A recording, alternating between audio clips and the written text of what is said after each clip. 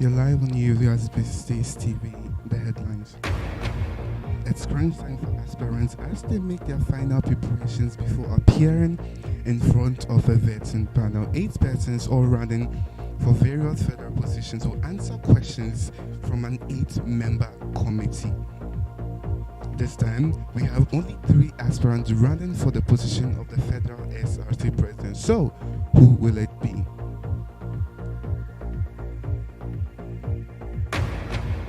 We are live for the next couple of hours, bringing reactions from students as the time draws nearer for the vetting to begin.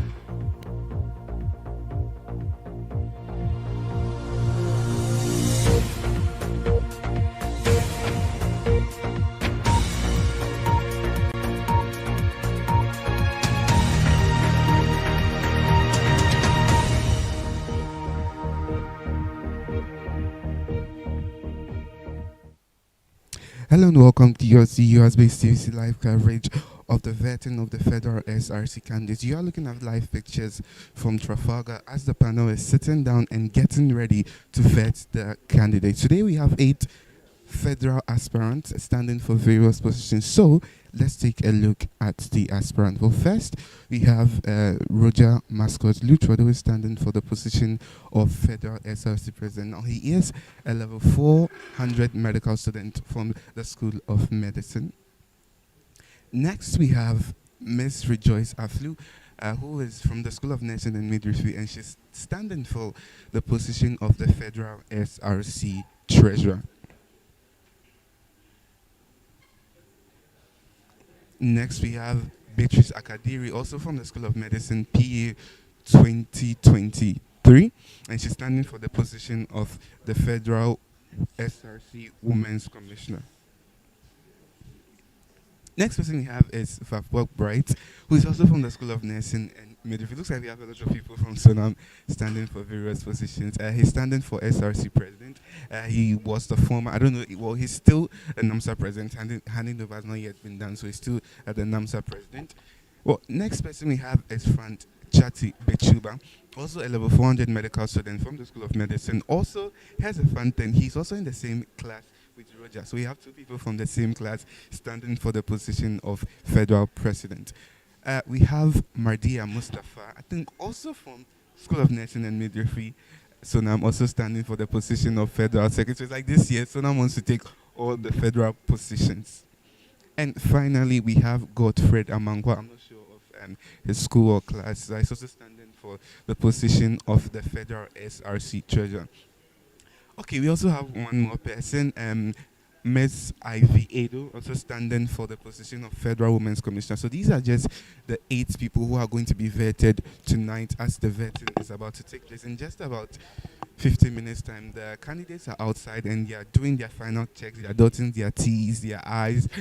They're dotting their I's and crossing their T's to make sure everything is on point. Yeah, so today is one of those days, those big days on campus where you get a lot of students coming in to watch the vetting, because vetting is something that is important, because what the panel is going to do, the panel is going to assess how confident you are, how up to date, how current you are on information's happening recently in the country and beyond, and then basically also how a previous experience, right? So those are all those things that factor the vetting. Now, vetting began on Saturday with the whole local nooks, followed by that of the whole provincial. Then on Sunday was that of Hohoi. And then today is that of the federal. So today they are just going to focus on the 8 federal candidates. That is the president, the women's commissioner, the treasurer, and the secretary. So these are the 4 people these are the 4 main categories. They form the executive board of the SRC. So when you take the constitution, I'm not sure of which clause, but you find it there that there shall be an executive committee made up of the president and his vice, the women's commissioner, the secretary, and the women's commissioner. So the panelists, as you can see, are doing their final takes. So I don't know if I can take you through the panelists. I doubt if I recall their names. So from the very far left of your screen is Mr. Nathaniel, who is a student rep on the vetting panel. He's the former president of the U.S. Debate Society. Next to him, we have a representative. I think one of the ECs.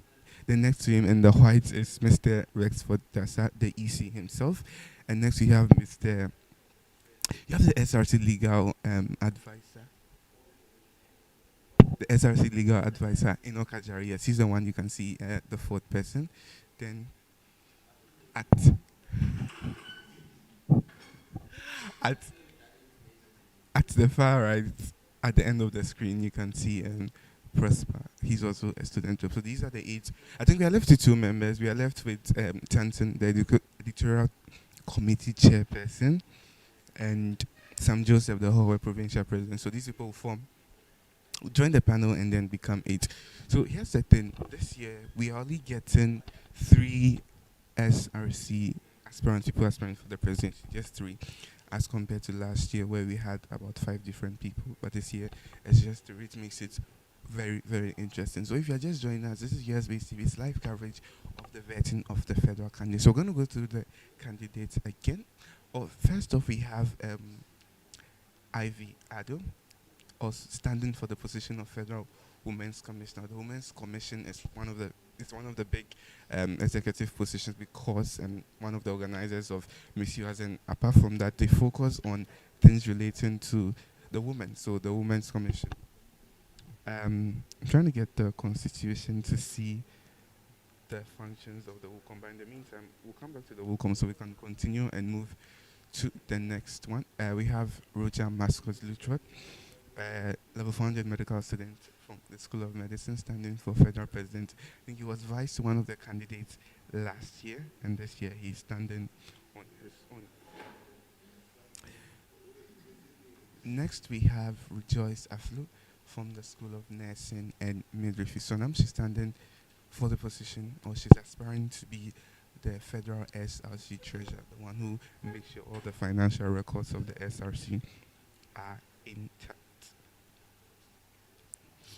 Next, we have Beatrice Akadiri, who is a PA student level 300, also from the School of Medicine. I beg your pardon, from the School of Medicine.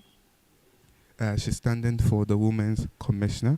So here in the Constitution, I think Chapter 4, Clause 24, it says that there shall be a Women's Commissioner who shall be the chairperson of the SR2 Women's Commission and shall be responsible in leading the Commission in attainment of its goals and objectives as stated in Article 88 of this Constitution. So for this category, we have two persons. We have someone from the School of Nursing and Midwifery and then someone from the School of Medicine. So who is going to take it?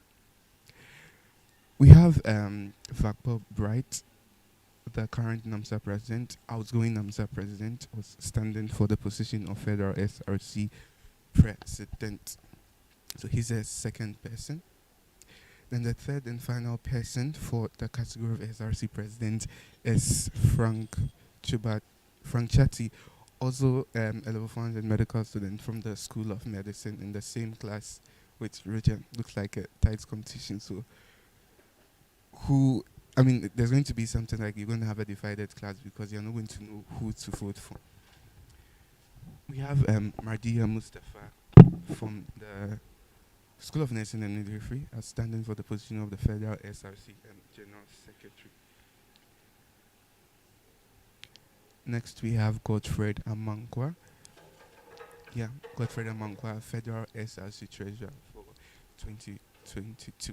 Yeah, so basically, these are all the people who are standing for various positions in the 2022 SRC General Elections. These are all federal positions. I think I've got it. Yes, so I was mentioning something earlier about the Constitution. So in Chapter 4, Article 16, Clause 1A, it says that there shall be an executive committee consisting of the federal and provincial executive officers. So that includes the president, the vice president, the secretary, the treasurer, the women's commissioner, the president, and then the provincial executive positions, the secretary. Yeah, I mentioned earlier.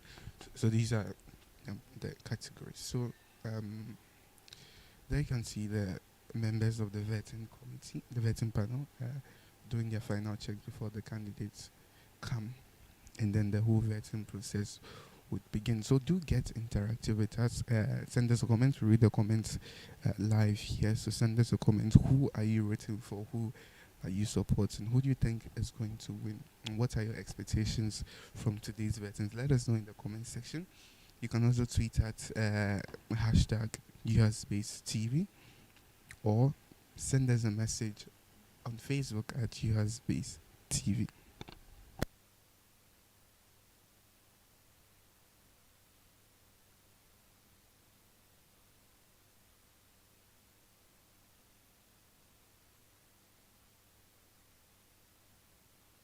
Very soon, everything will begin. I think the final checks have been ongoing before the whole vetting begins. So we have an empty hall at the moment because we are waiting. Waiting for the rest of the. We're waiting for the whole C03 to become full. So if you're home watching, wherever you are, come to C03 and experience the vetting. I would say overly, the past 2 days, the vetting hasn't been that easy. The panel is doing well actually, and I'll just go to them and find out from them what their expectations are for today's vetting.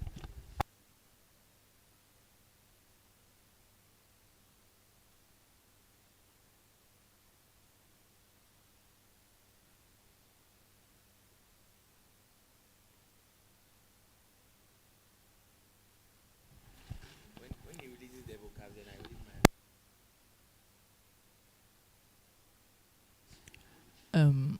Okay, so first off, we know that the most anticipated part of the whole vetting process would be with regards to vetting federal executive members. So I'm just,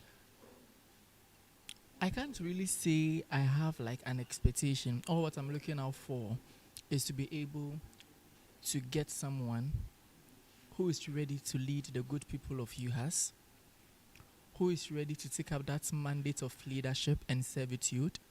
And even if he or she has some form of personal interest, it would be personal interest geared towards making him a better person in society, as well as being impactful.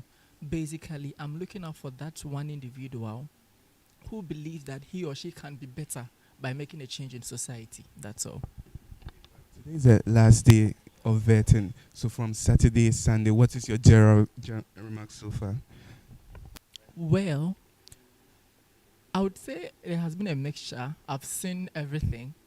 I've been impressed at one point. At a point, I've been somewhat disappointed. But I think it's life. But then first up, one thing I also believe is the fact that we have a lot of these people willing to serve, willing to take up leadership portfolios and be useful in society. I think it's one thing that we need to commend them for. Next up, I think vetting is just one process, which is to let the people of UHAS know how well or how prepared you are. I just want to encourage everyone out there that the process itself is not the last stop. I mean, it's not a last stop. It's not an end for you. What matters is that you just need to groom up yourself. You never know what you're going in for. Just groom yourself and then take up that step. You just don't know how far it can go in making a change in society. But then again, today is day 3, and because the stakes are high, I wish I'm expecting to see day 3 being like a top notch in comparison to day 1 and then day 2. Thank you very much. Okay, so all right, we're going to pass it to another of the vetting panel to give us basically the general comments of it. So, so the question is, what are your expectations for today's vetting?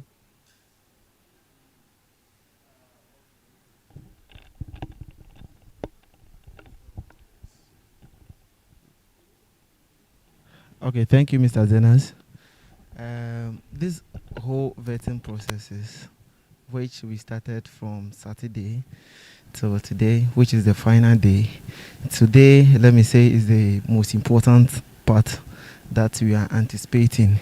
So what I'm expecting from the aspirants is nothing but the best. You know, you are coming into leadership. I expect that whatever vision that you are having, you should be able to pour it out. The policies that they are bringing on board, how feasible the policies are, and then what change they can make to the student populace. So you are coming into office where someone has been there already. What difference can you make as you are coming there? So these are the few things I am expecting from them. So thank you. But then today is the last day of voting. Saturday and Sunday, what is your general remarks so far from the voting? Sorry. So far so good. It has been okay. I was impressed when we went to Hohoi. They are anticipating the way they anticipated. I mean, the aspirants and then the students themselves. Some of them came around, you know. So so far so good. Yeah. Very Thank much. you. So that was Prosper. Yeah.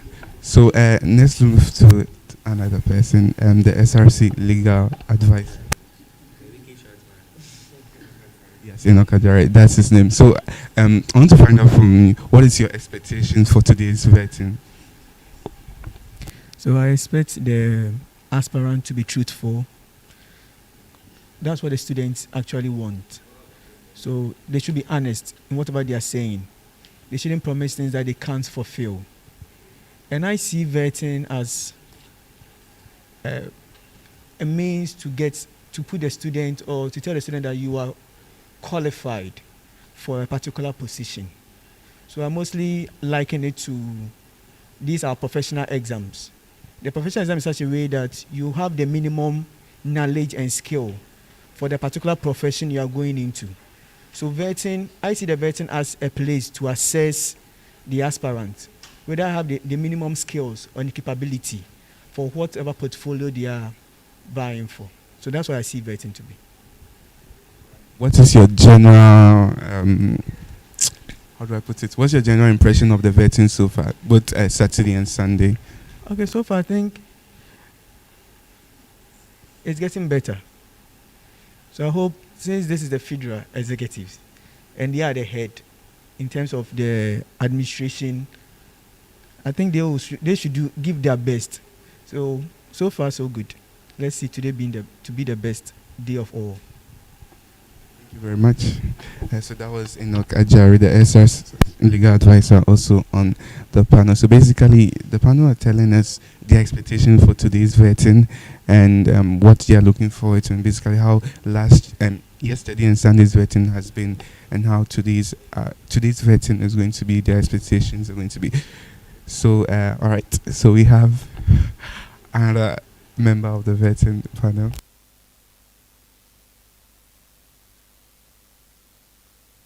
Spencer Marley, who is also on the vetting panel. So, my first question to you is, let me turn the question the other way. So, what is your impression of Saturday and Sunday's vetting?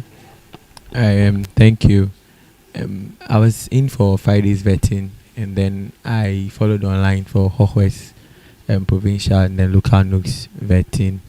But I would say that it's been an interesting run, so especially on the Saturday.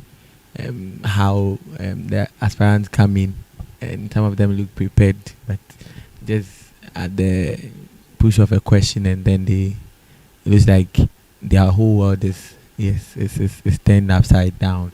But it's been an interesting run, and then it's educative. I believe that viewers and the entire student populace are watching, especially individuals who have plans, or let me say agenda for the coming years to do anything for the SRC. Yes, please.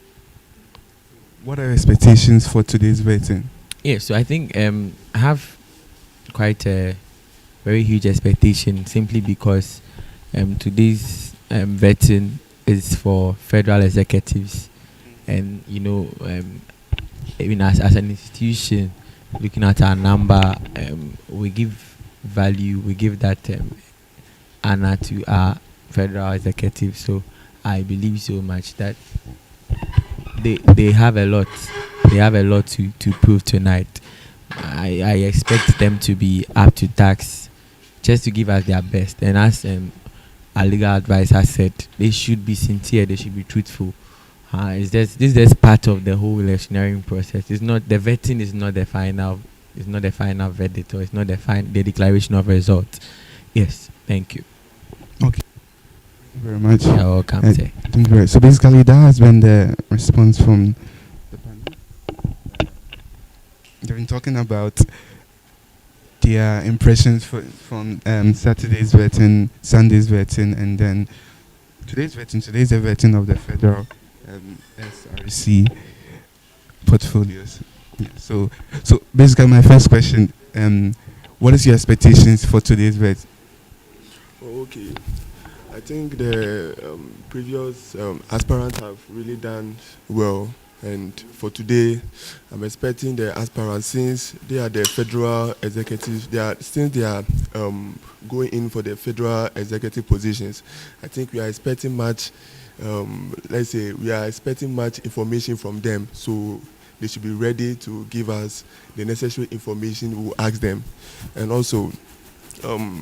We are also expecting the audience to be here, because at home where we realized that they were there in their numbers, though it wasn't enough. But since today is federal vetting, we expect the student populace to also be here and look at how they are, let's say, their team leaders perform during the vetting process. Yeah. Thank you very much. So that was the response from one of the member of the vetting panel. I think we should get the EC himself. I don't know why I don't want to speak. Okay, that's fine. Yeah. So basically, that has been the response from the vetting panel. Again, if you are watching the stream, send us your messages on Facebook. We are live on Facebook as well as on YouTube. So if you are joining us on Facebook, thank you very much for joining us. As well as if you are on YouTube, so tell us in the comment section and read our comments. So I'm going to go to one more person. He was on the panel on Friday when we vetted for the whole local news president and the whole provincial portfolio. So my first question is, what is your impression of Friday's vetting since you were on the panel on Friday?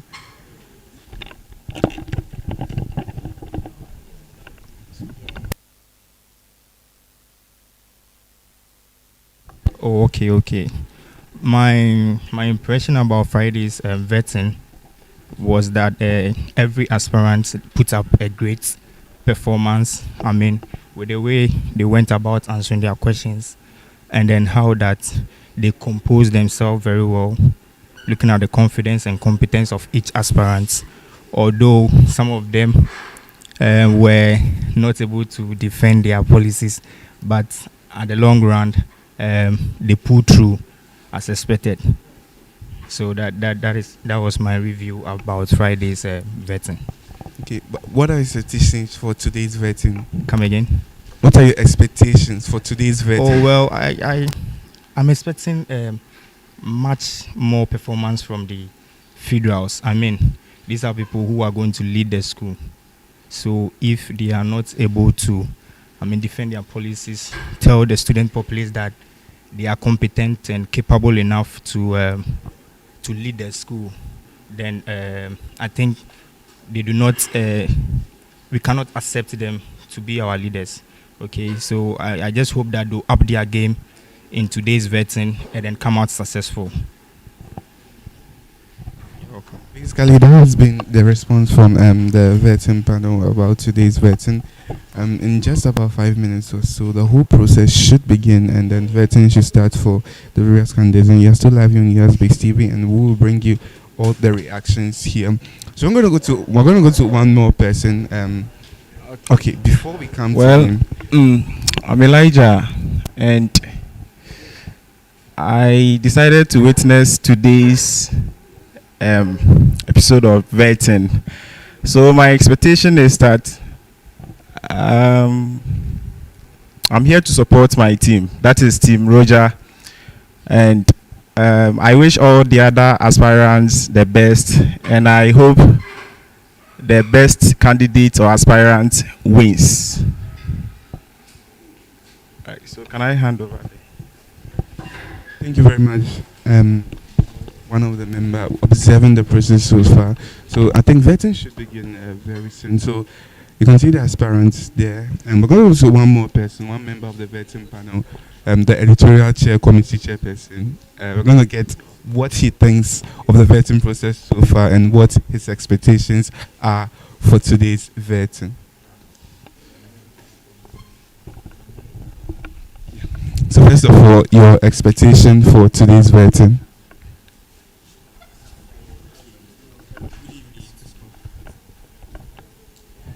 Good evening, you guys. So I believe that God has granted us another day where we would have to witness another vetting session of the people that will be taking the mantle as executives. And then I'm hoping that today will be, more grand comparing to the other days, because we are going to vet these the people that will spearhead the executive position of the SRC. So I'm expecting a lot of intellect, a lot of confidence, and it should be generally fun. Yeah, so I'm expecting a lot. Okay, what is your overall impression of yesterday's vetting and Saturday's vetting? So I think yesterday was much better than Saturday. I was quite impressed with the confidence, at least, of the Hohoi aspirants. They were very, very confident, very vocal. They really, really impressed me with that, and I'm hoping it will be much, much better as compared to all the days today. Yeah.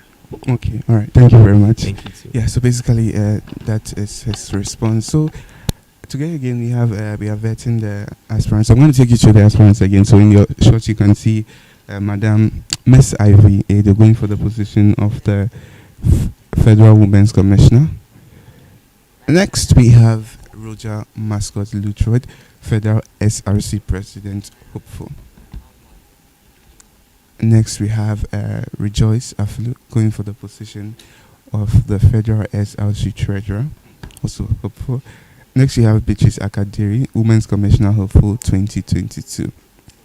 Next person we have is Vakbo Bright, current President of Sonam, standing for the position of SRC President.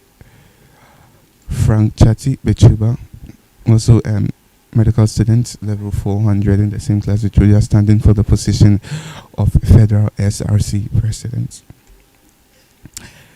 And next we have Madia Mustafa, also standing for the position of Federal SRC Secretary.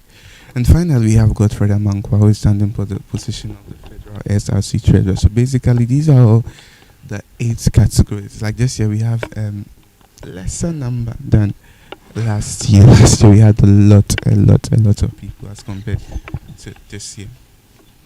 Yeah. So you can see in your show the vetting panel doing their final checks to make sure everything is okay before the whole vetting process begins. And so if you are watching the stream on Facebook or YouTube, let us know in the comment section.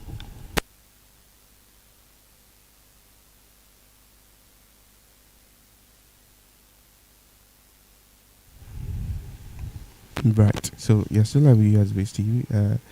This is the vetting of the federal aspirants. We'll try and see if we can get to speak to any of the federal aspirants and ask them how they are feeling, what their take is on it so far. If that's actually possible. And so we are watching us, send us some messages on YouTube, US-based TV, on Facebook at US-based TV. You can also do the same on Twitter with the hashtag US-based TV or US Detail, and we will read them out. Or you can also call it, yeah.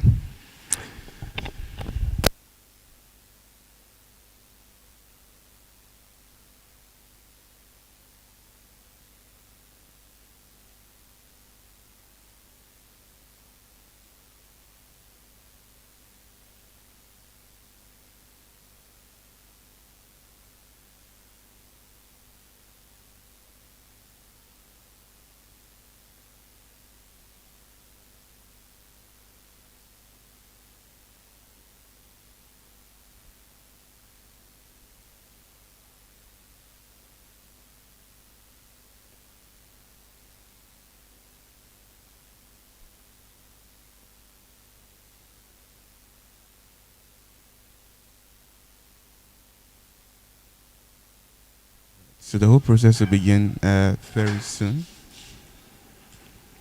The whole vetting process will begin very soon. All right, we have the last member joining the panel. Honorable Sam Joseph. We'll speak to him in a moment once he settles down. We'll speak to him in a moment once he settles down. But if you are still watching the stream, send us your messages on Facebook at US-Based TV, on YouTube at US-Based TV, as well as on Instagram at US-Based TV. You can use the hashtag USDecides. This to our live coverage. Thank you so much. The vetting begins now.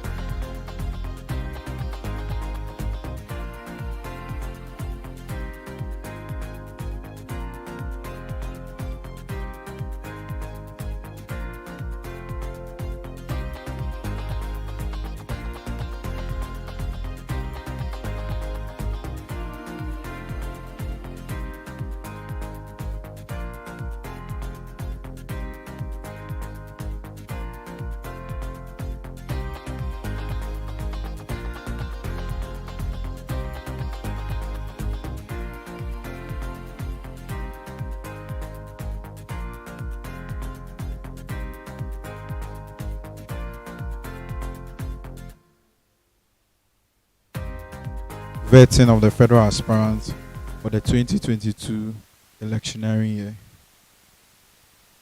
First of all, I'd like to thank the whole student body for the support they've given us over the past 2 days when we vetted aspirants from both Hohoi and Ho for positions of local nooks and provincial executives. So before I continue, I'd like to introduce the panel members today and also some ground rules that would set the tone for the whole vetting process.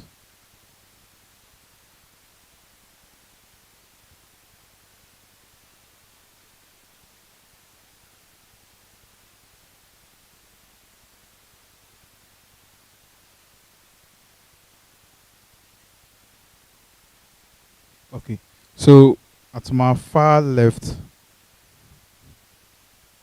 is Mr. Amevowoshi Elinam Prosper. He's a level 300 medical imaging student and is from the student populace. He's a representative from the student populace. Next to him is Mr. Sam Joseph, and he is from the UHAS SRC Parliament. Next to him is Mr. Ado Duaji Daniel Tete, a level 300 student. He's running for the, and he's sorry, and he's from the students' populace. Sorry for that. Next to him is Mr. Enoch Ejari, and he's the legal advisor. On my right is Mr. Spencer Mauli Akwesu, and he's the first deputy of the Electoral Commission. Next to him is Mr. Nathaniel Awentri Angang, who is also from the student populace. And lastly, we have Mr. Kelvin Tansen, who is from the UHAS SRC Parliament. And I am in the person of Rex Fordasa, and I'm the Electoral Commission Chair. Okay. Thank you very much, and we shall continue with our vetting. Sorry, so I forgot about the ground rules. So the ground rules are 2 questions from the student populace for each vetting period. So we'll only allow 2 questions from the student populace. This will enable us be time effective as possible because we are far behind time. Okay, so we continue.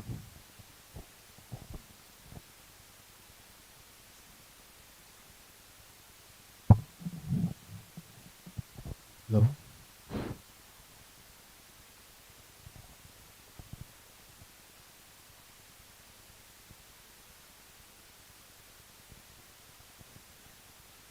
Also,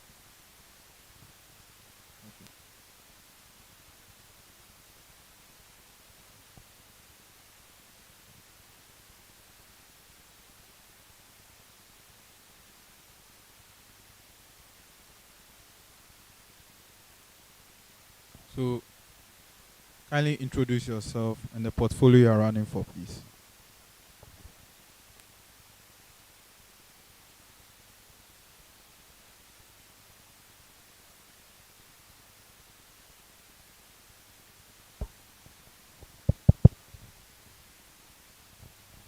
I'm Beatrice Akadiri, a level 300 PA student, an aspirant for the Federal SRC Wokom.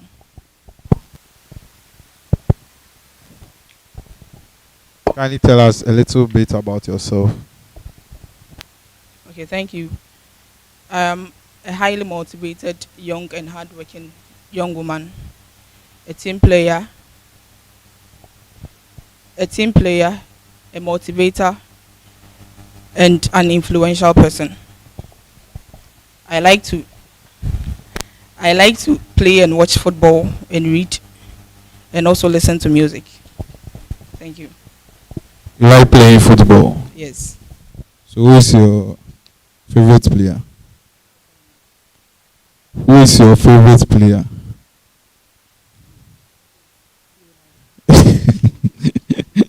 Okay. So my panel members will take over from here.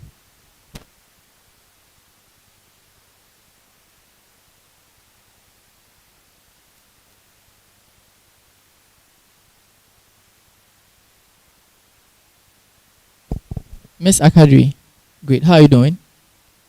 Are you nervous? A bit. Just relaxing. Okay. So, first up, I just want to assess your ability or your knowledge with regards to the office in which you want to occupy. Hopefully, if you have members, should select you to do that.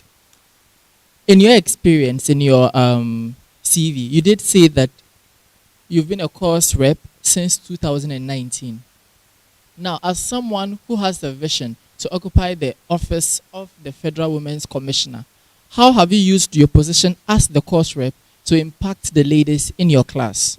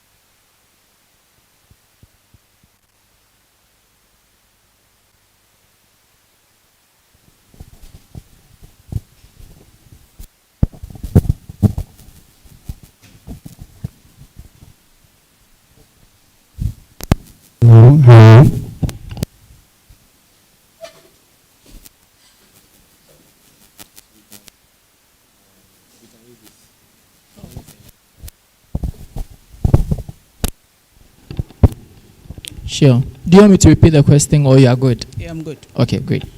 Okay, so as I said earlier, I'm an influencer and a motivator. So I've been able to encourage some of the ladies in my class to take part in sporting activities. Mostly, my association, PASAG, we usually have sports competitions, and we know students here on campus. Okay, great. So if you are making, if you are giving answers that are in relation to what I'm looking out for, I'll just cut you, not because I'm being rude or anything like that.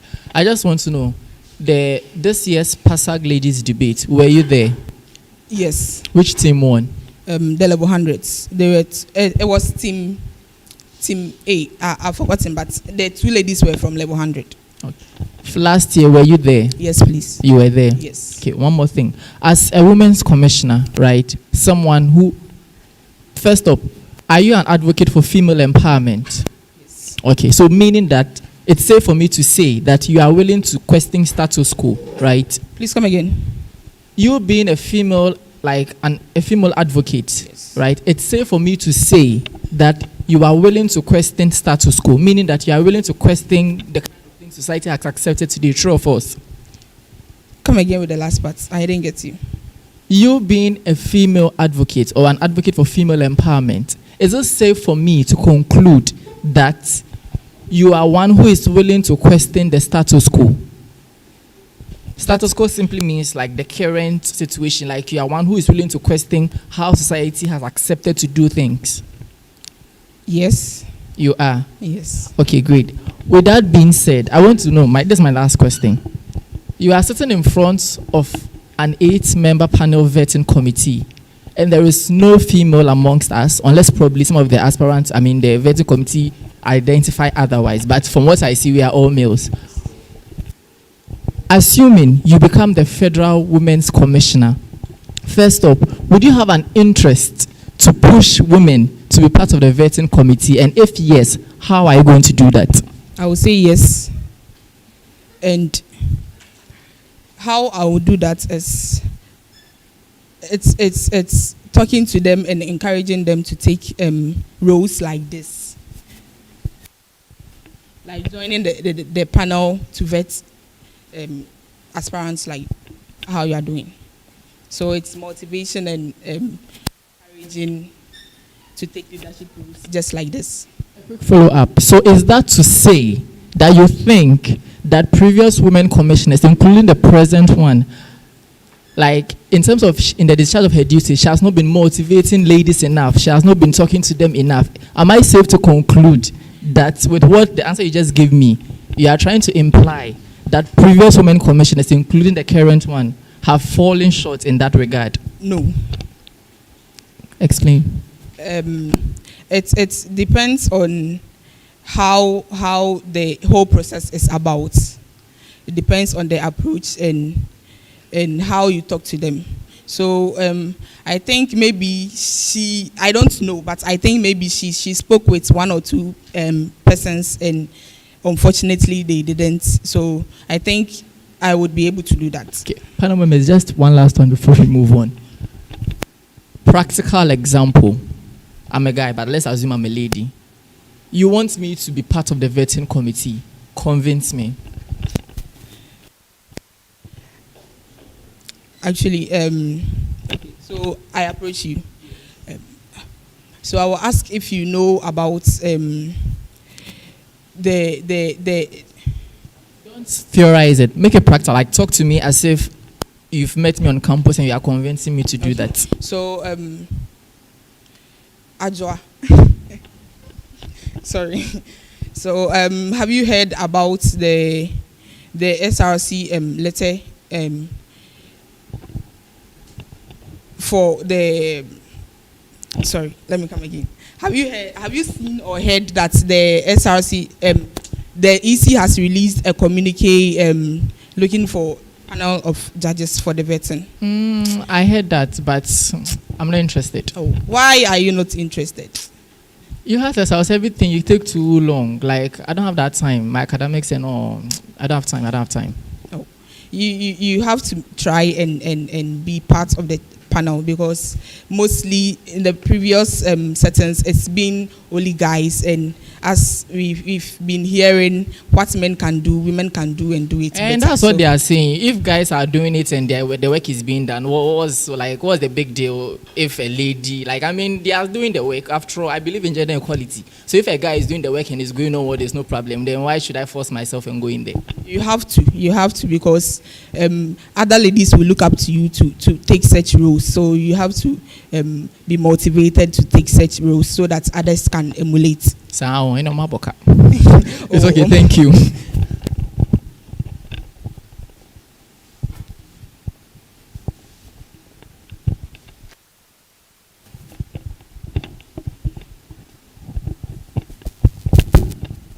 All right, Madam Beatrice. Yes, You're welcome. Thank you. Once again. When you were introducing yourself, you said you are an influential lady. Yes. Okay. Tell me an instance that you've influenced ladies on campus, not your class, on campus. On campus. Yes. Okay. So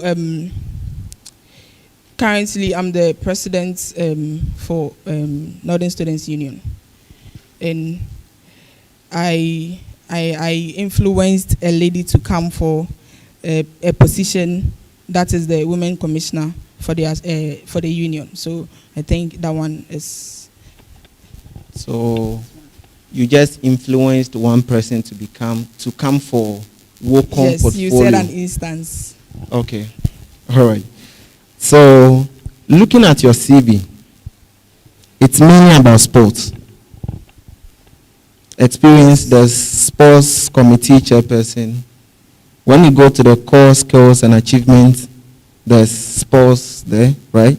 Yes. When you come to the interests and hobbies, there's also sports there. Yes. So what skills do you have to organize one of your policy which talks about entrepreneurship? You said entrepreneurial skills, support and equip ladies with necessary skills. What skills are you talking about, and how are you going to impact these ladies with these skills? Please come again, as in. Looking at your experiences on your CV, it's like mainly about sports, okay? And then per your policy, you are saying that you are going to support and equip ladies with necessary skills in entrepreneurship, right? So how do you link you being good in sports to entrepreneurship? What skills are you going to equip them with? Do you get my question? Yes. Yeah, so how are you going to do that? And what skills are you going to equip them with?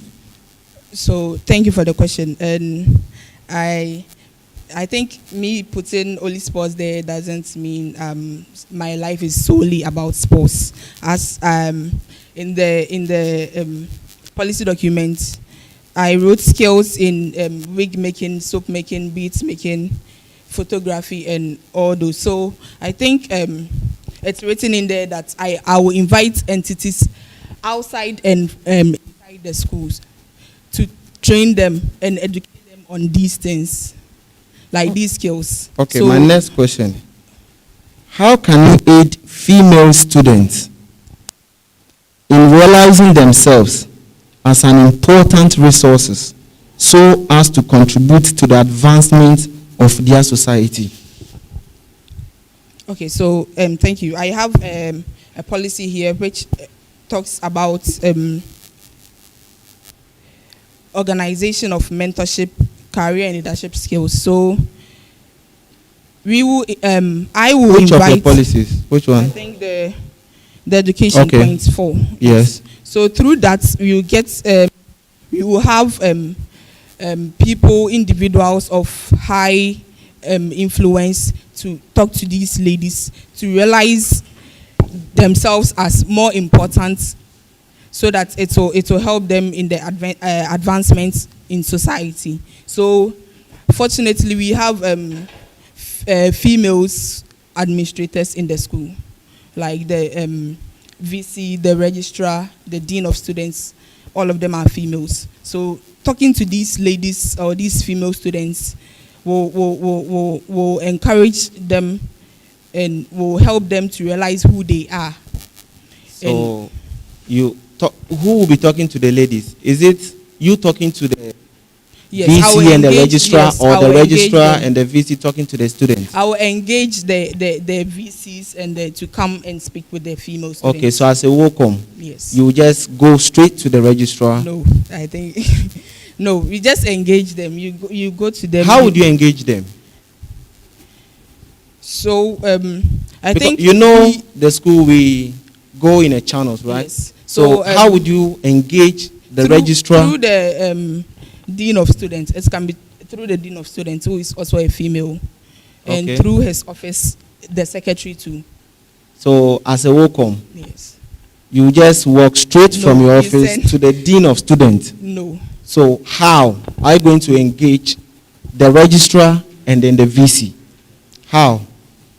As I said earlier, you go to, like, I have been to the dean's office. I was going to register my union, so I went there and I met the secretary. I'm not getting the answer I want. So, can you just mention the current VC, the vice chancellor, and the registrar's name, the two of them? The VC, yes, Professor Lydia Ziato. Okay. And the registrar, Miss Ya Amanka Opuni. Okay. My last question, okay, which is about current affairs in the country. Okay. What is the oldest landmark in Ghana? The Larabanga Mosque. Okay. All right. Thank you, and you are welcome, Madam Beatrice. Thank you. Yes, so according to the Constitution, how many members does the Women's Commission comprise of, or what's the composition of the Women's Commission?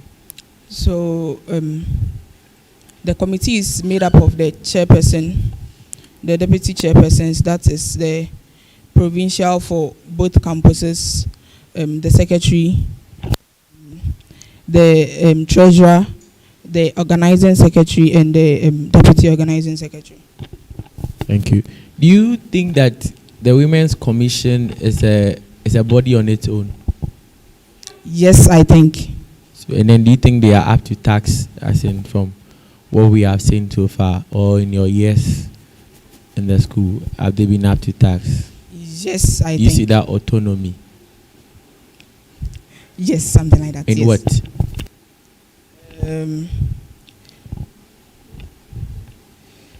I think because it's based on a specific gender.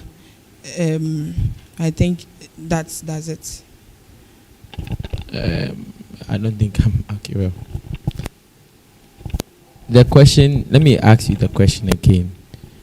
Do you feel that the Women's Commission has autonomy or works in isolation, as in is working in isolation? It's an office on its own? That's the first question. No. Why? Because the commission is part of the executive committee, so I think it's a teamwork. Sure. So the point D of Article 88, the chapter 10, where it talks about the Women's Commission and foreign students, says that serving as a link between female students and other groups with a view to sharing ideas and strategies on issues concerning women. What issues have you identified that women or ladies on the UHAS campus face? Harassment. Issues. So I believe it's normal. So vulnerability on their way to their various residents after school. That is when they close very late. And you think it's okay? Yes, and issues with coming up to take rules, just like you guys spoke about. Okay, so on the point 2, so sharing ideas and strategies. So what are you bringing on board? You have identified that as an issue. What are you bringing on board to curb it or to solve that issue?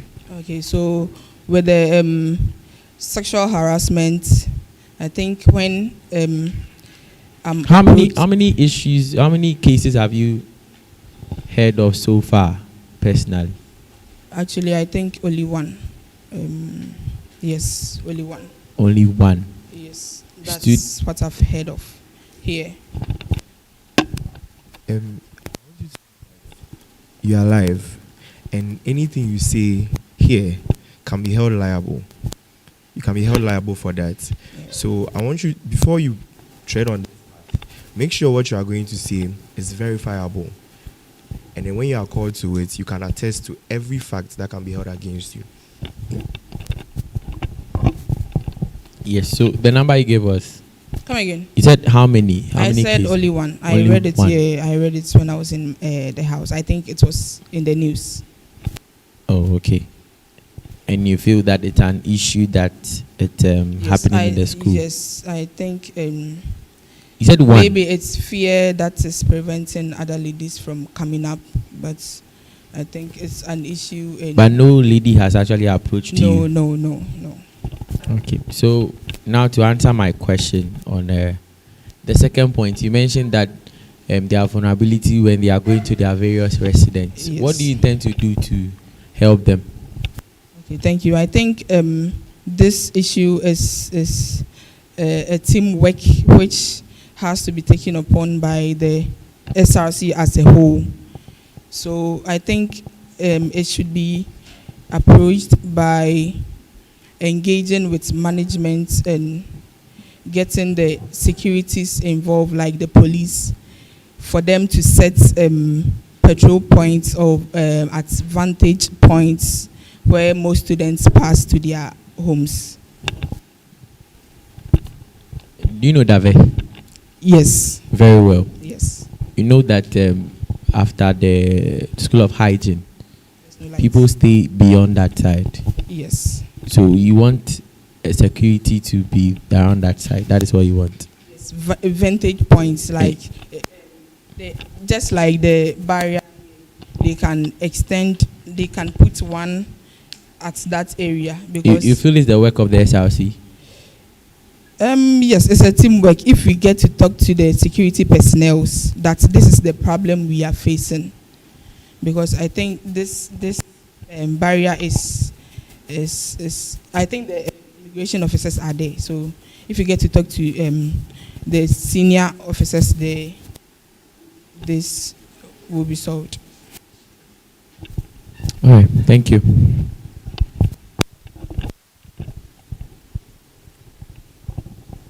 Good evening. Good evening. So let's start from where my honorable ended, Okay. with the security affair. Okay. How sustainable is it? Have you ever gone out to Trafalgar, where you're talking about the barrier, and you see that the security men are not there? Is there any day that you pass by and they are not there? Yes, some days. Some days. Actually, yes, but not mostly they are there because during exam week, mostly I come to campus. To And do you know study. their work? Do you know what their work description as immigration officer? Yes. So is it to protect ladies going home? Earlier I mentioned the police. I But added you're the using police. the so- immigration service as an example that they are here. No, I said the barrier here. There's the immigration officers there. Yes. Yes. And have you seen any barrier on this stretch that the police are there? No. So then, how feasible is this policy? Something can be done about it if you get to talk to them. If you get to talk to them, Yes. I've seen a couple of times that when there are incidents that happen at Godope, after the Go filling station, you see the the police service there for a week or two, and they are there no more. So 52 weeks. How many weeks are you giving us assurance that this personnel will be there to give us support? Actually, this one I can't really tell. So But then how feasible is it? Okay, it's so let's continue. So okay. now you started your policy very well. If numbered them, if entitled them. You are talking about education. Before someone can do something, there's something called willpower. Please come again. Willpower. The person have the inner drive to carry out an activity. So it started very well by saying entrepreneurial skills. But if the women do not see the willpower, do you think it's necessary for you to first boost or improve or build upon their willpower first before you start any policy? Yes, it is. So then why do you put the organization of seminar and professional development at the last point of education? Actually, it's not arranged in order. So, But do you know that we arrange things in order of importance? yes, So sometimes. then, under your education, you are thinking of entrepreneurial skills more than the building of the willpower. No, let's be quick. Yes, that's why it's not arranged in So order. then no. Okay. You may mention that the school management have the VC being a female and the registrar and the dean also being females, right? Yes. And they ask, how are you going to engage them to bring them on board? How are you going to sell this to them? That you want your ladies to have this willpower and you want them to help. How are you going to sell it to them? Okay, thank you. First, I think I believe these are highly influential people, which the female students would like to emulate. It's not the students who are the issue. You know that they have responsibilities. Some are also lecturers in addition. So how are you going to sell the idea to them to make time to come and see the students?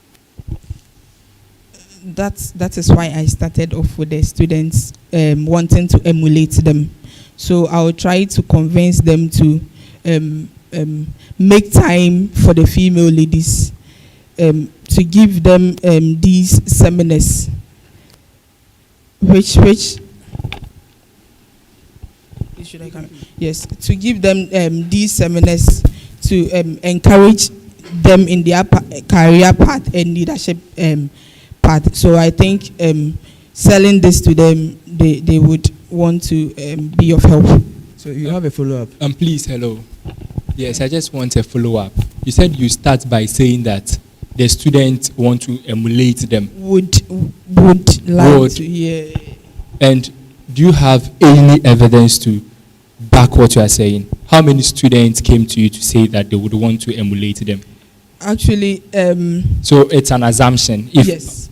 Oh, so you're engaging management with an assumption. That means no. that If ladies are asked right now, if please, you do a survey, myself, I would like to emulate them. So you would like to emulate Yes, them. But as at now, you don't have any statistics, or you don't have anyone who told you or who is telling you that. No. So you don't know Yes. that they would want to emulate. I don't know, but growing up, everyone would please, like to have a mentor. So not everyone. You just said that the students would would like to emulate Yes. them. So would you agree with me that that statement is not factual? Yes. So it's 50-50. Yes, it's 50. So it can be that the students don't see them as worth emulating. It can be, right? Very low. So you are telling me, you are building your credibility here, and you are telling me that you would go to management with a false statement, or no. partially false statement. No, partially false statement, because you are on record and you said that your statement is 50-50. Yes. So you are admitting that you would go to the dean of students or to senior management with a partially false information, It's partially true too. So I think we should base on the positive side. Wow. So if you are no wait. a survey I'm now, coming. Wait. You are a health professional. And you are building your credibility on 50-50, saying that Actually, I'm coming. It's not, wait, we I'm don't coming. have a statistics No, now. I'm coming. I'm coming. You are building your credibility on 50-50. So you would go to management with the assumption that because it's partially true, that is the path you are going to tread on. No, not. But not that is what you just said, that we should focus on the positivity. If it's 50-50, like, but we don't have the statistics now, and it can be that more than 50 would like to do It that. can be. Yes. But you see, you know that with the SRC, we are focusing on the meticulous use of resources. So if you are treading on a path which is partially, that means that you are sending us on a goose chase. No. So when they come and they realize that that is not the case, then the SRC is losing its credibility because you went with the power of the SRC and you misled management. Okay, I rest my. Okay, so let's continue.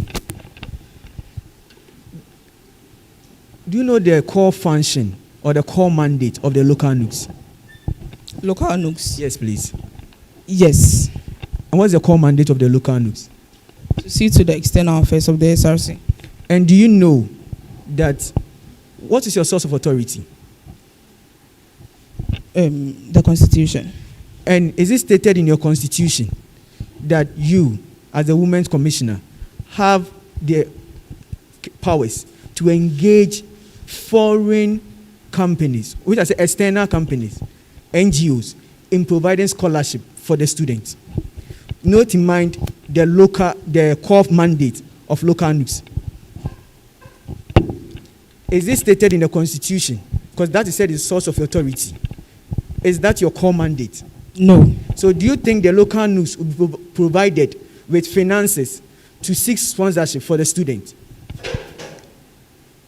Come again with that. Do you think the local NUCs will be given the funds to go out and carry out their external affairs, which involves seeking scholarship for the student? Yes. So why then that you want to spend the SRC money again? Remember, meticulous accountability, effective use. There's a committee or there's a secretariat for that purpose. And you are also going to use money in that same line again.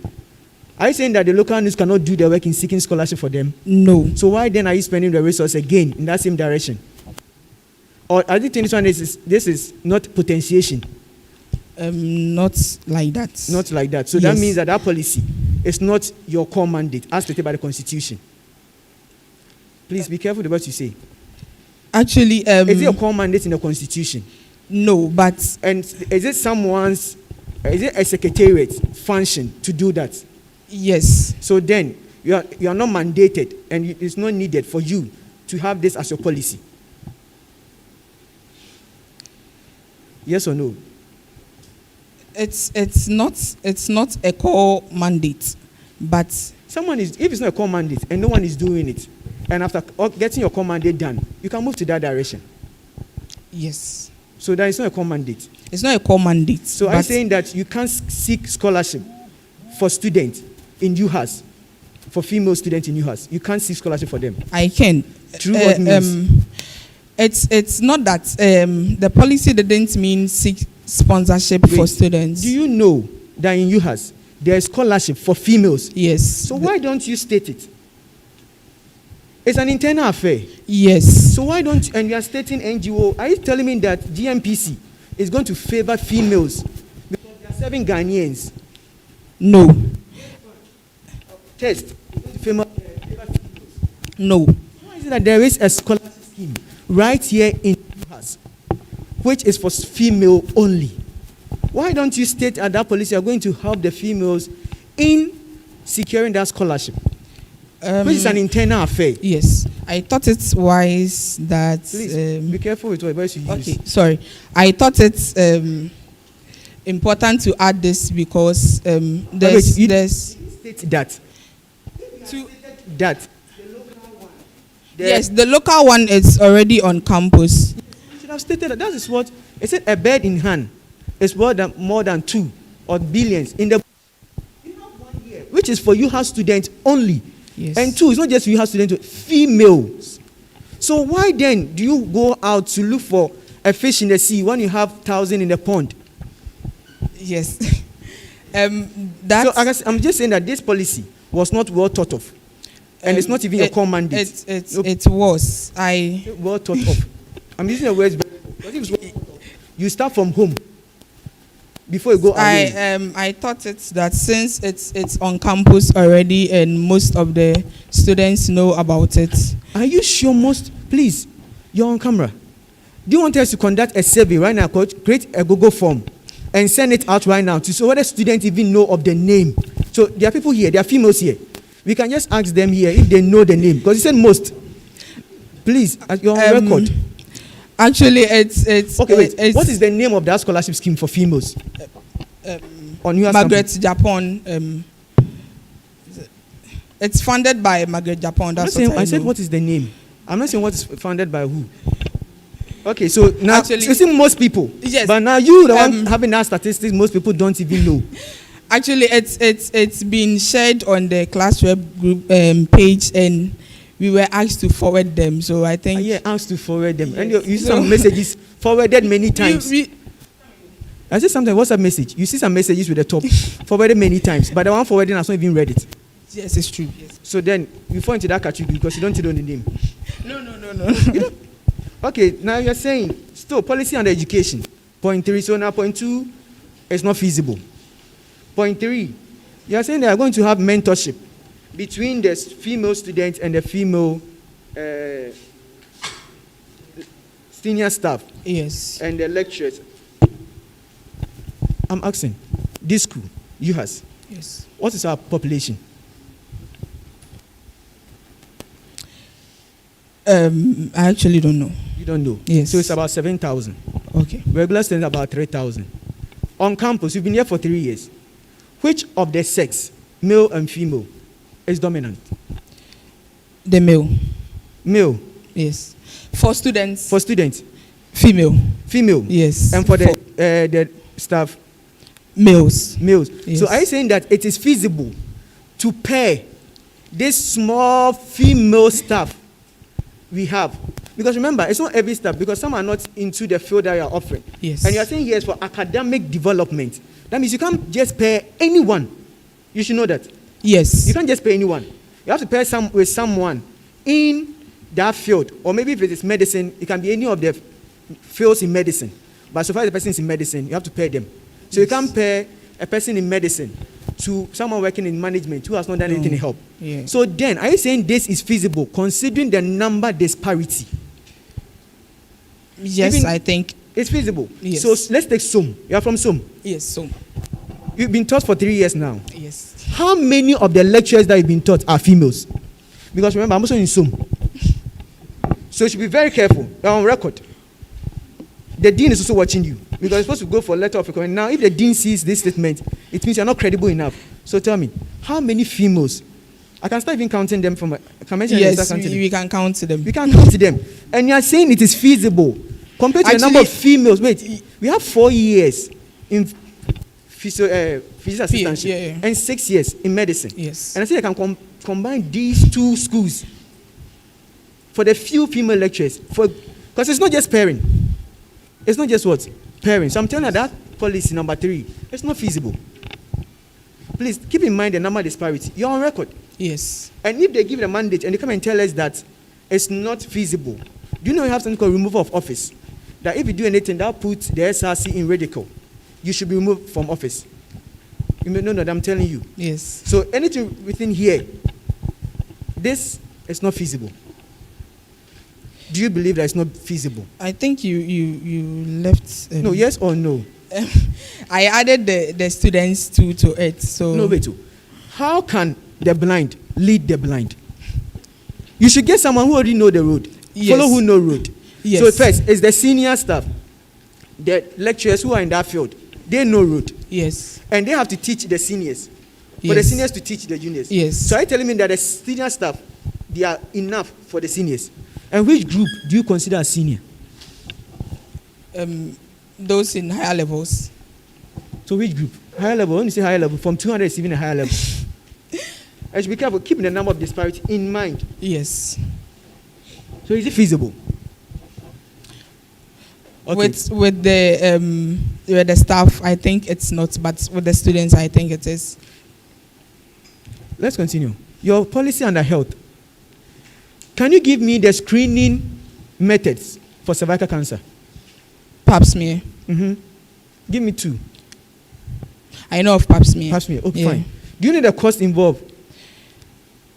Yes, because what's the cost involved? I read it's 30 cedis. 30 cedis. Yes. So you are going to organize the breast examination there. I know it's for free. You can even teach them how to do it. Yes. Cervical cancer screening. And we have about 60. I'm sure about 60% of our population are females. Yes. Not even talk about the sandwich. There are even more. And we are going to organize a health screening for cervical cancer, which you know. The method you mentioned have to be used. There's no other way. Since that's the only method you mentioned. Because I'm limiting to what you say. Can you pay? Or how are they going to pay for that screening? Remember, it's invasion of privacy.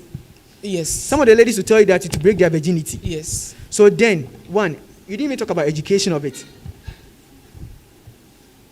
You said early education safe life, but your focus was the screening, not even about the education.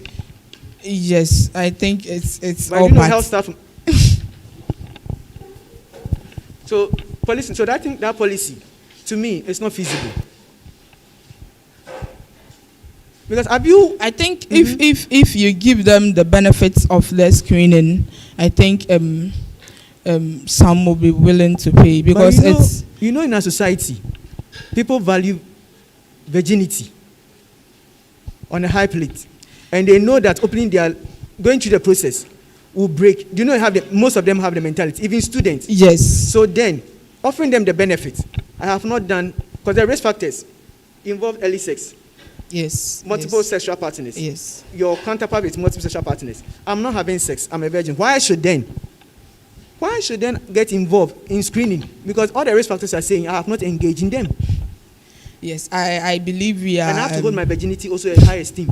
So then, what benefit are you going to tell me for me to undergo cervical cancer screening?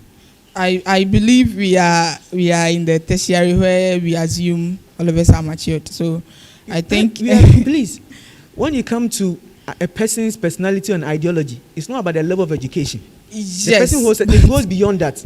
Yes, yes. And here, so I tell me that why now if I ask the ladies here, would they allow pass me to them and I describe the procedure to them? I think they're about 4 or 5 here. They will agree. Okay, one. Will you be truthful? Because if you say yes, it's 30 cedis. We can pay for you. And it can be done. Please, will you? Yes.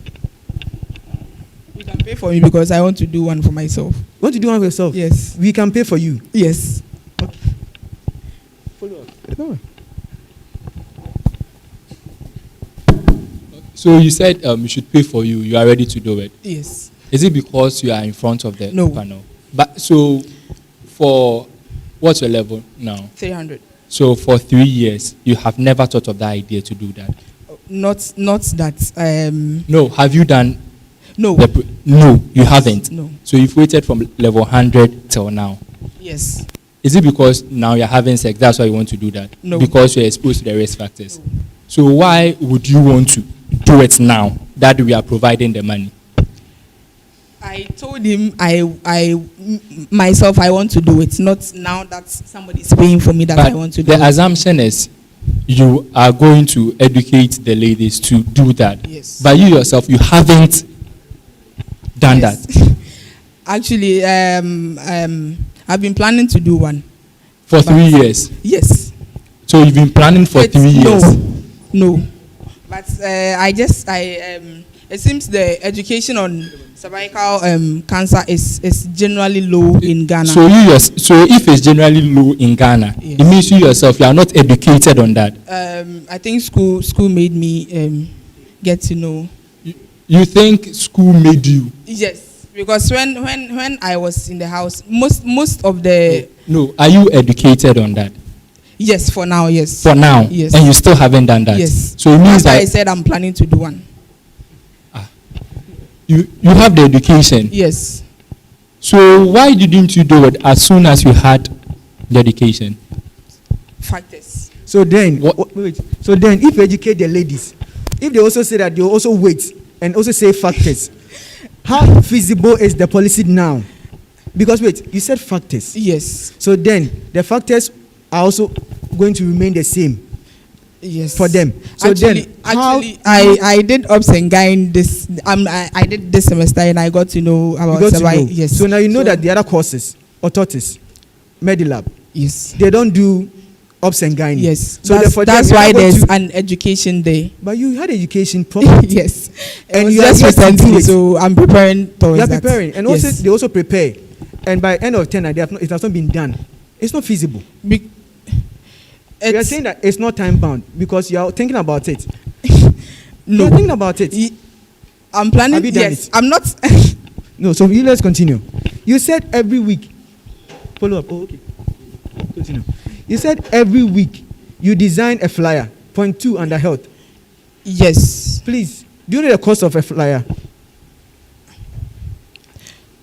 Do you know the cost of a flyer? I said as well as through flyers. So it wouldn't be based on flyers only. As well because as through distribution of flyers. Containing such, yes. So then, it can be on their various platforms. Various platforms? Yes. And what are you going to send through the various platforms? Are you going to just type the message? Okay.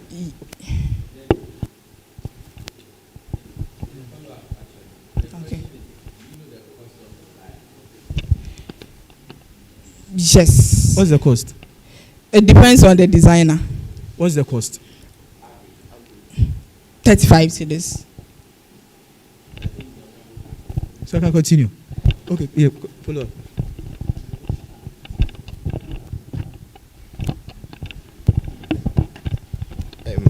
Just to go back on health, how did you come about with the policy in terms of the screening that you chose breast and cervical cancer? Like, what inferred that decision? Okay, so actually I think I stated in my documents that the cervical cancer is the leading cause of cancer mortality. Are you sure? Yes. You're a health student? Yes. And you are saying on record, yes, that cervical cancer, yes, is the leading cause, the leading source of mortality. Cancer mortality. Cancer mortality. Yes. Do you know what are the top 5 cancers in the world? I know of cervical. I know of breast. What's your source? Because I can actually state that. Hold on, that you are lying. Actually, I read it. So you read it where? Actually, I've forgotten the site. Even among the top 5, cervical cancer is not part. The first one is breast. The second one is lung. Then we have uterine, colorectal cancer, among the rest.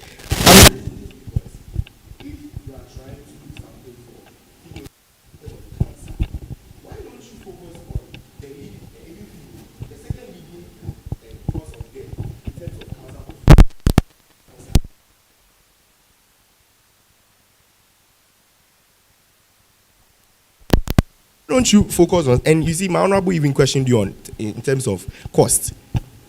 The cost to educate and to screen for lung cancer as compared to cancer. Lung cancer is lower. True or false? I actually don't know. You actually don't know. Yes. So I think that when you are researching or finding sources to infer decisions in terms of your policies, please look at them very well. Note, you even said on air that cervical cancer is one of the leading. Yes, I said I read from somewhere. Yes. So are you telling us that everything here you are coming to, like the position you are coming to fill, all your decisions were inferred by reading? No. You didn't do anything practically? No. For the cancer, I read. Come again. You just read. Yes, I read for the cancer, the risk factors, and the education is brought about. So, as a health student, a health professional in the making for that matter, you are inferring your decision just by documentation. To you, do you think it's nice? Do you think it's No, good? actually, it was I think it was a research work I read.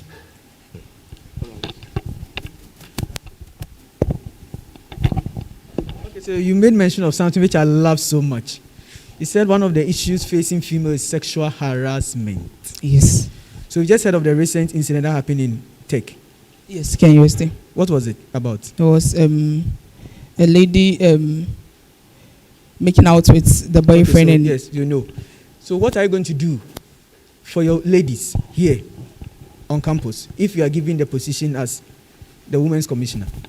Okay, so thank you. I think there's a committee or for that there's a sexual harassment committee on campus, and if a lady approaches me on such issues, I think there's an informal So wait, and a formal. wait. You are a health student, and you know that there are levels of prevention. Yes. So are you waiting for the ladies to experience it and report to you before you send them to the committee? No, I But think that's where you started from. Yes. So then, I based on the incident. No, I said, what are you going to do for your people here? Okay. So I think I'll engage the committee for them to give the female students education on that. So I say, wait, are you saying that a man, a male child, a boy, a gent on campus cannot be sexually harassed? Are you saying that? They can. So why are you saying to females? Actually, the students populace because they can, men can, but it's not really. It's not really. They really don't come out to say that. So yes, so they are struggling. Reasons, yes. And now you are the ones supposed to even give them the avenue. So I think they will give education to the students populace. But since my office is in favor of the females, that's why I said females. Because your office is in favor of females. Yes. No concern are not yours. Not that. No, but that's just means you just made. Yes, that's why I corrected myself that the students populace. So the last one on health. Girl child health education, advocacy to basic and senior high schools. This is an external affair. Yes. And is it your core mandate? Don't we have a women's commissioner on the local news secretariat? Yes. So why then do you go and meddle in the affair? So do you know that this is not meticulous accountability of resources handed over to you? It's I think the local news secretariat women's commissioner is supposed to assist me. So assist you. Yes. But it's also part of a secretariat.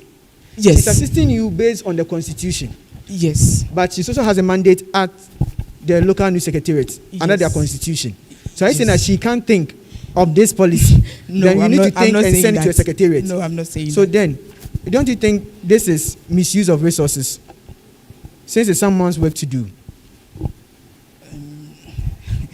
Now, how are you going to make misuse bigger? No, do you think it's necessary to even organize misuse? Yes, please. Why?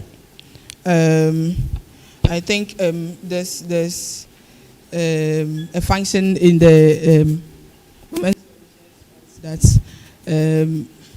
that is to help raise the self-esteem and confidence of the ladies. Self-esteem and confidence can be raised using only misuse. No, it's part. So what other avenue that you can use for self-esteem to raise their self-esteem?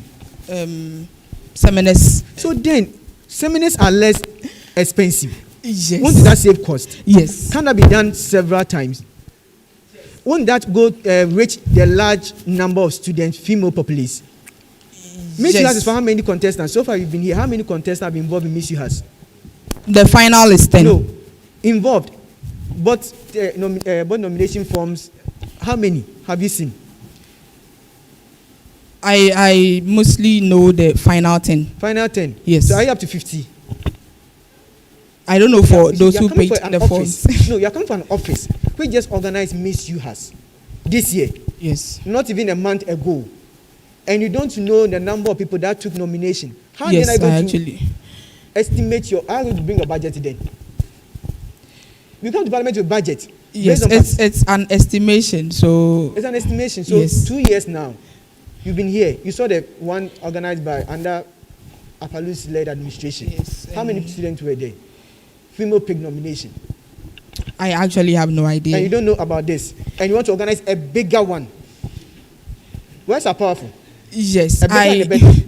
I've not even go to the better side. Yes, I don't know those who paid for the nominations, but I know of the final 10 because they are are the most beautiful. Yes. How many people come to the house? 10. Now it's 16. Now it's 16. Yes, it's 16. But how many people did they pick when they go to their regions?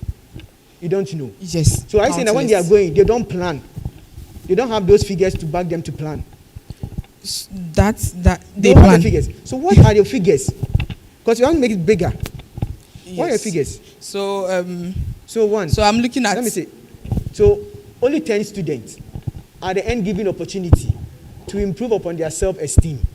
Comparing 10 and comparing seminars, which can be done cheaper, more effectively to improve their well-being. Which of them is better? Both. Which of them? Actually, so only 10. 10. Yes. And you heard you can actually even improve the self-esteem of about 80% of the females through seminars and talk and skill training. That one is at par with Miss U has for 10 people. No, I think the seminars is okay, but. All right. So I even have a follow-up on that. Were you present for this year's Miss US? No. Why? Actually, I wasn't feeling well. You weren't feeling but well. I was around, so I okay. within some few. Did you inquire about the what transpired during the occasion? Yes. Can you tell me the key, one of the notable issues they had? I heard there were policemen around. Doing what? Like, they came to support a contestant. Mm-hmm. Yes, and I think their engagements. One of the judges said it was interrupting with their program. That's what I heard. Yes. That's one of the. Yes. Was a fight. Actually, I don't know. No. Okay. Now, in that Miss U has a step bigger and better. Yes. Aspects. I assume that's what. Yes. Not aspects. Yeah, aspects. Sorry, Aspects. it's a type. To help groom participants. Do you know that the current WUCOM, this was one of the components she Parliament? None. So you are coming to assume an office. Do you know the federal WUCOM is supposed to be present in Parliament? Yes. So you are coming to assume an office where you've never been to a parliamentary sitting to witness your predecessor engage the Parliament. Yes. Actually, the problem is with publicity. I think mostly I don't see. When you say publicity, okay, let me ask it like Mostly this. I don't. Who is in charge of publicity in the SRC? I think the PRO and the publicity committee. So do you know about the editorial committee? Yes, I've seen. What is the function of the editorial committee? And who is the current chairperson of the editorial committee? I don't know. You don't know. Yes. So let me educate you. The editorial committee is the one that oversees publicity and is in charge of all that. Now you are sitting here coming to accuse me. I'm the editorial chair that publicity is not enough. That you couldn't hear of any parliamentary sitting for you to attend. Is that what you are saying? Now you're addressing me. I said most of them. I just don't. How many parliamentary sittings have we had in UHAS? I don't know. You don't know. Yes. Just this semester, how many parliamentary sittings have we had? This semester, I don't know because I haven't seen any communique. You, an honorable, has a follow-up. I'll come back to you. What course are you doing, please? PA What level? 300. Do you know the SLC PRO? Yes, Clenham. Which course is he doing? He's in my class. Yes. And you want to say he has never shared that flyer on your page before? No, I haven't seen such flyer in my class. You have a course rep, right? Yes. You are on the course rep's page for the school. You have a Yes. page, a platform for Yes. course. You've never seen it there too. Actually, no. I Just a follow up with that. I think I just want to get a specific. Oh wait, let me just look for it quickly.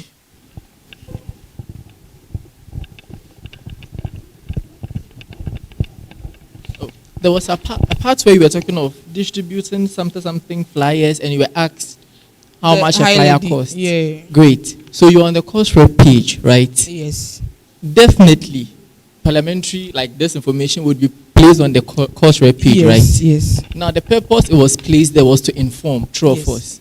Now in that same spirit, with what you said, you'll be distributing flyers. Is it safe for me to say, based on your own experience of not seeing some of this, I'll not say ignore them. You didn't see them. I said sometimes, but this semester I have. Mostly. Yes, I've seen Great. some, but I didn't say I've not seen at all. I But said mostly sometimes. didn't see them, right? Yes. In that same spirit, do you think that policy, that flyer you want to share, do you think it would yield the results that you want it to yield based on your own experiences of you not seeing some flyers? Yes. Mostly. Yes. You think it would yield Yes. results? Even a counter follow up on that. How did you hear of the SRS, the EC? Which means did you find out that the EC has released nomination forms? I saw the flyer. Saw it where?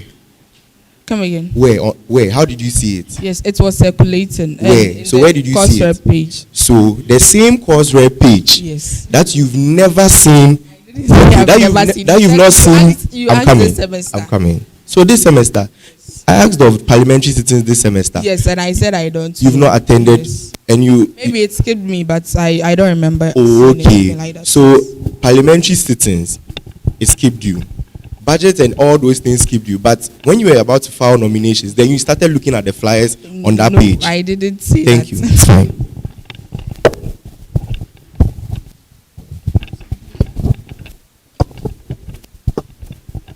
I'm okay. So, please, how are you doing? I'm good, and you? Yeah, okay, Yeah, right.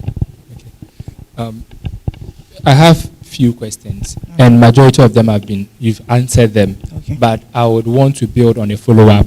I hope you are getting it. Okay. So, I just want yes or no. Okay. Do you get it? The essence of what I'm doing is not just to make you hot or any other thing. There's no ill motive attached to it. Okay. I'm just looking at your policy feasibility. Do you get it? Yes. So that are you following? Yes. Yes. So I'm looking at your policy feasibility. Do you get it? Okay. Can we start? Are you sure we can Yes. start? Do you have a copy of your policies? Yes. Very good. So let's start with the first page. You made mention of external organization, right? Yes. Okay, so the first under education, you have second line, and outside the school to give entrepreneurship. Have you seen it? Yes. So place one there. That is one. Do you get it? That is one. Let's move to the next page. Under health. So 1, 2, 3, 4. The fourth line. Whole Teaching Hospital, Trafalgar, and the Volta Regional Hospital. That is Hohoi. Yeah. So it's an external organization, right? So place 2 there. Let's move to the third point. Girl-child health education. First, second, such as NGOs like Plan International. Underline that. It's the third external organization, right? Yes. Very good. So 3 times. My question is, are you familiar with the student handbook? This one. I know. Are you familiar with it? Yes or no? Yes, but not everything. No. Are you familiar? Yes or no? Yes. Very good. If yes, do you know the processes involved? the processes involved with engaging external partners or external organization as a student?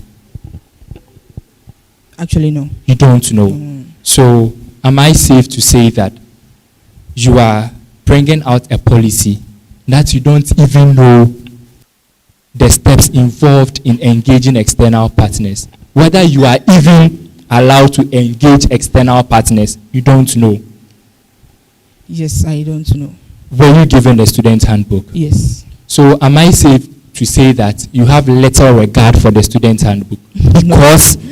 Because you are coming to lead in the SRC and you are building your policies without referring to the student handbook. That means that some of the things that you've written here also follow the same thread, that you have little regard for the student handbook. Am I safe to say that?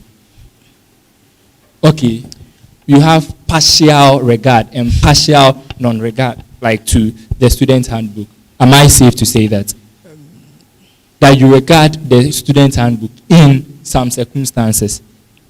But no, because in this you didn't regard it, you didn't follow it, and you said you don't even know how to engage with external partners. So am I safe to say that? I think yes or no?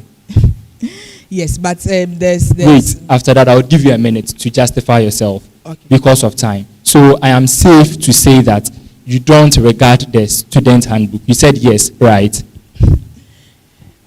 I've read, but... no, but your policies, you didn't take into consideration the student handbook. So am I safe to say that? Just yes or no. After that, I'll give you a minute to justify yourself. I hope you are getting it. But because of time, am I safe to say that? You've already answered. You said yes, and you are justifying it. So, one, you are becoming a leader. Do you get it? What is the source of your authority as a WOCOM? The Constitution. The Constitution. Yes. Do you know that the Constitution was framed out of this too?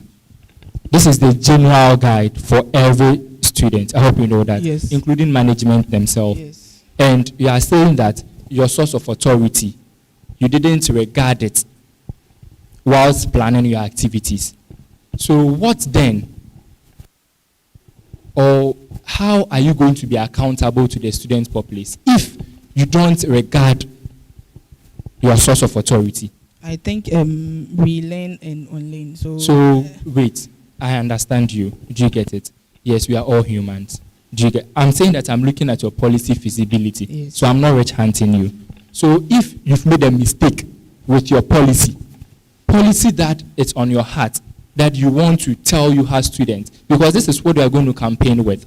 So if you are going to campaign with something that you've made a mistake on, then when you get into office, how sure are we going to hold your words? Because this is what you are going to tell someone to vote for you on. Yes. And you just said that you've made a mistake with that. So that means when you come to office, you will not be able to achieve it because it's a mistake itself. So you are coming to lead the good people of UHAS with a mistake. No, you yourself said it's a mistake. So you are going to lead the good people of UHAS with a mistake. Not necessarily. Okay. I think. Don't worry. Let's move to the second thing. On Miss UHAS. Like I said, they've already engaged you, so I want it to be a little bit faster. So you said you are going to take Miss UHAS a step bigger and what? Better, right? Yes. Very good.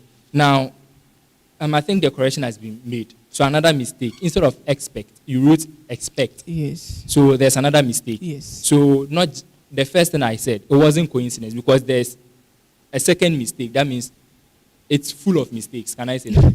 it's a typo. So typo. yes. So 2 mistakes. And you didn't go through. You didn't go through. I went through. And you didn't identify it. It's fine because we all make mistakes. Yes. Now, can you identify 2 problems with the Miss UHAS? You already mentioned one with Honorable Tansen. So can you identify 2 mistakes with the Miss UHAS?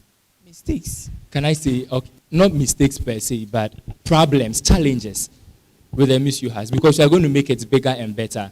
So it means you are going to improve it. So can you mention 2 shortcomings? You earlier said that humans make mistakes. Yeah. So can you mention 2 challenges?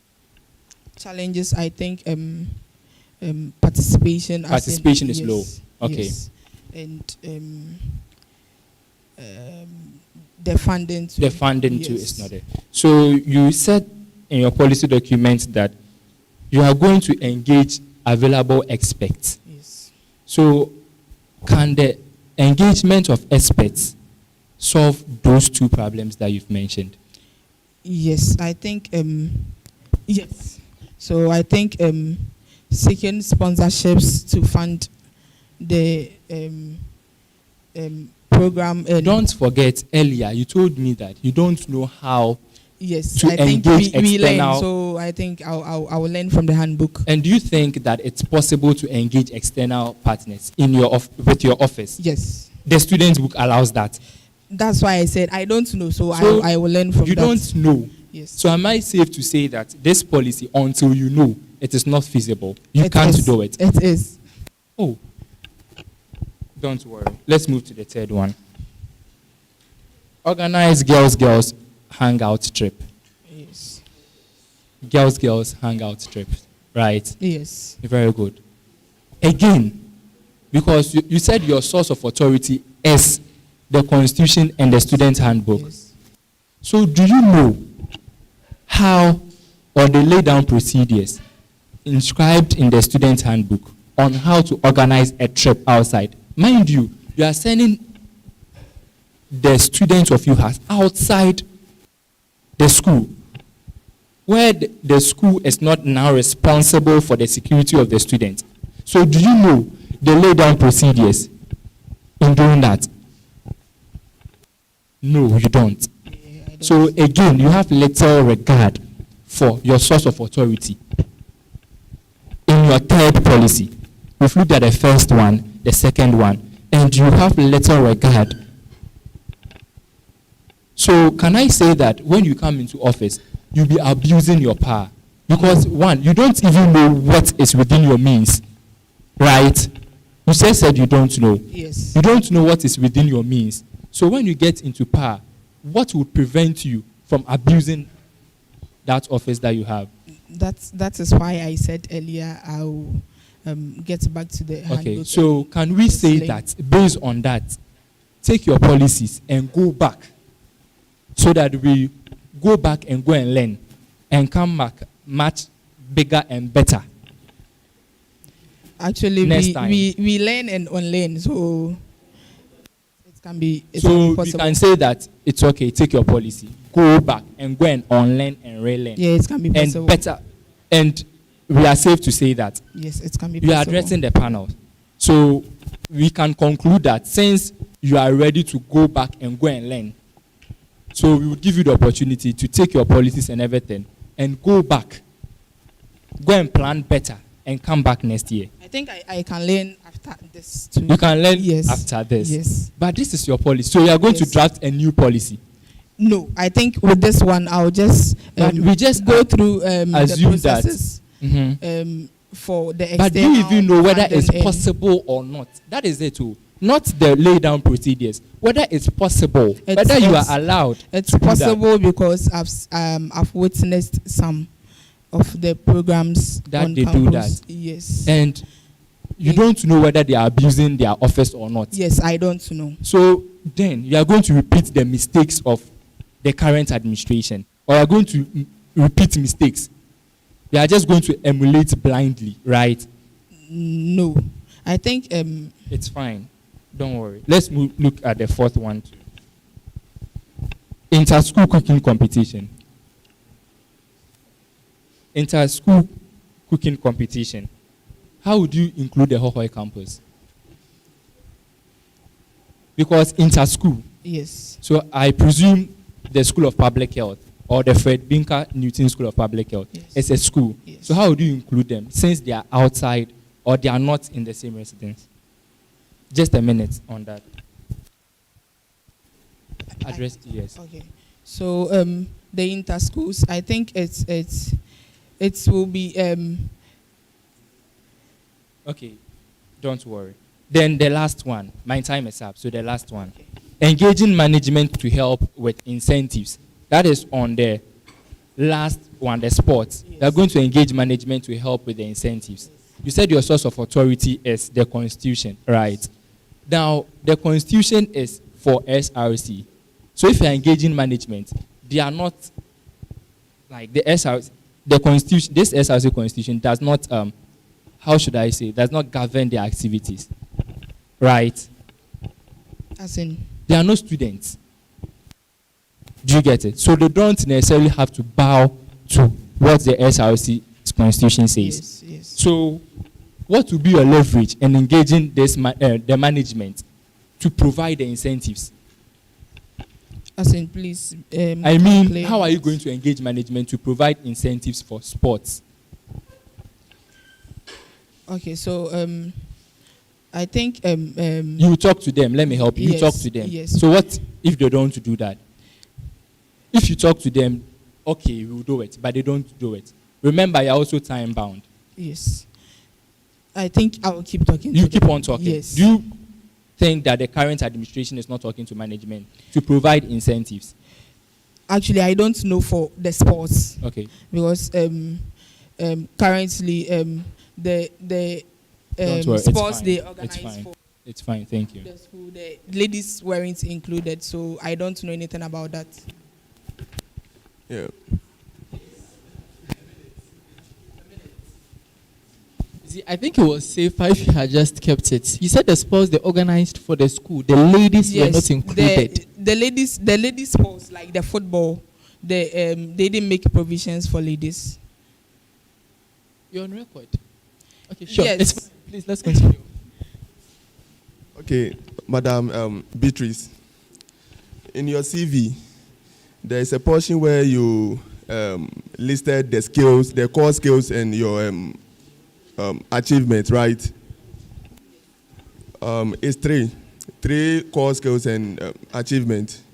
Which of these skills do you think is relevant to the portfolio you are going in for?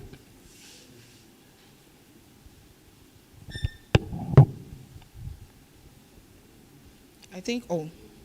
No, just mention the most relevant one. Sports. Yes. Okay. But I'll be talking about your knowledge on MS Word, PowerPoint, and Excel application. Okay. Okay. So can I say that your policy document and your CV, you have issues with them? Can I say that? No. I can't say that. Okay. Actually, we have different styles of writing CVs. So. Okay. Open your policy to the last page.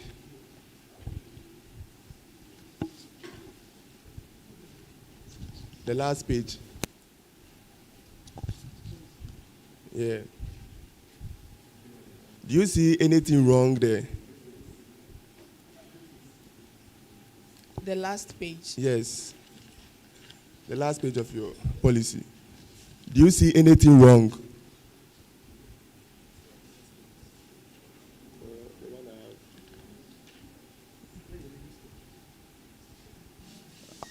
There is a first paragraph. Then I think under it you have organized girls hangout and something like that. Yes. Do you see anything wrong around that area?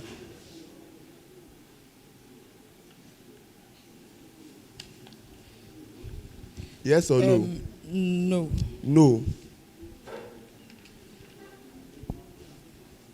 Good people of UHAS, the vetting is being streamed live. Please, would not like the noise that is coming in, please. Seats are available. Kindly sit down and then enjoy the process. Thank you. Okay, I think you have overspaced. The spacing. Yes. So, do you see anything wrong with it? The space. Yes. The spacing. Do you see anything wrong with it? It's Okay. unequal with the others, yes. I've now noticed it. Good. But in your CV, you made mention that you have a what? Proficient knowledge in what? MS Word. Yes. Right. So can I say that you don't regard the document you submit to us as you don't regard us sitting here, because there is a mistake like this. You have such a mistake, and even earlier you made mention that you made a typo error, right? Yes. Good. So meaning you didn't even go through your document. You just submitted it to us because we are joking here, No, right? actually, I think it's a mistake from. No, just answer my question. You don't regard us. You think we are No, joking no. here? Yes. Like that, no. Okay. I have only one question for you, Honorable. Can men serve in the executive of the Women's Commission? Please come again. Can men serve in the Women's Commission? Please come clearer. I can't hear you. Can men serve in the Women's Commission? No, please. Why? It's stated in the Constitution.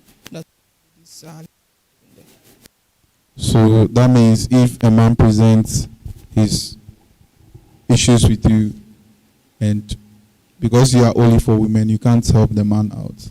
Not that I can't help the man out, but the Constitution says no man is allowed in the committee. So that is serving as an executive. yes, I'm asking, as an if a executive, man has an issue, you can't help the man out. I can. How? Depends on the issue or the problem he brought. Okay. We'll take 2 questions from the public.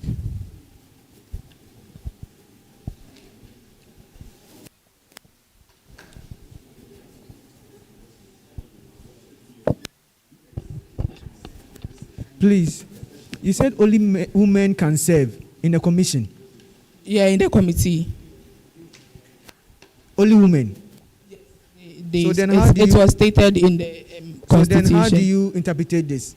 Please come only again. females, listen, no, only females are qualified to serve as an executive in the Women's Commission. Yes. Does that nullify males from being part of the commission? Yes. Listen to the statement again. No. Only females are qualified to serve as an executive in the Women's Commission. Does that say that men cannot be part of the commission?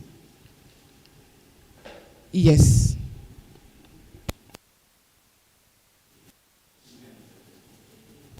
All right, so I think we are giving 2 people the opportunity. The microphone is with you now. Can you introduce yourself and ask your question, please? It's working. My name is St. Gratefully. Please, there's something I want to clarify with the cancer issue. Globally, Honorable, please, you are supposed to ask questions here. please. If you have a question, fine. To see is because UHAS, and UHAS is known to be the only university dedicated to health. So if we say something on air that we don't actually have the fact to, we need to clarify it before people get different thinking of what we are doing here. So what I want to say is global, the prevalence of cancer and cancer leading to mortality is lung cancer. Global. And when it comes to cervical, what happens is in the Western world, they vaccinate their kids when they vaccinate. But we don't have that here. And when you come to, especially Ghana, among women, the cancer, the most common cancer that takes some women to their grave is breast cancer, colorectal cancer, cervical cancer. It's also part of the list. If we are to even mention 5, we will mention cervical cancer, because here we don't vaccinate people. So, Honorable Council saying what the lady said is what I want to clarify. That's the global prevalence, but for Ghana, yeah, you can see something. Yes.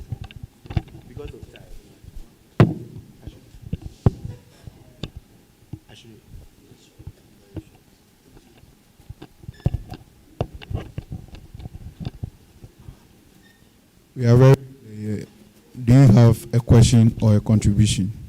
it was a contribution. I just want to clear the air, Okay. so that the image of you has, Okay. So we'll take another question.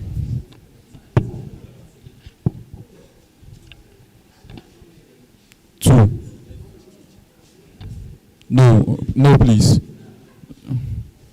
No, we are moving on from.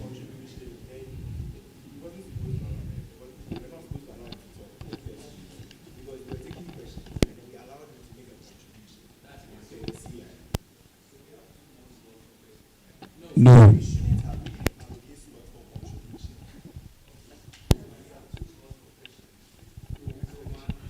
Please, after the blue person asks the question, we are moving on. Thank you. Two slots.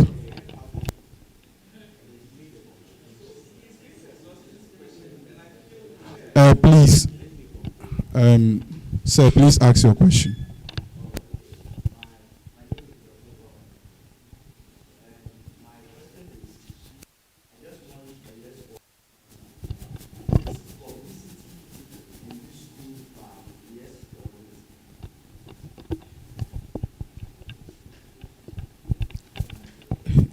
You are the one answering it. Is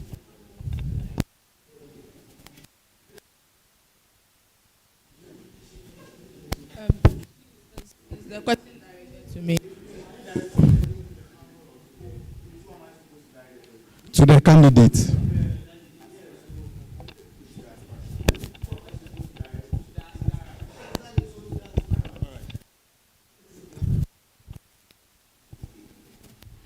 Yes. Thank you very much for coming here. Kindly look and say a few words to your well wishes out there. Thank you.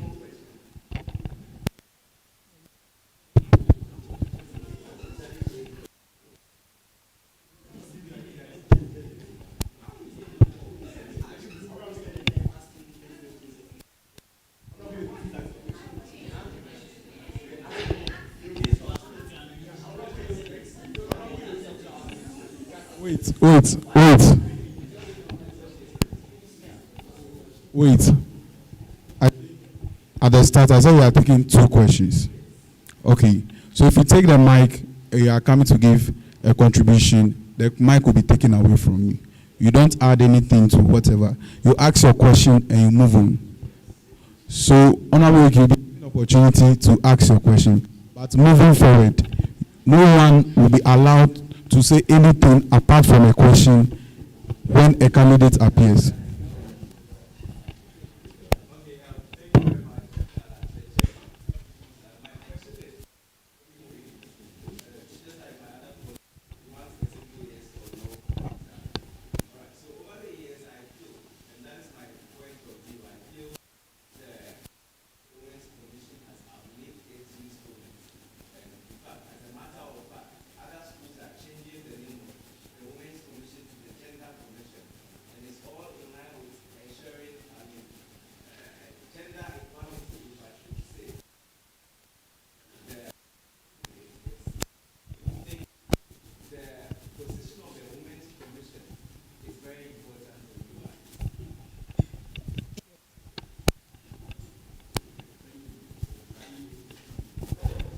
Say a few words to you.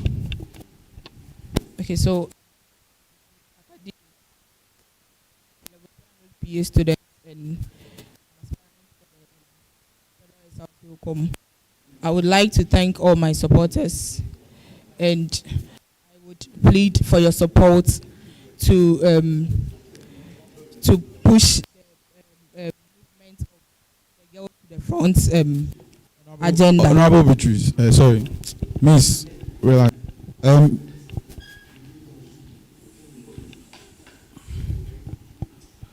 Please, we have the permission to walk out anyone who makes noise here. If you want to talk, kindly move out and have your conversation and come back in. Kindly continue. I'm done. Thank you for coming, and all the best in your future endeavors.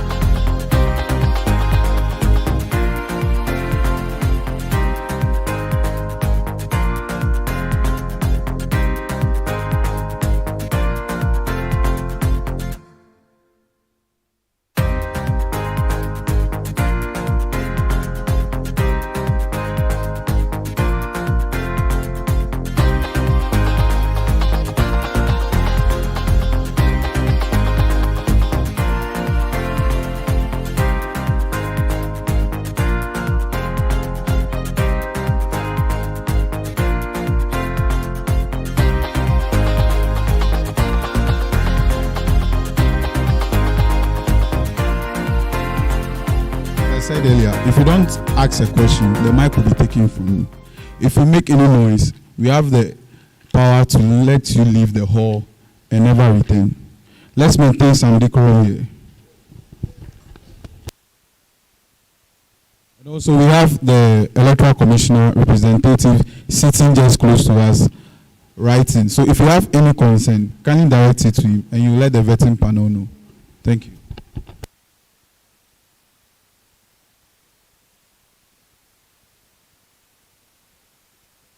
I'm saying that if you have an issue that needs addressing, Desmond, can you wave your hand? You direct your issue to him. You can tell him or you can write to him. Anyhow you want to. You want to send it to him. Let him get to know.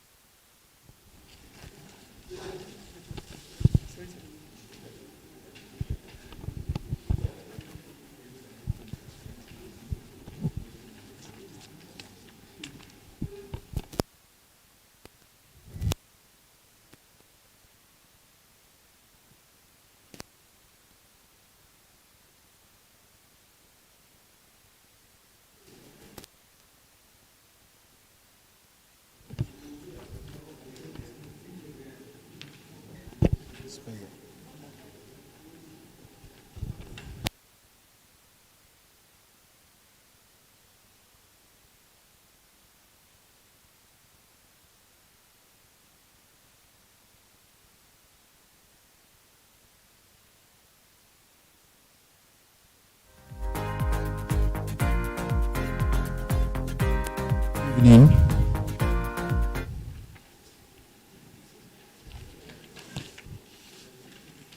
Good evening. Please, how are you? I'm fine, thank you. Can you introduce yourself and the portfolio you're running for? I am Adu Ivy, a level 300 midwifery student, and then I am aspiring for the position of the Federal Women's Commissioner. Okay. What inspired you to take the form? Actually, I believe in myself that I'll be able to perform when I'm given the opportunity to. What inspired you? What did you see that pushed you to say, I want to run for Women's Commissioner?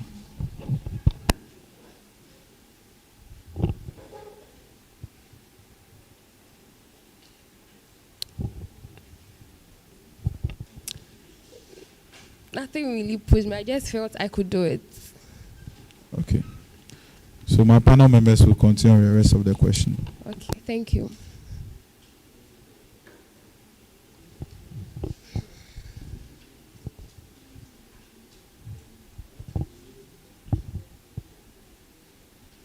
Madam Ivy. Hello. Okay. Thank you. Ivy, can you please tell me the core values, okay, that is important to you as a leader? Pardon? That is important to you as a leader. As a leader. Before you answer that question, have you ever held any position in the school before? Yes, please. What office were you? Saying Women's Commissioner. Okay, all right. So can you just tell me 3 of a core value that is important to you as a leader? As a leader, you should be hardworking. Okay. And then you should be goal-oriented. Okay. As well as having good communication skills. Okay, good communication skills. Yes, please. So relating it to your previous portfolio, okay, your office, can you tell me some of the skills that you've acquired and then some of the differences that you made when you were the 10 women commissioners? Did you understand my question? Can you please elaborate more for me? Okay, you said you are good in communication, right? Yes, please. And then you mentioned other 2. So my question is, can you just tell me some of the skills previous office that you were holding, which you think into this office that you have? Okay, so for me, some of the skills I acquired are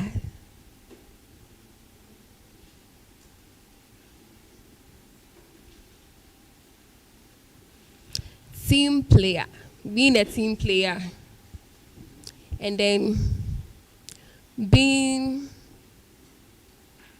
always having a winning spirit. Yes, having a winning spirit. Having a winning spirit, as in, yes, please. Yes, having a winning spirit, like it means having this kind of feeling that like you're going to win or have achieve whatever goal you set yourself to do.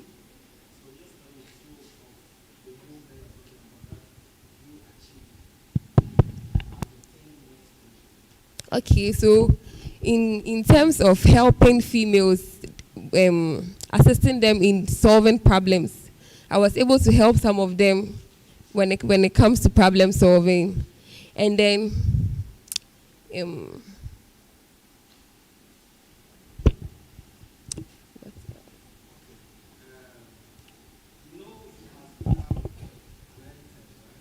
anthem. Yes, please.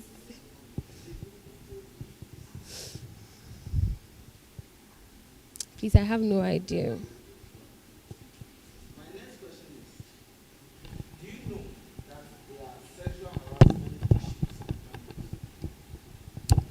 Yes, please. I've heard of one, like the previous one that's happened.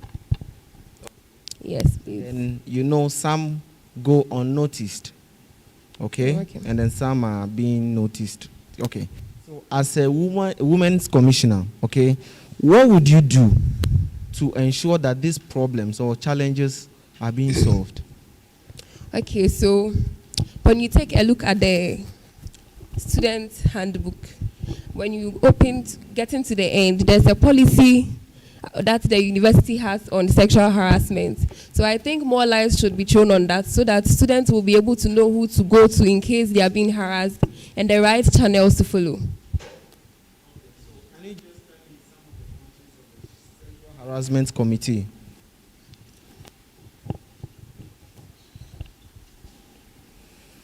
Okay, my next question is, how can you aid female students, okay, in realizing themselves as an important resources so as to contribute to the advancement of the society? Okay, so I think we can do that as a commission. We can do that by organizing programs like to talk to them and then motivate them and then help them to be able to build up their self-esteem and then confidence, and then to be able to take up roles that will make them get the required experience to be able to take these roles that you are talking about. Have you been watching Ghana Most Beautiful? No, please. You don't? No. You've never watched Ghana Most Beautiful before? The program? I've watched, but I don't remember the last time I watched. You've ever watched them before? Please. Things that you've learned from that.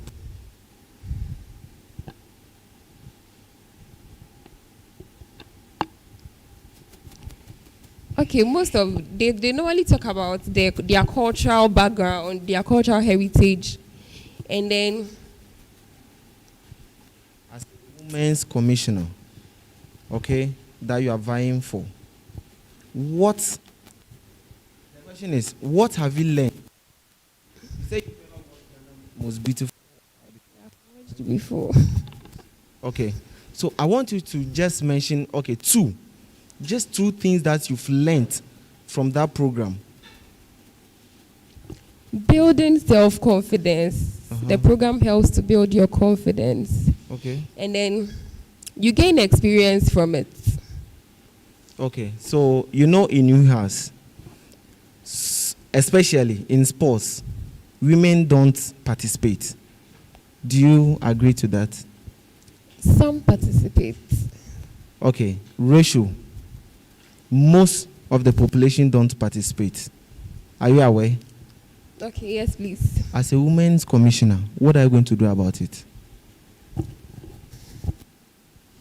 Okay, I think we will educate them on the need for them to join these sports, and How? like they should Talk. make it look interesting to them, so that at least they will feel like joining. How would you make it interesting? So does it mean that the current administration, the current women's commissioner, is not competent to make these kind of programs interesting to them? She is competent to do it. Okay, so what do you mean by that? Making But it could interesting be to that them? maybe she has not looked from that perspective What difference would you make? in terms of sports. Yes. That's why I'm saying we'll make it look more interesting to them. The sports. You make it more interesting to them. Okay. Thank you. Thank you. Good evening, Miss Ivy. Good evening. Okay. So, what is your source of authority? The Constitution. Can you give me some functions stated by the Constitution as some of the functions the Constitution has stated for the office of the WUCOM? Okay, so aiding females in realizing themselves as an important resource for the advancement of society, and then creating a platform that helps handle the potential of female students in the school. So everything is about female, right? Yes, please. So I want to read your welfare policy. So if you have a copy, your welfare policy. Yes, please. Adequately empower the welfare committee to execute its duties. This will be achieved by organizing an educative section for committee chairs to broaden their scope on welfare-related issues. Pool resources from students and any available sponsors to support any student who loses a sponsor or a parent while in school. An SMS short code will be introduced where students can send money to support other students. Delegate at least one member of the SRC Parliament and 2 students serving under any of the committees who will attend the funeral of any student who loses a close relative. These delegates shall represent the SRC and express solidarity and support to the students in such time. The SRC shall absorb a percentage of the fees of any student who loses a sponsor or parent, into a parent, while studying in the school. This percentage will be discussed and approved by Parliament. This policy will be made available to students who apply for support. What in this policy is for women?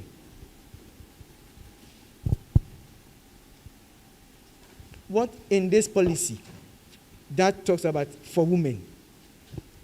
Okay, you know your core mandate is to women. Yes, please. So what in this policy? I've read almost 4 or 5. About 5 was the number of lines, about 15 lines. What in that policy talk about women? Okay, so thank you for the question. What in that policy? So let's be snappy. Okay, so when you take a look at the welfare committee focuses on the welfare of the students. So this is, you said welfare. Your work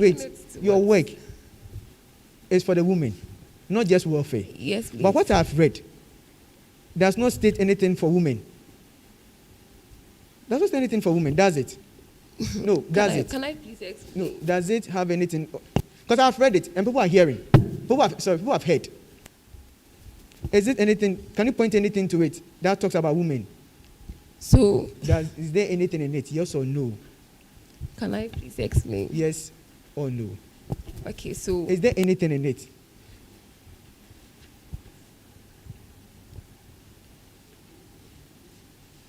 Okay. Now, you also said you delegate one member. Any member selected into Parliament, what is the source of authority of that person? Any committee head who comes into Parliament, what is the source of that person's authority? The Constitution. So can you delegate a member since the person is not under you?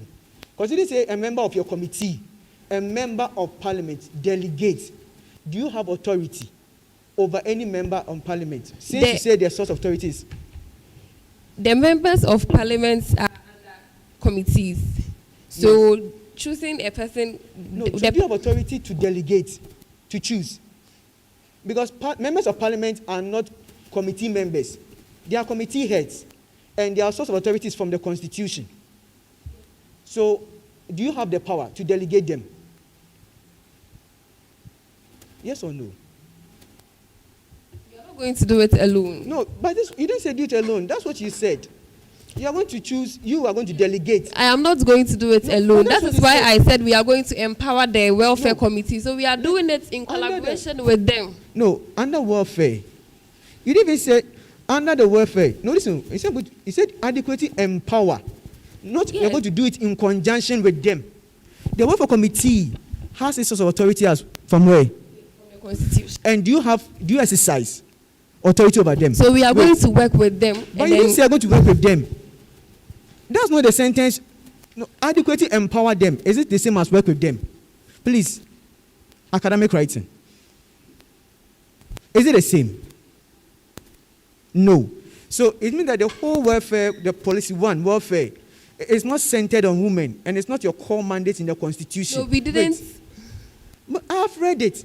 And you read it yourself after it was printed. Did you know?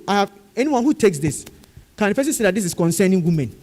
Ladies on US campus. People are watching, and that's why I took my time to read.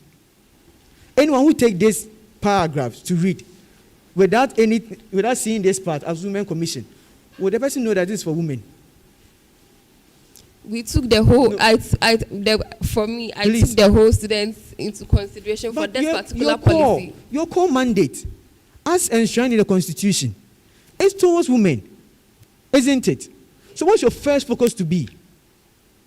There are other policies that focuses on the core. And you know that when you're writing an essay, the most important point, your killer point, should be the first point to introduce. Because we've been told that the person may not have time to read. So the first point should be your killer point. Have you not been told? I told you academic writing, please.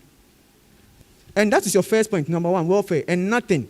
And even taking it, you said you pull resources from students and any available sponsors to support any student who lose a sponsor. Is that a criteria to say that someone is poor? No. Do you know how many students on campus that have only... That is why we said it will be made available to students who apply for the support. No. Sponsor to any student. So first, the criteria is any. It's feasibility. Any. So some might choose not to. Some might choose not to apply for it. And then others might want it. I'm asking, losing a parent, a sponsor, does that equal to the person not be able to cater for himself? Some might not be able to continue. Those who have lost parents and cannot cater for themselves. But your statement says that anyone who have lost a parent. That is why at the latter part we wrote this policy will be made available to students who apply for the support. No, you said the qualifications for support is when you lose a parent, not when you can't pay for your fees. But when they lose a parent, it's not everybody who applies for the support. No, if they lose the parents, not everyone is applying because not every one of them is handicapped in terms of finance. So those who are handicapped are the ones who will be helped. So why don't you say that those who have lost parents and are handicapped? And then when you say handicapped, are you saying that those who have parents both alive cannot be handicapped? They can. So then why are you then using this for only those who have lost their parents, which is not equal to being financially handicapped? So you mean that this policy will be created for them? No, so by your policy here, that means you don't care about them. We care about them. So what is it? Where is it? Welfare, 5 or 6 lines. Where is it then? Okay, so that means the whole policy one. Okay, there's a follow-up.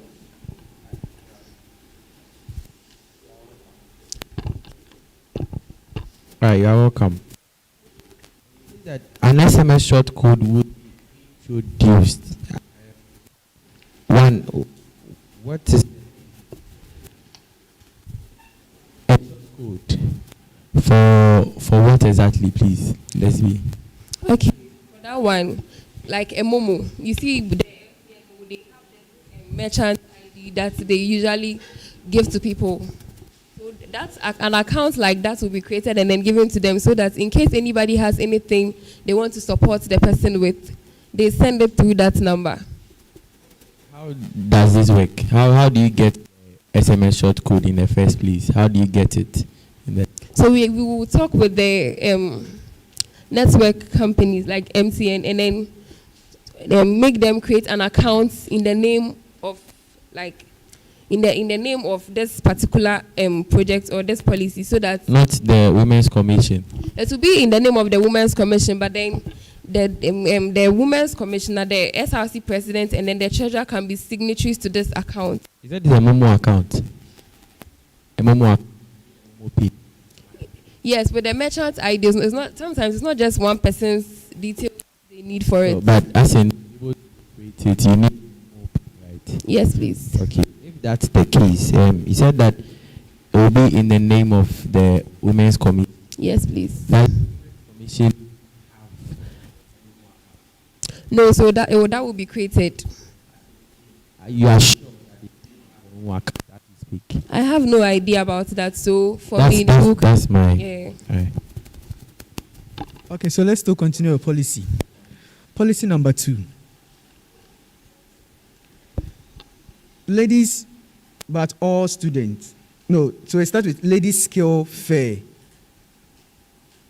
For how long? The duration that you want to organize this fair? The skills fair. Yes.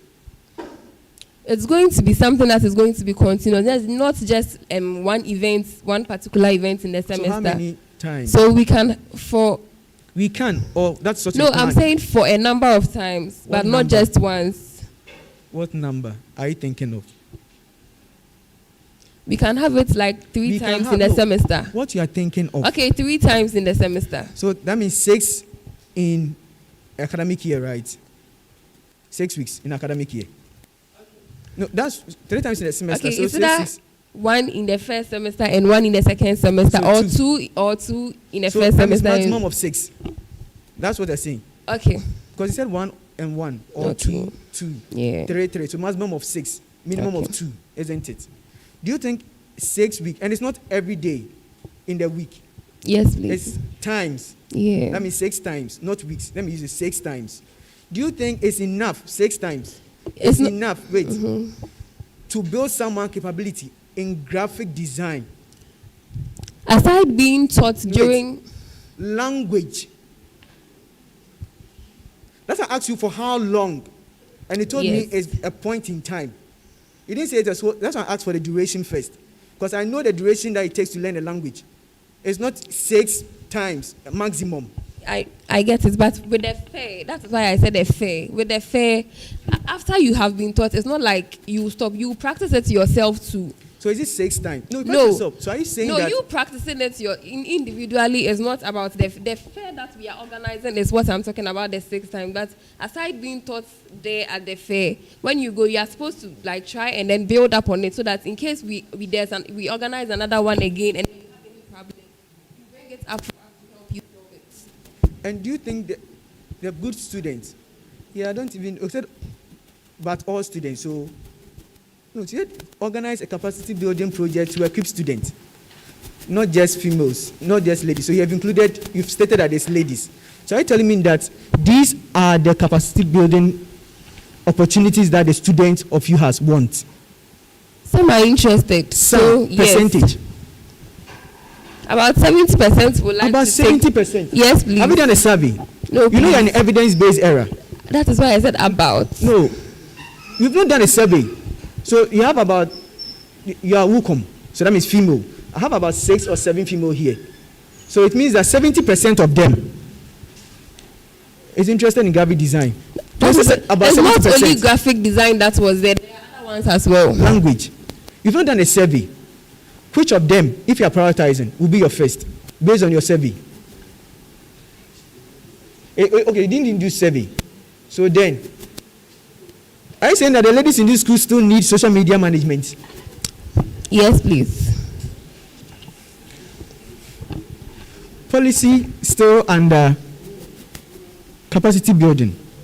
Organize seasonal talk show where renowned, prominent, and successful personalities are invited to give motivational talks and share their success and failure stories to motivate students. Such personalities include politicians, alumni, renowned medical doctors, and psychologists. Again, this policy does not point anything to women. Please, it has. Oh, madam, should I read again? No, let me explain why I'm saying No, it. but you see, this is a document. And this is what came to us. And if I read, the first thing I saw is, Women's Commission. So I know that everything here, because you read the Constitution. Yes, wait. You read the Constitution.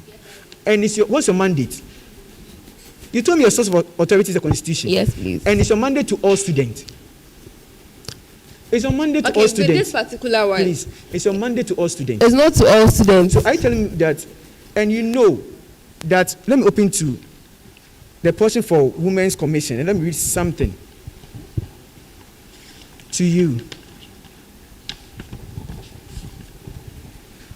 The Women's Commission, helping to prepare female students for a more responsible and responsive role in life after school, serving as a link between the female student and other group, inculcating in female students, helping to raise self-esteem and confidence of female students. Everything is female students.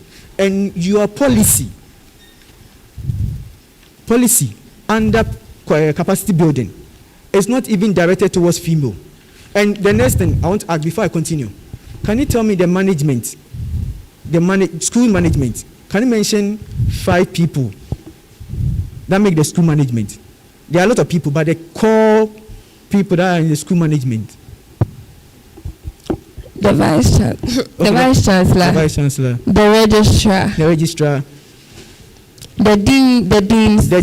Which of the dean? There are several deans. Dean of students. Good. And what is their sex? What is their sex?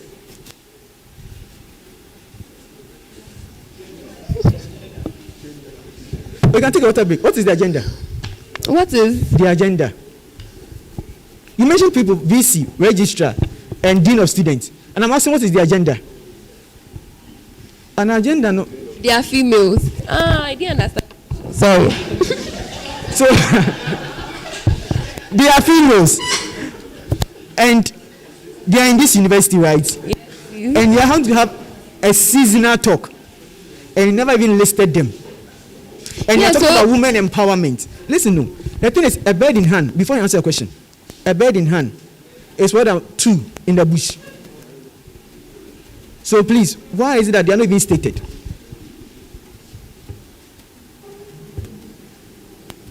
Because talking about women empowerment, and I just read responsive role and others, and this is a university. When I did by the time I did the policy, they were not yet the vice chancellor and the registrar. So please, you didn't get a communique long time before that by 1st of August. Yeah. You heard it.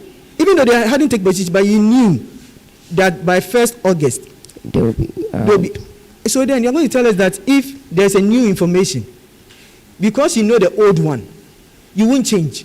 You are not meant for change. I'm meant for change. But you just said when you were writing it, you knew the old one, old ones. Escape me. So I'm going to write a different policy. So how feasible is it now? So now this policy that I have here. I'll update it in case the program is to come on. In case. So you have a like policy when the program in case.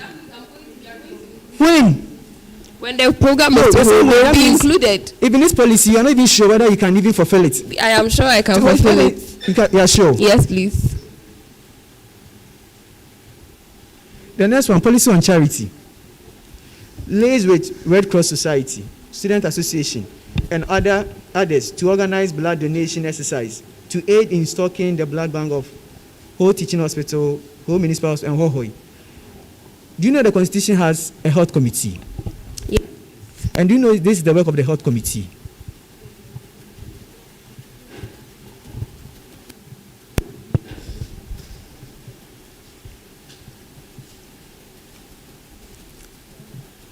So I said, your core mandate is not this. Is it? Do you know in the Constitution, they stated that there are issues which are pertaining to women. So if it's about menstrual health and dysmenorrhea, yes, women, it concerns women. But here, yes, blood donation. Oh, I told you arrange things in order of importance. Okay, sorry. So this policy, is it a core mandate? No, this is not a core mandate. Wait. Is there someone whose duty is that? Do you have someone who is responsible for this?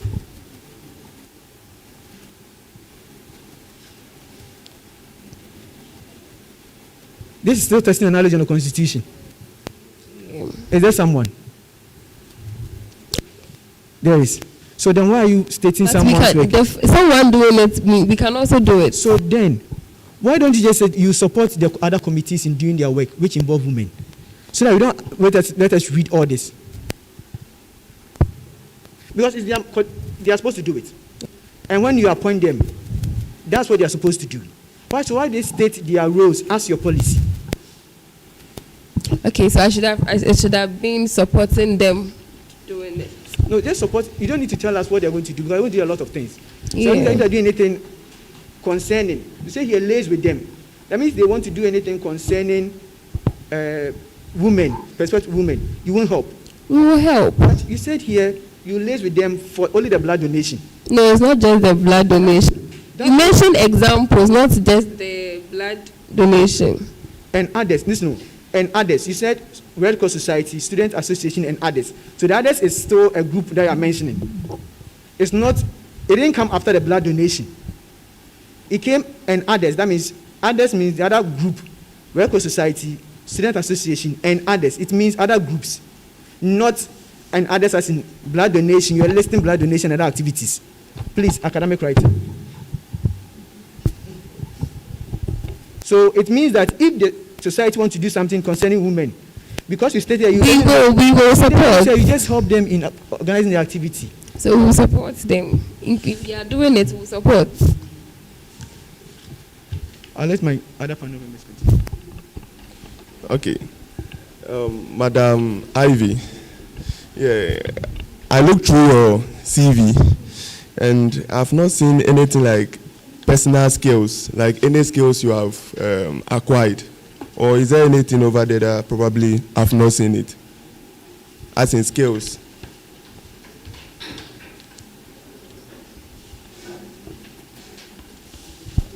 Okay, so there are skills I have. You have some? Yes, please. Okay, so why didn't you include them in your CV? So can I consider it as a mistake? Yes, please. Okay, good. So mention the skills. Okay. I am hard. I am respectful. I am loyal. Yes, and I am ready to sacrifice. But you mentioned those under your core values and beliefs. Loyalty, dependability, and the likes. Okay. So, are you familiar with Microsoft Word? Yes, please. Good. So, do you see anything wrong with your CV? Let's say, in terms of spacing, font style, font size, and the likes. Do you see anything wrong with it?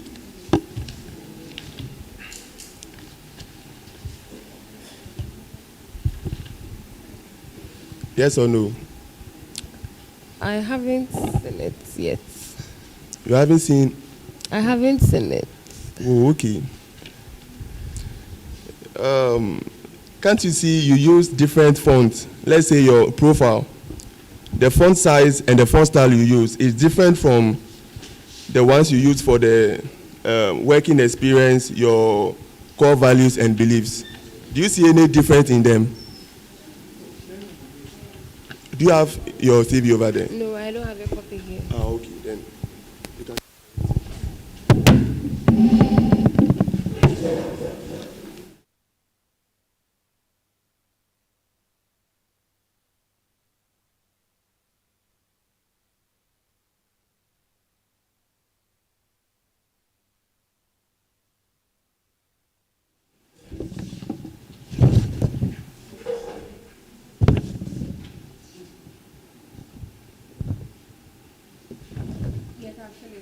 Okay, so do you the front page, the one here, I typed it on my laptop and then getting to the, I continued on my phone. I edited it on my phone. So I think that was when the problem came. Okay, so do you consider that as a mistake? No. You see, I typed on the laptop yes and then I no? continued on my phone. So that was what, like. It's yes or no? Yes. Yes. Okay, 2. A follow-up, please. What are skills? What are skills? Yes, what are skills?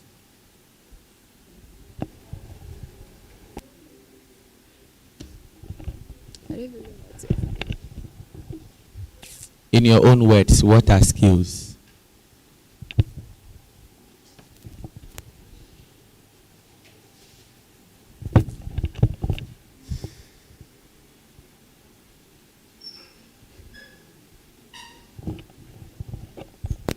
Okay. So now let's look at your policy document. Please, the logo over there, what does it mean? Like, can you give us the meaning of the logo over there? No, please. Wow. So can we consider that to as a mistake? No, it's not a mistake. It's not a mistake. No. So why is a logo that you don't even understand in front, like found on the front page of your policy document? So can we consider and say you didn't even go through your policy document? You didn't even... I went to, but then it escaped me to find the meaning of the logo here. So you just pick the logo and place it there.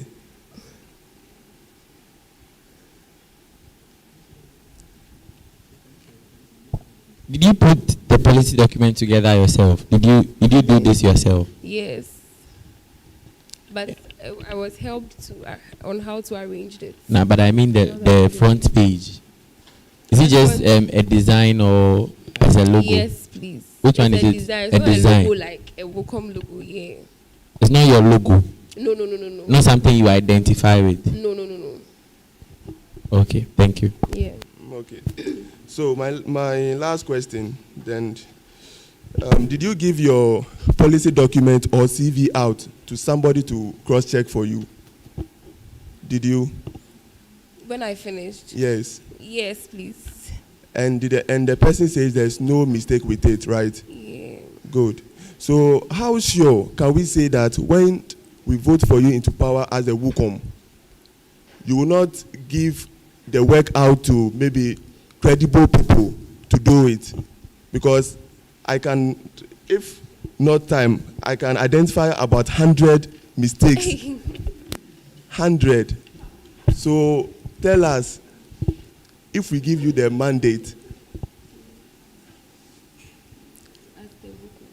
Yes. Pardon? I'm listening to the question. Good. If we give you the mandate, tell us on a scale of, let's say, 1 to 10, that you give your work, or let's say you are organizing a program, you give it out to a credible source to 9 over 10. 9 over 10. And Yes, here is the please. case that you gave your work to someone who is not able to identify. No, you see, I didn't pick the nomination form early. When I picked it, it was getting closer to the deadline. So I think the person was also in a hurry to go through. So that caused it. No, but this thing you can use just a day to go, because I just sat here less than an hour and I've identified 100 mistakes, which you also confirmed true for me. A follow-up question. You said the deadline was close, but this has a title as August 1st. And when was the deadline? No. The date they are changed, but the deadline.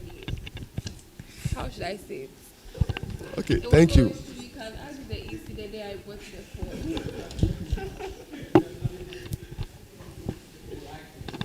Yeah, you can cross-check. Okay, so Miss Ivy, right?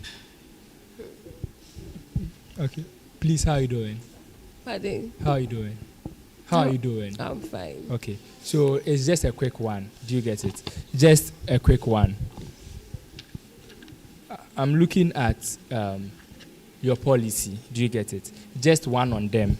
Do you get it? And also, I'll look at your skill for vying for office. I hope you are getting it. So it's not a witch hunt, or I'm not doing this out without a basis. I hope you are getting it. So the answer that you would give, do you get it, would inform me whether your policy is feasible Do you get it? Or whether you have the requisite skill for the office. I hope you are getting it. Yes, and it's going to be a short one. So just yes or no. After that, I would give you a minute. Do you get it? To justify why it's yes or no. Do you get it? So if it's yes, but you have a reservation or you have a comment, you would keep it at the end. Then you would what? Bring it out. Are we okay? You would stick to it, right? Okay. And in the course of the conversation, when I get the answer, I can cut you short to say, let's move to the next one. Do you get it? Okay. So the first one, let's look at the ladies. Do you have a copy with you? The Ladies' Week celebration. I think that is the last one, the fourth policy. Have you seen them? Yes. Okay. So my first question is, are you familiar with the student handbook? Yes. Really? Yes or no? No. You are not familiar with it? Yes or no? Like, not really meaning no. After that, I would give you a minute, but because I want it to be smooth, that is why. So yes or no? Are you familiar with the student handbook? Okay, no. No, you are not familiar. Yeah. So can I draw a conclusion that what you've stated, you don't know whether it would go against your source of authority or would go against what the school has actually stated for you to do or not? Do you understand what I'm trying to say? No, please. I'm saying that since you... Do you know the processes involved in the student's handbook in creating a week out of the academic week, like the academic calendar? Do you know the processes involved as enshrined in the student's handbook to create a week or to take a week out and dedicate it for another purpose other than what the school has issued the week to be? You don't know. So can I say that, okay, so do you know even if it's possible to take a week out of the academic week and use it for what you want to do? Do you know whether it's possible or not? It can be possible. No, it's yes or no. After that, you explain because of time. okay. Yes. You know it's possible. Okay, let me explain why I'm saying the yes. No, it's a simple question. Do you know the processes involved in achieving what you stated? That is why I'm saying As that. for the process, yeah. So do you know whether it's possible itself? Do you get? Because we'll be giving you SRC resources, but we would want you to use it judiciously, use it efficiently. Do you get it? So we don't want you coming to office. Do you get it? So that you use the good resources of the good people of UHAS. Do you get? Like the resources we've entrusted in your care. We don't want a situation where they will drag the SRC's name. Do you get it? That you've come and you are mismanaging funds. So I'm asking, do you know whether it's possible as stipulated in the handbook? It's possible. It's possible. I don't know as stipulated in the handbook, but I But know it's possible. it's possible. Why I'm saying it's possible is like it is because you see sometimes even when we are having SRC week celebration, we still go to class and then we still do like the So like the just class like the meeting. SRC So like, week celebration, you would also take a week out of the academic calendar. Yes, it's possible. It's possible. Yes. So While class is ongoing, it's possible. it's possible to take a week out Yes, please. of the academic calendar. Yes, possible. So how would you do that? Okay, so it depends on how we are going to schedule the program. No, you would be able to. I want to believe How that you we are would be going able to- to achieve yes. it. So how would you do that? How will we do it? How we schedule the program? So let's say if Monday. No, I how know- would you engage management? How Do you will get we it? engage? Yes, You to write- create that week out. You write a letter to them, the dean of students, So you would write a letter. on behalf of like the SRC. You would write a letter on behalf of the SRC. Yes, in the name of the SRC to So the dean of you students. would write a letter in the name of the SRC to the dean of students. Yes, to inform about her about the program lineup for the week, or to inform her about it. But how sure are you that that week itself will be given to you? Because you know we have academic calendars. Do you get it? And before we start the semester, do you get it? It has been outlined day by day the activities that the school is going to do.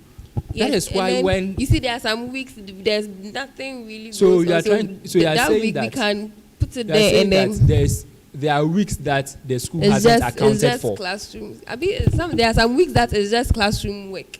But classroom work is part of the academic Yes, but work. when we close, we can have it, or we can find time and then do it before, and then after they go back to class. So it wouldn't be formal. It That will be means formal. So we can take permission and then maybe from this time to this time. Don't worry, there I would engage you on that again. Still on the student handbook. Are you familiar? Because you are welcome, I would want to engage you on issues with ladies. Do you get it? And one of the prominent issues, or one of the prevailing ones, is enshrined in the student handbook. I hope you are getting it. Under the non-academic offense. It reads that non-academic offenses. Do you get it? It reads that indecently exposing yourself in public is an offense. Okay. It's here. So when you indecently expose yourself, that is because of the sexual harassment. Do you get it?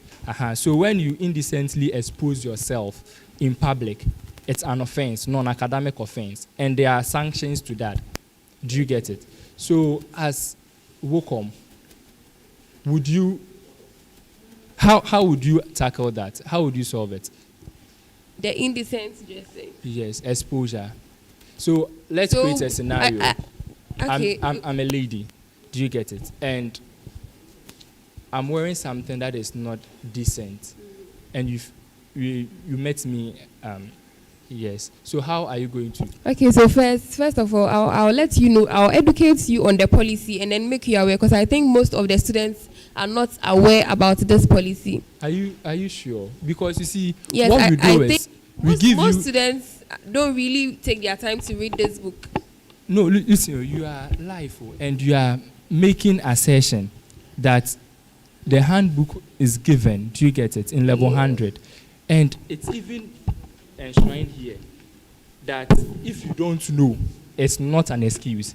Okay. So in a situation where a lady, do you get it, is indecently dressed in public, her ill knowledge of that doesn't negate anything. So I'm just why asking you that make her aware that there's a policy like that saying if you dress indecently, it's an offense. So after she gets to do that, then you educate, you tell her why she's supposed to dress decent, because as a lady you're not supposed to expose yourself. But we still have ladies that expose themselves even with the no. Would you agree with me? So I think if they go against it, the necessary actions should be taken against them. So how, you see, your office, okay, is to protect the ladies. Genuinely, they are even if they are stubborn, you should protect them. Yeah. Do you get it? Not in a sense that you would be the person rather hunting the students. Do you get it? So it shouldn't be a situation where you would be going around sending students to management that the dean office, please, this lady is not dressed well. So I want you to sanction her because I've educated her and she's not following. So I'm just asking that in such a situation where you have a student who is not doing that, how are you going to make sure that she's not punished? Do you understand the question? You don't understand? I understand it a little. Okay. If how I'm going to talk to her for her not to get punished. Prevent the situation where students will be punished for indecent exposure after educating her countless times, because I believe that educating her and then she's still doing the same yes, she still thing. wears the dress. I think. Do you have power to tell a student to go back and dress No, decently? you can't. No, I don't think I have the power to do that. But I can talk to you in a decent way that, oh, maybe what you are wearing is not decent or it's not good. So at least next time, try and wear a dress that will cover yourself. So you don't have the authority to enforce that student dress decently. So you are just going to talk to them about it. Okay. All right. Okay. Thank you. So, first off, I would like to ask: don't you think we are in the university and everybody can just do what they want to do? No, please. Like the dressing is my dress. Oh. No. You feel that we should do something? There are rules they are supposed to follow. Okay. All right. In your policy document, you mentioned in the second one, policy on capacity development support, you would re the US feminist hub. Do you think that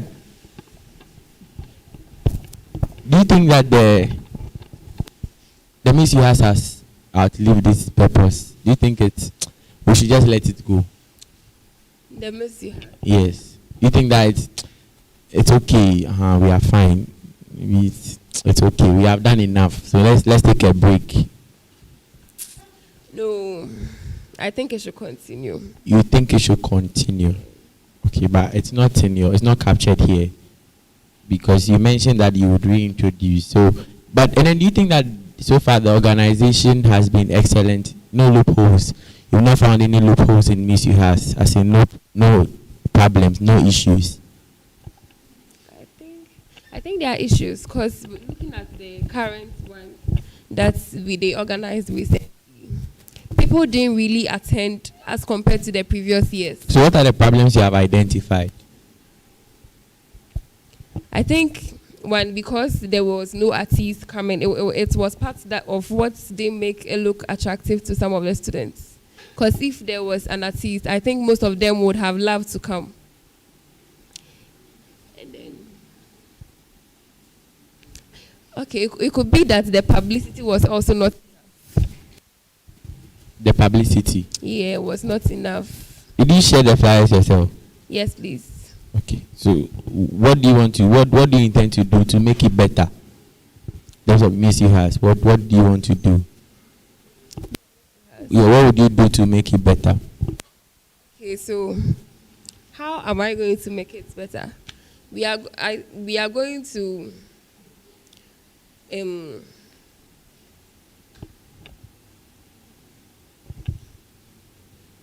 So it's not in your plans. That's the thing. It's not in your plans. So I get it. The Miss has how to make it better. Yeah, but I think I'm saying that it's not in your plans.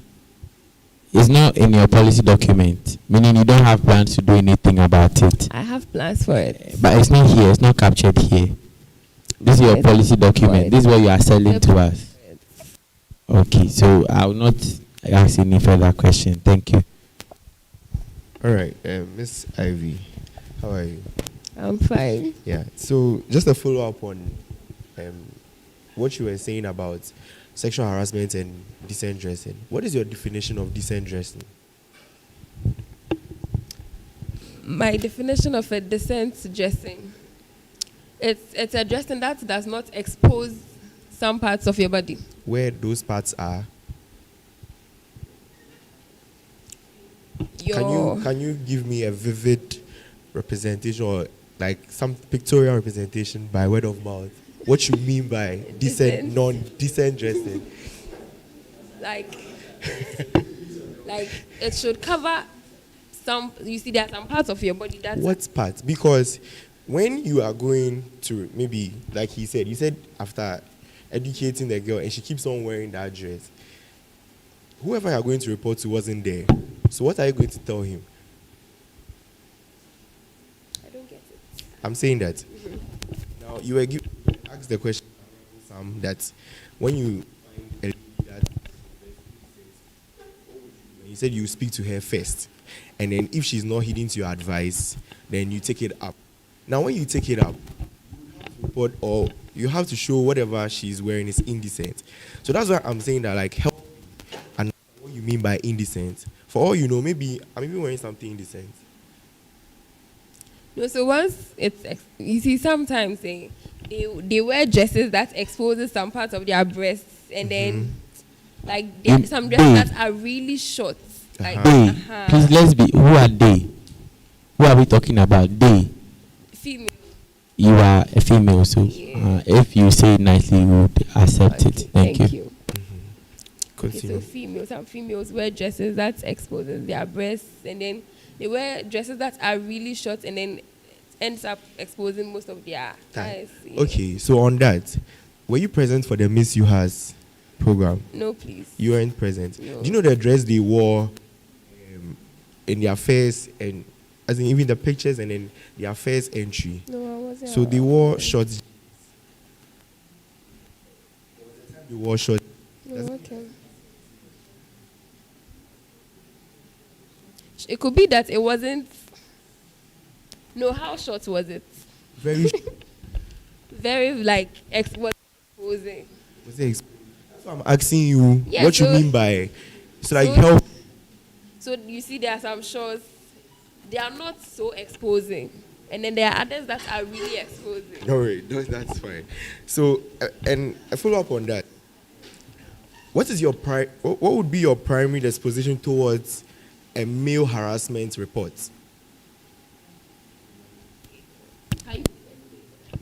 So maybe I come and tell you, you were just appointed as federal Wukom.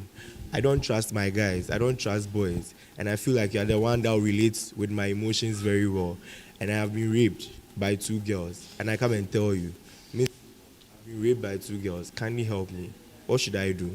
What will be your primary disposition to that? Okay, so I will direct you to the people who are in charge of. I have been raped. And your first... No, I'll first talk to you before. So Yes, I'll talk to you, and then after I talk to you, and then I'll try consoling you too, and then I'll try helping you out. But before that, are you aware that in Ghana, in the laws of Ghana, a male cannot be... Sorry. How? No, wait. No. I think you can be raped though. You think I can be raped? Yes. Okay, so in the case where, let's say, they drag you, and then they have something to do, they've raped you indirectly. I see. Without your, yeah. So you also made a claim, like when you were engaging Honorable Sam, that students don't really know about the sexual harassment policy because they don't read their handbook.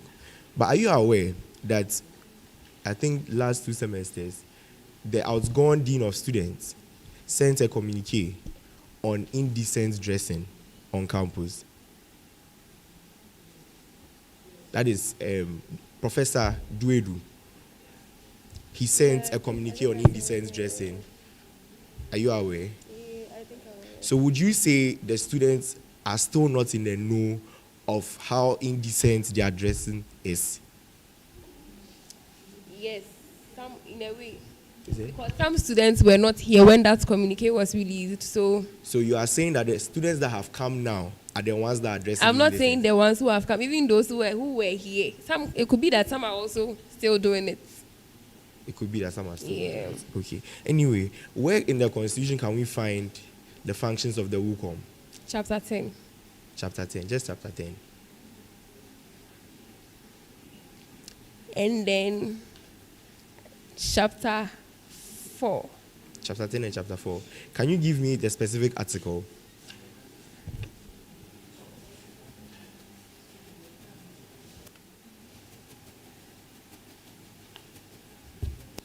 Okay, anyway, my last question. Are you a gender activist or a feminist? Like, are you more partial to females or you are a gender activist in general? Like in general. That the school is being biased or the SRC is being biased by only the women's commission, because the statistics on ground is that the students, females are even more than what? The males. Do you think the school is being biased by forming only the women's commission? Don't you think we also need a men's commission so that we can also organize Mr. Uhas and stuff? Don't you think?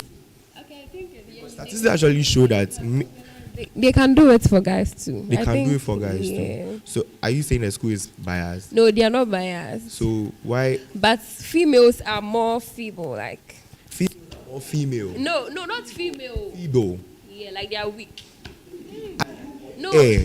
saying females are weak. No. No. So are you saying you are? No, wait, I'm not saying I'm weak.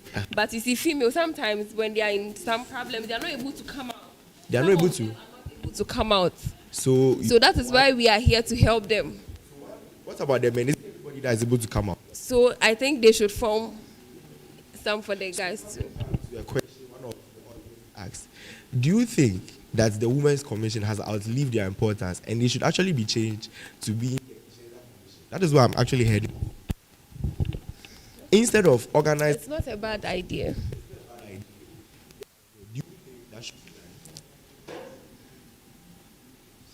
Do you think we should dissolve the Women's Commission?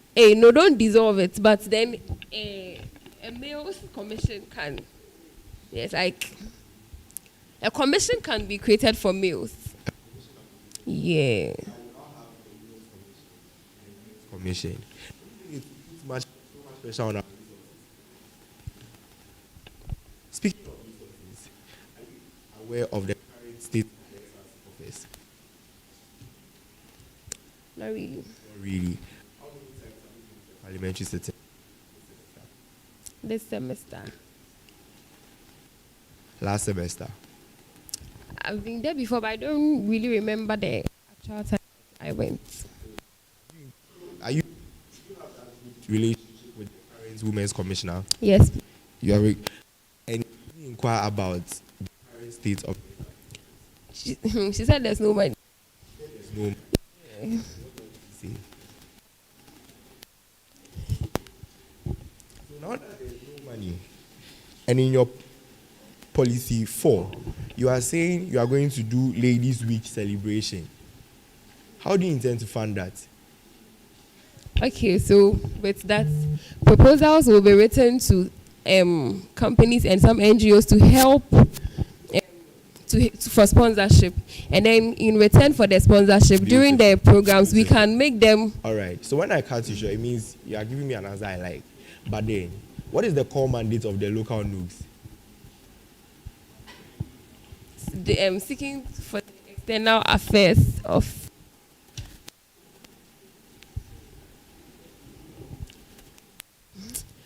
I know it's something related to the external affairs So of the NGOs outside the SRC and engaging entities outside the SRC. Do you think is your work? Once we are the ones organizing the program, and then we want them to be present, I think. All right, thank you. Yeah. I have just one question for you. Just one, okay?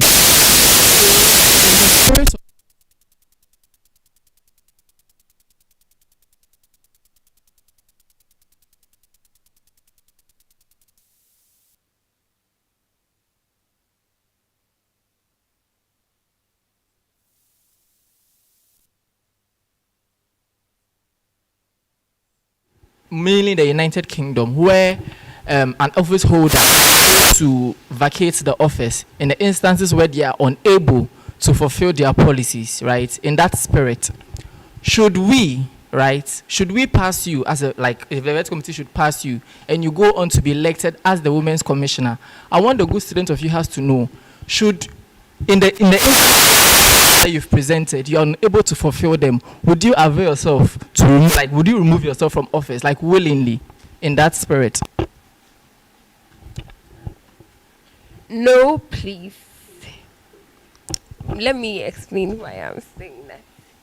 I am saying that because you see some of the, you looking at the Ladies' Week celebration, for instance, if we talk to management and then they say, let's say I'm sure definitely there's going to be, I will be able to do it. Be able to do it. But you didn't give us give an explanation to the no answer you gave. No, okay, the no meant that we'll be able to do it. Okay, sure.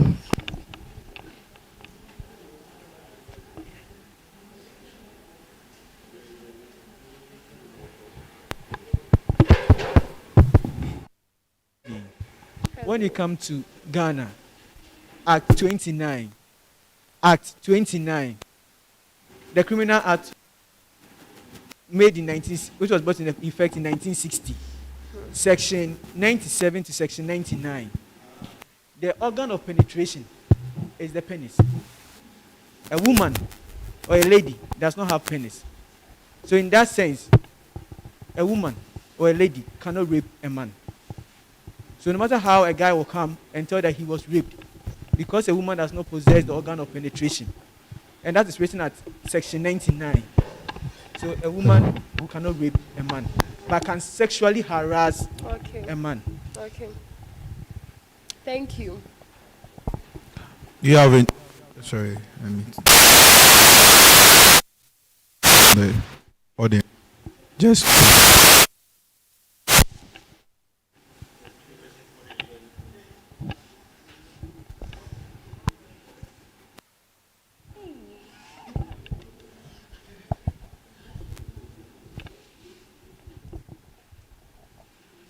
Okay, so thank you very much. Before I ask my question, I just want to clarify some issues. So when it comes to, seeking sponsorship outside or external affairs, it's not solely the duty of the local nodes, but any office within the SRC can seek sponsors. Do you get it? So when it comes to external affairs, and if I take Ghana as an example, Honorable Yuki. Honorable Yuki. Please. upon hearing that, someone wants to seek sponsors and they tell the person that is not within his or her office, so they can't seek the sponsorship.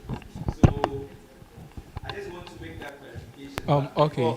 We are not, you see, we are the panel, okay? Sure. We are also assessing confidence. Okay. So when you throw a wrong answer to you, you accept it. Indirectly, you are trying to tell us that you are not even sure of what you are doing. So some of the questions and some of the statements here, we know what we are assessing.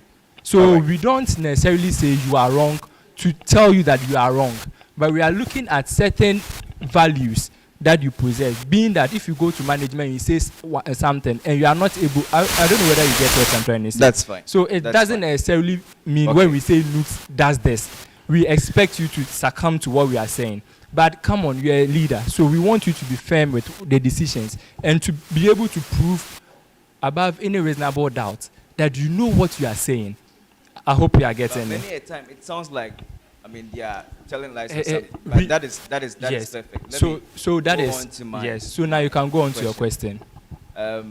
So I just want you to name just one female in this current government, be it a minister, an MP.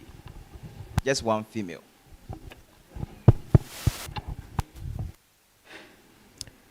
Honorable Mavis Hawakumsen. Honorable Mavis Hawakumsen. She's an MP. Okay.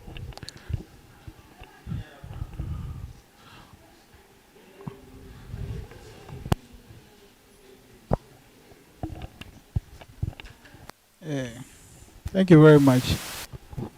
Since you are also seeking to, be in the office of the Women's Commissioner, I also want to ask you a follow-up question to what Honorable Yoki asked you. Who is the gender minister for gender, women and children's affairs? Thank you. Honorable Larebazuwera Abudu.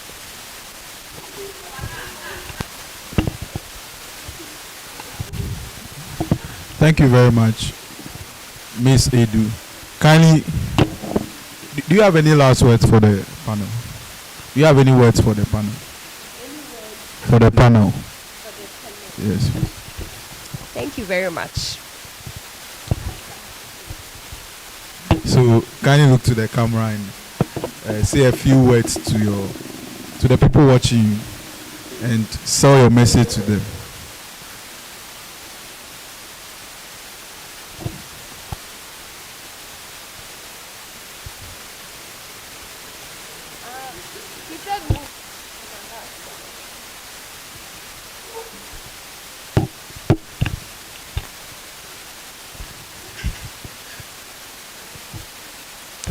Okay, so good evening, students of UHAS.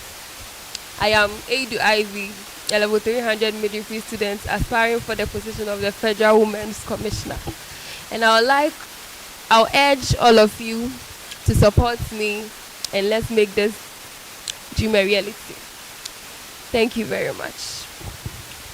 Thank you very much for coming, and all the best in your future endeavors.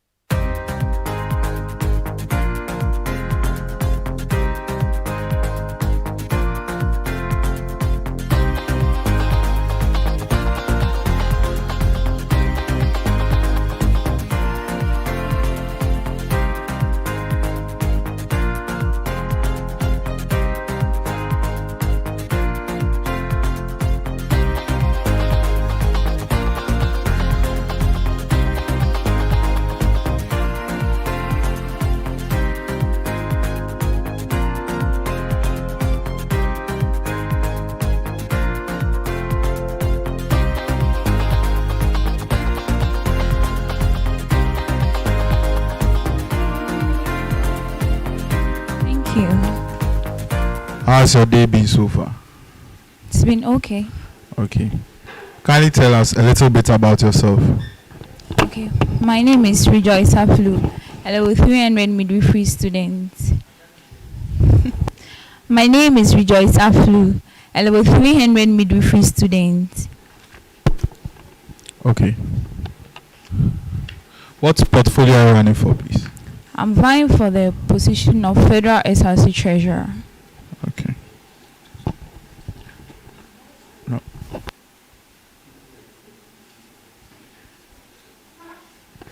Miss Rejoice. Yes, please. My task is to assess you on the knowledge and skills for the position you're vying for. Sure. So, what program are you offering, please?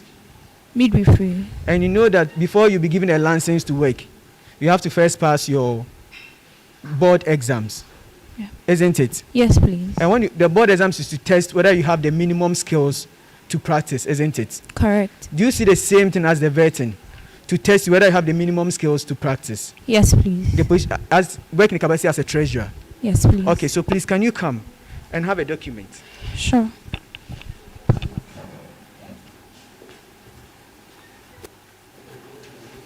Have a seat. You can keep it until you return it, please. So, on top of the document, I've written a disclaimer. Whatever transaction or whatever amount I've stated there, it's not the true reflection of any transaction in the SRC. Yes, please. I am just using this as an example because these are the things you're going to face to test your knowledge, whether you have the minimum skills to occupy the portfolio you are vying for. Yes, please. I hope you are fine. Yes. Okay. So, one is that you receive 10,000 cedis from SRC from the university account. Yes. And two, you had a total expense for the first parliamentary sitting, which was Yes. 840 Ghana cedi. And you can see the breakdown over there. Yes. Three, you sold cloth and lab coats, total amounting to 4,000. You can see the breakdown. Yes. Then four, you purchased lab coats, the total amount and the number of lab coats you purchased, isn't it? Yes. Five, you have the total expenses for second parliamentary sitting at 758. Yes. And six, there is an expense for a portion for administrative expenses, isn't it? Very. Which is 400. Yes. I said it is not a true reflection. It's just an exercise. So you are supposed to keep record. That is your work, isn't it? Yes. Where can it be found in the Constitution? Chapter 3, Article 23. Chapter 4, Article 23, sorry. Chapter 4, Article 23. Yeah. What is that? Is the Constitution.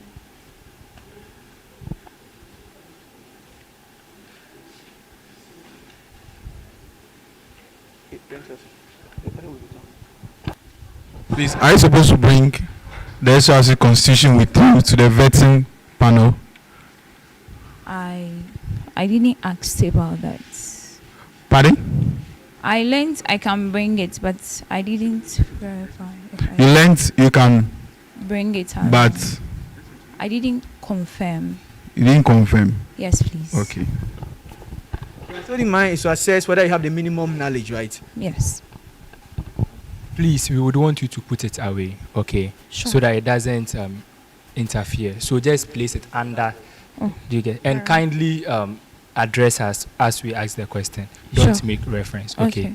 When there needs to be, we would ask you to make that reference. Sure. Thank you.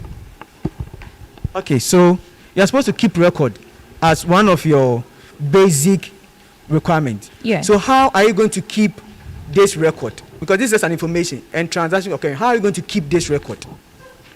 Be Okay. practical. First off, I could draft an income and expense statement. No, keep the record, not present the record as in at the end of a period, which is required by audit. Keep a record. You're a midwifery student, right? Yes, please. And you've done supply chain, Yes. and they keep record. Is it the moment they start keeping that record? Is it for income and expense? Is it for audit? They have books that they use, service, the SRA. They keep record. I want you to keep the record like that. So how will you keep this record?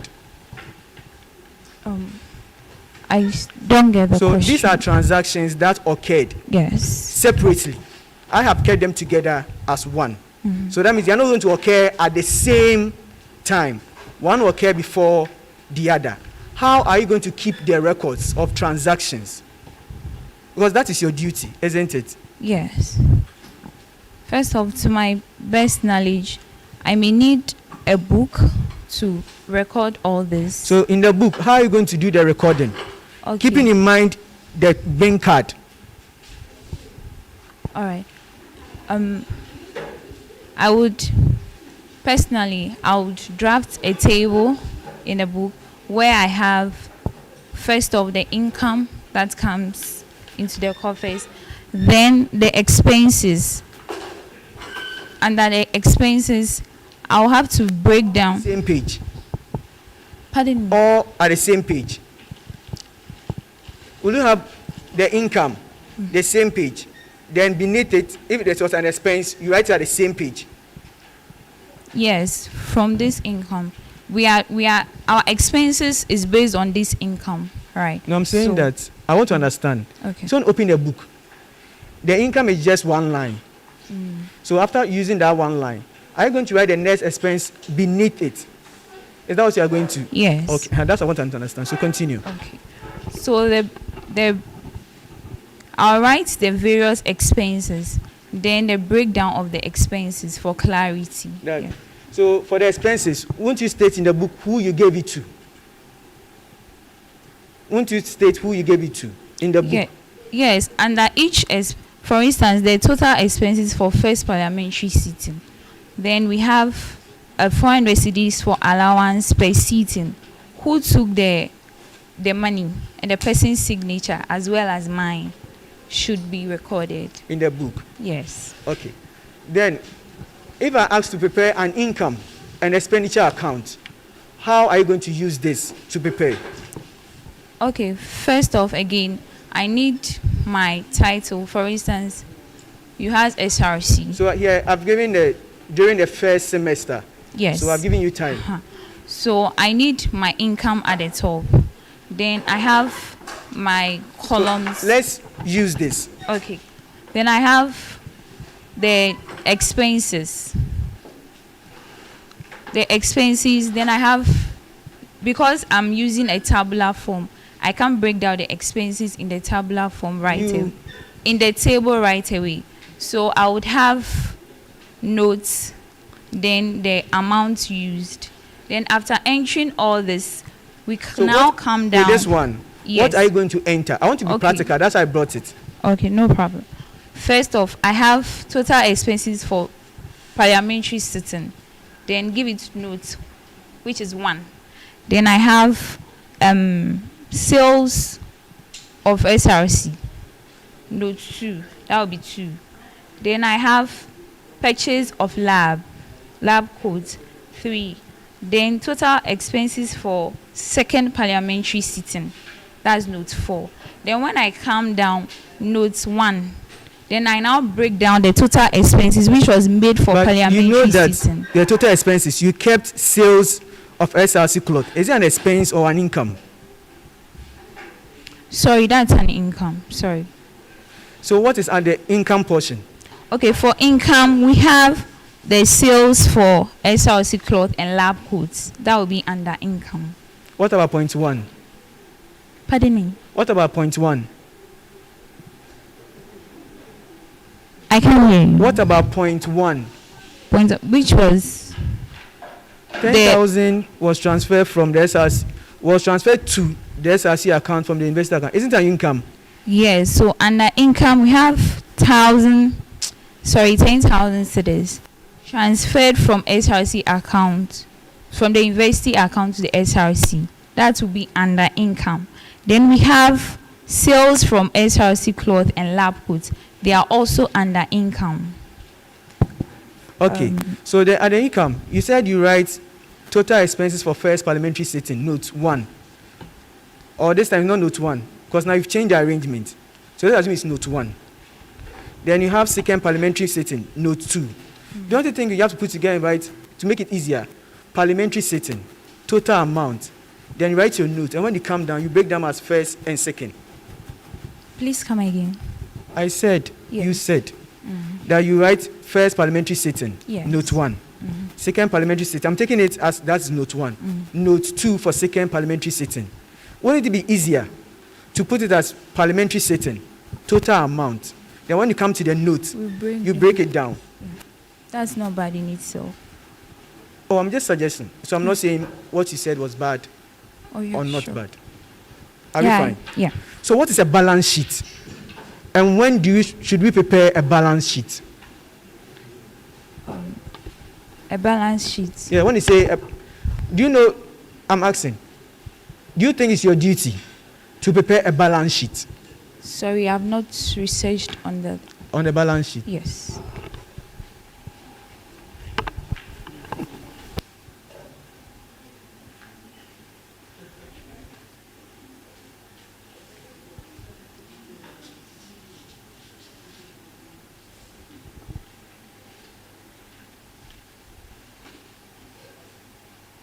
Madam Aflu, Yes, please. you're welcome. Thank you. How do you do? How do you do? Can you tell me why you want to be the treasurer? Why I want to be a treasurer? Yes. Okay. Having gathered experience and looking at my ability and strength, I believe I can do well in the office of a treasurer. Okay, so you are just telling me your experience, okay, that qualifies you to be a treasurer.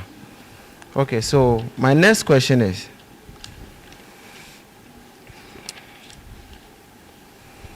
can you give me, okay, before then, in your CV, you said you were the general secretary for the Laws Pentecostal Students and Associates. Yes, please. 2021. Yes, please.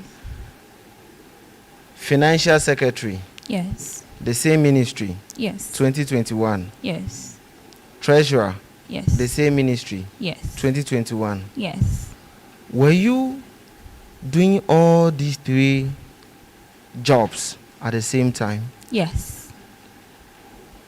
How? All right. First off, I was the general secretary. Then I doubled as the financial secretary. So in that time, during that flow, I was asked to take on the job of the treasurer since there was no one to do that. And I was already doing the job of the financial secretary. So I was asked to take it. So there was no one to go for the treasurer. Yes. So they just gave it to you. I was appointed. Okay, so that makes you a multitask personnel, right? Yes. Okay. So how do you maintain the integrity? Okay, before I come to that question, let's say, for instance, I'm the president, okay, the SRC president, and you are the treasurer, okay, and I come to you, I give you a check, and I tell you to sign. I'm going for money from the bank. Would you sign or you will not sign? First off, the Constitution allows 3 signatories to my best. That's the Dean of Students, the Federal SRC Treasurer, and the Federal SRC President. And monies that are assigned or that are supposed to be taken from the funds are always accounted for. And there is an administrative budget, or better still, there's a budget that is passed. So the money that is being cashed out, does it have any routine in the budget? If it has, what is the money going to be used for? If there is a reasonable explanation for what the money is going to be used for, and it can be accounted for, yes. So would you sign or you will not sign? Here's the case. I'm the one who is bringing the check. No one is aware.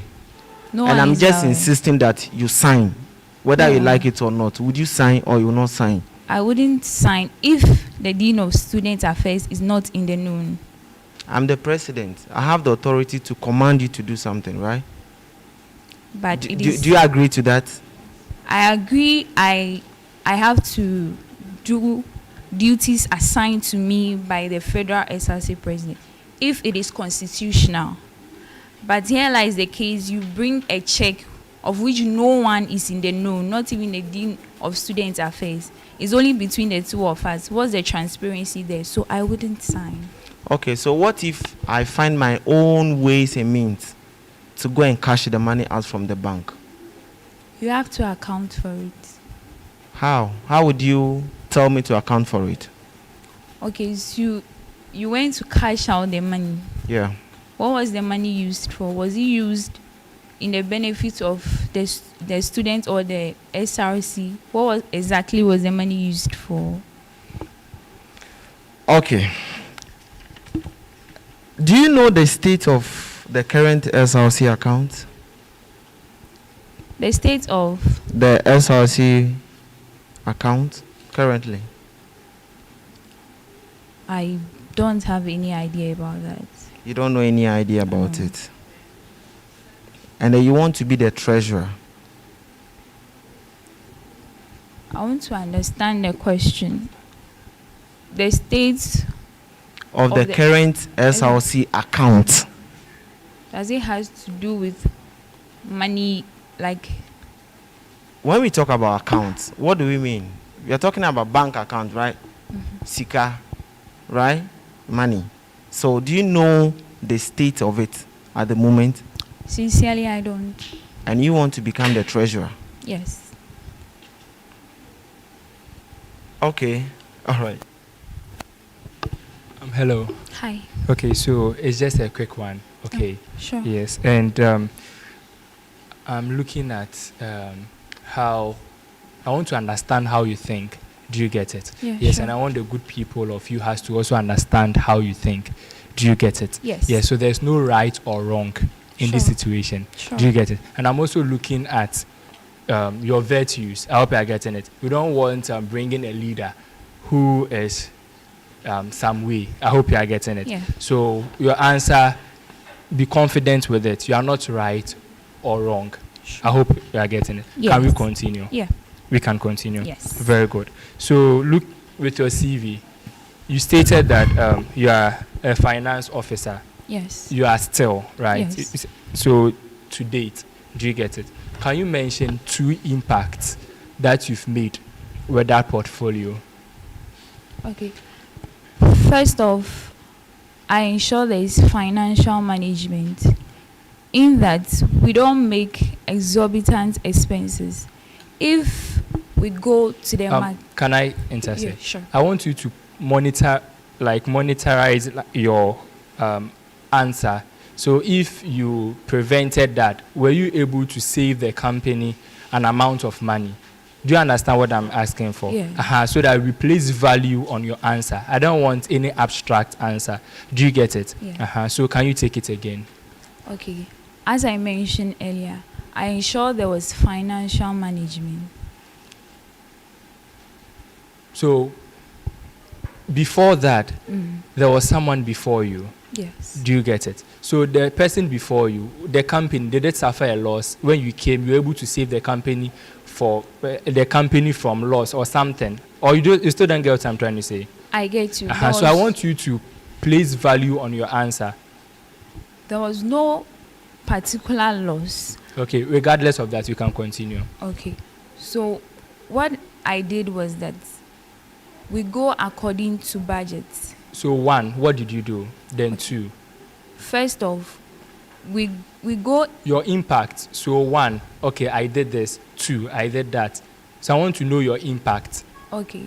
My first impact was that there was financial management in the dealings of the company. Good financial management. Good financial Very management. good. Another impact. Another impact is that there was good appropriation of funds. Good appropriation of funds. Yes. So in all, your work to the company, you did a good work to the company. Yeah. And you are still doing it because you are still the current. Okay, so I have this statement I want to read to you. Okay. I would want you to listen to it objectively. Do you Yeah. get it? If you ask me to repeat myself, you've worried me. So listen to it well. I hope you are getting it. Okay, so the statement is, do you think leaders that hold office should focus on their main aim for which they serve in that office? Yes. You think leaders that hold office should focus on their main aim? Yes. In that same spirit, do you think your work as a finance officer in that business is over?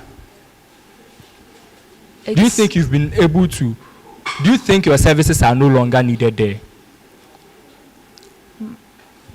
My services are still needed. That is why you are still the current. Yes. So why then are you coming for this position? Do you have a personal incentive for going for this position? Personal incentive. Yes. Can you break it down? Oh, personal incentive means that do you have a selfish interest in the position you are going for? Definitely not. You don't have? No. So what is the main reason why you are going for the position? The main reason why I'm vying for the position of the federal Is to serve. Is to serve. Aren't you serving as a finance officer in that same organization? I am. So why then do you want to still do this? Or you want them to regard you as the federal treasurer, like you have a position in the school? Of course not. I believe I have. If that is not the case, then why then won't you concentrate on the finance officer position that you have? Do you get it? And make more progress or more impact to the organization that you have, because the two impacts you stated, they are perfect, and every organization wouldn't want to lose somebody who is making such tremendous input.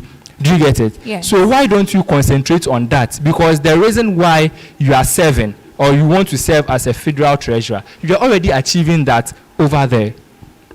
All right. Do you agree with me that the reason why, because you said you have no selfish interest, Yes. so the reason why you are going to serve as a federal treasurer, you are already achieving that same reason in that organization?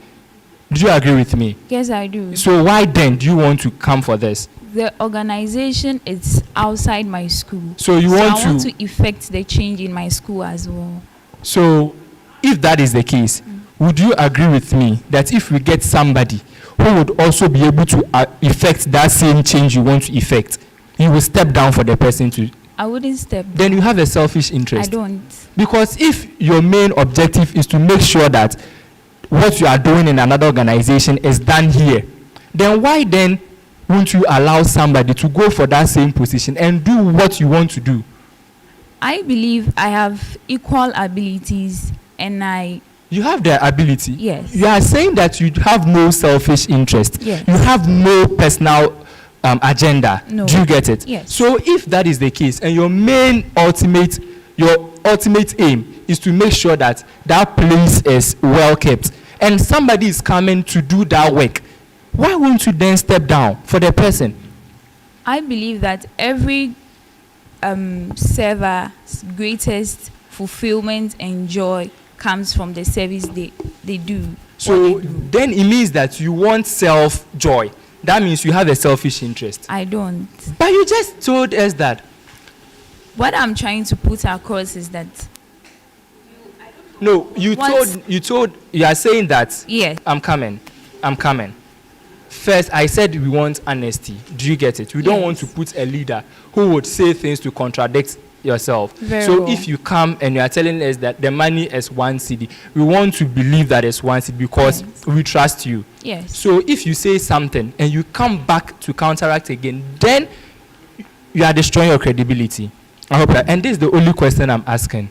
I hope you are getting it. I get So I it. want you to be honest with me. I am. You are saying that you have no personal interest. Yes. But now you are stating that every person's joy comes from fulfilling something. So you want to be the one to fulfill that thing so that you have personal joy out of it. It is not necessarily about the personal joy or. So or what is it then the about? main objective is serving the people of.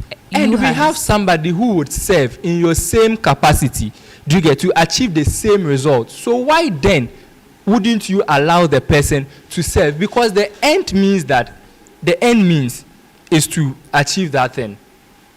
I wouldn't step down because I have equal abilities as the. So then you want it to be you. No, if the need be for the purpose of serving the interest of the student, we may bring in that person to contribute, but to step down for the person to do. So change now, you won't step down. No, I wouldn't. Then it means you have a personal No, I interest. don't. Okay, thank you. Thank you. So back to again, how do you do? How do you do? So now back to your policy. Yes. And still linking it to whether you are qualified. You have the minimum skill, as I stated earlier. Yes. So let's go to the Constitution so that I come to your policy. Okay. So in the Constitution, Article 23, the Treasurer, Yes. Clause 1C, keeping and maintaining proper records of all accounts of monies, revenue, and assets to which the SRC is entitled. You know that is your responsibility. And you know that a good keeping, when you say something, keeping a good account, that means there's accountability. Yes. There is transparency. Yes. So why do you state them as a policy? If these are qualities that describe a good keeping of accounts, why state them as policy? Why I stated accountability I said as policy. your work is to keep a proper account. Yes. And I say qualities of a proper account is that there is transparency. Do you agree? I do. Do you also know that a quality of proper account is accountability? You agree? Yes. So that means that they are not policies. They are qualities of a good book financial keeping. You agree with me?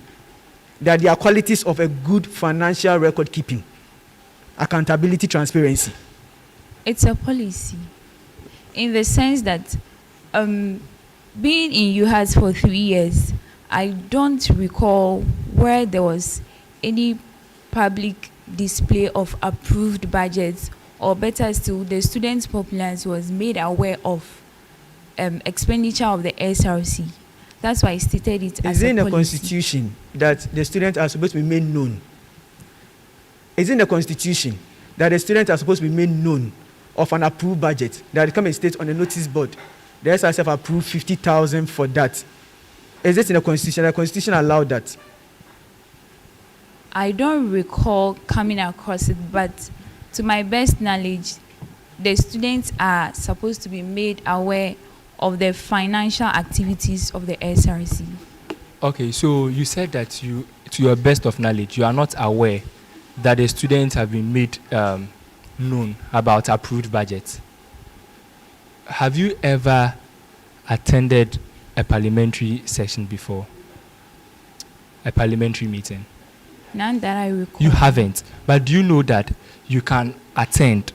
Yes. Do you know that? And do you Yes. know that during a parliamentary session, so during parliamentary meeting, such budgets are made known? Do you know that? Yes. So indirectly, you are saying something that you don't know. No. Because you see, students are supposed to be part or to come for such sections, and Yes. during such sections, we make it known. Even sometimes we project. Do you get it? Yes. So stating on record that students are not doing that, the SRC is not doing that. Indirectly, you are falsely accusing the SRC. No, we all know that the Honorable Minister of Finance goes to read budget in Parliament, where people are allowed to go. Yes, still the budget is made available online for us to see, right? Please, you said budget, right? I'm just No, siding budget. it with that. Did he come and give expenses of a particular activity? Pardon It's me? budget that he gives. Is it the same as giving records or making accounts on expenses? Accounts on expenses can Have you equally ever be made. been to Parliament to give an account on expenses? None that I know of. And where does he give the account? At Parliament, right? Yes. Where is budget supposed to be approved? In Parliament. Does he make the document available online, or is it the media house that publish it?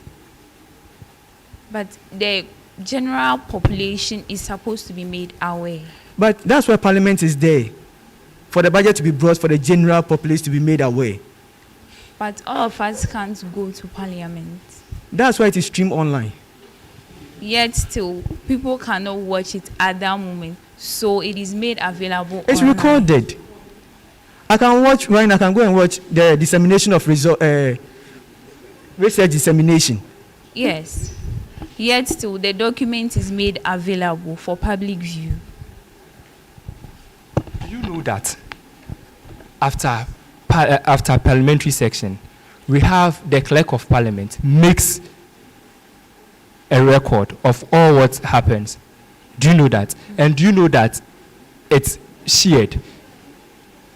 None that I've seen. So it means that you haven't seen it, right? But do you know that it's a practice? It's something that is being done. Yes. But whether you can confirm that you've seen it or not, you can't tell. No. So in other sense, what you are talking about, it's something that is being done. But to your best of knowledge, you haven't seen it. As I said earlier, I said I have never. So you don't know whether the SRC is making students aware of their proceedings or not. Because, mind you, at a parliamentary session, we record, the clerk of parliament records everything. Do you get it? And makes it known to the students. We share them. So you should rather, don't you think that you should rather say that you haven't seen it, other than saying that it is not done?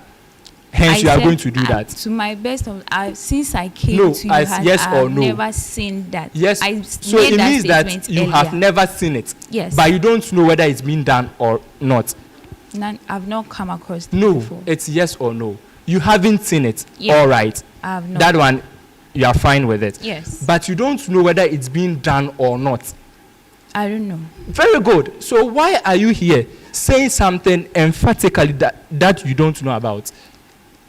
No, listen, it's safe to say you don't know, but you will strengthen it, other than saying that it is not done and you want to do it. Do you understand where I'm coming from? I am not in the known. So before Very I good. made the statement, I said, since I came, I have not seen Very before. good. But you are making it your policy that since it is not done, you are going to ensure that. That is what you said. Do you want us to play it back to you? No, Okay. do you want us to play it back to you? No. But you stated that true or false. That is why I took the mic for a follow-up. Because I don't want to destroy your credibility. Do you get it? I want you to say the things that you've seen and you know it's been done. So if you tell us that you don't know about it, so you want to strengthen it, it's fine, it's safe. Do you get it? Other than stating that the SRC is not doing what they are supposed to do. I hope you are getting it. But you do remember I said, since I came, I have not seen. Thank you. Thank you. Okay, so last two, still on the policy. So I'm saying accountability and transparency are qualities of a good proper keeping, proper records. So it is safe for you to write, you keep a good record. Then you write under it as the record will be accountable. Then, if the record is going to be accountable, how are you going to use your books, which we started with initially? I told you this section is to assess your policy in relation to your preparedness for the position, right? Yes. So initially, we approved that you need to keep records. Yes. And now, we are saying that your policy 2 and 3, which is under policy 2, accountability, transparency, and general finance, should rather be keeping proper records. And the quality of that proper record should be the accountability and the rest. Do we agree? Yeah, sure. So then, how do you show transparency with the record that you are keeping? That is why I stated that as we are recording, there are signatures, there are dates. So we it's not something to be kept secret. It's supposed to be made. But do you know that the book, the constitution said you should keep it? Yes. It doesn't mean it states that you should let the public know. After the records, I'll write a report. And in that report, we are stating all the incomes, all the expenses. You're not supposed to publish it. I didn't hear what you said. It's not your work to publish. Is it your work to publish the records? No. So why are you? Maybe Okay, so I'm not getting your question. This is what I was expecting. Okay. If you buy into the idea, you have a book. Yeah. I suggest you have one book for income and one book for expenses, isn't it? Good. Then any amount you take from any budget is approved goes to the bank to be withdrawn, right? So when you go for bank statement, you know that this amount of money was withdrawn. Mm-hmm. And when the money is withdrawn, you record in your expenses, Yes. isn't it? Yes. Good. Then after recording your expenses, you then write the expenses, the breakdown, if there should be. And if you give the money to someone, don't you give a person a payment voucher? Yes. So that you also record the payment voucher. Yes. Then when the person does not bring, and you have to bring receipt for expenses. What if a person does not bring receipt? Transportation, do you have receipt for transportation in Ghana? No. So what are you going to give to the person? Okay, the person can sign a certificate of honor. Good. So then, making sure your records is properly kept. It means that whatever you have in your expenses and whatever is in your income, plus your payment voucher and your honor certificate, yes, plus your bank statement should match. Yes. Isn't that credible than using the media to tell us what you want us to know? Because if you have only the book, which is your expenses, you can tell not to record certain things. And do you know that if you don't send money, good. So, for instance, you sold SRC cloth. Yes. 5,000. And you also need money now to procure lab coats, which is 4,000. What are you going to do as a treasurer? We sold. Parliament has approved that you go and procure the coats. But you have 5,000 in hand. You have 5,000 in hand. And Parliament has approved 4,000 for lab coats. What are you going to do? To ensure accountability, what are you going to do?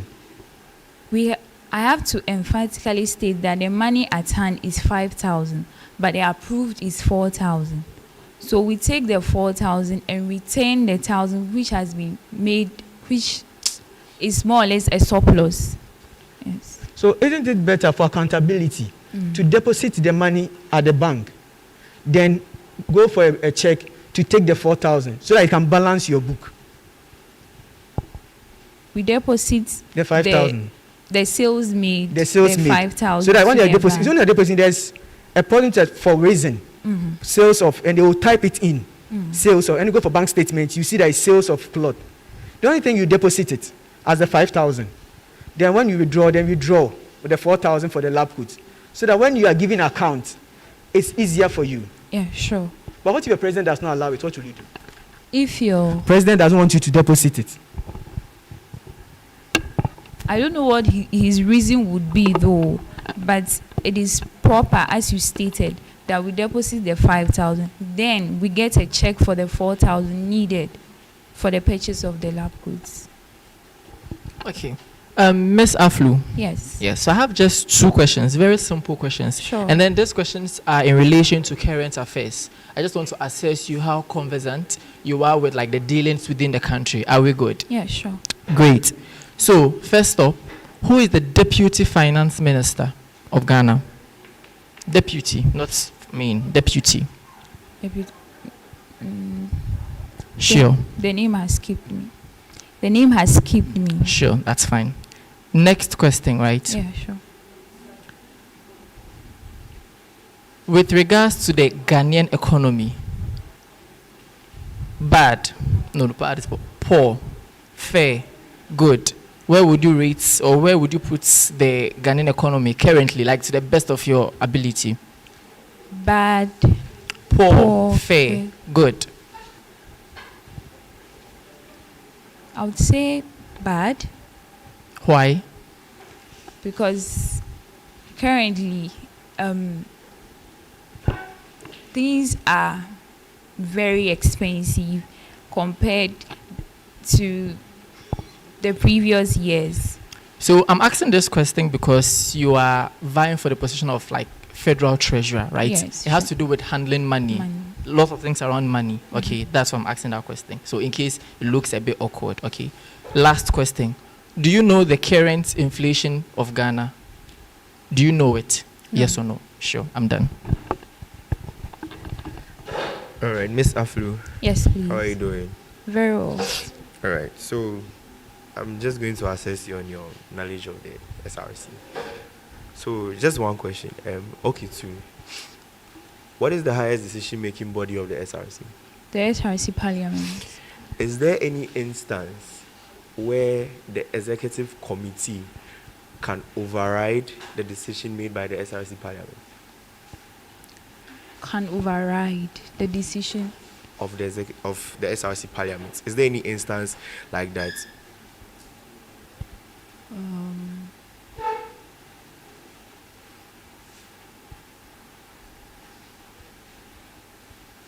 yes. There is. Yes. Can you show me in the Constitution? As in, you can feel free and fair.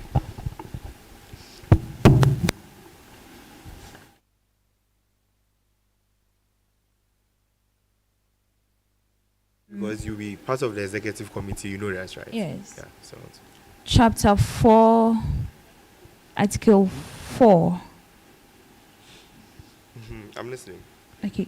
The executive committee shall, in the exercise of its function, have the power to issue executive instruments in accordance with the provisions of this constitution concerning the activities of the SRC. To my best understanding, that's how I interpreted it. That's how you interpret it. Yes. What about 5A? The executive committee shall, in times of emergency, have powers to act promptly without prejudice to any provision of this constitution, provided that the SRC Parliament shall, where this university is on vacation, within 3 days of reopening an emergency, or within 3 days where this university is in session, be informed of the use of such powers. Doesn't that one actually buttress your points better? Okay. Yeah, I think so. You think so? But then look at the B. B. The SRC Parliament shall, upon receiving the said facts and circumstances pertaining to the said emergency, review the decision and make appropriate resolution for the continuance or otherwise of the said emergency action. Sorry. So are you sure that the executive committee can actually override or take a decision without the SRC Parliament? Okay. In taking the B into consideration. Taking it into consideration, how best I understand it is that in as much as the executive committee has taken a decision, it must still be brought to the SRC Parliament so that the parliamentarians will be in the know. All right, that's fine. Thank you. Thank you.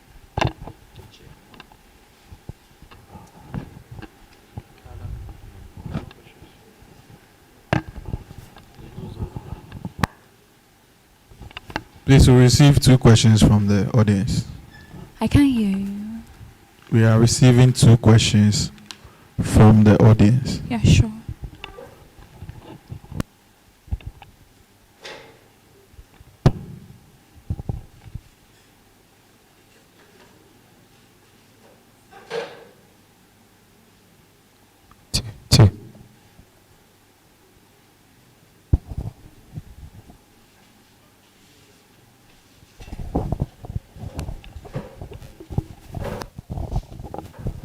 All right, thank you very much. My question is quite simple, and let me just quickly say that I admire your composure. Keep it up. I don't know, but since we're not able to state the inflation rate for today, how my question is going to go. Do you know what inflation is? What inflation is? To my best understanding, I think it has to do with the depreciating of the CD and how it affects the general economy, to my best understanding. All right, thank you. Please, any more Is that okay? questions? Okay.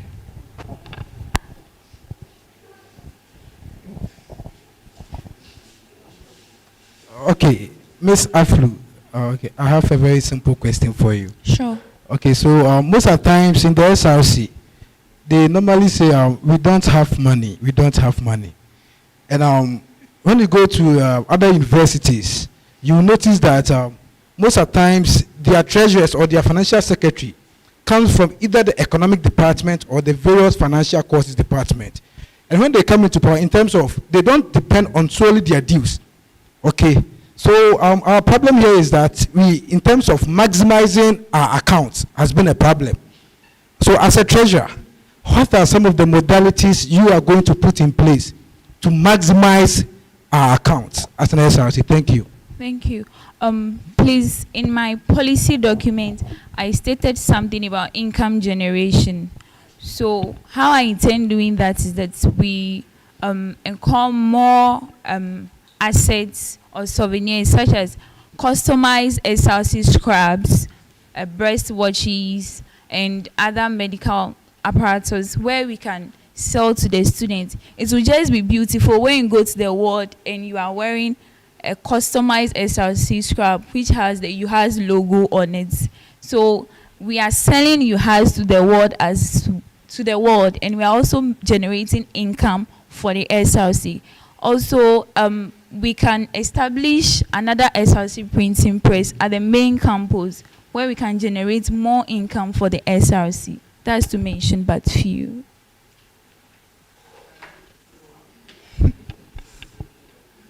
We're only taking 2 questions. Very sorry. Please, the last one on your policy document says that Honorable Rejoice Aflu. And please, could you give clarity on the honorable, please? I should have corrected that before printing out. Sorry. Okay, thank you. You're welcome.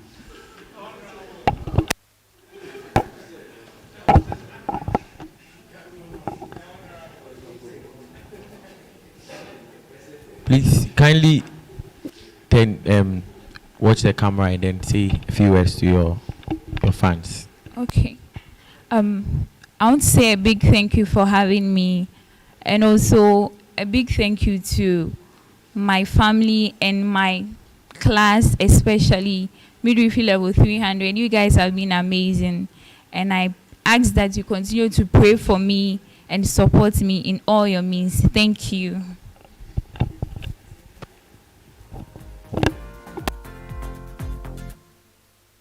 Thank you very much. You may leave. Take your leave.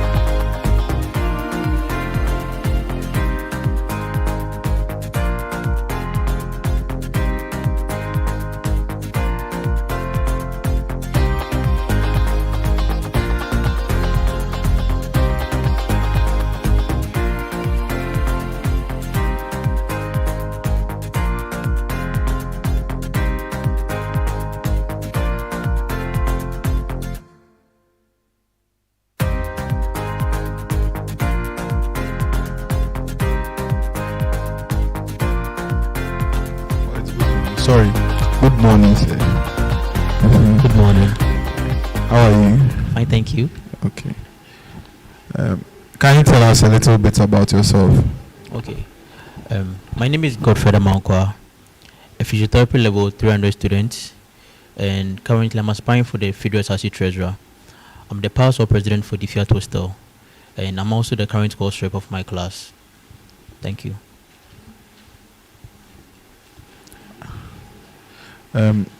Please, we can hardly hear you, so. Oh, okay. Sorry about that.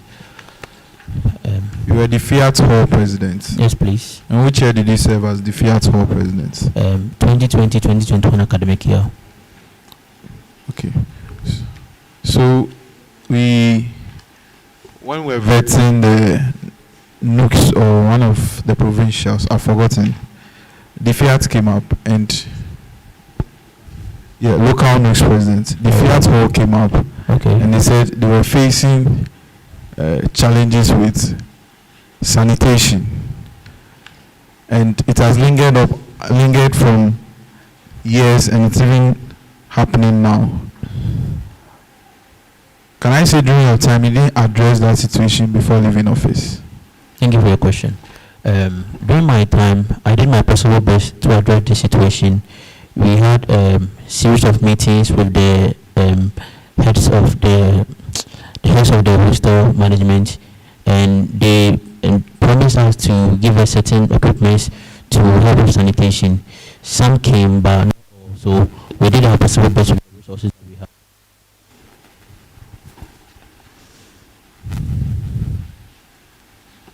And the things you said, you had a series of management. Series of meetings with management. And what did they hold into?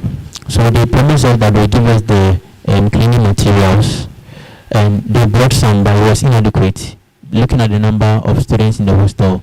So they got finished within the middle of the semester, and he ceased bringing those resources again. So, I advised the students to try to get these stuff themselves, and we did our best with the resources that we had, as I said earlier on. Okay. I've seen you put in some skills here: general accounting, bookkeeping, data entry management, and general math skills. Microsoft Office proficiency, Word, Excel, PowerPoint, and I am very interested in the data entry management and general math skills. What does that entail, please? Okay, so data entry is basically inputting data given. So data can be in the form of digits, numbers, or text. So you'll be given a series of charts or forms to fill. Data entry can be online, and it can also be manually. So I'm interested in digital data entry, that is the online. So I've worked with a couple of NGOs online. I met them through LinkedIn, and I was helping them enter certain data. They were trying to get how should I go for this? They were trying to get the number of the contact details of their employees.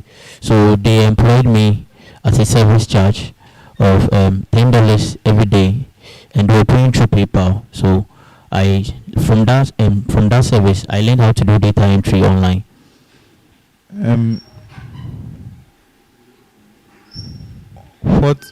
Okay, so who is the current federal treasurer? Honorable Gertrude Banini. Okay. What do you think Honorable Gertrude Banini failed at in her tenure? Okay. Thank you for your question. Honorable Gertrude Banini's term of service, I would say, was a bit challenging. Looking at how elections went on, and also how we were having a system of an acting SRC president, I would say there's just one thing that I think I don't know the reason yet, but in the SRC constitution, there is supposed to be a financial report at the last sitting of every semester. And I come to SRC sittings, parliamentary sittings, but so far I've not seen that being done by her. So I would say that's the only thing that I've identified. Did you personally ask her why this has not happened? Yes, please. It was indirectly, and how she responded was like, due to how busy her schedules are, together with how SRC week celebrations and how budget approval delays in Parliament and all that. So, by what you are saying, if you go to management and you ask for funds for a particular thing, and management says, I'm busy, I can't attend to you, that means you also forget about it and move on with your life. No, please. So I'm also interested in something. Why do you want to be a treasurer? Why not federal SRC president? Why not federal SRC secretary? But you want to be federal SRC treasurer? Thank you for your question. Okay, as I stated earlier in my skills in my CV, I have general accounting skills. So I see this position as a way for me to build and develop myself in that field and aspects, in the sense that being a federal treasurer involves a lot of accounting. So I believe this position will help me to develop myself personally while serving the students of UHAS. Okay, so good morning. Good morning, Honorable. Like your dressing. Thank you. What inspired you? This is how I dress daily, Wow. like normally. Wow. It's for another conversation. Okay. So I'm following up on your intentions. Yeah. On your intentions for vying for this position. I don't think the student would want somebody who doesn't have the right intention. Do you get it? To occupy such a position. Sure. I hope you're getting Sure. it. Yes, so I would want us to follow that. It's just a question. Sure. Do you get it? Yes, please. So, you have a copy of your CV with you? No, please. But you drafted it, so... Please, I have it in mind. You have it in mind? Yeah. So I can engage you on that? Yes. Very good.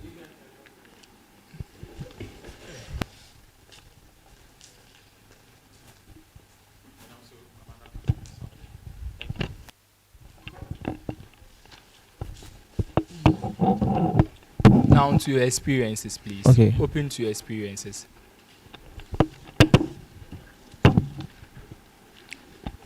You are vice president, right? Current president. Come again. The president. Currently the president. Yes, please. So if even okay, congratulations. Okay, so you are the president, right? For Nubji. Yes, please. Wow. Editorial department. Okay. You are also a course rep, right? Okay. And you are sales executive. Yes, please. You are filling all those positions currently. Yes, please. Do you get it? Yes, please. Okay. So can you mention one impact that you've made each? So making 3 impacts under those offices. I just want straight to the point. 1, I did this. 2, I did that. Okay, so let me start from the sales executive. Okay, so during COVID,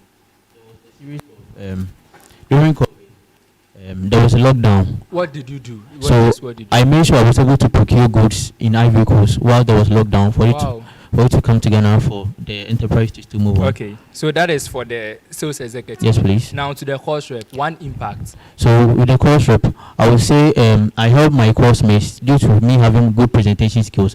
I help them do presentation, how to present, how to prepare even PowerPoint presentations. Wow. So in other words, you built their capacity. Yes, please. Capacity building. Yes, please. With the position of a course rep. Yes, please. I'm impressed. Thank you. Okay. Then, as the president, what's your impact? So when I became when I came to NUG, I'm not a NUG member. Just what did you do, please? So I organized 2 workshops. One on still on capacity building. Yes, please. Wow. I organized 2 workshops. It's fine. Okay. So having that in mind, do you have any personal incentive, into brackets, selfish reason, for going for this position? I would say no. You said no. Yes, So please. why? Why do you want to go for this? As I said, I want this position as a form of career building. Very good. So you want to build. Yes, please.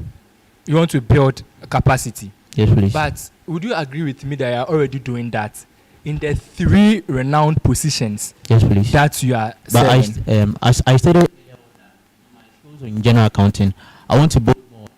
The treasurer will So help you that to do means that that. you have a personal reason because you are using this position to build upon your skill, Yes, right? please. But in the nutshell, it is to serve the No, student body. but you have a personal reason. Yes, please. You have a selfish reason. It's not selfish, No, it's please. selfish because it's Okay. for you alone. Okay. You want, so it's selfish. I wouldn't say No, selfish. but it's selfish because it's for you alone. It's If you are, okay, so if you are arguing from that angle, I would say yes. No, it's selfish because it's for you alone. Would you agree with me? No. Okay. Yes or no? Would you agree with me that the reason is for yourself, so it's selfish? There's nothing wrong with it. I wouldn't say selfish. I'm looking at it's personal, Yes, right? please. It's a personal reason. Yes, please. That is why you are going for this Yes, position. please. So it's selfish, right? Yes, please. Very good. So you are coming for that position because you want to better yourself. Can't you better yourself in those portfolios that you already I've seen.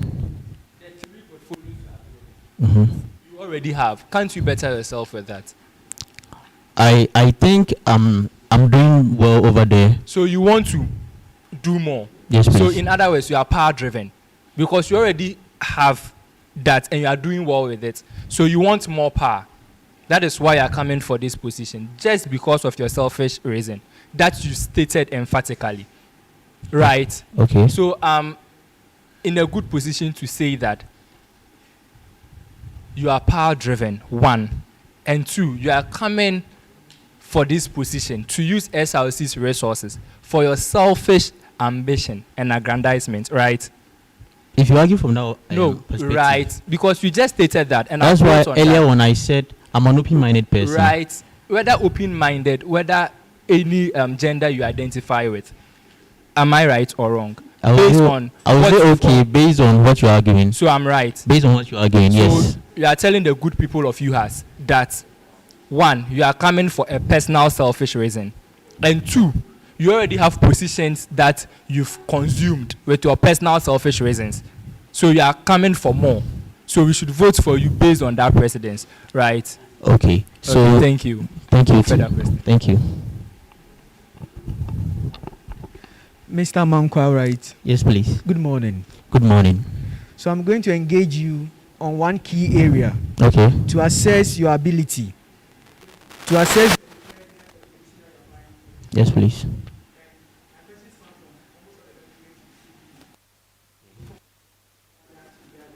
Okay.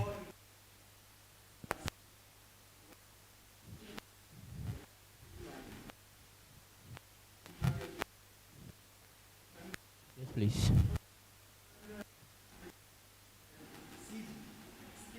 Yes, please.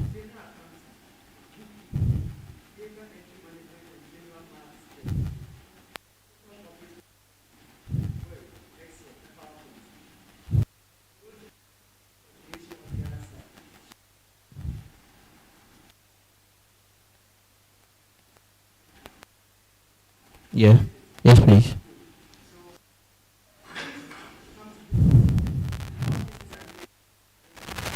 Yeah. Yes, please.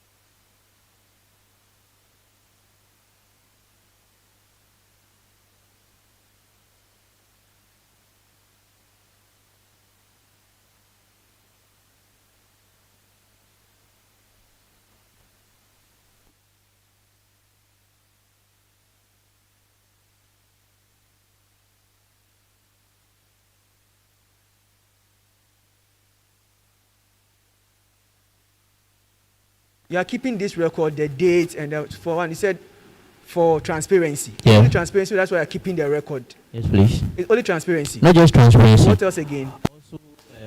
For record's sake, also, to So when you keep books, it helps you to track your losses and your profits too. Uh-huh. And What about accountability?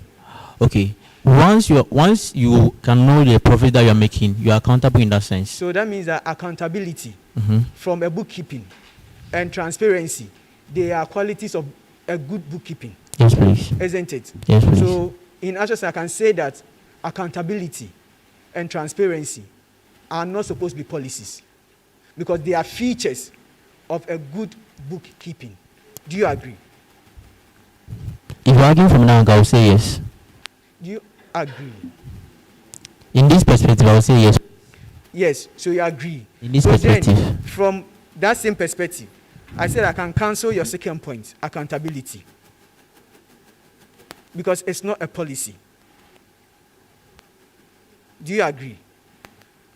Or if you agree, then we move on. Do you agree? No, please. Oh, but you just said from the point that I'm arguing from, Okay. then you consider accountability as not a policy, but an attribute of a good bookkeeping. Isn't what you said?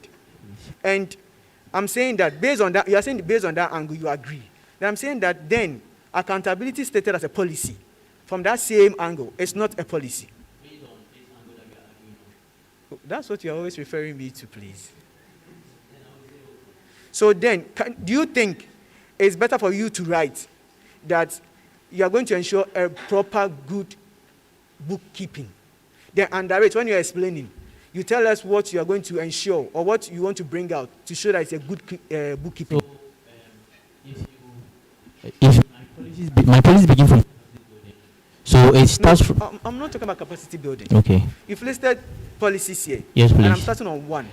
And my policies are based on 1, 2, 3. Okay, so then let's come to that. Okay. You did academic writing. Yes, please. And you did English. Yes, please. Okay, so you know that when you're writing and you're presenting a document, the most important thing should be first, followed by the remaining ones, yes, isn't it? So now, what is your source of authority? What's your source of authority? What is your source of authority? You are occupying the position as a treasurer. What gives you the capacity? What power do you have to work? Who or what is giving you that? SRC Constitution. What is the core mandate? As stated, so first, let's go back again. Where in the Constitution does that is it enshrined about your core mandate? Okay. Chapter 4, Article 23. Article 23. Clause 1. And is it about capacity building?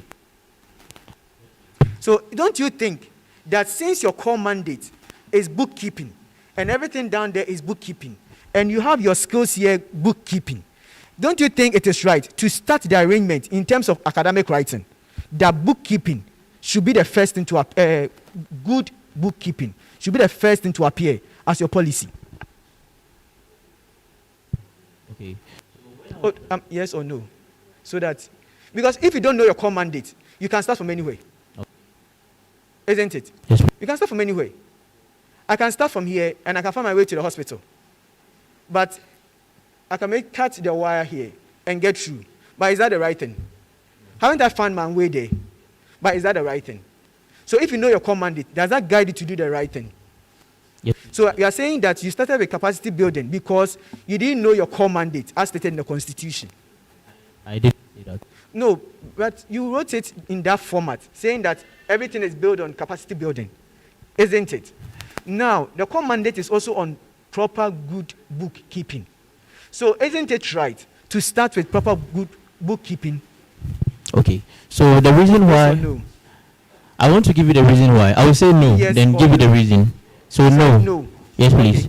Okay, so the reason why I started with the capacity building is financial accountability. Wait. Okay. The capacity building, who are you building? I was looking at... the students. Not just the students. Who? But you have the capacity building to occupy the position as a treasurer. Yes, please. So why don't you start with your work? Before, and if you are done with your work, you build others. How does capacity building of others contribute to your accountability in terms of keeping records? Okay. So I stated in... Oh, no, let's... Okay. Okay. Let's be practical. I'm asking, how does building the capacity of others in terms of finance have the effect on you giving us a proper bookkeeping? If people, I mentioned in the capacity building that I will organize financial seminars. So in these financial seminars, we will teach people how to prepare good budgets to prevent people from presenting to Parliament scanty budgets that will go back and forth for approval. Therefore, in that sense, it will also help to reduce numerical errors, and these numerical errors will help to, will in the nutshell bring about accountability, since people will present good budgets, and these budgets being reviewed will be easier and making my work easy for. Budget review is not done by you, is it? It's done by the financial committee brought to Parliament, right? So what does people getting knowledge in reviewing the budget got to do with you performing your function? Not just reviewing budgets, also making budgets. No, they make budgets. They come to Parliament. You correct them. Either Parliament approve or disapprove. It doesn't affect you. It's the transaction, the checks, the records. So if the person prepares a budget which is poor and is rejected, how does it affect you? How does it affect you?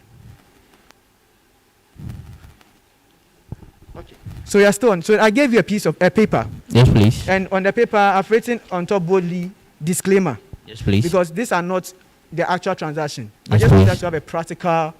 Please, too, I'm assessing you on your preparedness. Yes, I hope please. you know I've not deviated, or have I? No, not at all. So we are moving. Beautiful.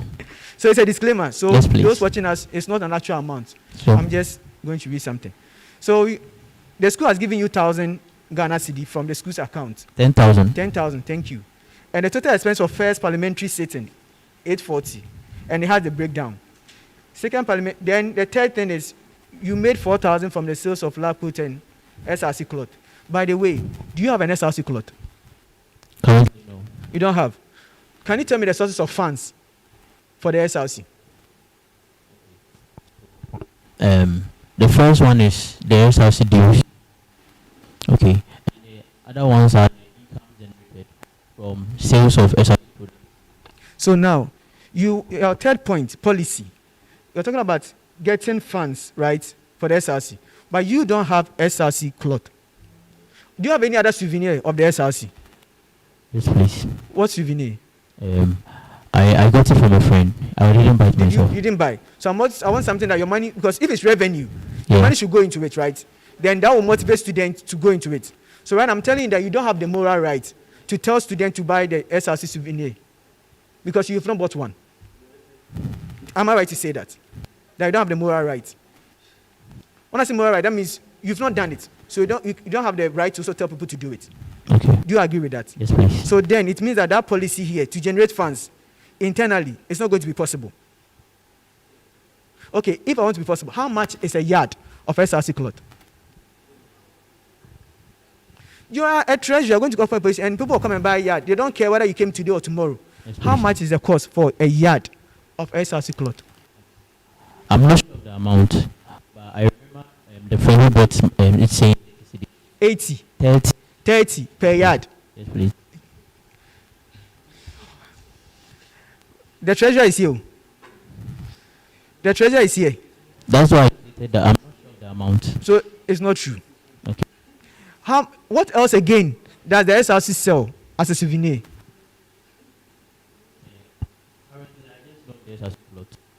Cloth. You've been in school, you've not seen lab coats.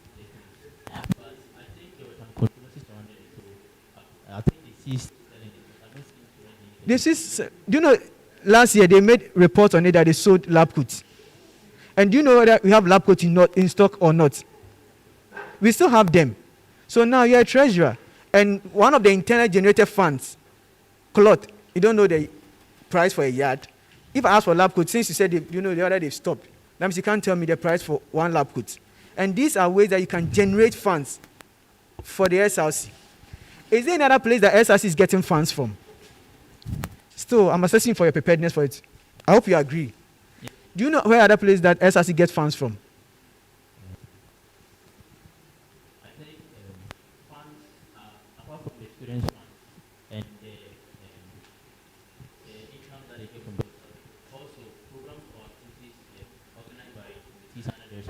associations. No, and so there's- the SRC week, the entertainment committee organizes from Monday to Thursday. Where did they take money from? Who did they take money from? Have you ever gone to the printing press here? You printed before. What is the name of the Bluetooth? What's the name of their Bluetooth device? You printed before. So what's the name of the Bluetooth device? I don't remember. You don't remember? It's so catching. It's called SRC Press. It means that it is a place that when you print, students are, the SRC is going to generate funds, and you don't know. Okay, so now let's come to your document. You said one of your quality is bookkeeping. So let's go to it. I have given you the data. I want you to keep, how are you going to keep this record? Remember, it's not going to happen every day. Or they didn't happen together. So how are you going to keep this record? Okay. Be quick.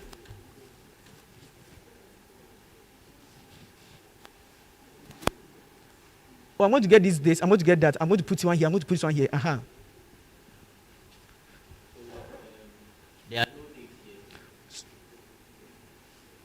So when you are, where are you going to keep this record? How? Where are you going to keep it? In a book. So which of them are you choosing? A book. Okay. So how many? How many books? How many books will you need?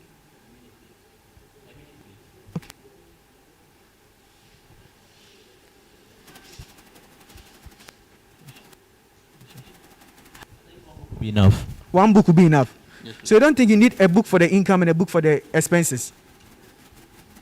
Divide it. You can divide a book. Also, Yes, please. division. Yes, of the please. book.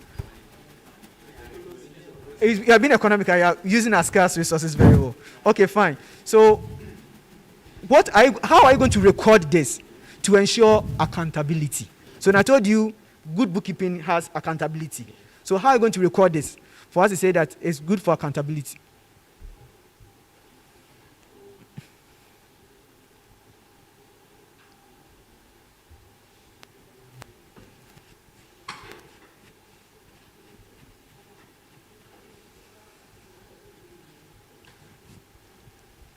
So, it would be like making a financial statement. So first, one part will be all the expenses will be noted down, the amount due, and another part will be for the income generated, the amount due. Then, if I want to know whether we made a loss or profit, I just subtract the expenses from the income generated. I'm saying that these activities Okay. did not occur in one day. Okay. So how are you going to keep the record? Topics for each activity. So the first number 2 says parliamentary sitting. So for event parliamentary sitting, this is the total expenses. 840, 400, everything. I will then add the total. Don't you think? Yes, please. Don't you think that at the income, you record income from the school, the amount. So first, serial number for the incomes they are going to get. Then the next one is the description of the item. Yes, please. Then the next is amount. Then the next is to or from. Then you can sign a number and then signature. So then you have one. I'll be done, sir. One, income from the school, the university, the amount. So you can write from the school. Then you sign because you've gotten a notification. Then when it comes to the sales, you write to the date for that sales was made. Then you write the amount. Then you separate it. Okay. For the income part. Then when you go to the expenses part, you write each of the expenses as supposed to be. Can't that be done? So normally when I first do rough work of everything to make writing it in officially look nicer. So this one is you are keeping the record. Okay. You are not presenting the financial report as the auditor is asking for. Okay. I hope you know that there are two. Yes, please. Yes, please. You have to keep the daily record. Yes, please. And when he requires or he requests for it, you put it in a particular format. And in which format are you going to present your expenses like this to the auditor? So to the auditor, I will make a financial report. And what are the components of the financial report? First would be the total amount given to me. Okay, that would be the first component. Then, But you know that you won't get a total amount. Your income will come in from time to time. Yes, please. So is it necessary to say total amount before you start? where I was given an amount to work with, I would do that. And if I was not, I won't input that. So then, first one would be the expenses done. That would be the first chapter. The expenses incurred. I will basically maybe decorations, TNT, plus the amounts. Sometimes I'll do the total. Then the income generated, maybe games. There was some income generated. Hiking, so there was down. Then the total. Then I'll do the deficits, or I'll do the subtraction to see whether we made a surplus or deficits at the bottom of it. So all. don't you think this is going to be very difficult for the auditor to read? Why don't you group it? Income from the university. Maybe during your period, you had 3 incomes or 3 transfer. You just put the sum together. Then you write note 1. I'm sure you're accounting, so you've seen note 1. Yes, please. Then after they are done with everything, they come down and come and explain what the note 1 stands for. Yes, please. Then you have income from souvenir. And there are ways of preparing. Yeah, but I'm talking about you're preparing your work for someone. Okay. And it should be neatly done. Okay. There are ways, but there's an acceptable way. Okay. Isn't it? Yes, so please. you're presenting parliamentary sitting. You want to present the whole thing under one subsection. It won't be very difficult. Than using the notes. They want to come and explain the note down for the person to understand. Okay. So I was thinking of, after making everything down, when presenting, I was listening to them in person. But you know that you have to send a document first for them to assess before they call you to come and explain. So if I'm making the reading very difficult, how then? They'll call you for every point. But if you present it nicely, like what I'm suggesting, they may call you just to come and explain one or few things or come and show receipts, isn't it? So, thank you. All right. Thank you. You're welcome. Thank you. So I would assess you on your knowledge on current affairs. Okay. First off, do you think that the war between Russia and Ukraine is truly the cause of Ghana's economy now? Okay. So I think I want a yes or no then. Yes, please. From what I know. Thank you. All right, sure. Who is the president of the World Bank? I have no idea at the moment. Who is the governor of the Bank of Ghana? Can we skip it next? That's all. Thank you. Okay, thank you. Okay, so I have, I think, 2 questions, mostly geared towards your third policy, sponsorship, right? Yes, please. So basically, the essence of this question is to assess feasibility. Okay. How all this would stand. If Okay. it's specific, it's measurable. So that's basically the reason I'm asking you this question. So we move to your second point. To make sure monies for programs or projects are released early to make organizations correct. Okay. First up, what does that mean? Okay. So that policy or that point was in my initial planning of this policy, I thought I would be allowed to explain it from the capacity building downwards. So in the capacity building, I stated that there will be financial seminars to brief not just the student populace, but also committees in the SRC or in the SRC Parliament on how to prepare budgets and all that. So when I say release early, I mean when I get the money from the students' funds, I make sure I release it to as soon as possible. Okay, sure. So if I cut you, not because I don't like, I mean, I'm cutting you, it just means I've gotten what I want. Okay. So next up. How in UHAS SRC, how are budgets approved for specific programs? Like, just give me like maybe step 1 we do this, step 2 we do that, like that. The question again, please. In UHAS, relative to SRC, how are funds released for specific programs? So first off, a committee or an association or a commission will present a budget, and it will go to the financial. Present it to where? First, it will go to the financial committee of the SRC, who will pre-audit it. Then it will go to the SRC Parliament for approval. Then from the SRC Parliament, if it is approved, it goes to the Dean of Students, and the Dean of Students will take it to. Okay, sure. So with all the steps that you are listing, Okay. again, my question boils down: how practical is this? Because from my understanding of this policy, it means that regardless of when this association or this committees, in your case, would present this, you will still make sure. So, for example, we had an instance, right? Legal advice. I stand to be corrected if I'm wrong.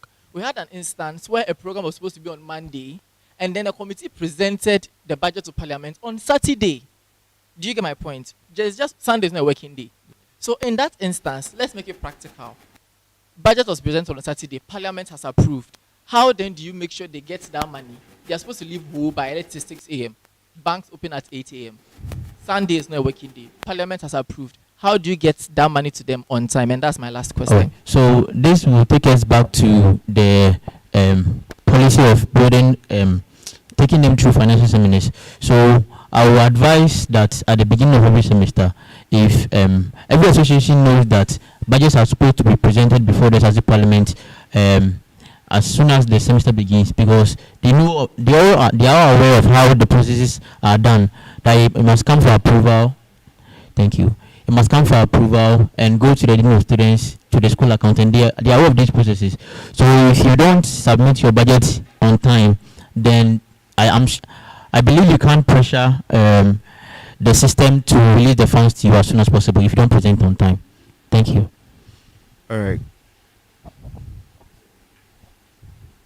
Hello. All right. Good evening. Good evening. So I'm just going to assess your knowledge of the SRC. Okay. Issues in general.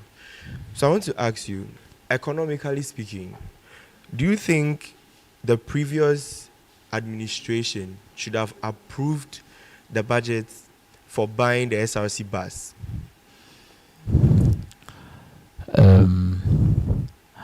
I would say yes and no. Why yes, why no? Okay. So I would say yes because the main idea of getting that bus was to generate income. Okay. And no, because I think there were other ways. There could have been other options in acquiring that bus than the like other ways like. Okay. So from what I know, the price of the bus was too expensive to pay at a go. So they decided to liaise with the company to give them a payment plan. And I think that payment plan could have been debated more upon to get us a suitable one. Alright, so there's a follow-up on that. Okay. Since you mentioned that the SRC, the bus was not paid fully, I want to know the loan.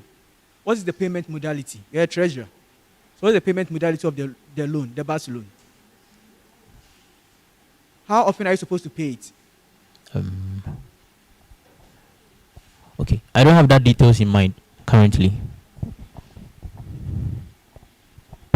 Honorable Godfrey, were you in that parliament that approved that budget? No, please. You are not a parliamentarian. That approved the buying of the bus. No, please.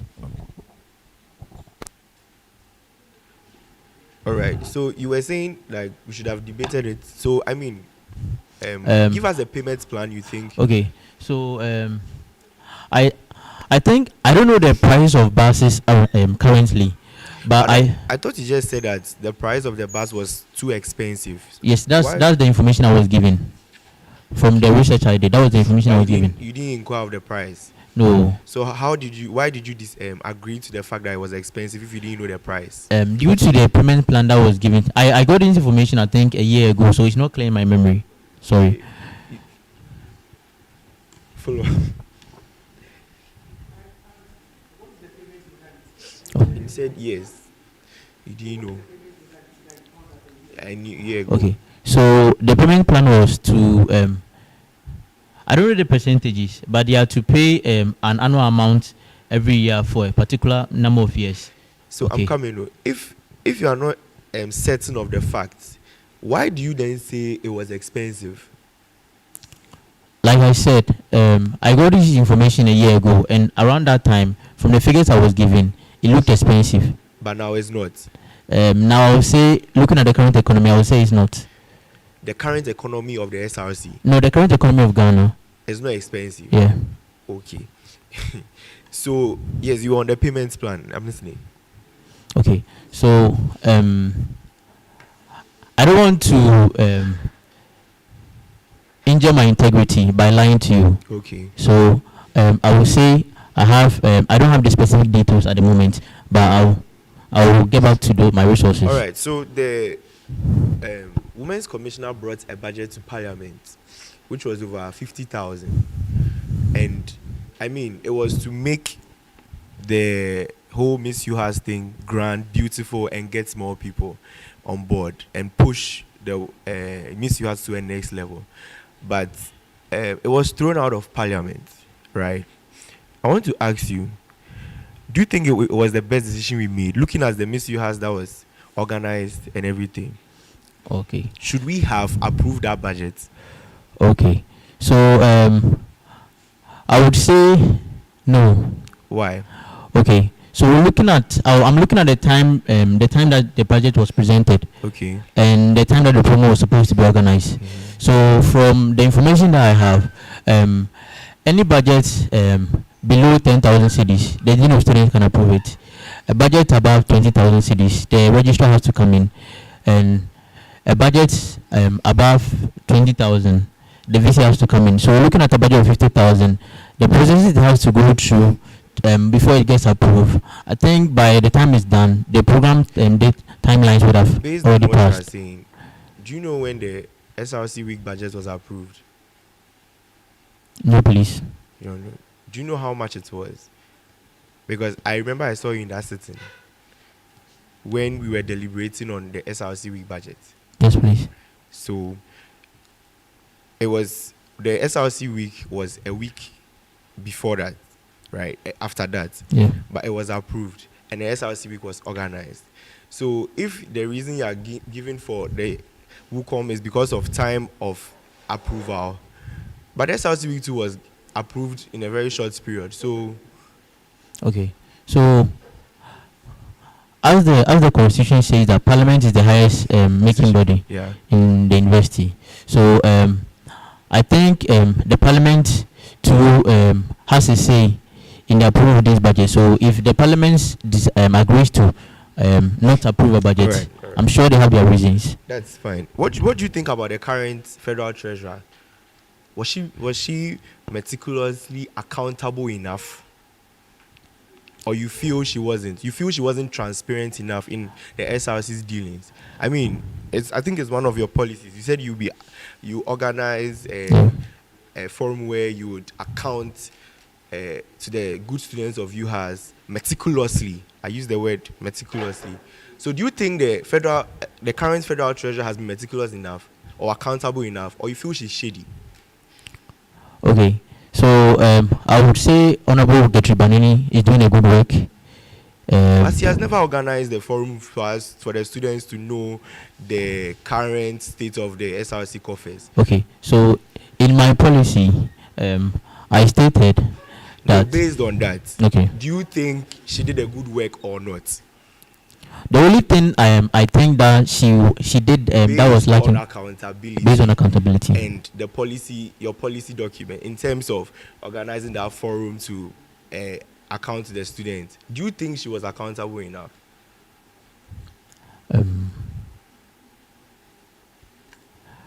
I would say looking at the circumstances, I would say no, please. She wasn't Looking at the circumstances.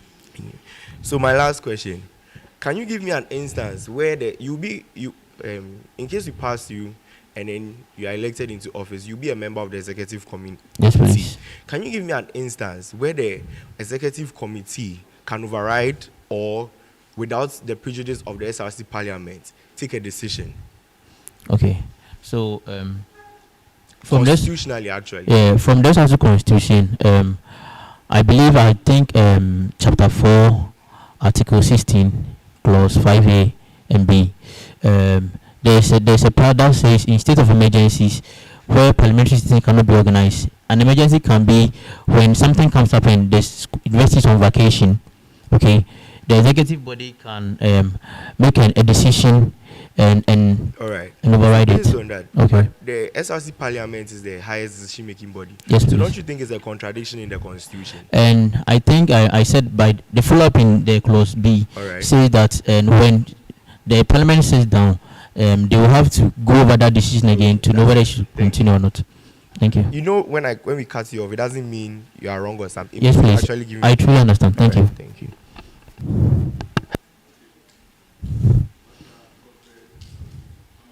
Yes, please.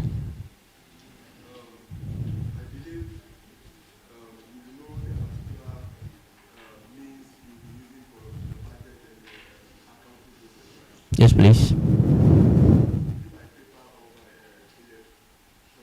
Electronics.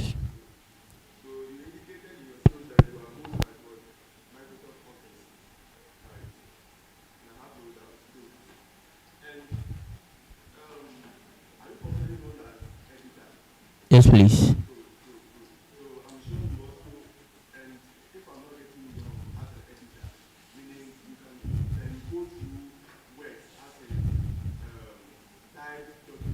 Yes, please.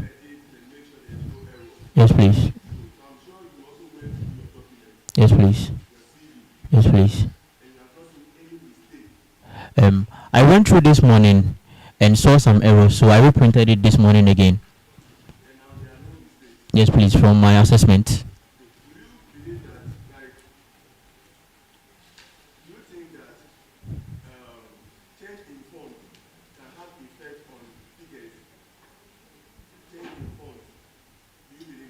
Yes, please.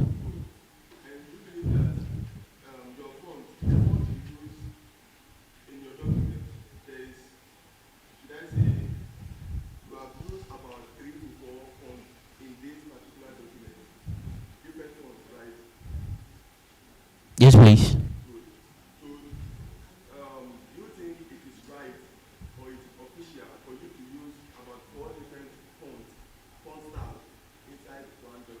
Okay, so this document, I got it as a sample from Microsoft Word, this format, and I looked it up, and it was used for presentations for job applications abroad. Yes, please. Yes, please.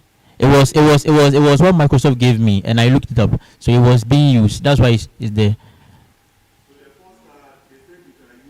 They use 11. They use 11. Okay.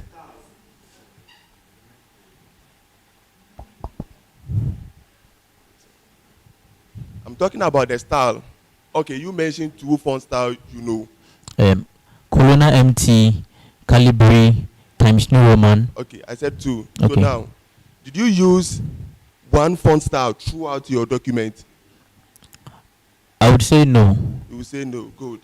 So I asked you earlier that a change in font style can have effect on figures. Yes, please. Which will affect which will affect probably the size or maybe the clarity of the figures. Yes, please. And as a treasurer to be, right? Good. Do you think that having different font style in your document as a budget is appropriate, or it is important in your budget drawing or something like that? Do you think it is right for you to do such a thing? In budget, no. No, good. But in this, yes. I tried to make this look artistic in a way. Yes. In this format, yes, please. Okay. I think I have last one for you, then I'll hand over the mic. You made mention of your skills. You said general accounting. Okay. I will ask you to define a word for me. Can you define virement? Virement. VIREMENT. I think it's the process of transferring financial financial account from one account to the other. I think, yeah.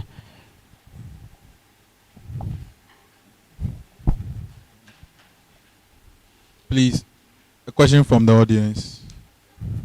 Any questions from the audience?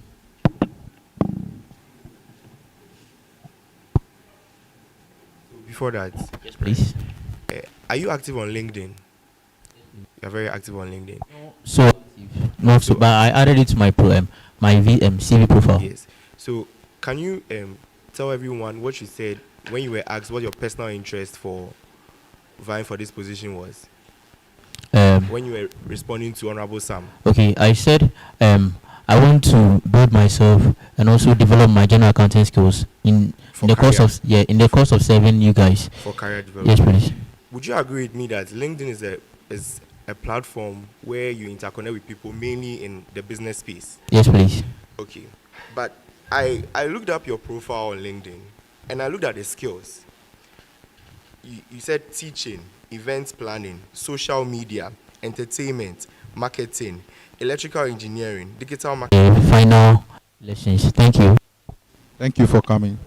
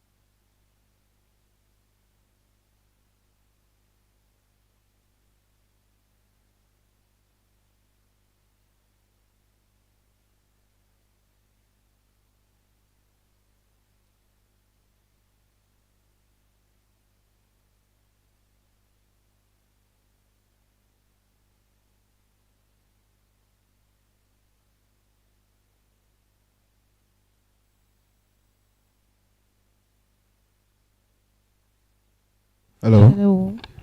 Good evening. Good evening. How are you? I'm fine, thank you. And you?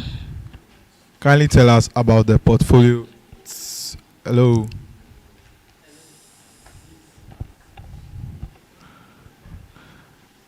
Kindly tell us a little bit about yourself and the portfolio you are running for, please. Thank you very much. I am Maridia Mustafa, a level 300. Kindly speak loudly. I am Maridia Mustafa, a level 300 midwifery student and an aspirant for the position of the Federal SRC General Secretary. I believe I am an organized,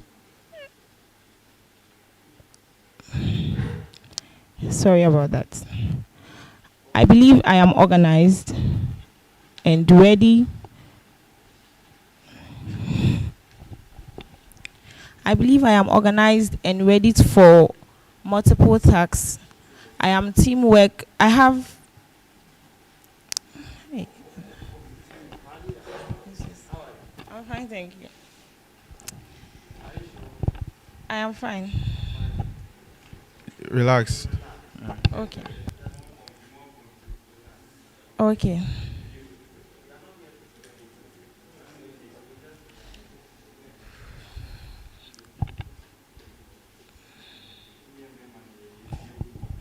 Okay, so sorry about that. My name is Maridia Mustafa, a level 300 midwifery student and an aspirant of the position of the Federal SRC General Secretary. I am an organized and an individual ready to accept multiple tasks, willing to learn and then make myself a better person. Thank you very much. Thank you very much. On your CV, you stated you were exchange committee chair from 2021 up to date. You were exchange committee chair for the University of Health and Allied Sciences. You has nursing and midwifery students. Yes, please. You were the exchange committee chair. Yes, please. What did you do during that tenure?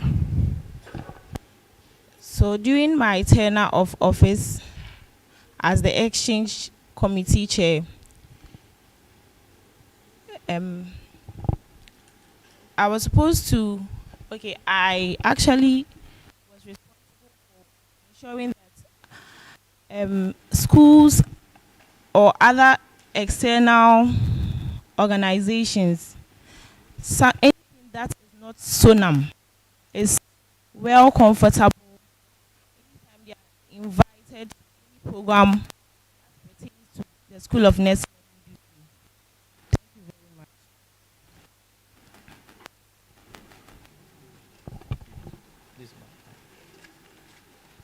Okay, so I would like to know when you were you stated that what is this? Okay, you were part of the Red Cross Society, right? Yes. Okay, so when you were there, how was it? So I was part of the Red Cross Society for my FHS school. I was just a member, but we were educated on first aid and all things pertaining to. Okay, so under interests and activities, I see something that I like activism. What do you mean by activism? I like to push through in things that are right. Like I see myself as an outspoken person. I believe with that as a competency, sorry, I am able to do. Thank you. Okay, who is the Federal SRC Secretary? Honorable Patrick Akwaba. Pardon? Honorable Patrick. For his name, I'm not actually very familiar. Are you happy with the discharge of the duties of Honorable Patrick? What I can say from here is that I believe he's doing his best. Okay, So for the past year, have you received any updates on happenings of the SRC? Well, I think A few. yes. Namely, what was it talking about? I saw one on when the forms were released. I saw a communique about that, and then I don't really remember, but I've seen some before. I've seen one before. Okay. Mustafa, how are you doing? I'm fine, thank you. Great. Okay, so personally, Mhm. may I have a personal interest in this office because once upon a time I was the general secretary of an organization, Wow. right? Yes. And yeah, it's one office I hold dearly. So basically, my line of questioning will be with regards to your skills and competences for this particular portfolio. Okay. Okay. So first up, do you agree that through writing, a general secretary sells the institution or the organization he or she is presenting? Do you agree to that? Yes, fact? please, I agree. Great. Next up, I'm looking at your CV, right? Nicely written. But then again, nationality, address. Do you have a copy? No, please. Kindly come for Mr. Chairman's copy.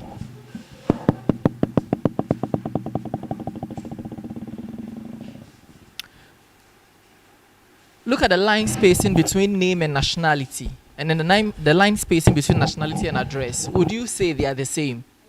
Why? Or it was a mistake? Yes, Okay. it was an oversight.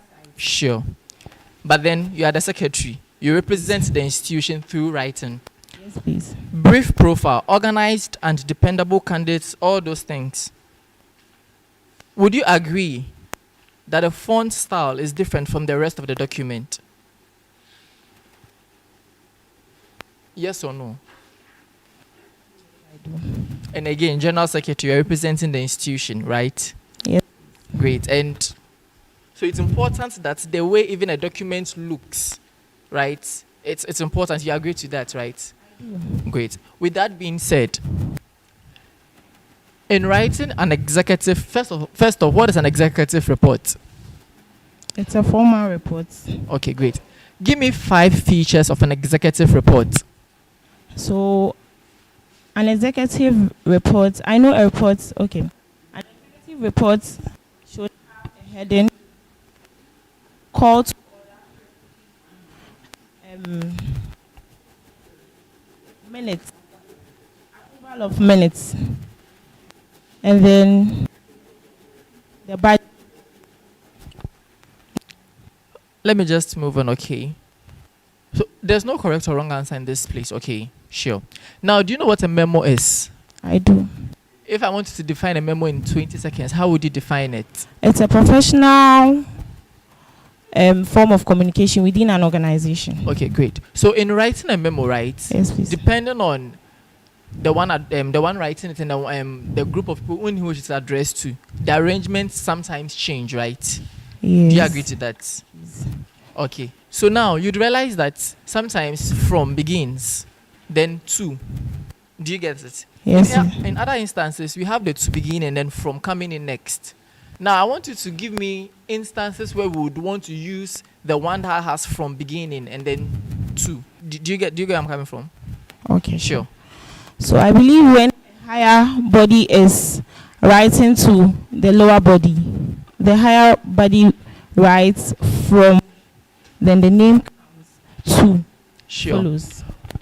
One, it's not really one. It's like 2 questions in one. But then before we move on, And then vice versa.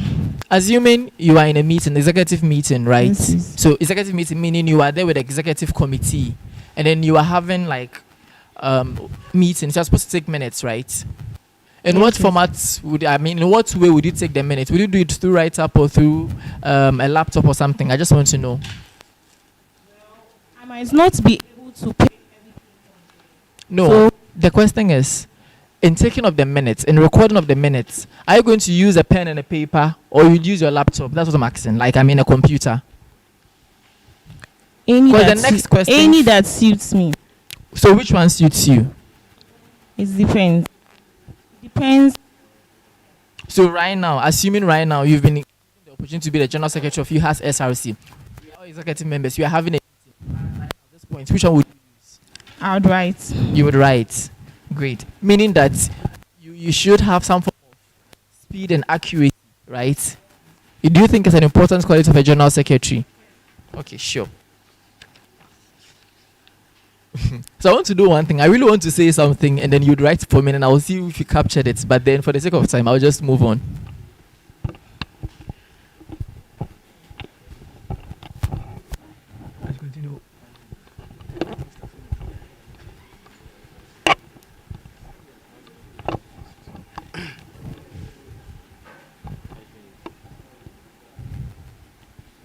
Madam Madia. Yes, That's the name, right? Okay. Madam Madia, please, can you tell me why you want to be the Federal Secretary of SRC? Thank you very much. I believe this position suits my skills, and then it will be a portfolio for me and then do more. So tell me some of the skills that you have acquired that makes you qualify for this. I'm good at communicating, and then I have typing skills. Okay, so in your policy, number 4, under the policy on communication and dissemination of information, you said the problem of students receiving wrong information and information late will be a thing of the past. Please, can you tell me an instance, okay, or instances that students have received wrong information? Thank you very much. So this question is really dear to my heart, because most as times during examinations we receive drafts of timetable, and then the final one comes, and then some students don't know which timetable is the final timetable. So some of the students end up using the wrong timetable. So I think with information dissemination, where information can be sent through mails and other forms, this will be a thing of the past. Thank you very much. Wrong information. So I want a typical example of the wrong information that you are saying students have received. Okay, thank you. Draft timetable is not a wrong information. Okay. Isn't it? Or it is? Is it a wrong information? It isn't the final timetable. So is it wrong information? Nope. You are the class rep, right? I am. So when draft timetable comes out, what do you do? I send it to my mates. You send it to your mate. Why do you send it to your mate? They should have a fair idea of. So that means you two you have been sending wrong information to your colleagues. Do you agree to that? Do you agree to that? I didn't put it that way. No. You said draft timetable is a wrong information, right? I didn't say that. Okay, It was an example I cited of information, you not getting the accurate information. Okay, so which is draft timetable, timetable but is not an accurate information. It isn't the final timetable. No, draft timetable is not an accurate information. Is that it? Yes or no? I can't choose any because why can't you choose any? You have to choose any of it them. isn't the final time, so you can't use a drafted timetable for an examination. Okay, so in case the draft timetable comes out, yes, please, and then a particular course that you are reading within the semester is not found in the timetable, what do you do? I would go to the academic affairs. Why are you going to the academic affairs? To ensure that all our courses are there. So why then do you say it is wrong information? If it is wrong information, then you will not, even take a look at it in the first place. Okay. Thank you very much. Okay.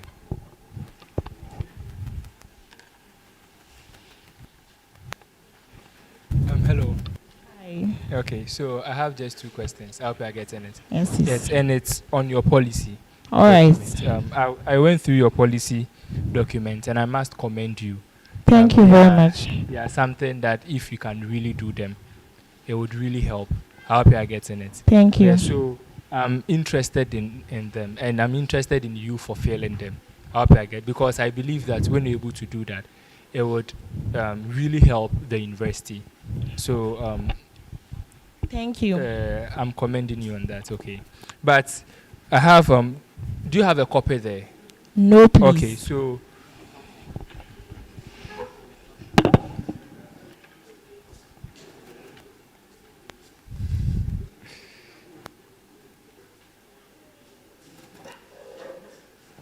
like I said earlier, you are doing well with it. Okay, but I just want to ask few questions on that so that I'll see how best you would answer them. So the first question is the policy on receipt. The second paragraph, register trial papers. Can you kindly read it for us? Register trial papers for students. The SRC shall assist students who cannot travel to register. Okay, so papers that students have trailed, right? Yes, please. Okay, so you would register for them? Yes, please. Okay, would you do it personally or with your office? With the office. So I can't do it all. So you will get people to do that? Yeah. Okay, have you come across the word confidentiality? Do you have a fair idea of what it means? Yes, I do. Can you tell me about it? To do with not sharing the information of an individual to the Okay, so you see, we have a system where even some of the students who have trailed that particular course, they are shy to even come out. Do you get it? Because of the, should I say, stigma that is associated with it. I understand. Now, you are with a team of people that are going to register their courses, their papers for them. Do you get it? How then are you going to ensure that their privacy or that kind of thing that they've entrusted in your care, how are you going to ensure that it's being safeguarded? Do you understand the question? I get it. Thank you very much. So in the policy, I didn't state all students who have trailed. Some students have genuine reasons for not being able to be on campus to register their courses. No. The question is, so those who have submitted their information, do you get it? For and you are registering for them because you are working with a team and a group of people. Okay. How are you going to ensure that those information are not used? So we will make confidentiality our hallmark, where information on students wouldn't get so today. When I interject, it means that you are saying what is right. Do you get it? Yes, so I don't yes. want you to talk plainly so that you waste the time. All I hope right. you are getting. Like Yes, I said yes. earlier, I'm interested in you fulfilling it. Okay. So if you are going to make confidentiality your hallmark, does that mean that you don't have a clear plan of what you are going to do? You are just going to make sure confidentiality is a hallmark. And I presume that it's already your hallmark, right? It is. Yes. So what clear strategies are you going to put in place? Because if you say you are making confidentiality a hallmark, that's the ideal standard. So we all hope so. But what checks and balances are you going to put in place to make sure that that comes to fruition? Do you understand? So thank you. Students or the committee would be made up of highly. What are you going to do? Just make it one. I'm going to do this. Two. I'm going to do. Okay, this. so I'm going to make sure that those that will be in charge of that committee will be or oriented in that aspect. Are you saying that those who are Those that are going those to be registering for the students would you are going to of vet them very well? Yes, to of make course. sure they are competent. Yes, So of are you course. assuring me that people in office who are well vetted cannot breach the reason why they are in that office? People do. So what then would that mean? What would be the essence of that? Because even with that, people can still go against that. I believe not all of them would. So you know the people that you are going to work with. Yes, please. You know, I would so have even I would before have I'm coming people to work with. before the position. You already know those that you are going to work with, because just now you stated that you know the people that you are going to work with. So before you are now inverting, and you already know the people that you are going to work with. Yes, I have a few in mind. Wow. So am I safe to say that you are just about family and friends? Because Okay. if you don't know somebody you are going to work with. I do you don't understand what I'm trying to say? I understand you, but I didn't put it that way, and that I'm is not just what making I'm an trying to say assumption. either. I'm just making an assumption. So yes or no. I'm not rich hunting you. I just want you to Answer to your assumptions. Yeah, so I'm just saying that you said you know the people you are going to work with. I know the people I would want to work with. You would want to work with. So you already have the Not people. people as in this person or that. Is it that you know the people or their criteria? That is what. Yes, please. But you said you know the people. It was a mistake. Okay. So you are going to make sure that the people that are going to work on that, I hope you are getting it, please. and they have a certain attribute. Yes, please, of course. And that would be enough to make sure they don't go against it. Yes, that's what I'm saying. That is what you are saying. Yes. Okay, I would engage you on that later. The last Thank you. thing, look at the fourth policy. I want just a minute clarification on that. I hope you are getting it. The problem of students receiving wrong information and information late. I guess you want to say late information, right? Yes, please. Yes, would be a thing of the past. I want to ask a question. Do you have control over false information that are shared? Not entirely. No, do you have control? As I'm sitting here, or No, as you as an entity, do you have a control of false information that are being shared? false informations that are being shared. You said receiving information that is false will be thing of the past. So I intend. No, the question is, do you have control over the false information that people share? Can I say something after answering that question, please? Of course, you have a minute to address it, but I just Okay. want to know: do you have control? So I don't have an entire control over that. If I have my phone here, yes, am I not privy to whatever information I want to share? You are. So what control then do you have that you are telling the panel that you would make sure that sharing of false information will be thing of the past? Information with regards to academia. So do you have control? That is the question. Do you have control over the information people share? I don't have an entire control, but I do have a little control over Of them. what people share on their phone? Not on what people share on their phones, but how the information reaches the student. That is the dissemination of information. So you have control over that. You are supposed to have control over that as a general secretary. Thank you very much. Okay. Yeah, Madam Madia, the name is My Mustafa dear. Madia. Okay.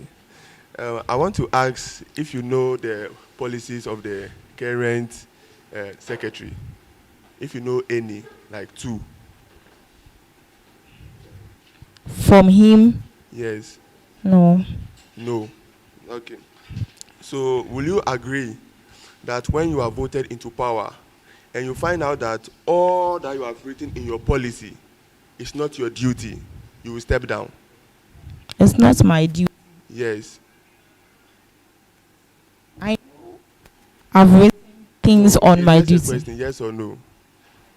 It's not a real question. This is just an assumption you are trying to make.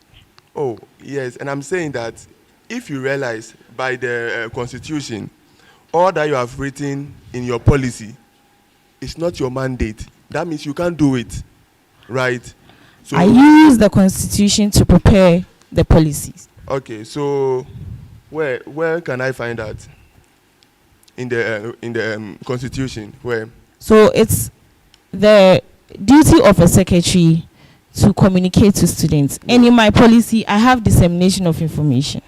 Good. And I'm asking where in the Constitution can I find that? dissemination of information. Yes, as in your mandate as a secretary. Chapter 4, Article 22, Clause 1 to 3. Okay, so all your policies, about 6, you have only one policy which is relevant or is associated with your core duties as a secretary out of the 6. Is that what you are telling me? No, please. So apart from the one you just mentioned, do you have any other policy? Well, a secretary is the center of decision making. And in my policies, I have stated liaising with the federal executives. As a secretary, you have a role to play in that stand too. So I think I'm on track. Thank you very much. Will you also agree with me that the president also have power to instruct you to do certain things? Of course. Okay, so can the president also instruct you to do certain policies you have over here? Yes. That's what you are telling me. Are you The sure? president can instruct you to do executive duties for him. Okay, thank you. So there is an office. You know that we have here in this school, we have directorates, internal audit, procurement, finance. You think this deals with money, right? Yes. So they are quite related. They are quite related.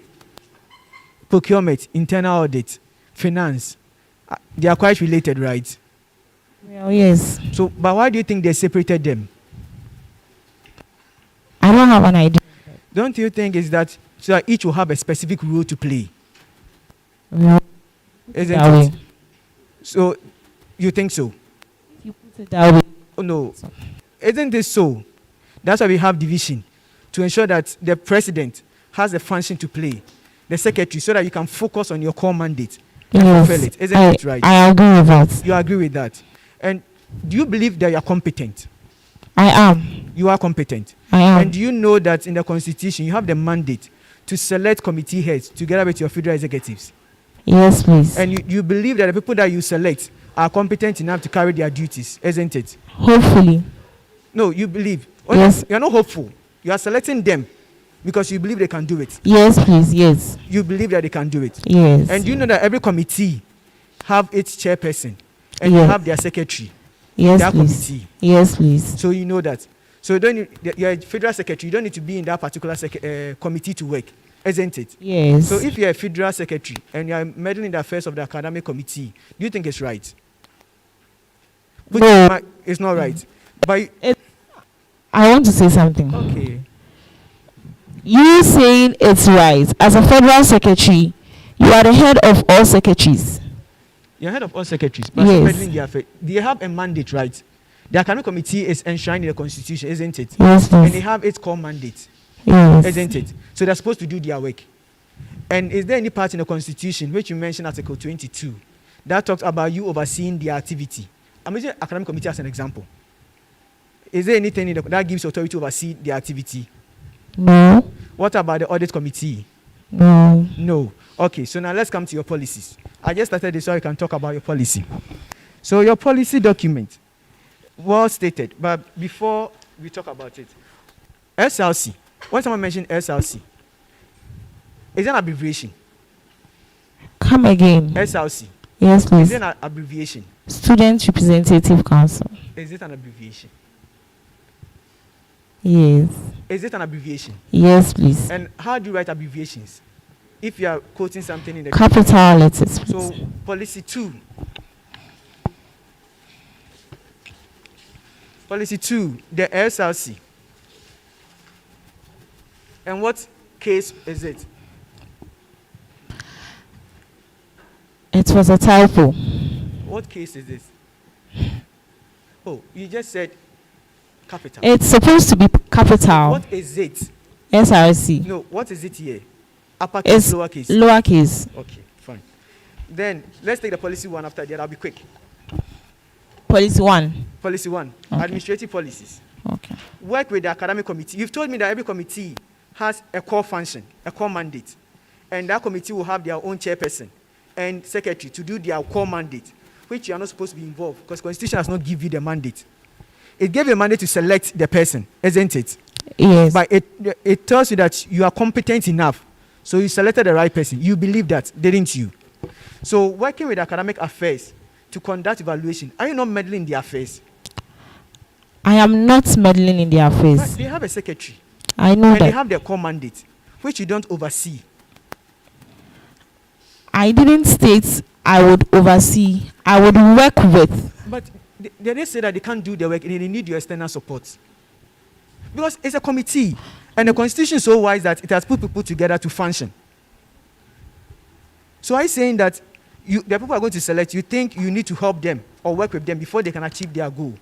I am not saying that, but I will work with them. Here. No, but the Constitution does not give you a mandate to do that. It just gives you the mandate to appoint the chair, isn't it? And the committee is formed, isn't it? Yes, please. And so your work is done when it comes to that committee, isn't it? So why are you going to work with them to achieve that policy, which is their mandate? Okay, so do you know that we fill evaluation form at every semester? Yes, I do. So why are you going to work with academic affairs to conduct the evaluation study? They're already doing it.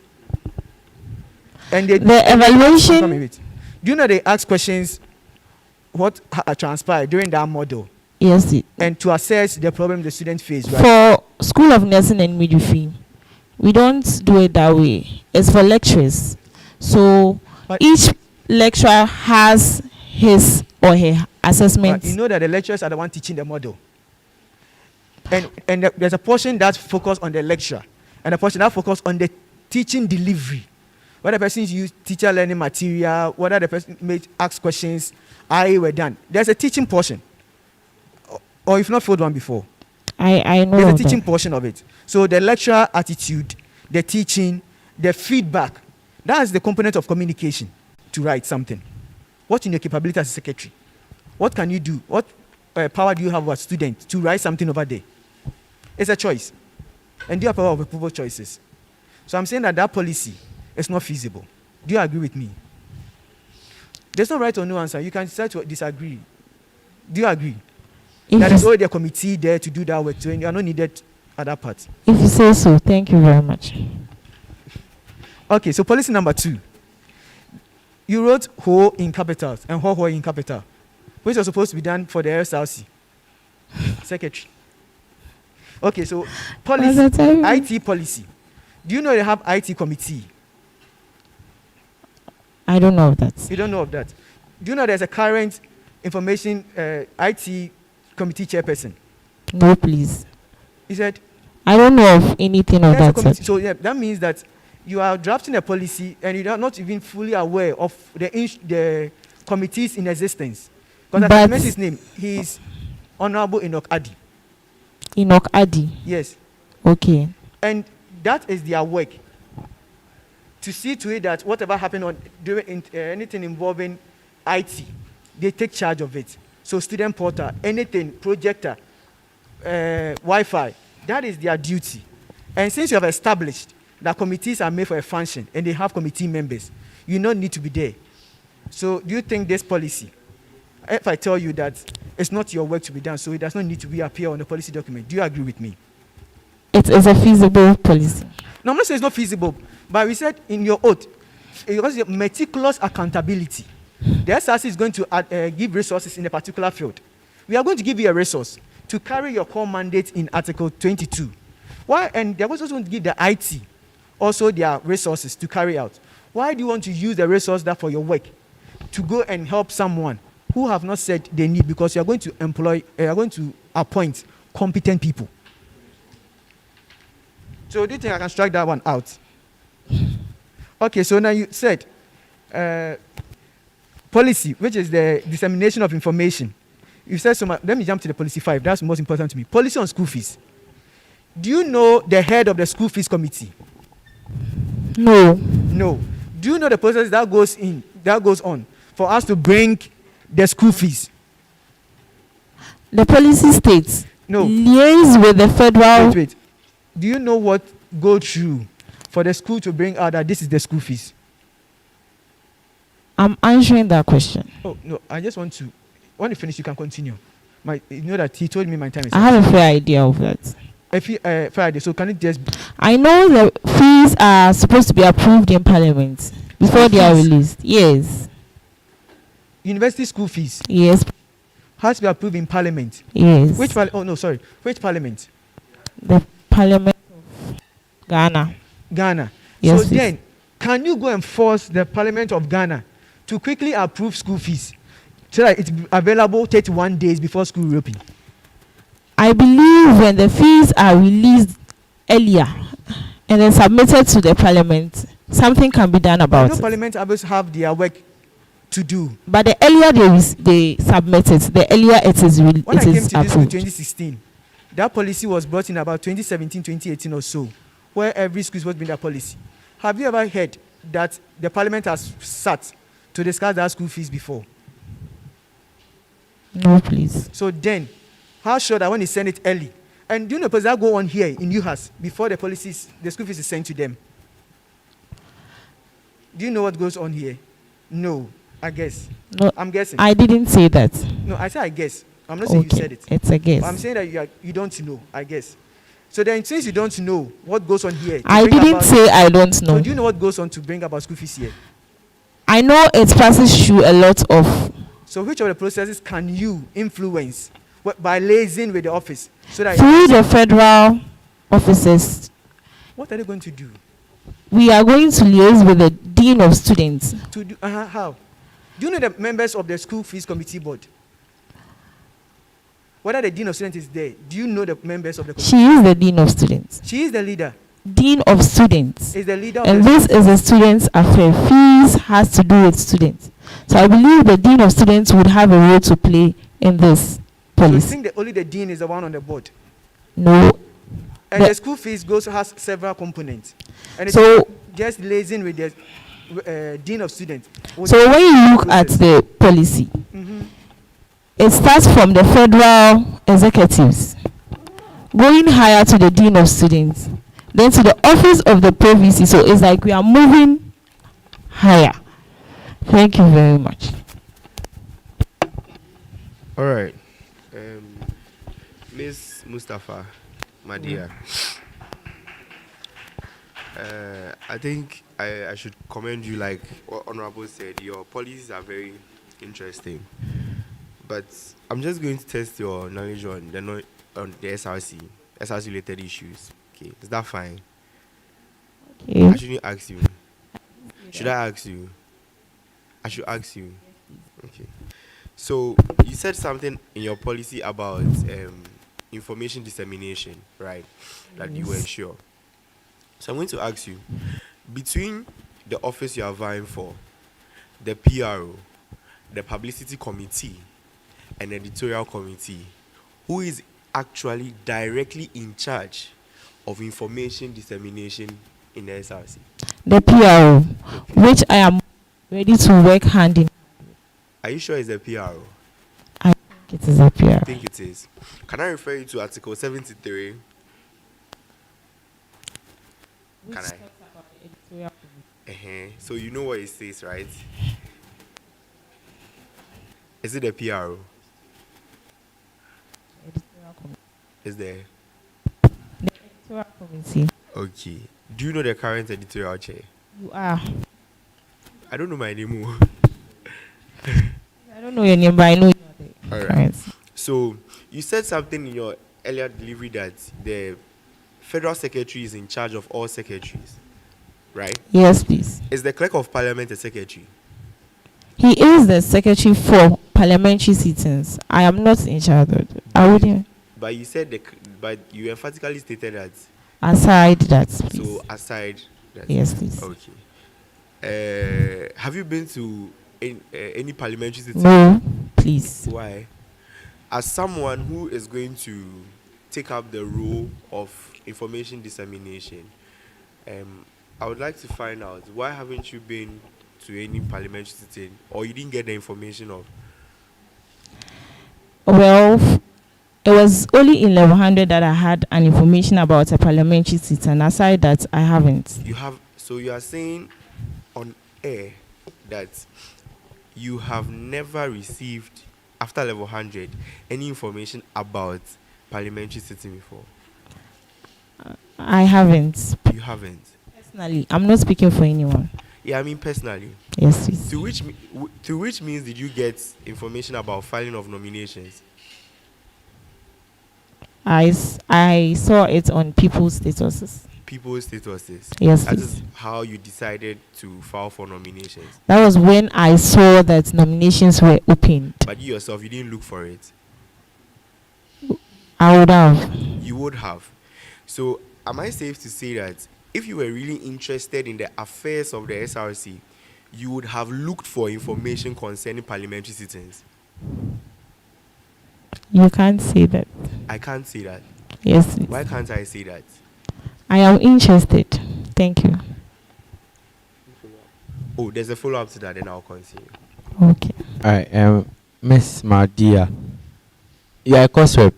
Yes, please. Are you on the course reps platform? There is a platform for all course reps in the school. Yes, the course reps. What information do you usually get there? So when there's a draft for the timetable, and then at the beginning of the semester, You get messages from the SRC, asking from the SRC. not that much. During the SRC week celebration, did you see the flyers? Okay, yeah, I saw the flyers there. But I've never seen anything concerning parliamentary sitting. I didn't see. Honestly speaking, I haven't seen it. There was a meeting the SRC had with course reps. Were you around? Yes. Where did you get the information from? That platform, right? Yes. But you did not see anything inviting students or even course reps. As a course rep, you are supposed to be in parliament, are you not? But you've never attended any before. I haven't seen any, as I said earlier. Thank you. All right, thank you. Welcome. So, I'm asking this because you are going to be elected into an office where you have to be in parliament. And then here you are saying that you have never seen. But I find that hard to believe because what you are interested in, you will look for it. Yes, please. So, am I safe to say that you are not interested? I am interested. So, why haven't you looked for it?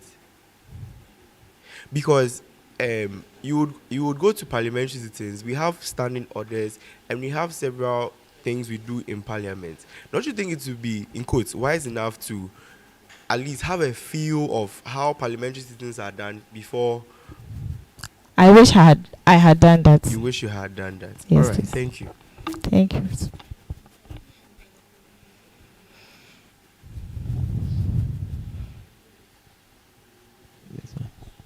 Miss Mardia, so I have just one question that would talk about your knowledge about the school in general. Who composed the U.S. anthem? I don't have an idea. Do you know the U.S. anthem? Yes. You know the U.S. anthem. You are sure? Yes. Can you sing it for us? I have a horrible voice, but I will do that. No problem. We still like to hear you. And then my tone might not be the same, but I know the words. So You can sing, please. you has arise and shine, God's glory dawn on you. Execute your duties well to make your nation strong. Arise, great giants, and strive for health and development. God bless you has, yes, great is you has.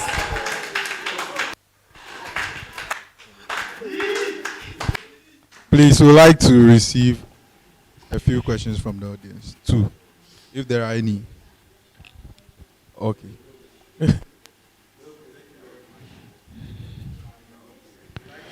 Look to the camera and speak to your well wishers.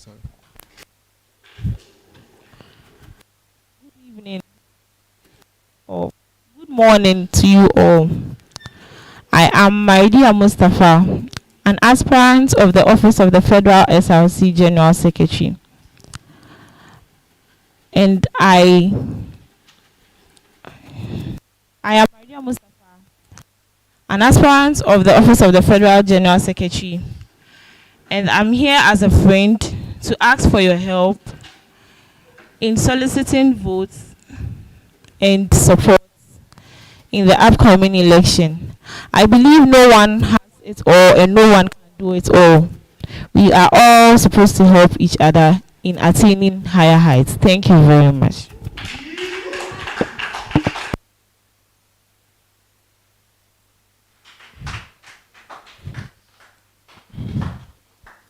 Okay. All right. Up next to be the vetting of the Federal SRC President aspirant, but we'll take a 5-minute break. 5 minutes break. Thank you.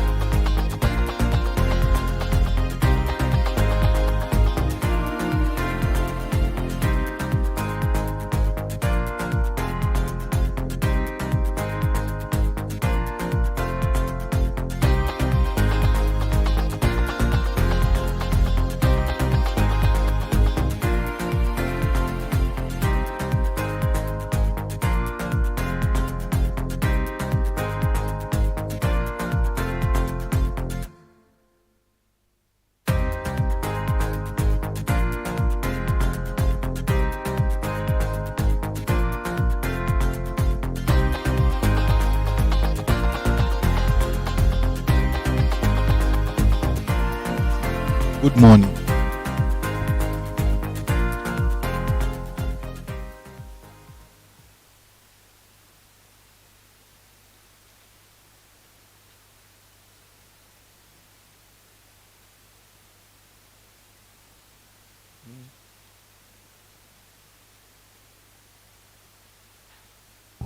Please, how are you?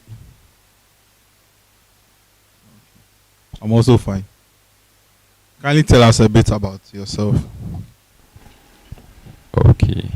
My name is Roger Max Kolutret. I'm a fourth year medical student of the University of Health and Allied Sciences. I'm a passionate, driven, and ambitious young leader who is vying for the position of Federal SRC President.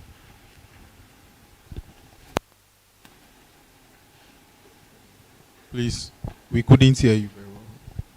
My name is Roger Max Kolutret. I'm a level 400 medical student of the University of Health and Allied Sciences. I'm a passionate, driven, focused, and ambitious young leader who is vying for the position of Federal SRC President. What motivated you to pick up a form for this portfolio? My belief in the fact that I am competent and I have the ability to fulfill the core mandate of the SRC in ensuring that the interest and welfare of the student body of this community is taken to the highest level. I also have interest in politics, and I think that this would enable me garner much experience and forge connections that would help me later on. Do you think student politicians are becoming a canker to society? I do not think student politicians are becoming a canker to society. Over the years, we've seen that a lot of issues have arisen with the discharge of duties with various SRC presidents, and most notably recently, the one in Kwame Nkrumah University of Science and Technology. And you still believe that SRC presidents are not worrying us? I do not like to take isolated incidents or singular incidents to generalize. I don't like to make hasty generalizations. So I don't think one particular incident would let me come to that conclusion, because we hear day in and out of many political dilemmas, even at the national level. But yet we do not come to the conclusion that national politics, politicians at the national level are becoming a canker to society. So I believe that there are a lot more student politicians out there doing much for their people. We shouldn't focus on the minor negatives. You served as class president in level 100. Yes, please. Tell us about your reign as class president. So I got to the university on the 1st of August, I believe. It was a Saturday. And the next day, we were told to gather in one of the lecture rooms right around here for a meeting. I stood for elections with my roommate back then, Godson Abreteti, and I was chosen as the class rep. It was quite a tumultuous time because we were a very disorganized group, seeing us at how it was our first few days or weeks in school. So it was quite difficult trying to lead a group of people that had just come together from different backgrounds, different schools, different cultures. But in the end, I believe we made it work because we had a lot of meetings. And I think that really helped. And we were able to establish a system, delegate various roles to different people, and create functional groups that still exist right now and are effective in making the class run efficiently. Did you continue as class president? I did not continue as class president. What caused that, please? To be very honest, I had an offer and I thought I'd take it to, it was actually to go outside of the country. I was informed by my dad during the vacation. But one thing led to another, and unfortunately, that couldn't come on. There's a view that there was an issue against you as class president that made you to resign. Could you clear up the air on it, please? You would have to speak to the issue at hand. Okay, so accordingly, there were some funds in your possession as class president, and it came up that you were supposed didn't know what the funds were for. Yes, and you had to pay back the class. And when you were even vying for treasurer of the Medical Students Association, it came up again, and you were cleared. But we want you to nullify all those points today and clear Yes, the air about that. I believe I believe you rightly said that when I was running for treasurer of my association, Medical Students Association, such an issue came up. A petition was filed by one of my classmates, who actually also coincidentally happens to be running for Federal SRC President, Frank Chati. So he filed a petition against me alleging very interesting things. And the Senate formed a committee to sit on that. And at the end of the day, witnesses were called. We had about 2 days of engagement, and I was exonerated. And so for me, I believe that that verdict of the Senate contains all the necessary information needed to clear up any nuances anyone might have. Okay. My panel members will continue with the question. Yes, please.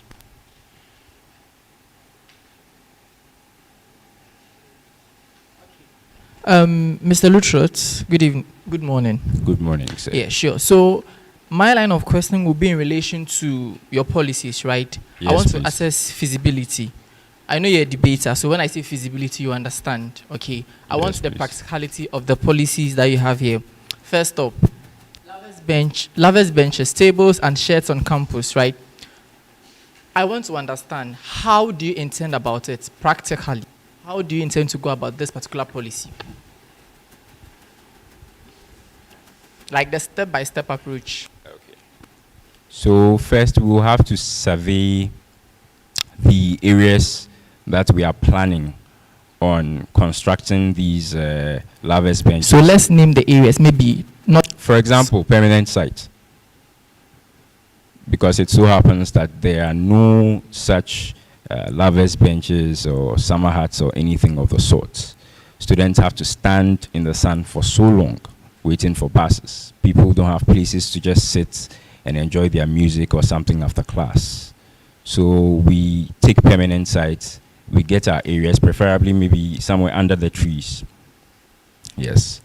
Not to cut you short, but then at a point where I feel like you've given an answer which can lead to the next question, I'll just stop you over there. Sure. I want to know, how vexed are you with current SRC matters? How vexed am Are I you? with Yes. current SRC matters? Yes. I would say I am as well informed as. Okay, sure. So, I want to ask, are you in the known? I could be wrong. I stand to be correct if I'm wrong. Are you in the known that the current provisional executive, right, for the whole campus, try to initiate such policies? Yes. I mean, specifically this one. Yes, I was aware that the whole provincial president, Honorable Adom Kwame Jr., wanted to embark on such a policy. Okay, sure. So, As to the best. As Okay. to the necessary information regarding why it couldn't come to fruition, that I am not privy to. You do not know that. I'm not privy to. Okay, so as to whether there are plans, there are plans along the way to ensure that this is done, or as to whether it's a dead end, it's something you cannot tell us, right? I cannot tell you that. Okay, right now. so as to whether if they had issues with securing this particular policy of this, it's a similar policy to yours, as to what went on in that, you've not discussed it with them in order to try to mitigate whatever issues they faced, assuming that something happened and then they had to come to a dead end, right? I have not been able to make a formal consultation with them. So again, still on policies. Yes. With please. regards to the financial poor, fair, good, which of these categories? From what I have heard, it's poor. Poor. Yes. That brings me to policy number 4. Initiate the construction construction of an SRC hostel. Yes.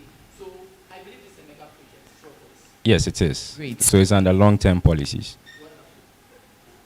Just last year, last administration, we did see one in quotes mega project. That was the purchasing of the UHAS SRC. Yes, right? please. To serve a purpose, Yes. whatever the purpose it could be, right? Yes. As it stands,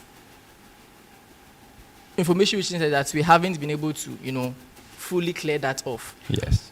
You just provided an answer that with what you've heard, you would put the financial status of UHAS SRC as poor. Yes. But then again, there's this mega project. Even though you may want to start it, right? Yes. I stand to be correct if I'm wrong. I know this kind of project would still takes, like, even if it's just like foundation, it's still like a lot of money. Yes.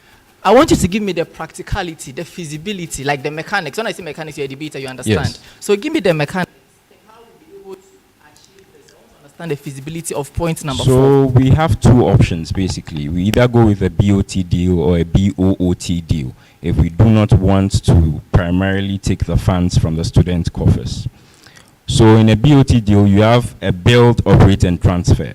In a BOOT deal, you have a build, own, operate, transfer. In the first instance, what happens is that the establishment, which is the external contractor that we will be dealing with in this case, because we do not want to fund it from our coffers, will not own the establishment, but will rather operate it for profit and after a while hand it over to us. So basically what I am saying here is that we will need to bring in an external investor or an external contractor, strike a deal with that external contractor, and ensure that we get at least something every month or every year out of that. Because as you said, it's a mega project and we need the rooms to accommodate students. We are also getting some money from that if we are able to push the deal through. So I think it's a double-edged sword that works very well in our favor. I really believe in them. Yes. Yes.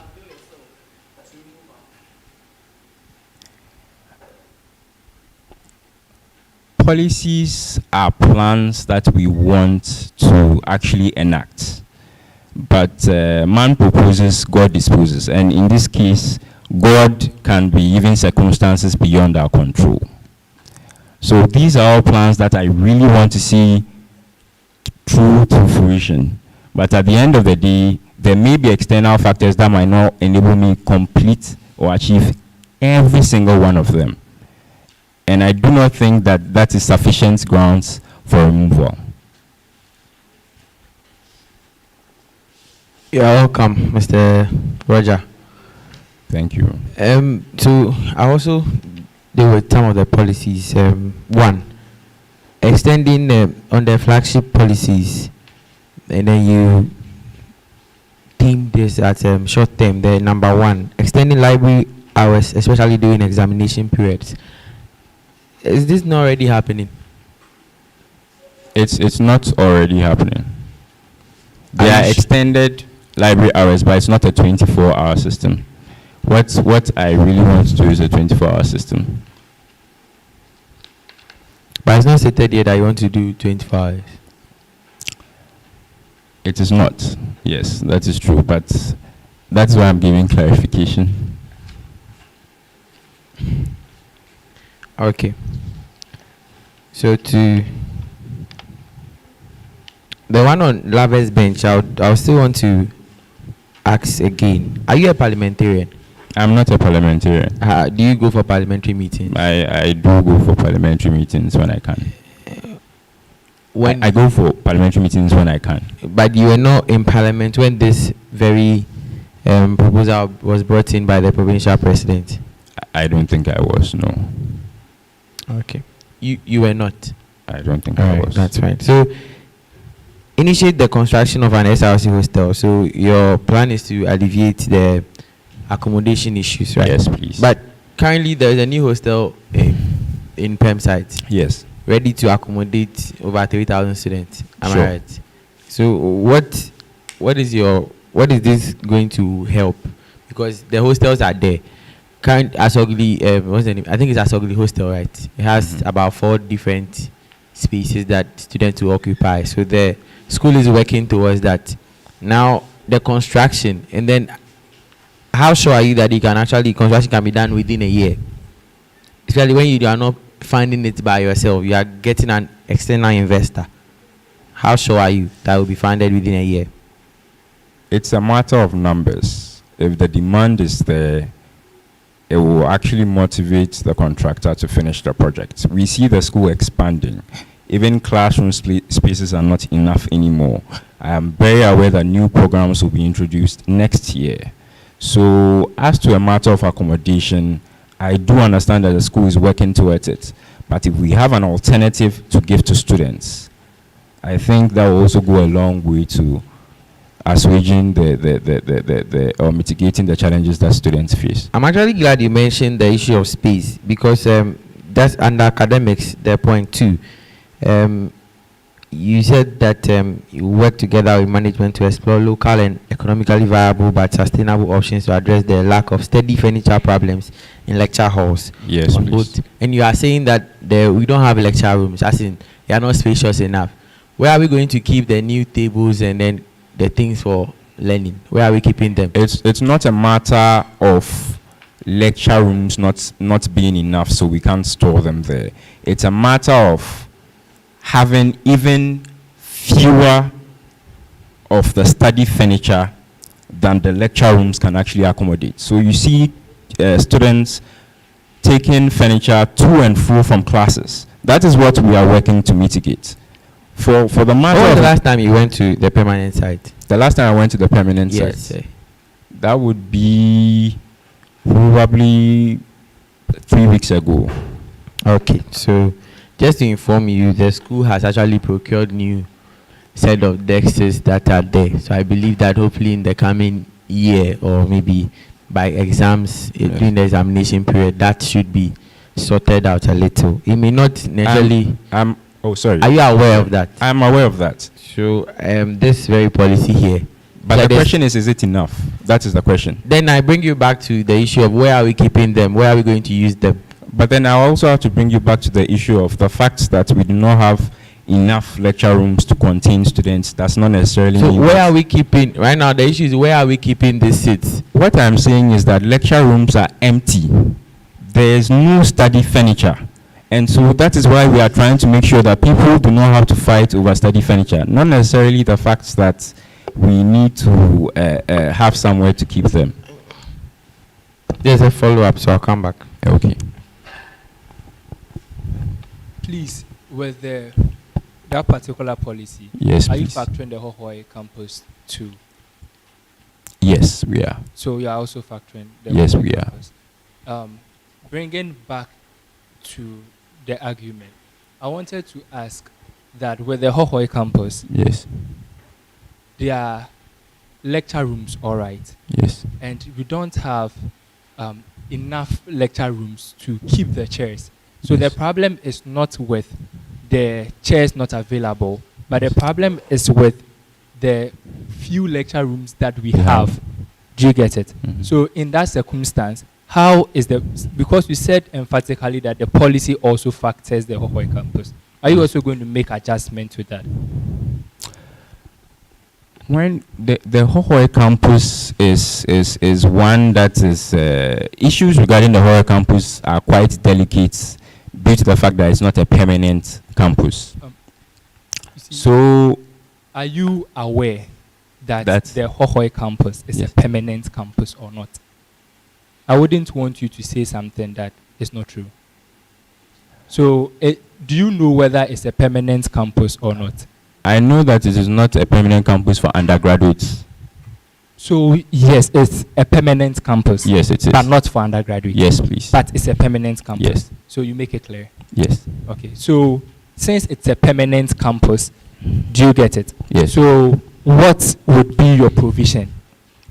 Since the same policy factors the Hohoi campus. Do you understand what I'm trying to say? I understand what you are saying. Okay. Well, in any case, The current study furniture that is there, if you realize the policy said locally made and economically viable and sustainable. What I've realized is that sometimes it's not so much a matter of exotics as it is of local procurement. I made some rounds myself and found out that these tables that we use, for instance, might be a bit too big for some of the lecture rooms that we actually have, since we are trying to make do with what we have. So they are actually locally viable alternatives that are smaller and can actually accommodate more people. And so if we can actually even have such an exchange, I think that would be very fair, because as it stands now, we are trying to strain and make do with what we have. So I am really happy with the policy. I hope you are getting it. Yes, because please. it's really going to help, especially the Hohoi campus. Yes, I hope you please. are getting it. Yes, That is please. why I'm engaging you on it. Yes, please. But we have situations where, when was the last time you came to the Hohoi campus? That was last weekend. Okay, so there are situations where we have desks and chairs packed outside. Okay. Have you witnessed or have you seen I that? think I have seen a few. Yes. So it means that the rooms there are not enough space to keep them. Yes. So would you saying that those furnitures or those desks and chairs occupy more space, will you do away with them and go and bring new ones that are much smaller for you to get that kind of space that you are talking about? I just want to know. Oh, not necessarily doing away with them. I believe that as the school is expanding, that means that more structures will be put up to accommodate people, especially on this particular campus. So all we can do is use those ones that might be thought that we are doing away with as, let's say, provisions for those structures that will be put up. And I say will be put up because I know for permanent sites, for instance, there are a lot of projects being worked on. So we are not doing away with them. We are trying to mitigate a problem by making do with what we can, we actually can. I hope you get me. Please. I would engage. Okay.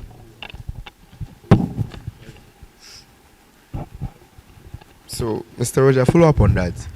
So, if I get you right, you are trying to, when you were engaging on the dexes in terms of space, yes, you said we would go for an alternative which would use less space. Yes. So, when we go for the alternative, what happens to the already existing ones? Because I know that management will make provisions for the new lecture halls that will be built so that they don't have to use deteriorating chairs. So what will happen to the already existing ones when we go for the alternative? So what is going to happen is that we are going to liaise with management, right? If we are able to successfully liaise with management, then perhaps even the new ones that are here might rather be stored for use in the new structures that will be built. The construction of an SRC gymnasium, which will be affordable and accessible to all students.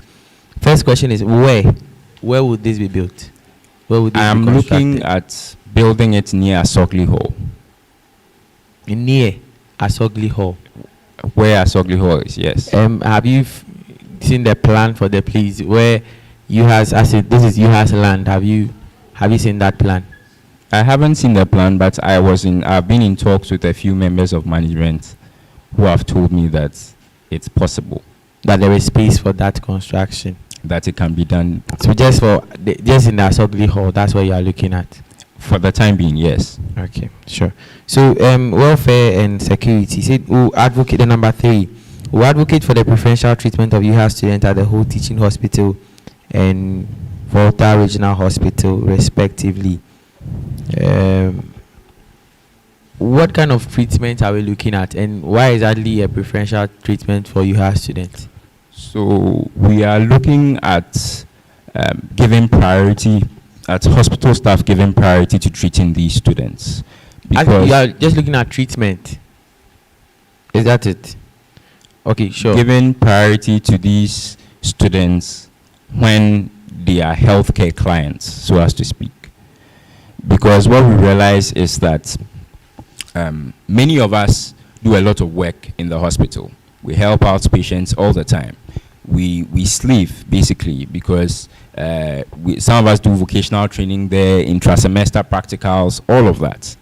And we feel that it's only fair that as we are giving off so freely and serving people like that, it will be very nice as upcoming health workers to also have your health prioritized, because if you are not healthy yourself, then you cannot render a service to those who are also coming to you to seek help for their health.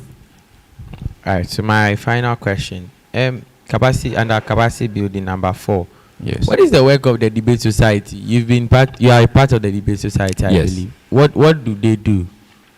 So the debate society basically trains people to be critical thinkers, to be good public speakers, to make good logical arguments. Yes. But your point 4 says public speaking workshops will be organized to help students improve their critical thinking and communicative ability. Yes. Why not empower the debate society? I'm going to do that in conjunction with the debate society and other people. This is your policy document. It's Yes. not here. It's not here. This is what you are selling to the student populace, and it's not here. If I'm the president of the debate society, yes, and I read this thing, nothing tells me that you involve me. Do you get what I mean? I understand what you are saying. Yes. So it's an SRC program. It's not a debate society program. Yes. Yes. So that's what I'm saying. That why not empower them rather? So this is basically just maybe taking the work of the debate society, because you mentioned it that their work is to actually groom people to become very good public speakers. Yes, that's true. So you are taking their work. But I'm not taking their work. So what exactly is happening? What is happening is that we are trying to make their work more accessible to the student populace. Most people, we've gone around, personally, I've gone around recruiting people for the debate society. People get giddy within the first few minutes, write their names. You have a whole long list, you text people. People do not show up for meetings, nothing of the sort. So what we want to do is we want to garnish their work, we want to market their work, as well as those of others. So we'll do that in conjunction with the debate society and other relevant stakeholders. So this is the very last one. You said that MSCs, you have MSCs treasurer. Yes. 2020 to 2021. Yes. Why not you as MSA president? Because you served in various committees, you chaired committees, you served as general secretary, class president, COP, public relations officer, deputy chair for publicity committee, and even the current health committee. So that's for USAG. Okay, so the other one, so but Yes. MSA is one of their part. Yes. So why not president of MSA? Or better still, so why not president of MSA? Well, at my association level, currently I serve as a deputy publicity head for the Federation of Ghana Medical Students Associations. That's all the 7 MSAs put together. So personally, I believe that I have contributed a large quota of my life in school actually to MSA. And I think it's time to look ahead to bigger things. Bigger things. Okay, Yes. so why not federal SRC treasurer?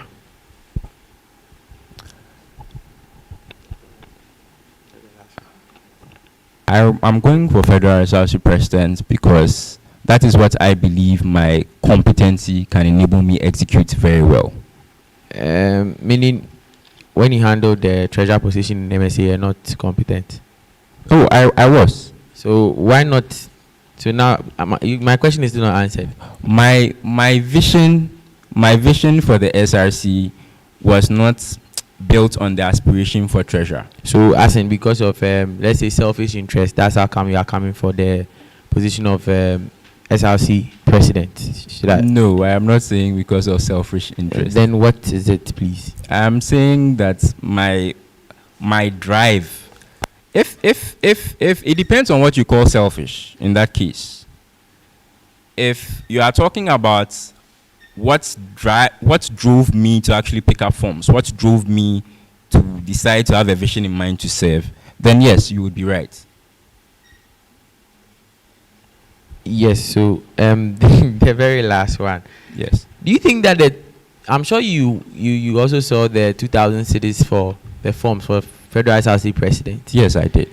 Do you think that it made the EC corrupt or the entire SRC body corrupt? Because one way or the other was approved by Parliament. Do you think that it made us corrupt, as in the SRC, the Electoral Commission? I do not think it made the SRC corrupt. I think that when we are not in people's shoes, we like to assume as human beings, because we always take things. You know, when something is not happening to you, you don't see it exactly the same way.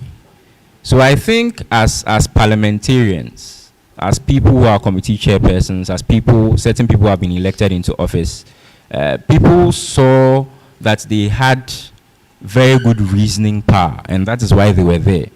And so to come out bluntly to say that people are corrupt, I don't think it's a very fair assessment. What is your personal view on that, as in on the amount, the 2,000 cities for? Well, it was quite surprising, but I was hoping that there would be much explanation on that, so that at least I understand where the ECs were coming from. Oh, okay. Yes. Right, sure.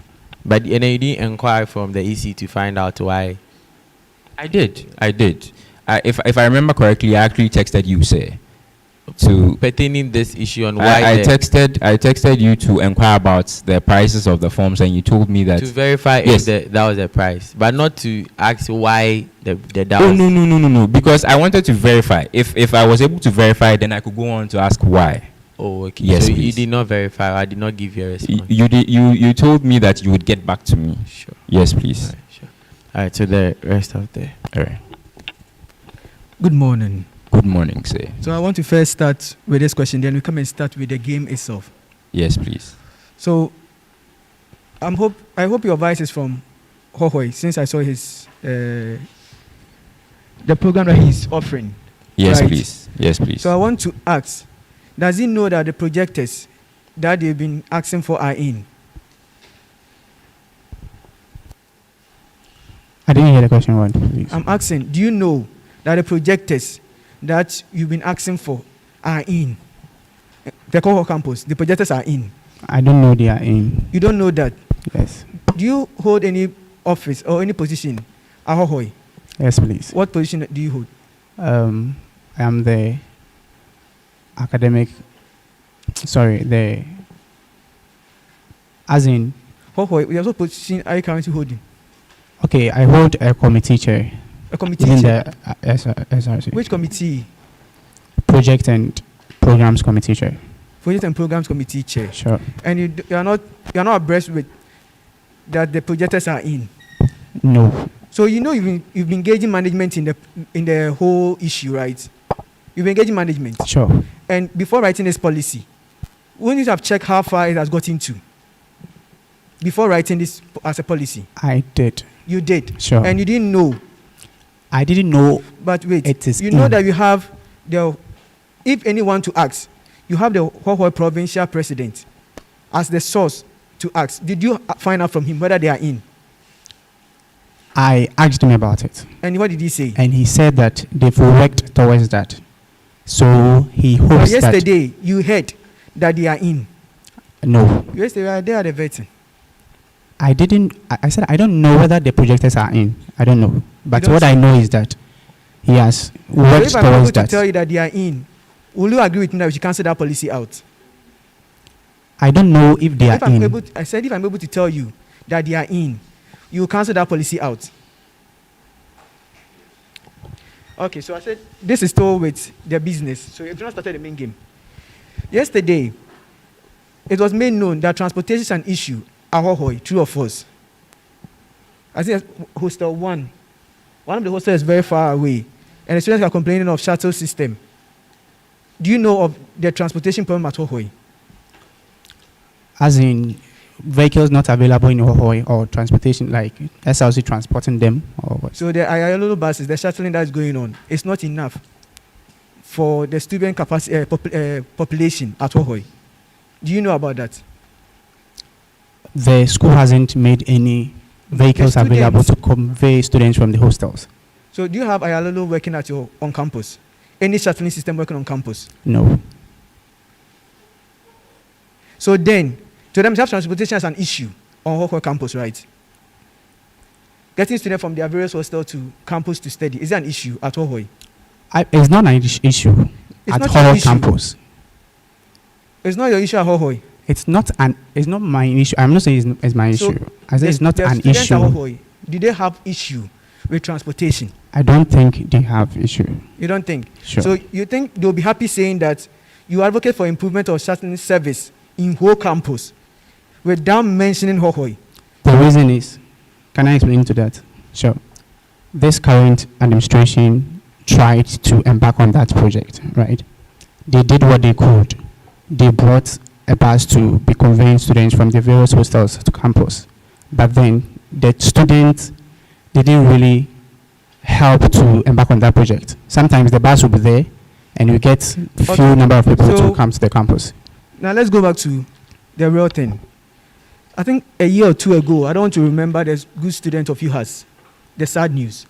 The medical student died.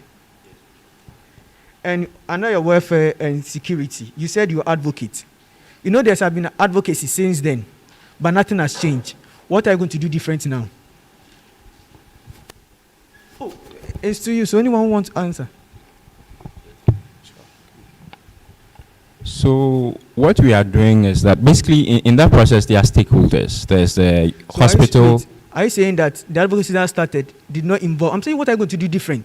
Because the stakeholders have already been involved. We are going to try external channels as well, Where? such as the. Wait, do you know teaching hospital is autonomous? I am aware. So then, what external source are you going to try to influence them?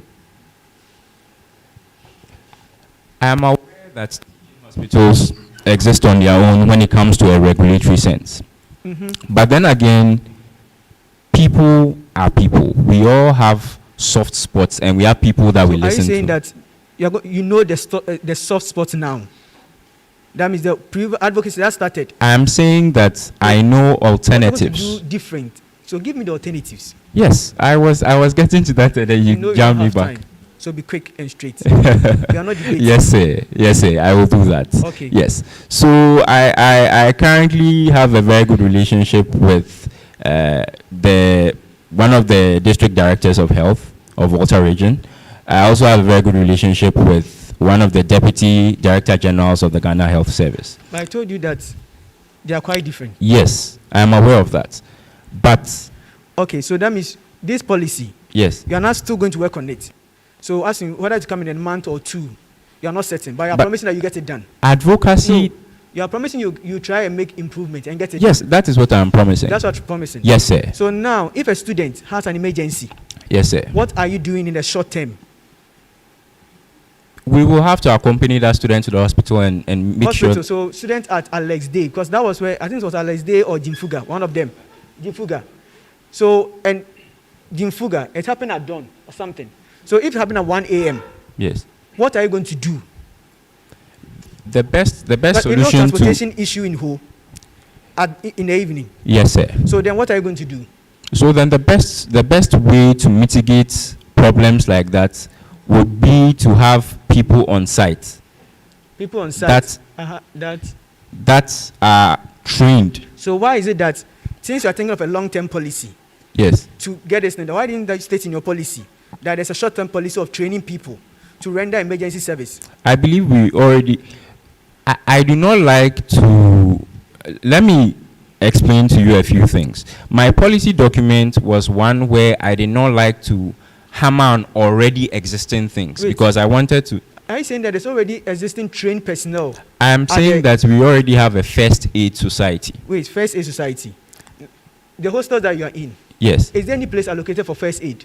No, So there is wait, not. You say you have first aid society. Yes. But have you been seeing them operating at the hostels? Because the issue happened at the hostel. No, I have not been seeing them. So then, operate. what, you are saying trained personnel, and you are not seeing where they are. In order to train that personnel, we will have to empower the first aid society. I did not think Wait, that. so empowering the first aid society. Yes, please. You sort of a long term, which you are advocating. Yes, please. And there's a short term, of which you are saying now that you're going to empower the society. Yes, please. Because I saw a policy, there's a short term and a long term. Yes, please. So why didn't you put in a short term that you're going to also allocate resources to train people at those hostels to offer first aid? It's not a policy. Yes, it is You're not. even thinking about it. You are thinking about the hospital management. So, okay, now before we move on, Yes, just a quick please. question on current affairs. Yes, please. What is the code for ambulance? The code for ambulance. Yes. That would be 193. 193. Yeah, I should think. We can call. Yeah, sure. Cool. So it means that you've not thought of any short-term policy for the students when it comes to health.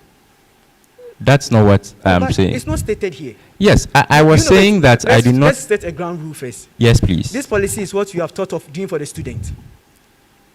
Yes, there are And things I've anything thought of. here, Yes. and they are important to you. Yes, they And I are. think they are the ones which hold priority. That's why we brought them here, right? These are the most important things you think the students need. That's why you listed them in this document, right or wrong? That is true. So then, anything not here, you might consider it, but you don't see it as a priority for the student. Do you agree on that? No, Because this is a legal document. Yes. So it means that nothing here. You're saying that the most important things are the ones you've written here, and you think the students need. That's what we're going to serve them with. And I'm saying that means things not here are things you've not considered as a priority for the students. Can we agree on that? I do not think that's a fair assessment. Okay, so if you don't think it's a fair assessment, then you are saying they are not thinking about the immediate solution to the emergency that students are going to face in health. Okay, so you are still on that. You talk about recreation, sports. Yes. Where do you stay? Where do you reside? Where's the hostel? I stay at Dave Hostel. Dave Hostel. Yes, But I've please. been to Asogli before. I have. What is there now that makes the place beautiful more? There's a multi-purpose Have you court. seen being used recently? I've never seen it being used. So have you found out why it's not being used? I have tried to find out. Sorry. But recreation and sports, we have Yes. a multipurpose court which was commissioned, I think, on 31st of July or so. Up to now, it's not been in use. Yes. And your policy document here, you've not been stated why you find out or you work on it being opening for students to have access to it. But you want to build a gymnasium now. The one that we have is not being open for use, and you don't know why. I do not necessarily think that an inquiry should make it. I'm sorry, but I just don't think it But should you are coming make into it onto office. my policy No, document. You are coming to office. I understand that. And you need to know the problems the students are facing. Yes, I have inquired. One envisioned. I have that inquired. So what was the problem? Why it's And I haven't gotten an official source as a student. But what I've heard is that payment has not been completed for the court to be open. That is what I've heard. When was the last time you heard that? Because That was- listen, they meant we vote. Do you know it's we need 2 weeks or so? You're supposed to hand over. Yes. So it means that you are here. You are hoping that you win, right?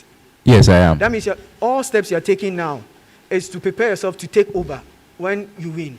Yes. So then you know that is a project which has been done and is kept locked. Yes. And you don't think it's necessary to know what is going on. I have asked parliamentarians who did not Your even know the parliamentarians reason. do not know the reason. Yes. Are the parliamentarians only the head? The federal executives are there. Have you involved them? I have not. The sports committee chair is supposed to be in charge of sporting projects. No. So Sporting what? Sporting event and there are two different things. So if you are saying sporting event, let's keep the event and this. Are you sure he is supposed to be in charge of the court? So this is an asset, and the treasurer is supposed to be in charge Have of you the asked the assets. treasurer? I asked the treasurer. And what did she say? The last time Be I careful, talked, she's here. I'm not going to lie, so it's Okay, there. so now I want to ask a question. Yes, please. I want to ask this question together because I think they are linked. Yes, please. SRC printing press at PEM site. Yes, please. Lavers bench table and shed on campus. Initiate construction of SRC hostel. Give me the processes involved when you undertake these projects. When I undertake which project, No, which project, They which are project? all about construction. Yes. So I'm taking them in together as if you are undergoing a construction project. Yes. What are the processes that you go through? Well, we will have to talk with the estate department. Talk to the estate. You just Yes. and talk to the estate. No, we do not just stand up and. Please, I said processes. All You're a right. medical student, and you know what processes are. Start from one point to another. Can't start from the middle. Yes, sir. So where does it start from? So we will first need to put it in writing that we are requesting, this is what we plan to do. So we'll probably have to direct that through the Dean of Students. So straight away, write to Dean of Students. No. Okay, so let's go back to basics. We have a project in mind. We will have to go through Parliament. And then parliamentarians will have to deliberate on it. The parliamentarians agree on it, then we can take it up from there through the necessary channels. That's the necessary channels I'm looking for. So from there, one, SRC Parliament. Yes. Approved. 2. great. Then we head up to the Dean 2. of So Students. 3. The Dean of Students and the Estate Department will have to have some deliberations to find space for that. Is it only the estate? For So wait, you said we'll find a space for that, isn't it? Yes. That means you can't put it at any place, isn't it? Yes. But earlier on, you said that you go to PEM site and select places that you put the lava bench. Earlier on, you can play the recording. You said you go to PEM site Yes. and you select the places, but you know in the school, if estate does not give you a place to set, you Yes. can't. I said maybe. I specifically said maybe. I was making an analogy. You said it. No, I said maybe. You want us to play Yes, it back? please. Let's play it back. Okay. I said maybe. So now you know the estate is the one that selects. So where is Yes. the office of the estate? Estate. It's at Dave. It's at Dave. Yes. Who is the head of works and physical development? So this is the current affairs. Know your school. Because you're supposed to know this department. Because the projects are talking about, we'll go through these places. Who is the head of the works and physical department? Mr. Sosu. Who is the head of procurement department? I do not know the head of procurement department. But you know that when they're going to do this, companies have to bid. Yes. And you don't know the procurement department. I do not know the procurement Where department. is the office head. of the procurement department? It's at Dave. It's at Dave. But Yes. I don't know the head. I do not know the head. Who is the head of the financial department, directorate? The director of finance. I do not know the director of finance's name. Okay, so I said this is know your institution. So I want you to sing the UHAS anthem.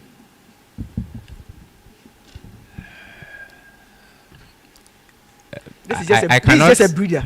I cannot. I can give you the lyrics. I can't sing it.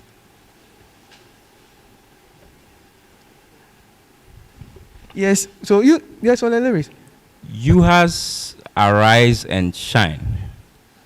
God's glory dawns on you. Execute your You duties said well. You can't sing. You know the lyrics. You can't sing, but at least you can do something. So please do that for me, please.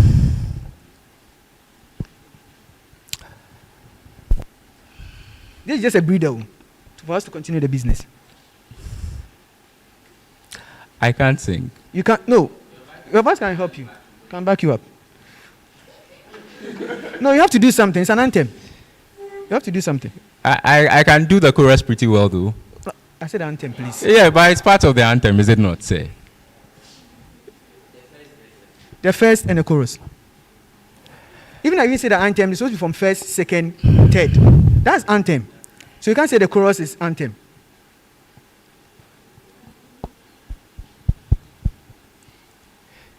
Okay, so do you know that there's a portion of the Constitution Yes. that gives a committee a power to do a scholarship called the scholarship committee?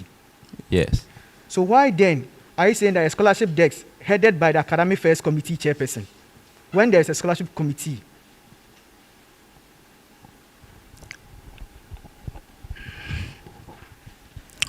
So do you think what you've written is Yes. against what the Constitution stated? Not. Let's be frank. The scholarship committee chairperson. Do you know there's Yes. something like that?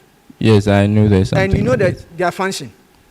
Yes, I know their So why are you function. selecting the scholarship desk for academic affairs committee?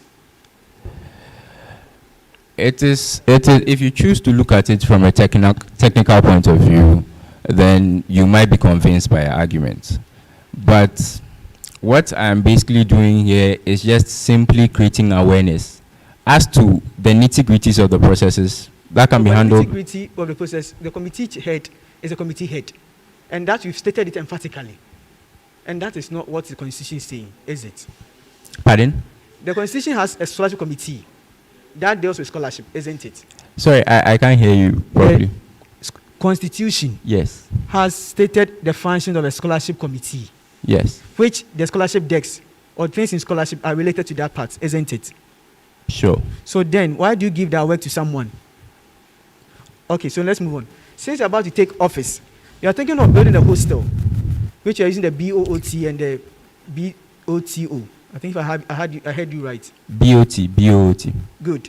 Now, so it's going to be a long-term project. So Yes. immediately, what Yes. are you going to do so that the high increasing price of rent in whole you can help the students? So there's a non-residential student affairs committee. That head can be empowered to form a task force. That do what? No, be quick. Honorable, I think no. I do not do very, very well when I am getting to the point and you interrupt like that. It doesn't help me. So please let me finish. But you know that there's, you know why Please I'm let doing me that. finish. I'm supposed to assess certain qualities of you. Yes, please. And how do I achieve that if I don't do that? To see But your I was composure? getting to it and then you came back like that. No, if I don't do that, how can I say your composure? Yes, please. No, so tell me, if I So- don't do that, how do I assess your composure? But I think you've been assessing my composure for minutes now. No, please, everything is together. Yes, sir. Yes, sir. So All let's correct, sir. immediately, Yes, sir. empowerment and how- So there's going to be the empowerment, and then a task force will be created. This task force is going to liaise with rent control people, with the landlords, with the property owners, so that once we know we have the demand, then we can have a bit of bargaining power in the process of securing But do accommodation. you know that it is their house and they are giving it out? They I'm can aware decide of not that. To give it out. I'm aware of that. So if they decide not to give it out, where are the students going to stay now? That means made the problem worse. I'm It made aware it of worse because if rent control comes in and they said their house are not for them, they are not giving it out. Where are the Yes. students going to stay? Remember, your long-term project is not yet in. Yes, I understand that.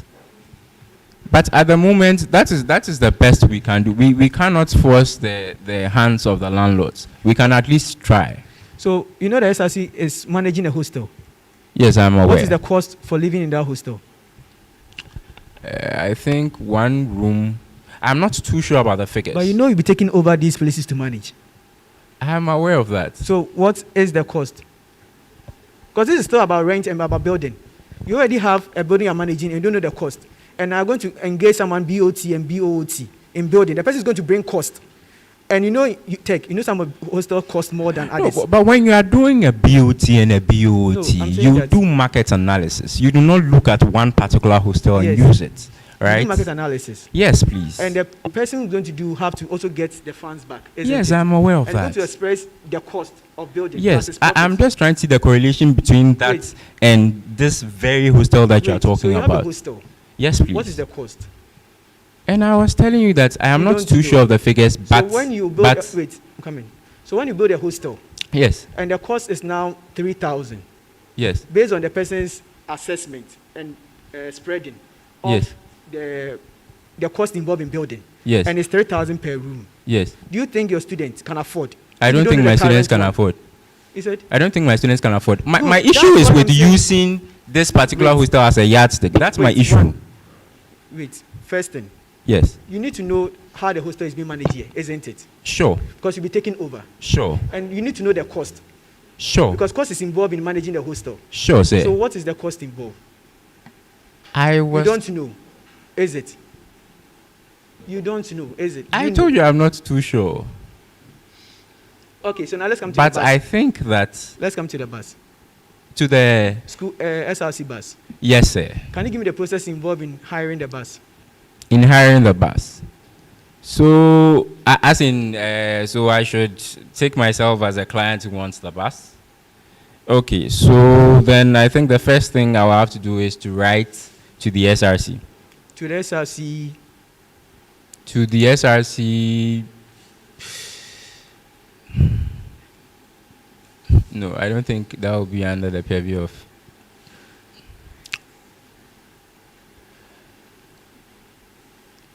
You write it to the dean through the SRC president. Sure. So is it fair for me to ask you about the bus? Since you are writing the letter through, no, the dean. Where is the dean's office? It's at the dean of which dean? The dean of students. Where is this? It's at the permanent site at So the it city means that auditorium. It's more likely a student will come to you to come and hide the bus. Yes, please. So it's fair to ask you the processes involved, so I can direct them. Yes, sir. Good. So that the person is writing it to the dean through you. So I've helped you with Yes. the first step. Continue. So the person writes to the dean through me, and then there is a communication with the transport office. So then, what goes into the cost for hiring the bus? So there's the cost of hiring itself, the bus itself, and then there will be fuel costs, and then there will be per diem cost for the driver as well. Yes, I think that's basically it. What about washing of the car? Washing of the car will also come in. So what should the client Yes. do finally to secure the bus? The client has to make a payment. Where? To who? I think the client will have to make a payment to the treasurer. No, please. He wouldn't have to make a No. payment to the treasurer. You don't take cash involved in that. Then it will probably have to be to the transport office. No, please. Then. So I think my time is up. What the payment modality of the bus? What is the payment modality? You'd have to come clear. So how often, in terms, is it quarterly, monthly? How often, how periodic are you supposed to pay the loan?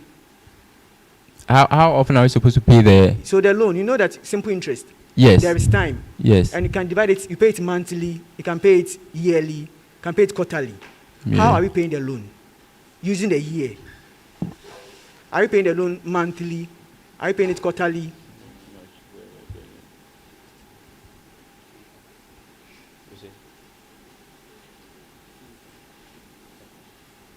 Yes. From what I gathered, it was per semester. Per semester? Yes, please. Semester is 17 weeks. And what is the cost for, you pay it 6 monthly? Yes. And what, 6 monthly is not a semester? Okay. Then let me come clear. No, I think we've answered that. Yes, sir. What is the cost for one bullet? 58,000. 58,000. Oh, something. What other costs do you think the bus is incurring? What other costs do I think it's incurring? Yes. There will be maintenance fees. Maintenance? Yes. At what kilometer do we travel that the car is sent for maintenance? I do not know that. Won't you pay VAT, SIC, insurance? There for the will be bus? insurance. So that is not a cost the bus is incurring. No, but I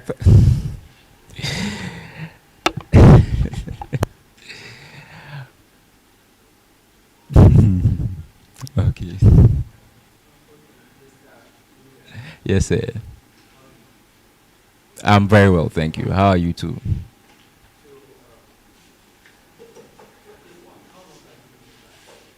How long have I? Known your vice. How long have I known my vice? Yes, please. I've known him for about a year and some months. For? About a year and some months. Okay, so in your own assessment, is Yes. it fit to represent you? Because in the discharge of your duties, he will be representing you in moments that you can't be there yourself. Yes. So he's fit. Yes. So your assessment of him is that he can represent you well. Yes. And he's fit. Yes. Okay. I would want you to give the mic to him. Sure. So that I engage him on your behalf. Do you get it? So, do you have your policy document with you? No, I don't have one here. Okay, we can give you one.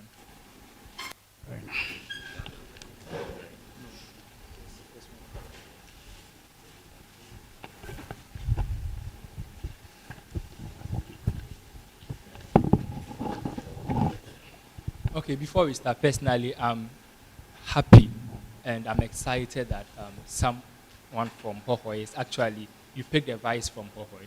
Do you get it? Yes. It's a good step in the right direction. and I must commend you for that. Good work done. Thank you very much. I think the people of Oho are smiling and they are supporting it. So, a fit representative. Let's move to the last page of the document.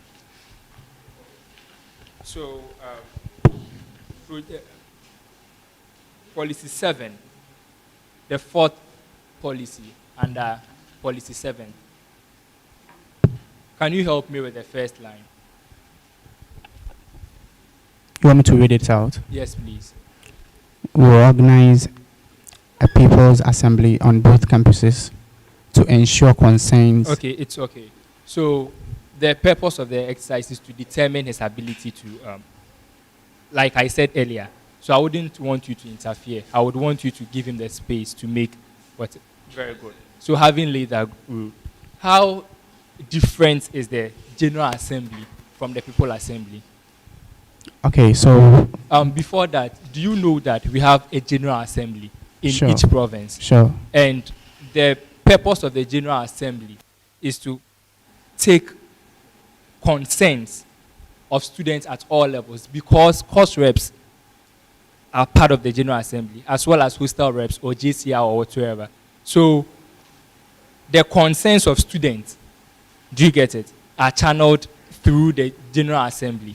Do you agree with me? Sure, I do. If you agree with me, then would you also agree with me that as an executive, you are supposed to ensure meticulous use of the SRC's resources? Would you agree with me? Sure, I So do. if that be the case, then how different is the People Assembly from the General Assembly that is at each province? Okay, so with regards to this, it's quite a form that we want to open for the entire student, right? So this one could be. So I'll be cutting you intermittently when I get the answer, so that it doesn't look like we are wasting each other's time. All right. I hope you are getting it. Sure. So you said it's going to be a forum for all students, right? Sure. So in the General Assembly, is it, don't all the students, like, aren't they members of the General Assembly? They Don't are. they come? So how different is the General Assembly from the People's Assembly? That is what I want you to point out for me. Okay, so the General Assembly is constitutional, right? It's found in the Constitution. Yes. However, we want to make room for students. So you want to do something out of the Constitution? No. I just said mention the difference so that we see that it's not a repetition of something that is already in progress. Okay, this one could be held on WhatsApp pages. Okay. So we are going to hold we can do this. an assembly on a WhatsApp page. Do you know the participants or the number of people that can be on a WhatsApp page? It can say And you down are saying on- that you are opening it for the entire student. Sure. You know the total population of students in UHAS, right? I cannot get the exact figure, Okay, but so there are about 7,000. Sure. So you are trying to tell me that the People Assembly will cater for all those 7,000 people. when you hold assembly meeting too, I don't think the auditorium But can also. it's- Yes, so it's Sure. at each province. Do you get it? And because of the physical space, students can fill there. But on WhatsApp, you are limited with the number of participants. So I'm asking, how is those two different? If they are not different, then it means that you just be wasting SRC's resources. We can't waste SRC. How do you want me to explain to you? As in wasting the Just want SRC to resources. The difference between the People's Assembly and the We don't General have Assembly. a key. The only difference that can come into this is maybe not having the students face to face. So that means it's going to be virtual. It could be virtual. And you stated emphatically that it's WhatsApp. And this one too, we can go You to stated emphatically that it's WhatsApp. not necessarily But you WhatsApp. said WhatsApp. I made mention another medium of which can hold this kind of. But you said this thing. WhatsApp. Sure, I did. So WhatsApp is not feasible. What do you think so? Why are you saying this? Because of the number of participants. You can't have the entire students on that WhatsApp page at that very moment. So it's not feasible. It Would is you agree feasible. with me? No, I Because know the it's medium feasible. of which you are using is not, can't cater for all those. Can I come in? Yes, please. Sure. So if you have a big auditorium and you organize a General Assembly meeting for the entire students to, you know that Let's take majority of the basis. students will not Let's- come. So Right. we are saying the students wouldn't come. I know majority of them So will you are not come. stating Even if the all of them come, I don't think that auditorium So how can. does that differentiate People's Assembly from General Assembly? So this one, that's what I'm saying, that we can easily go to their classrooms and have an open forum. But you said it's going to be virtual. I didn't only mention that. I said Fine. some It's of fine. that. It's The fine. okay, Thank sure. you. Let's move to the next one. The fifth policy. Can you kindly read it out? We will hold parliamentary meetings on both campuses, alternatively to foster inclusion. Like I stated earlier, I'm really happy with this policy because if you hold a parliamentary session in Hohoi, it's going to be the first time the good people of Hohoi would witness, do you get it, a parliamentary section. Because, you see, because of the distance and also the fiscal allocation to it, they have to pay that huge sum of money to move from Hohoi and come here. So bringing it there would be very good, and I'm really happy with it. Do you get it? So my idea is for this to come to pass. Nevertheless, I'm looking at the feasibility. Do you get it? And protecting the SRC space. So bringing a parliamentary meeting in Hohoi. Now look at the current, let's use the current administration. Do you know the number of parliamentarians from Hohoi? From Ahoy, Yes, raw figure, not the exact. 6. Very good, 6. And the number from who? Campus. I can't give the exact, But but an estimation. You are not right. maybe- This answer, you are not right or wrong. I'm just looking at the feasibility. And please, Maybe. he's a fit representation, so I don't want you to ask. Okay. That is why I asked earlier. there are many, more than There are 14. I many. believe. Do you get it? Times 4. I'm safe to say that there are many. Do you get it? Majority of the I don't think any committee chair is from Hohoi in this current administration. I stand to be corrected. Scholarship, yes, wait. So only one. Do you get it? Out of the numerous committees that we have? So don't you think that sending those huge number of students or parliamentarians to Hohoi would be costly? Would be what? Costly. Because Okay. looking at sex transport, and you see, in the same spirit as meticulous use of the SRC's resources, we want to protect the SRC space. Do you get it? So that we have enough funds for something else. But if you are sending 6 people, just let's make this calculation very simple. Sending 6 people from Hohoi to Ho, and sending the huge number of students from Ho to Hohoi, which one will protect the SRC space? Just answer. Which one would protect what? The SRC space. Okay, from conveying people from Ahoy to. So it means that this policy would not protect the SRC No. space.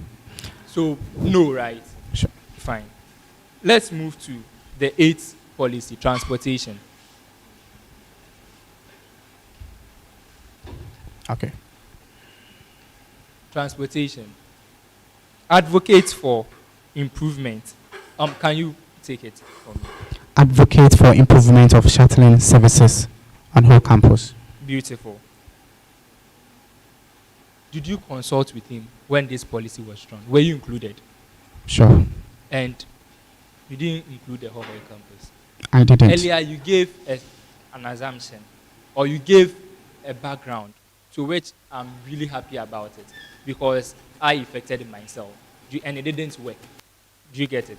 So I'm happy that you made such conclusions. Nonetheless, didn't you think about taking the project up and revamping it so that it works in the Hohoi campus, or on the Hohoi campus? Yeah, I thought of that, but looking at where most of the campuses are separated, I don't think it will be possible. You don't I don't think it's possible? Sure. So you didn't factor Hohoi Into into that. this policy? At all. You didn't factor Hohoi into this policy. So is it safe to say that you would be focusing? You see, initially, there's an assumption that I wanted to state. Now let me state it. There's an assumption that the vice presidential role Do you get it? The role of the vice president is a ceremonial position. You don't really hold power. Do you agree with that assumption? No, I don't. You don't agree. Sure. So you agree that it holds power. I do. It holds power. Sure. So if it's not a ceremonial position, then why then wouldn't you? I wouldn't say bust yourself out, but why won't you make sure that the transportation of Hohoi is also included here? Because it seems, you see, to a lay person in Hohoi, it will be like you only care about the whole campus, and you and I know how our people will think about it. I hope you are getting it. So I'm saying that I really love the policies, and I would want them to be done in Hohoi. Do you get it? So it's not a rich hand. I'm just asking, do you get it? So that if maybe you haven't thought about it, you would look at it and include Hohoi too in it. I hope you are getting it. So it's safe to say that, oh, I would look at it later and include Hohoi than you trying to justify it, if that is what you intend to do. I hope you are getting me. So can we say that you look at it later so that we don't waste time on it? Can I talk? Come again. Can I talk? Yes, please, you can. Sure. Earlier, you told us that you are looking at the feasibility of the project, right? Yes, please. Good. So when I assessed it, I realized that provision of buses for Hohoi students who come from the hostels to campus is not going to work. It's not going to work. Sure. Okay, so did you identify the challenges that the current administration had? I did. And what are the challenges? Because the hostels are separated from each other. No. Okay, that far. But It's a challenge. no, listen. The challenge was there, but there was a busing system. So it means that the current administration identified those challenges, but there was a busing system. I hope you are getting it. So I'm saying that did you identify the challenge, not with the hostel, but with the busing system? Sure, I did. You did. Mhm. And what was the challenge? I think this is my last follow-up. The challenge was that because the hostels are far from each other and majority of the students will be waiting for the bus, by the time it gets to maybe this hostel and picks the people from there, gets to other hostel, majority of them will be late. Are you getting it? The people they took first will be late for class. Are you getting it? Okay. Sure. So looking at your competencies, don't you think that you could actually mitigate or solve that problem? You can solve that problem. Because if that little challenge, you can't solve it, then am I safe to say that then you wouldn't be able to solve much complex ones? Because it's just that the students would be late or they would want to take the lead. So with that one, can't you solve it? Because you said it's not feasible But to solve that challenge. excuse me, were you able to solve it? No, that is a challenge. That is why I'm Good. asking. So And it's because of you see, sometimes I am aware that when the buses or the bus goes to the various hostels, the students don't board the bus. I understand. And at the end of the day, I understand. when they will still charge I understand. for the exact money. Thank you. Uh-huh. But I'm done, but I would still want to commend you for the policies.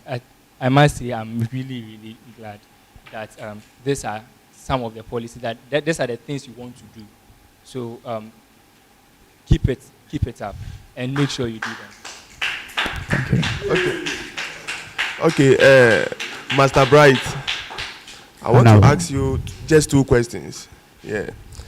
I think that was yesterday. We went to Howard campus, and we all visited your washroom. When we got there, there was nothing like male and female. There was no description over there. So, what did you do about it, or you didn't see it at all? Or you are waiting for the school management to do something about it? Because this, I think you can just take even a sheet of paper, then just write male and female, use paper glue, then put it over there. Or sure, you can. So why did you you should have done that at least? Because in fact, I entered into a washroom, I was coming out, and a lady also was like, let me in. So, yes. Do you have any reason for not doing that? Because as a leader, at least you should be, should I say, proactive or Okay. So, Mr. Roger, you have a very nice, arranged, clear CV. Yeah. And I really like it. Did you take time to read that of your vice? I scanned through. You did? I did. And you think it's appropriate for him to write Bright A, Boachi, J, and R?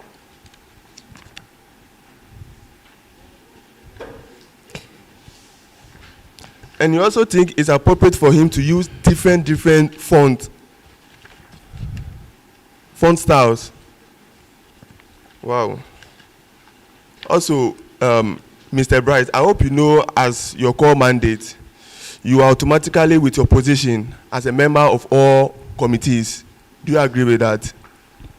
Yes, I do. Good. So meaning auditing, like any committee, you are part of it, right? Sure.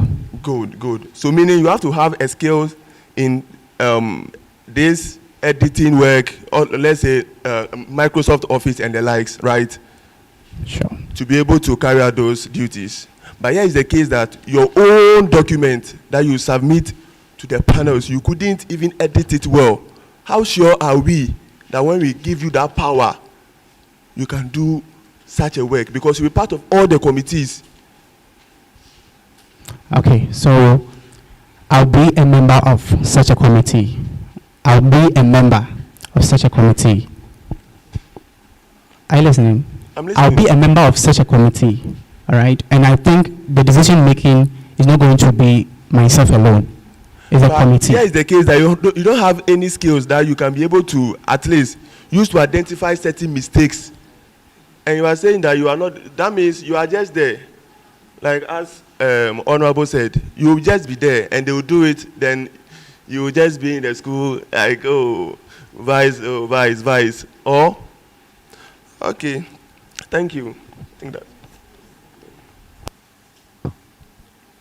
All right, Mr. Boachi, how do you do? How do you do, sir? All right.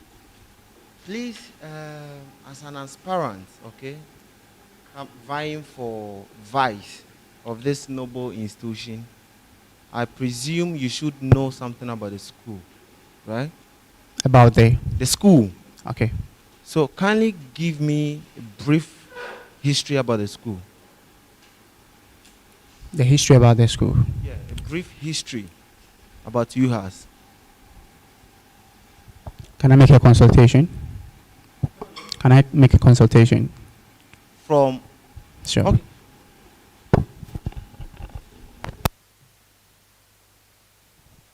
You have just a minute to do that.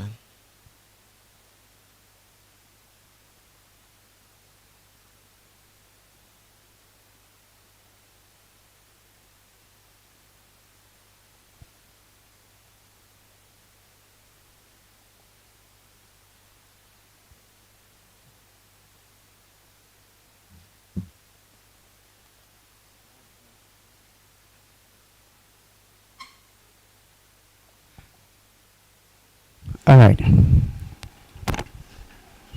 Honorable Member, thank you very much for the question.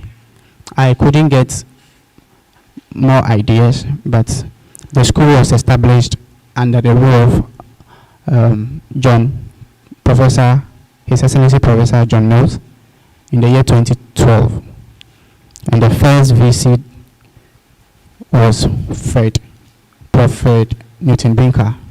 Are you sure it was established in 2012? 2012. Are you sure? Yes, I am. That is what's written in the student's handbook. Okay, my last question. Okay, advice. Okay, you have some experiences written in your CV. Okay, so I want you to tell me a typical policy that you implemented. Okay, you implemented during your past. During your past office. Okay, that worked and then it brought change to your people. At which particular? A typical policy. Okay, you want me to be specific, right? Yes, please. Okay.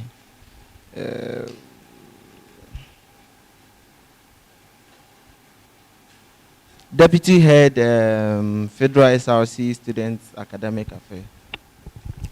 Okay. A policy that you implemented, and then it brought change. You made difference. All right. Thank you. You see, I was the deputy. So I report to the chairperson. So what I did was I realized that from my campus, the survey I did, we had a lot of challenges that we needed to solve. So I brought out a budget, fixed out the problems, brought out a budget, and submitted to the chair. Since I am not a parliamentarian, he is supposed to defend the budget. So it was discussed. He assured me that he tried his best. However, he might have tried his best, but I couldn't get any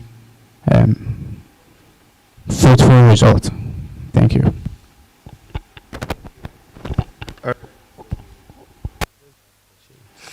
But I must say, I'm really impressed with the composure, even with the heat and everything. You guys have composed yourself very well and very confident. And like my Honorable Sam said, your policies are very specific, and I'm hoping to see, if you are elected, them coming to fruition. But my question has to do with this.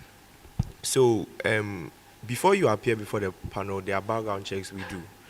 And then in doing my personal background checks on your president, last year he was supposed to run with Moro, Honorable Moro. I stand to be corrected. And then I think an issue came up or something came up, and then before we realized he was running alone. And then before we realized again, he was running with Honorable Elijah. So I just want you to take this opportunity to assure us, because it kind of looks like it was indecisive. He wasn't decisive enough. So I want you to use this opportunity to assure us, the vetting panel, and the student populace, that you are decisive enough and that you know what you are doing, and then why we should actually pass you and then go into votes for you.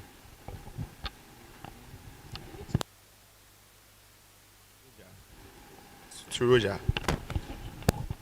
So this question was asked.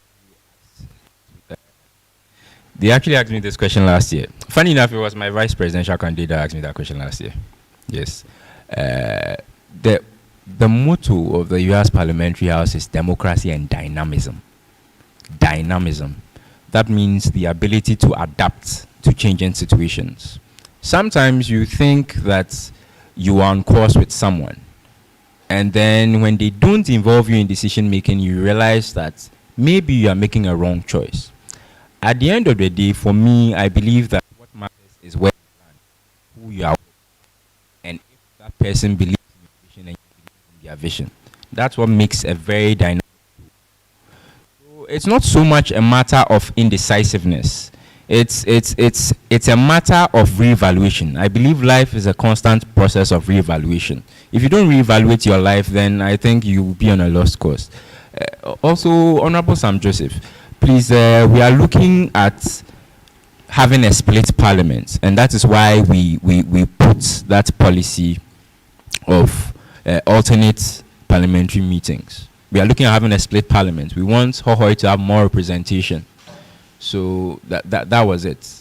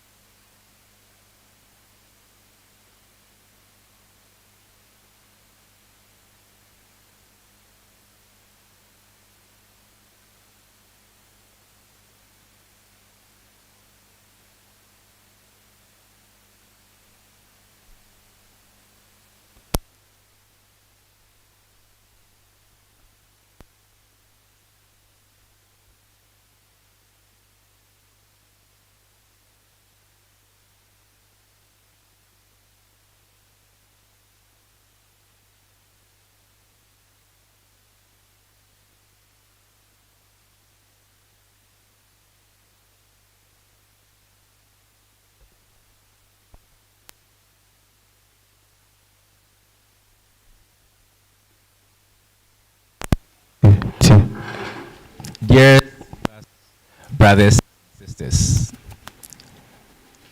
we are your best fit for the federal presidency and vice presidency respectively. We cannot capture everything that we want to do on the papers that we have submitted to the vetting panel, but I want you to know that we have you in mind, that your interests, your welfare, and your needs are paramount. They are of great concern to us, and we will work tirelessly as we can to ensure that they come to fruition.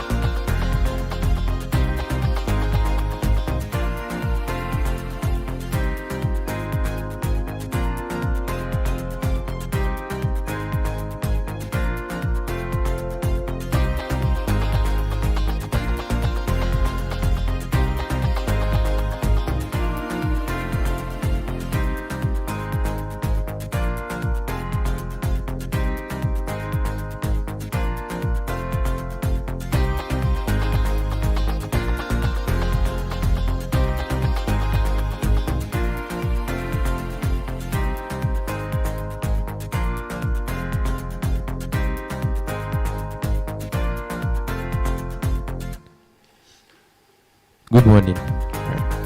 You are welcome. Kindly introduce yourself and tell us why you are here.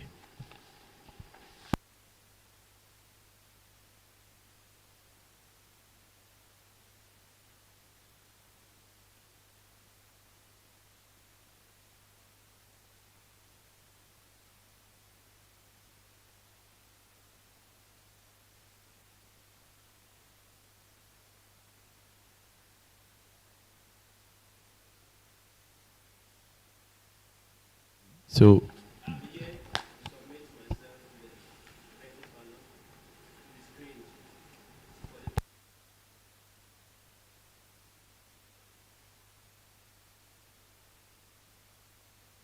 kindly amplify your voice.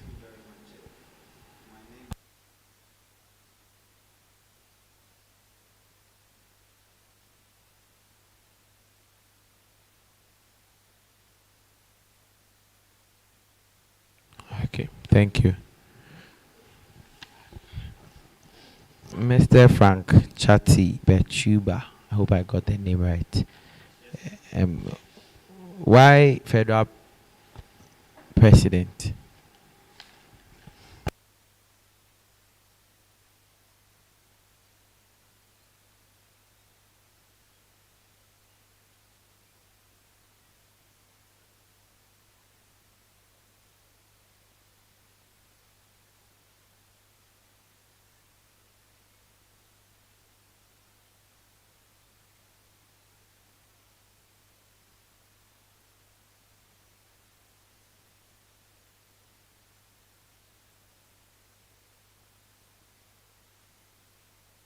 How long have you known your vice presidential aspirant?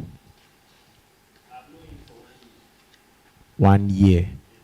So, in your absence, not to any unfortunate circumstances, but in your absence, you are a medical student, you are not available. Is he fit to represent you at anywhere?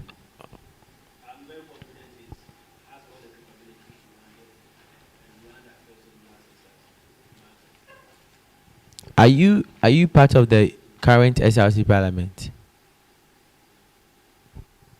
The two of you. Yes. You are not. Okay, can let me know what role or function he plays in parliament. What role do you play in parliament, please?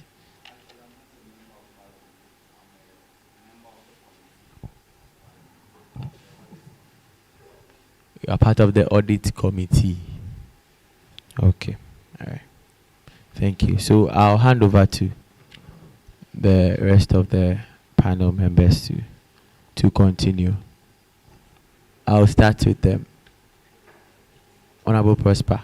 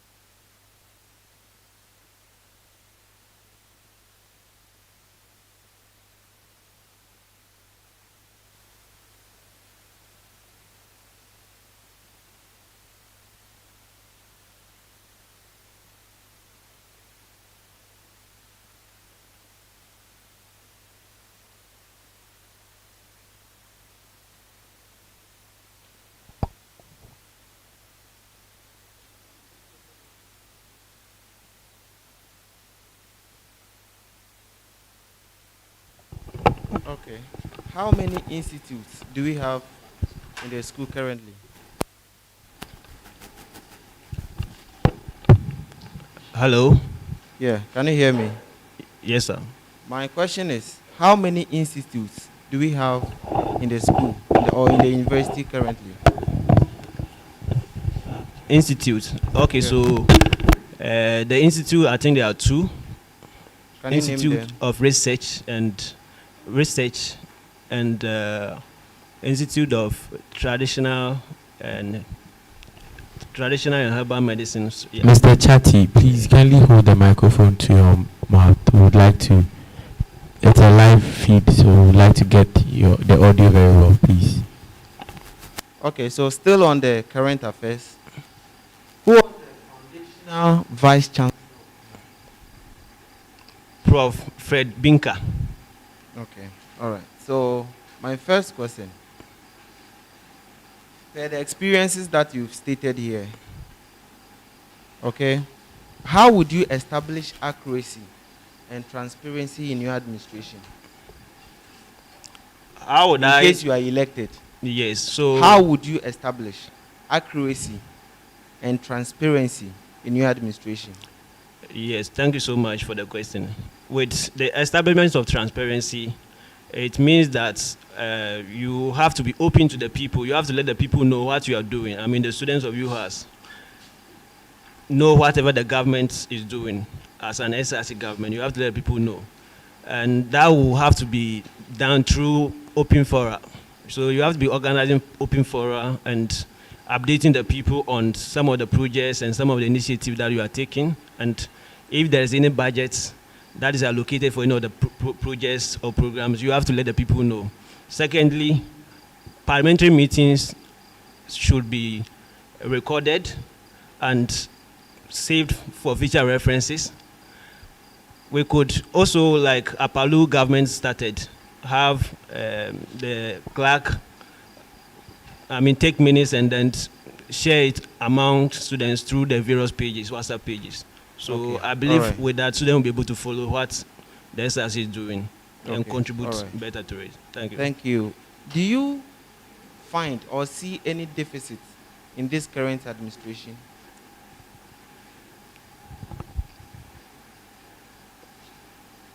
Yes or no? Let me go down. Yes, yes, there is deficit. Okay, what is it?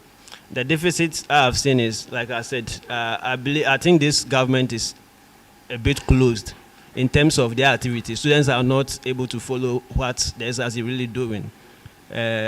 For instance, most students didn't know that it was the SRC that was building the multi-purpose b-ball court. They actually thought it was management. And I believe that that is one of the deficits. And also, the General Assembly meetings have not been held for the past 1 year. And that is a very big problem because problems are reported from the General Assembly to Parliament and then they get to the top. And General Assembly meetings have not been organized. And I think that's a very big one. Thank you. So, can I say they are not incompetent enough? They are not doing their job well? Well, I wouldn't say they are not competent. There were a lot of issues regarding to this current administration, especially with we not being able to hold elections to elect a president and an acting president have to step in, and it was impromptu. He didn't have any policies, and he just have to adapt to new positions. So I think that might have caused most of the problems, and not really Okay, my last incompetency. question. Under the academic policies, the C, timely release of academic schedule and results, how are you going to do that? Do you have authority over release of results in the university? Do you, yes or no first? Yes or no? We have a contribution aspect. SRC can contribute, but we don't have complete authority over that. Okay, so how are you going to do that? So thank you. The whole thing is this: when results, when exams is conducted, papers are marked. Papers are marked by the various lecturers at the school level. Okay, and the school level they have examination board. Okay, and they declare the results at the school level and forward it to the university board. So they also declare it at the university level and approve it before the results are uploaded. So what I think is causing the delay is because, for instance, School of Medicine, they will start their exam very late, but some people will be starting very soon in the next 2 weeks, 1 or 2 weeks. So when the results are declared at the other schools and forwarded to management for university approval and then declaration, they have to wait for School of Medicine to also bring their results. And that's sometimes delay. Another issue is because exam scripts are marked manually. And it takes time to mark all the people. Just imagine Sonam. You have to mark School of, say, midwifery. One class, one lecturer to mark all the people. It takes a very long time. So I believe that we can advocate for the procurement of scanners that mark papers, for instance. So we can institute it in UHAS here, and with that we can have a facilitated because of time release. I would have asked you many questions about what you just said, but I will just ask one. Maybe my co-panels will ask you the rest. So from what you just said, that means that the problem is there and it starts from down there, from the lecturers to the departmental level, to the school level, to the school level before it goes to the academic board level. Where would you come in to influence them so that they release the results in time? Good. So what we have to do is that we have to just, speak with the various school officers, okay, and encourage them to, as soon as possible, start marking the papers once the papers are ready. It is all about negotiation. It's all about engaging them, letting them know that students also need the results for application of scholarship and others.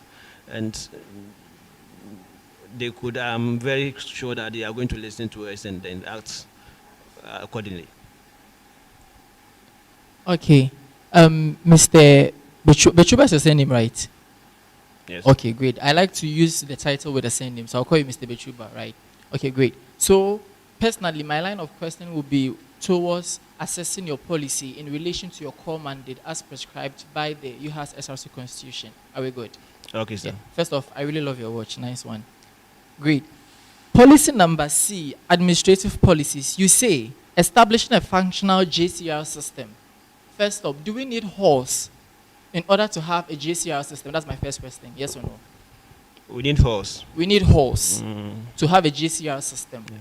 Great. Now, in establishing a functional JCR system, taking into consideration the fact that we just had one hall, maybe one built at PEM site, which is yet to be used, I want to understand the practicality of establishing a functional JCR system as per your policy.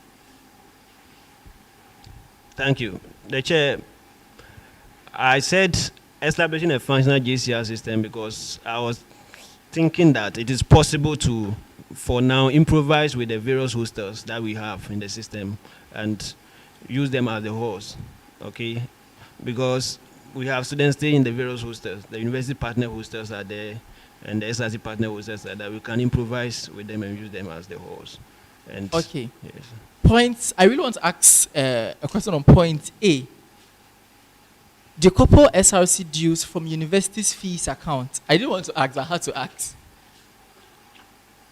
First up, let's start with the step-by-step process. Like, I don't explain, just maybe step 1, I'll do this, step 2, I'll do this, step 3, I'll do this. I just want to understand that, how you intend to do that. Okay, so thank you so much. Before I answer your question, I want to establish the background that motivated this particular policy. So then make it. One thing we've realized is that it's very, very difficult after budgets have been approved by Parliament for management to release funds into the SRC coffers for, the money to be used for whatever purpose the budget was approved for.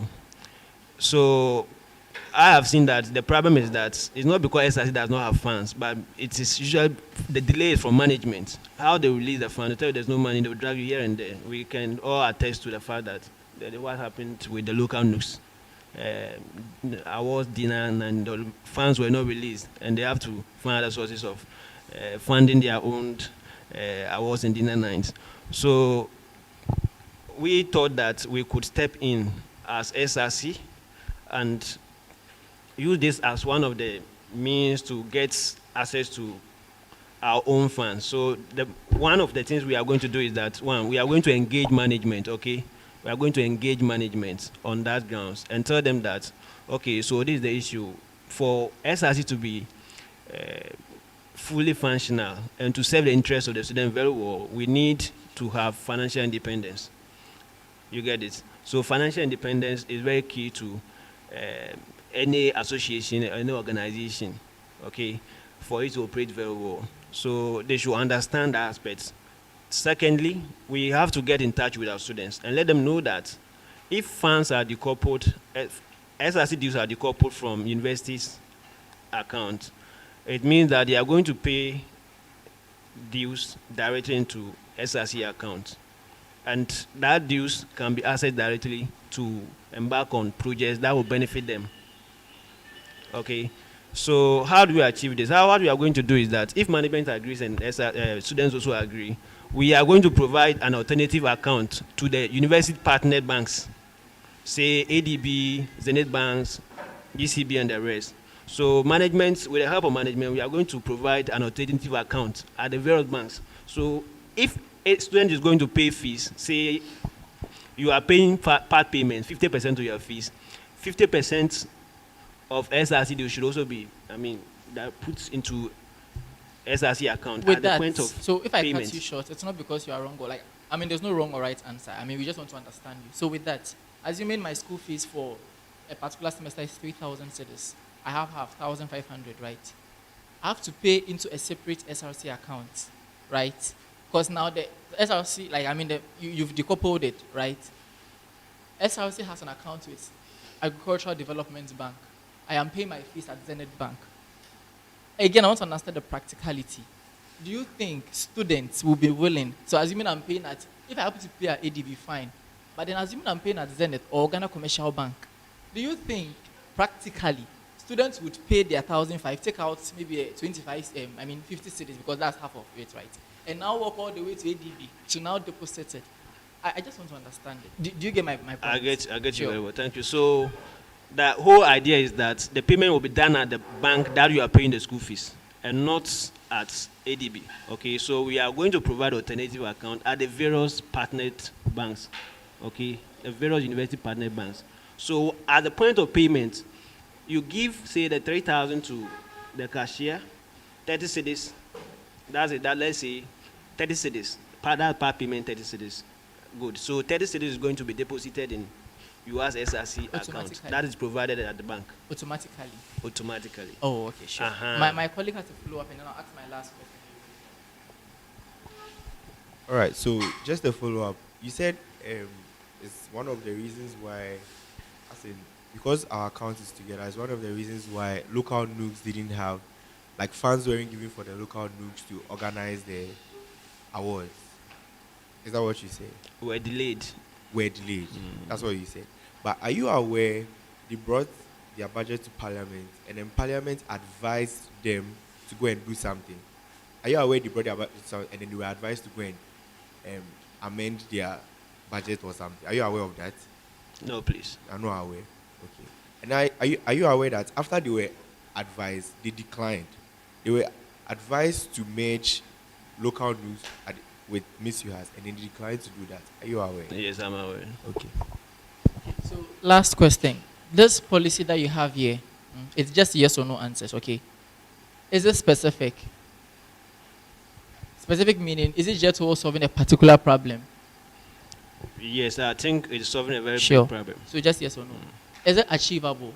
Are they, or the policies here, are they achievable? So the whole thing is yes or no. Okay. Are they relevant? Yeah, it's very relevant. Okay, so with that being established, if assuming you come into office in this hypothetical world of ours, and you are unable to fulfill even one of the policies in this document, would you subject yourself to removal?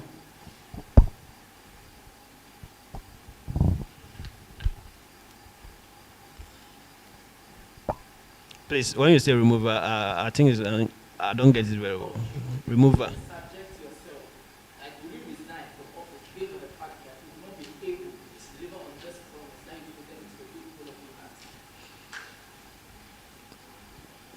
Good, thank you for that question. I think this is one of the most important policies that I would want to pursue. At least if I'm not able to get the whole thing done, I'll be able to achieve something. I want management to know that SRC always need funds for its project, and funds have to be released as early as possible whenever we demand for it. So pushing this budget, even if we are not able to achieve it completely, we would achieve something, which is that management will get to know that we feel that we are being delayed in terms of financial aspects. Yes. For these policies alone, I don't think I will resign because I'm going to achieve it. Okay, Mr. Chati. Yeah, your policies and academic, your academic policies. You made mention in, I think that's D, formation of SRC special tutorial team, right?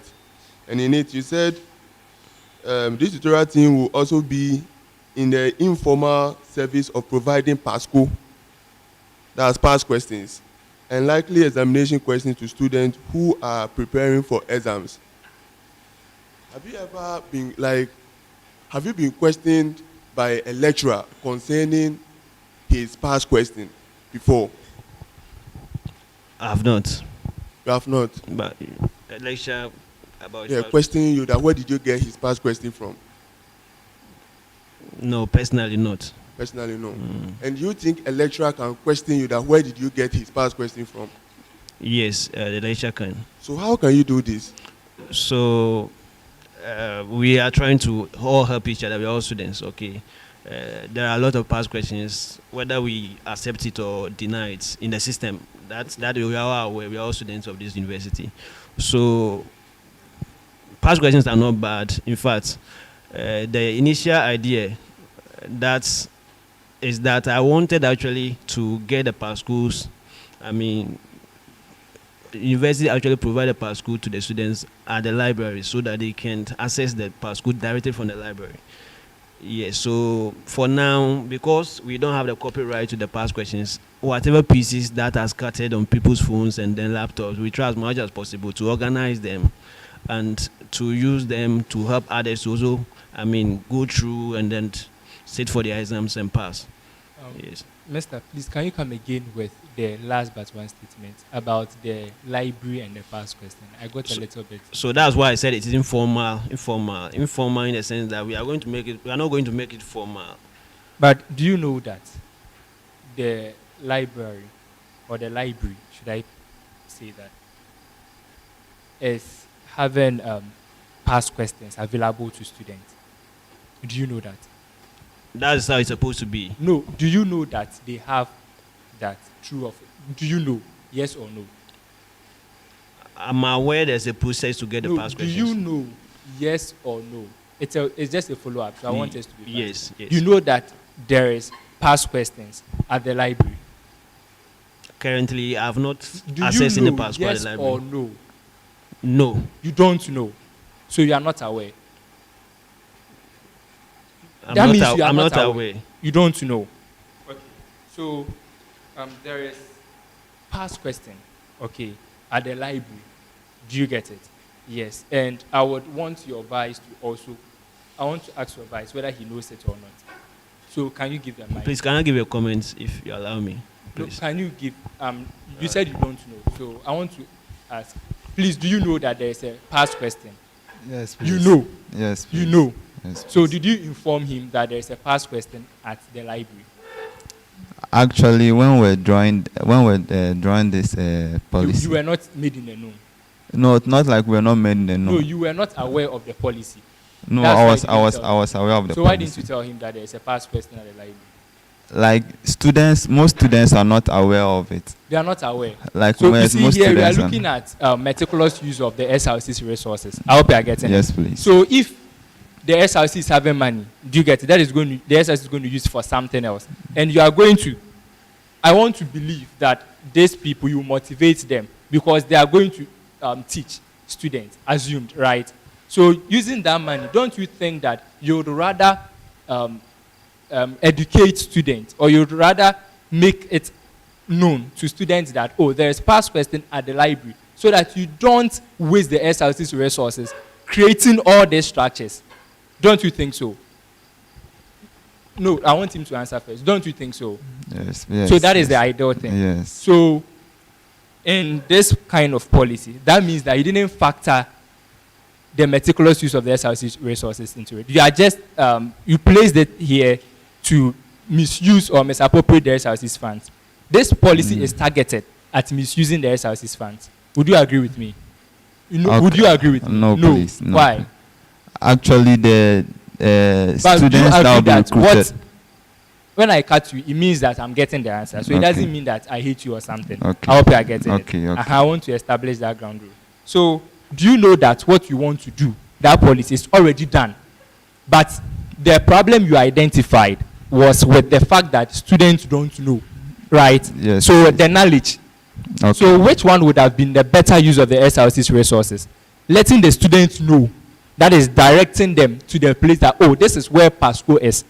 Or taking up other resources and sending them like what you want to do. Okay, like actually, we are not just saying that we are going to provide the pass. That is what is. Like it will be part of the services of the tutoring. So thing. if it's part of the services, that means that you are going to allocate resources for that services. For that service, that is part of a larger service. Aren't you going to locate resources for that? Actually, to be more of a voluntary service. So, but your president just said that there will be remunerations for them. Yes, as So when it they are means that there's a available. conflicting interest. Like he's saying one thing and you are saying the other thing. Like there will Because he be- said there there will will be be- remunerations, there will be money given, they will be motivated. Yes, but you are saying but- that it's voluntary or it's paid voluntary. like there will be remunerations, but the Uh-huh. thing is that So if they are doing it voluntarily. If they are doing it, but there will be money paid to them, Yes, or there will as be and when- incentive as and given, when, yes, then yes. why don't you cut down the cost so that you manage it properly by directing them or taking that kind of service out so that you could use the SRC's resources judiciously? Don't you think what I'm saying makes sense? Yes, please. So it means that that policy is targeted at wasting the SRC's resources. But you Please, just I said don't- so. Okay, I would engage you. Okay, so I think you have asked all. Let me ask my last question. Mr. Chati, do you still have a soft copy or a hard copy of your admission letter? Admission letter. Yes, The hard copy, yes. but you don't have the soft copy. The soft copy. I'll have to check my email. Okay. Please, do you also have the soft copy or the hard copy of your admission letter? Yeah, I have both. Okay, so in instances, let's say a level 300 student want to apply for scholarship, and there is a requirement for his or her admission letter, but the student misplaced the software and the hardware. How will you help him or her to obtain such a copy? Okay, thank you. I think you can have the copy from the registrar's office. When you contact the registrar, you can get a copy. Yes.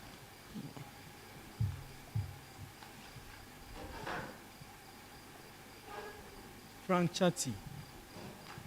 So I'm going to ask you questions based on your policy and whether it's feasible and whether you are prepared enough for the position you're going to vie for. And also to assess your confidence level. So when I am harsh with you, not because I hate you, but I want to achieve whether you're going to stand management. So I'll hit hard. I'll hit so hard. So not because I hate you. Are we okay? Can we start on a friendly note? Yes, sir. Okay, so can you sing the UHAS national anthem? UHAS school anthem. Pardon, UHAS school anthem.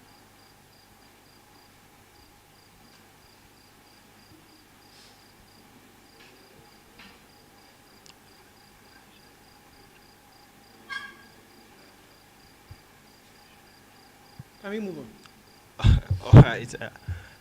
You has arise and shine. God's glory dawn on you. All right.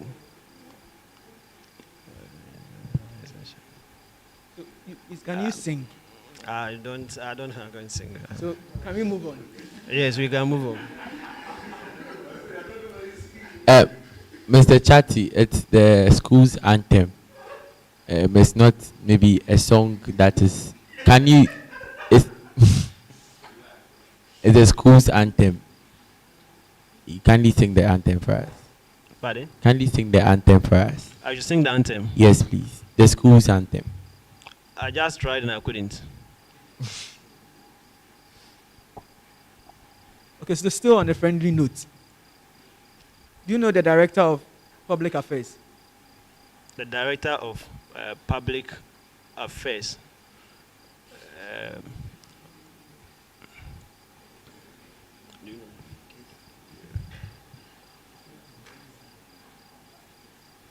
I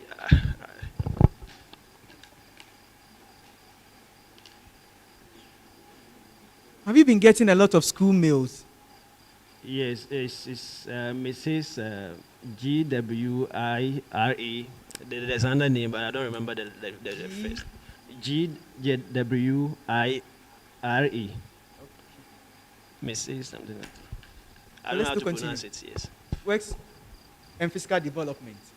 Works and Physical Development. Yes, the director. Dr. Felix Avuduga. Are you sure?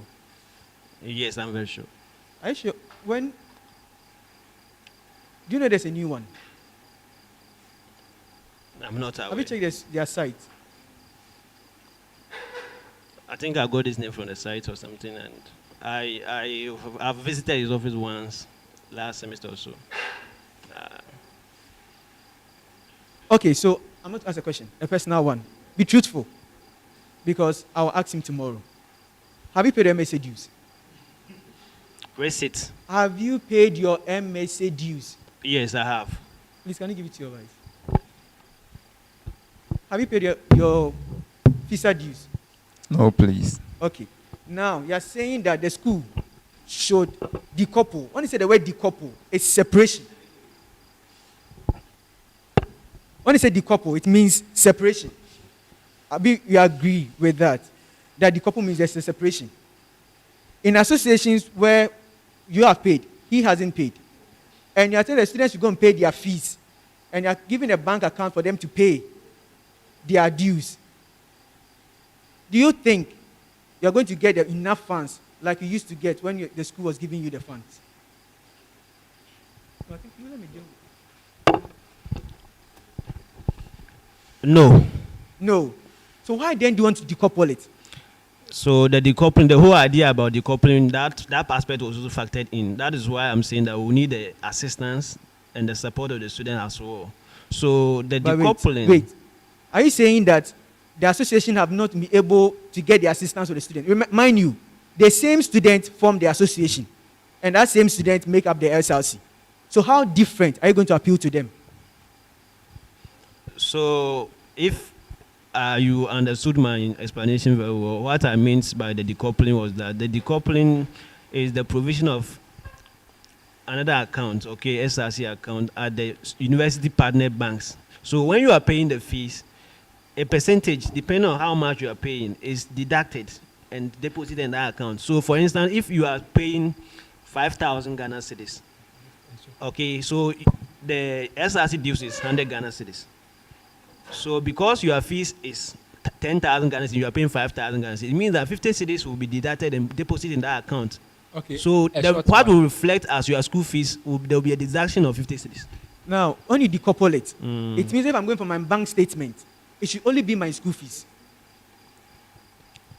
Good. It should only be my school fees. Do you agree? No, you've decoupled it. The way decouple means you have separated it. So it means that if I'm going for my statement of account or my school fees printout from the finance office, SRC dues is not supposed to be part of it. Do you agree? Because you're going to decouple it. Do you agree? Yes, you'll be provided two bankers drafts. No, no. I'm talking about the school fees. Do you know you can go for your school fees, the breakdown? The breakdown, yes. And do you know if you decouple it, it means that it's not going to be part of the school fees again? Yes. So then I have told my mom, my dad that my school fees is 5,000. Then I pay and they give me a receipt and they've taken 50 CDs, 100 CDs from me because the school is 5,000. And I pay 4,900. How am I going to explain to them? Because I said that's my school fees. I didn't say that I'll pay school fees and the person go here. That is what I'm having. Oh, okay. And you've decoupled it. So how sure are you that this policy is feasible? So this policy is the extreme form of one of the policies that we are pursuing. We want to facilitate the release of funds. So even with the push, we so believe with the that facilitating, are you not supposed to advocate and tell the students to pay their school fees? that would be very, I mean, It's advocacy. You are encouraging them. Yeah, we can encourage them to do that. But don't you know that you also be the same person to go to management to allow the student to register? So how feasible is this policy? I think, yes, we have faced that challenge before. No, so before, so now yes. it is not there. No, it's still there. So then, you are still facing. So is your policy feasible?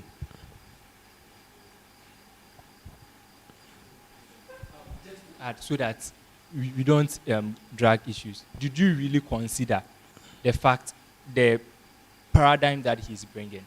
I get his Did point you very well. did you consider when instituting Yes, that I point? did. So you thought about the fact that students wouldn't be motivated enough to pay the SRC dues if it's decoupled from the main fees. Did you think about that idea? Because earlier you said you said that actually you didn't think about it, but you would advocate so that the student, and he asked you that how would advocacy be? Does it mean that the associations are not advocating enough? Do you remember? So did you really think about that paradigm, that angle of the policy? You didn't. Right. Chair, I'm not a chair. I'm just a panel. So did you? Yeah. So I mean, in addressing, I have to address the chair, right? Okay. Yeah. Good. Yes so, or no, so that with the motivation, whether students are going to be motivated did you to consider pay. that? Yes or no, so that it continues? You didn't. I did, but we're just trying to pursue the hard line.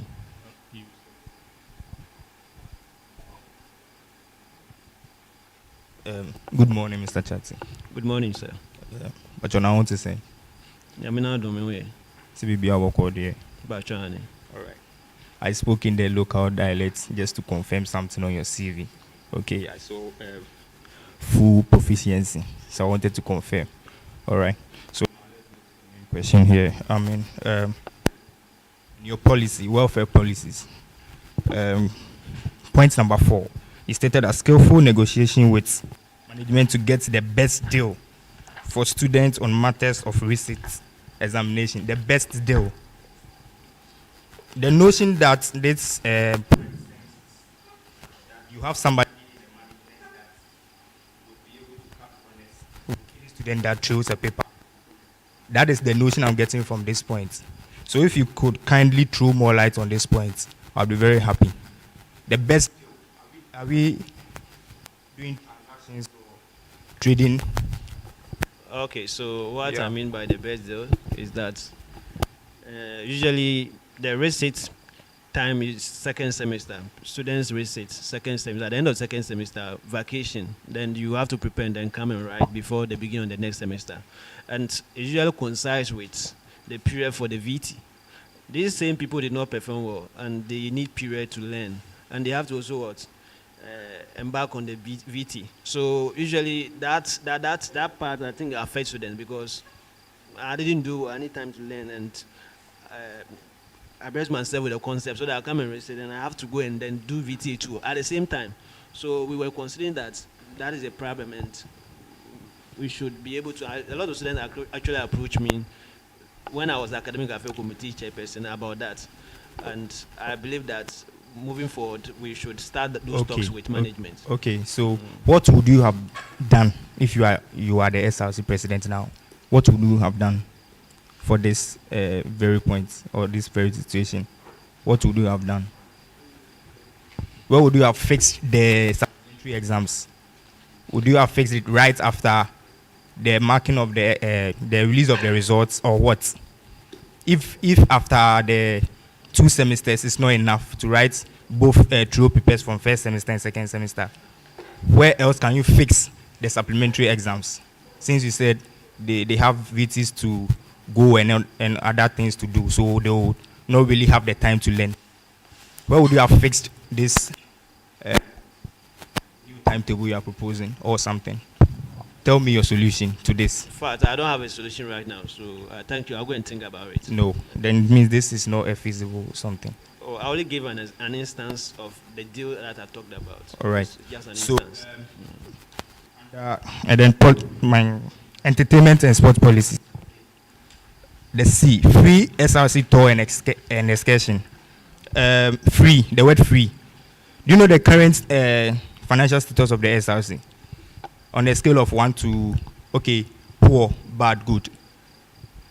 Choose among these 3 options.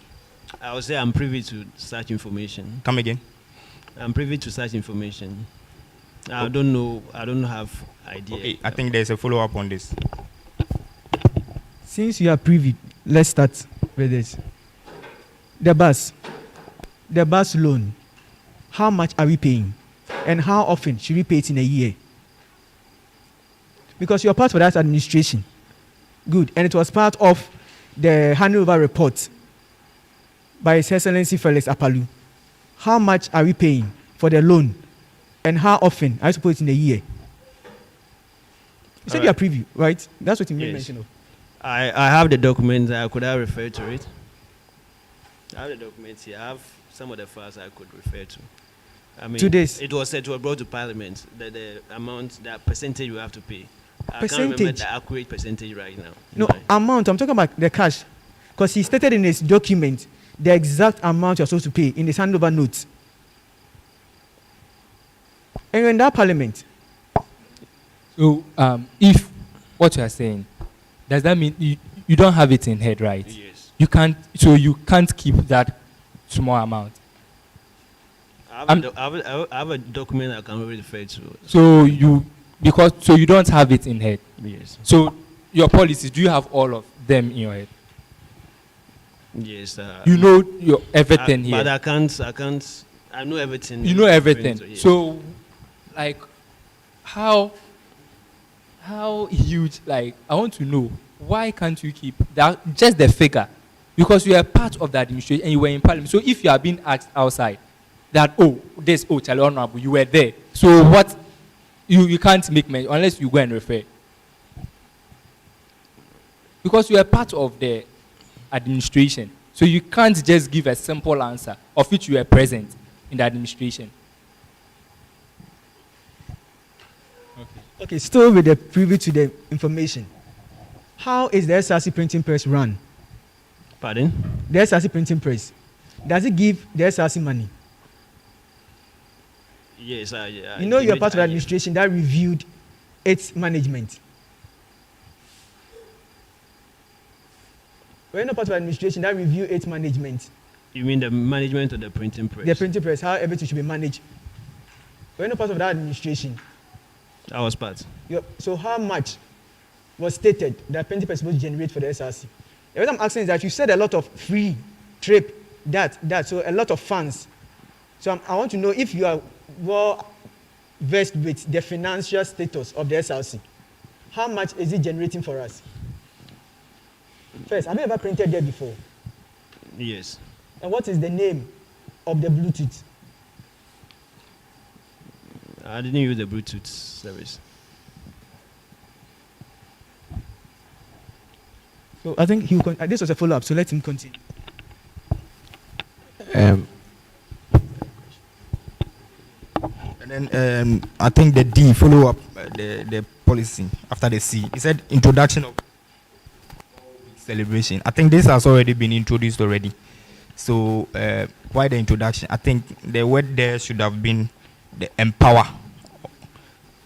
I mean, explaining it, you said the SRC will empower. Gets me? It has already been introduced. All right. Thank you. All Thank you.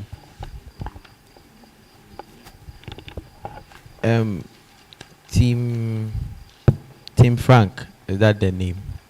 Who typed this document for you? Who put it together? Who typed it? Yes, as in putting the entire document together.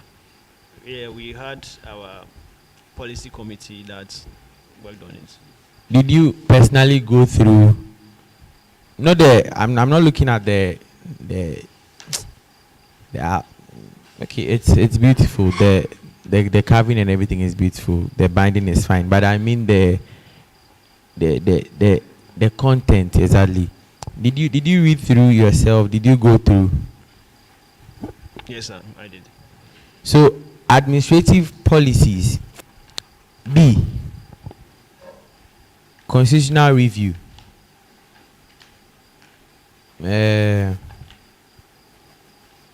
Before we even talk about what exactly you want to do, there's just a colon there. Constitutional review, and then you put a colon there.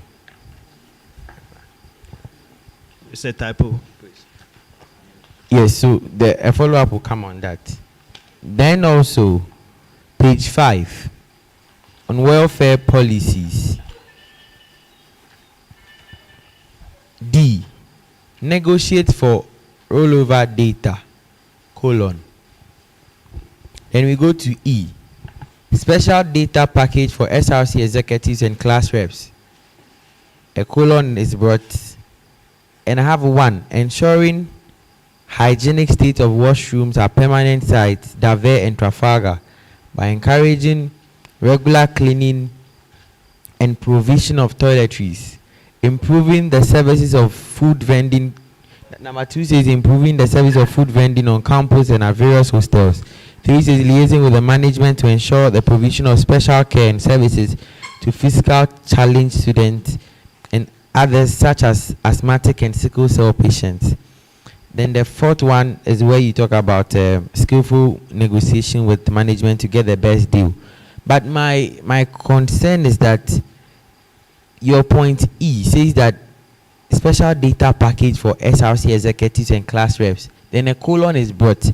Then 1, 2, 3, 4 under it does not have anything to do with special data package. Please, I'm coming, please. I'm coming.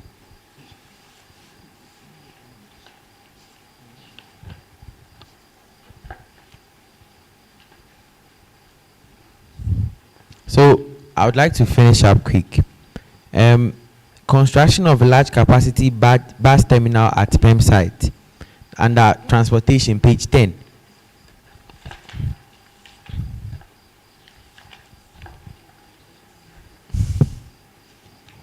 You actually mentioned it, yes, twice.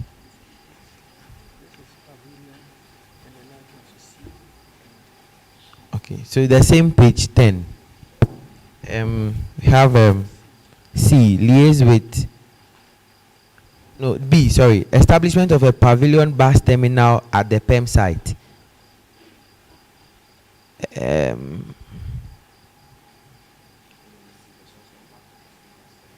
Yes, and then the main C under transport policy.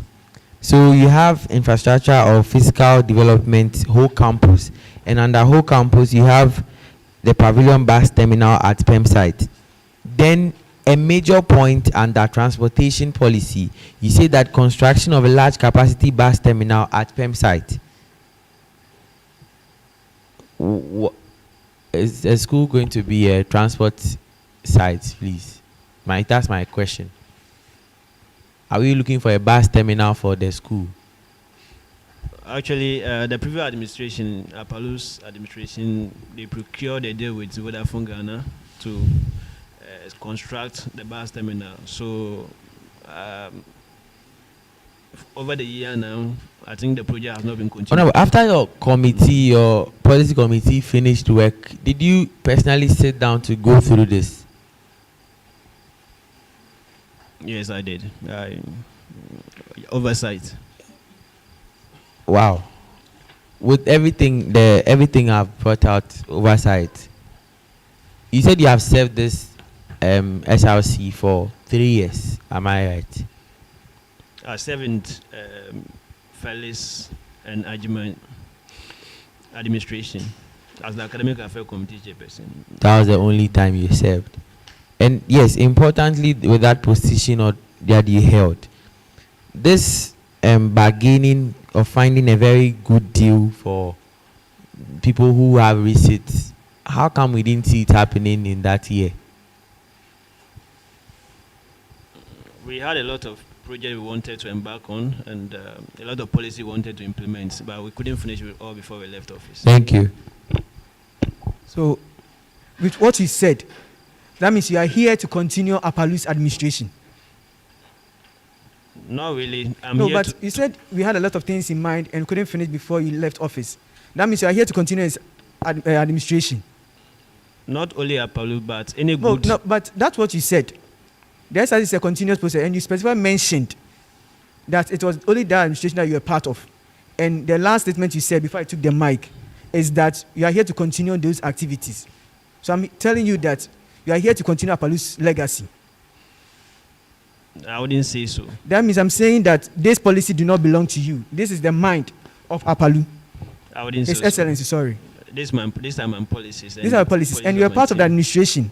And you know Vodafone bus terminal had gone through all the processes, just left some last two. Why don't you follow up?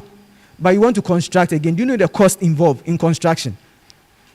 Thank you. We'll follow up and then get it. You follow up. But it's not your policy that you follow up.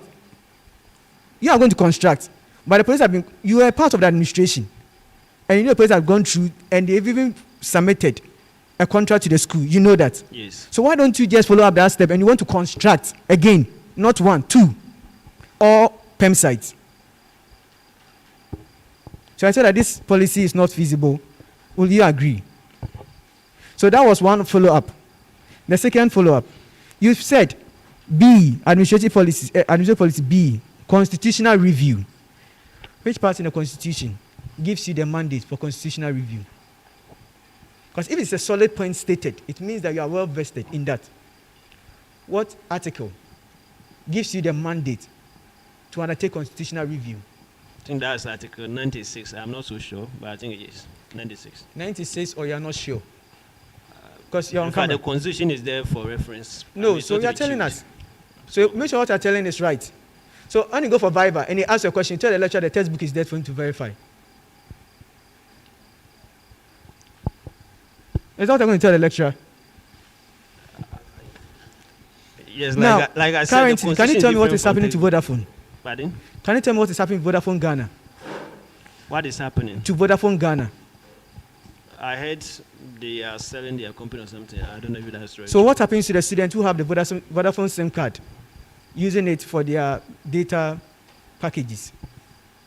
I think maybe the name will just be changed, but I mean the services will still be similar. Do you have plans in consulting the Vodafone to see how it's going to be transferred? Since these numbers were not allowed to be registered.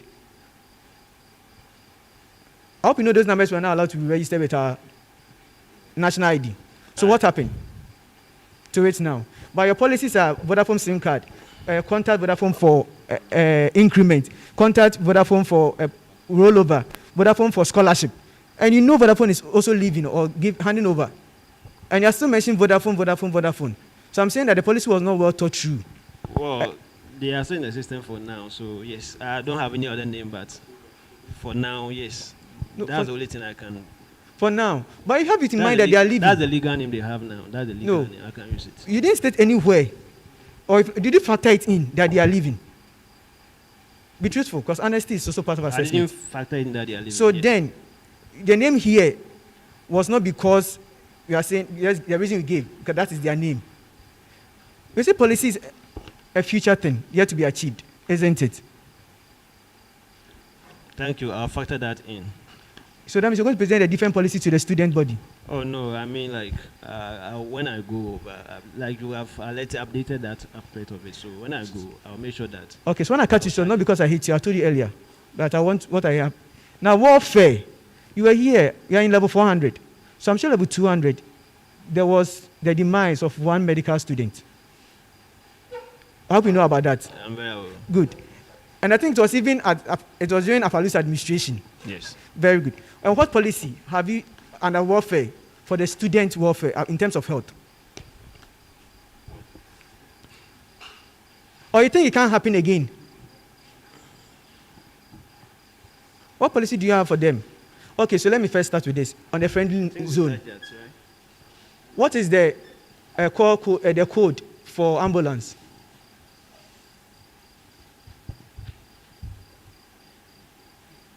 Hello. What is the code for calling the ambulance? 112. 112.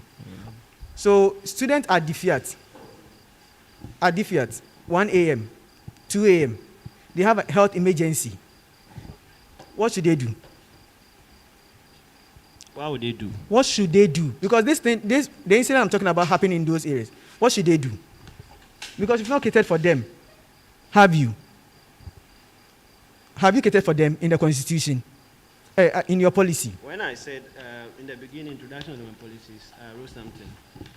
I said the policy document is not exhaustive, as we believe there are peculiar challenges facing each student, department, school, hostel. Therefore, it's meant to serve as a guide to Team Front to serve students better. So pause. So you're telling me that the health care of the student populace is not so important. It's not important than some of the policies here for it to be factored in.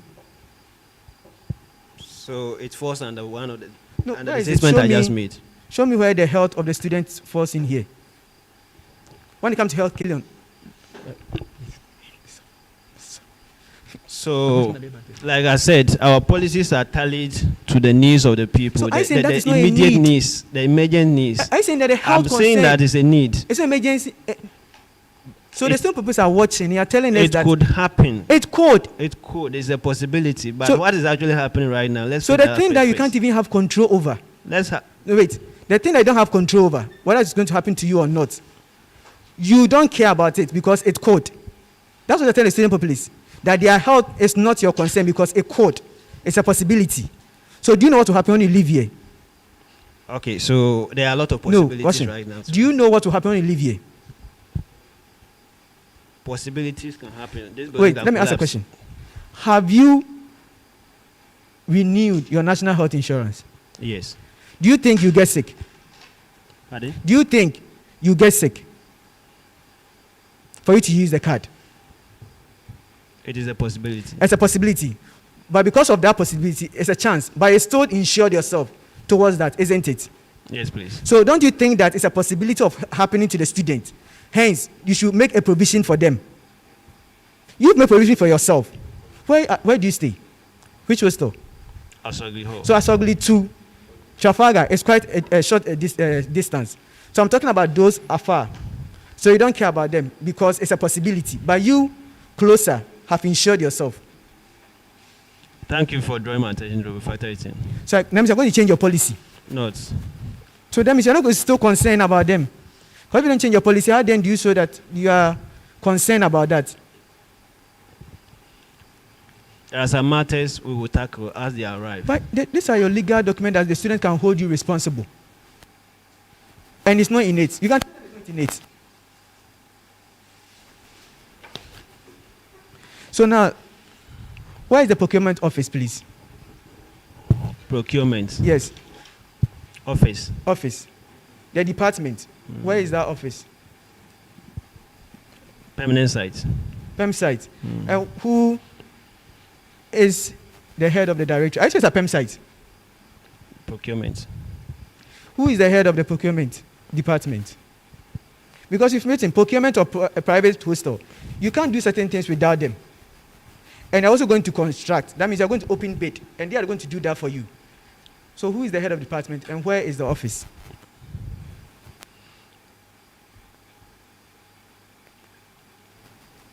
Please, I don't have the answer for now. So is it necessary to go to hostels and check whether there are toiletries and other things provided? With all your duties, spokesman, council meeting, school fees committee meeting management, all that time, you still have time to go from hostel to hostel to check whether they have toiletries and brushes. I think I don't know. and improving condition of SRC University partnered hostel. 7. Routine provision of cleaning agents and toiletries such as bleach. So I'm not saying it. Scrubbing brushes and bloom. I'm sure it's broom that I want to just write. And it's so you have time to go around and provide for them. Personally, no, but we have provincial executives and But so- yes, yeah. So hostel management the hostel president, vice president, should sit there for you to come. Isn't that their work? What we actually mean by this is that this is a problem at the hostel level, okay? But we have delegated duties to a lot of people. For instance, whole campus like this, we have the provincial executive. You empower them. But wait, the provincial executive, is that their duty as stated by the Constitution? Do you know that the institution has been categorized in such a way that you are supposed to function very well? That's why we have hostel management team. Do you know that? Yeah. And a student, 2 students, vice and president. And if you have the JCR, you have even the other executives part to manage the hostel. And with all your duties, you want to send the provincial president to go and check toiletries. I think you are getting me wrong. What I actually meant is that there's delegation of duty, so I wouldn't have to come from the federal aspect to come and inspect. But if it's the work I'm going to give the federal, why should you state in your policy? And the federal, there's a hostel management that does those work. So why should you come from your high post? You just come and toiletries. Why the student needs to be a spokesperson for them? Okay, that's another one. There's another one. Ensure constant electricity. How are you going to do that? Are you going to grid coal, ECG? Okay, when you go to most of the hostels, people pay hostel fees. The student pay hostel dues. And when lights are out, it takes almost more than a week before the prepay is being. I mean, they fix. Which hostel? One, for example, is the Fiat, and when you go to Jim Fuga, to the same. Mr. Chati, do you know the ECG, the plan in Asogli Hostel? The plan for Asogli. Do you know? Have you been to Asogli Hostel before? Yes. Do you know how the prepaid system works there? Yes, please. Is it the university that buys it every time it goes off? No, please. So how are you going to maintain? The question is, so a hostel like Asogli, how are you going to maintain the constant flow of? Because students pay by themselves when it gets exhausted or when it gets finished. They prepay, they do the buying. So how are you going to make sure that, are you going to be giving money to students every week personally from your own coffers or from the coffers of the SRC? What is your plan? And then we don't have just one hostel. Good, thank you for the question. I think Asogli is not part of one of the hostels that we considered. We considered Jemfuga, the Fiat, unless they buy. But I said not at Asogli. They buy their own. They buy the prepay and then. So how do you ensure the continuity for them? Because you didn't state any exemption. No exemption. So all hostels. That's all. Kitubiensa SRC Scholarship Initiative. You know you're in that parliament that the scholarship committee was tasked to bring needy but brilliant students. Right. Why is it that this administration did not give out the scholarship? Well, I think they are pursuing different policies. Now wait. Did they pay for the the winners? Did they give them the accommodation? Yes, the winners. Did they give them the accommodation? No. The previous years organized the and one of them was to give them accommodation. Did this current administration give them the accommodation? No. No. So when you call the winners, no. If you don't know, say I don't know. Don't say no, because no can be marked. Okay. Is it I don't know or no? I don't know. So if you don't know, why are you saying that this administration focus on one part? Do you think the scholarship committee chairperson brought documents to parliament for us to see the list of students and how they were selected? You mean the previous one? Yes. Did they bring it and give us the criteria? They just brought the list, didn't they? Yeah. Did they bring us the criteria on which they used to select them? They were vetted. Did they bring it, the results, did they bring them to us, to parliament? No, please. No. So on what basis, on what authority do those people qualified for us to pay the dues for, the school fees for? Do you know that you can go and tell management that I've spent this money to buy books, and it's true, but without evidence, it's false? Do you know that? But I do remember that the scholarship committee was charged with the duty. He brought the list during the final parliamentary sitting, but he didn't bring the criteria and the marks they scored for which they selected them. Did he? Did he?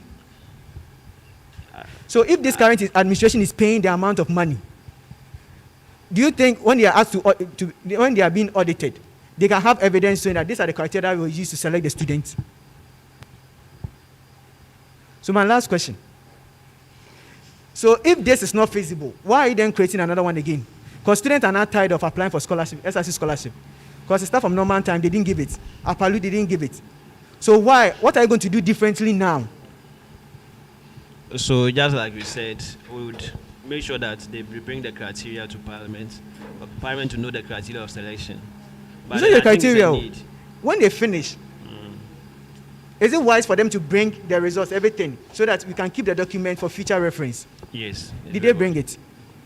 So they failed to do that. So then, why the policy didn't state that you give proper documentation? You've enforced that there's proper documentation so that the money can be paid, and when you're paying the money, you're going to show a proper accountability.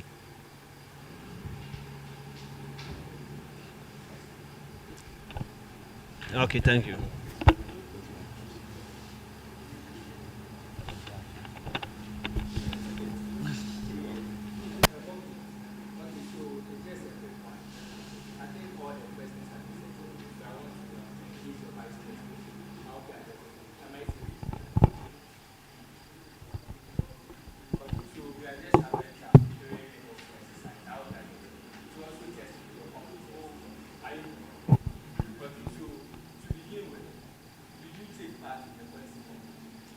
Yes, please. Yes, please. Based on the assumption that,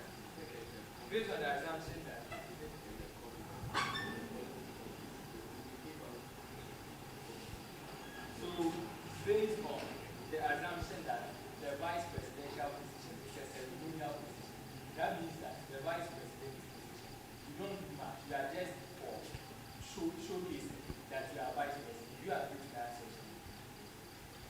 I don't agree to it fully.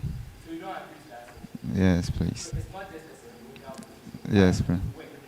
Yes, please. And I would want to believe that you took part in the formulation of the policy. Yes, So please. I will not the policies and how to implement them. I'm looking at the policies from your side. Yes, please. Yes, please. So do you have a copy? Yes, I have a copy. copy. So the first one is open to welfare policies. Just one welfare policies. Okay. Yes. Ensuring hygienic state of washrooms and permanent sites. Yes, please. Yes. By encouraging regular cleaning and repetition of toilets. Did you think it's feasible to add a moment for this? Actually, yeah, it was feasible. Yes, please. But it's not added. Why? Is it because you are the vice president, you don't have a ban, or you are just a ceremonial person? No, please. So it means it's not included. This is the policy document. So, one, it's not included, right? Okay. Honorable, please, let's move to the second one. The next page, procurement of private sector.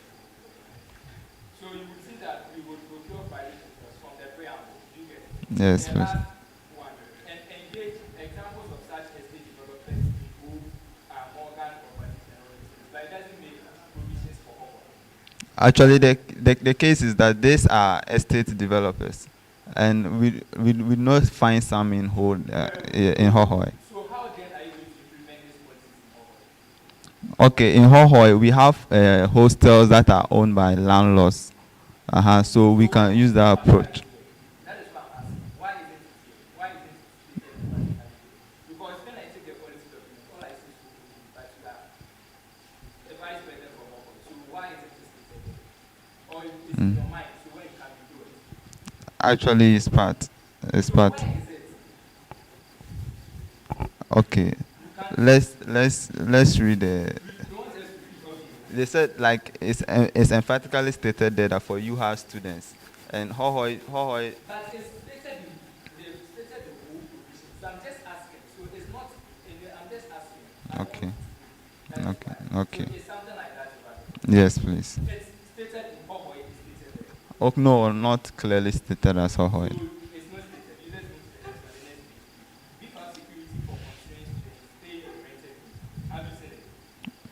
Yes. So what of offer? It's offer capital. Yes, please. So how are you going to implement that? Just few seconds. Okay, so currently the current administration, the provincial level. Just move on. Don't Okay, that will be moving to the municipal police to talk to their patrol teams to increase their patrol hours during the night. So you Uh, go to there. the divisional. Conversant to the students and Yeah. work in engaging external stakeholders like the police to patrol private hostels that you say landlords for the landlords. You were the one who said that. So do you know what it takes to do that? Do you think it's even possible to do that? Using the students and no, don't.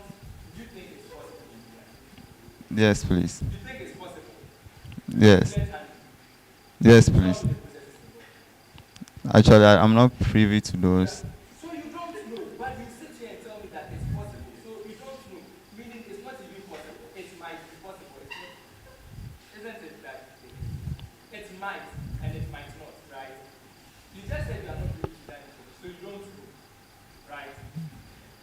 Right?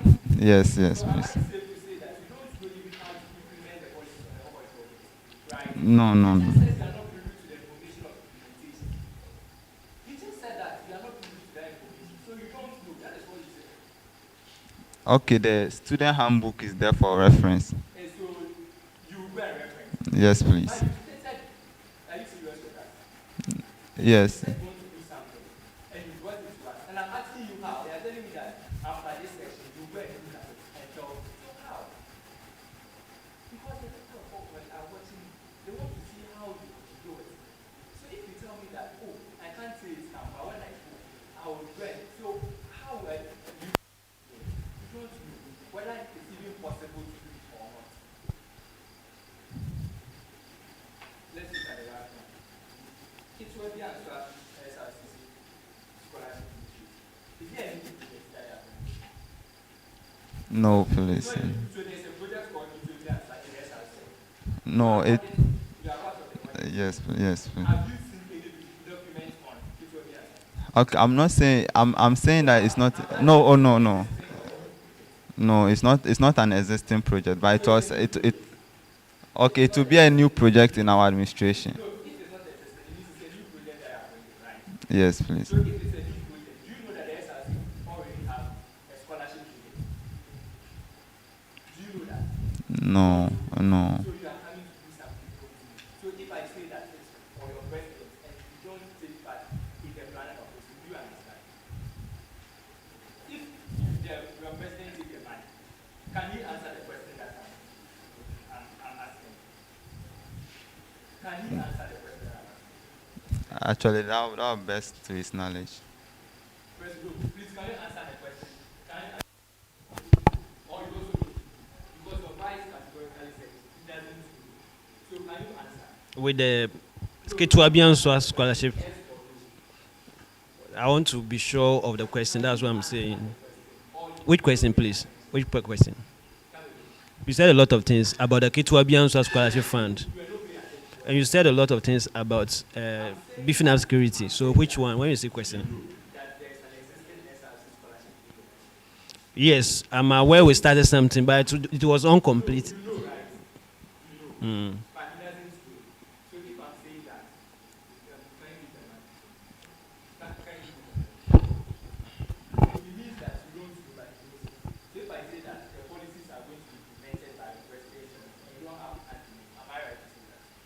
No. Okay.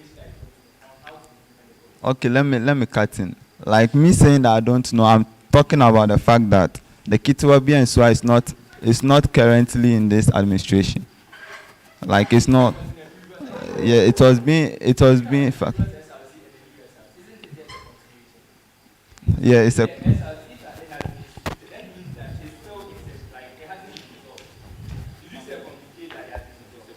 No.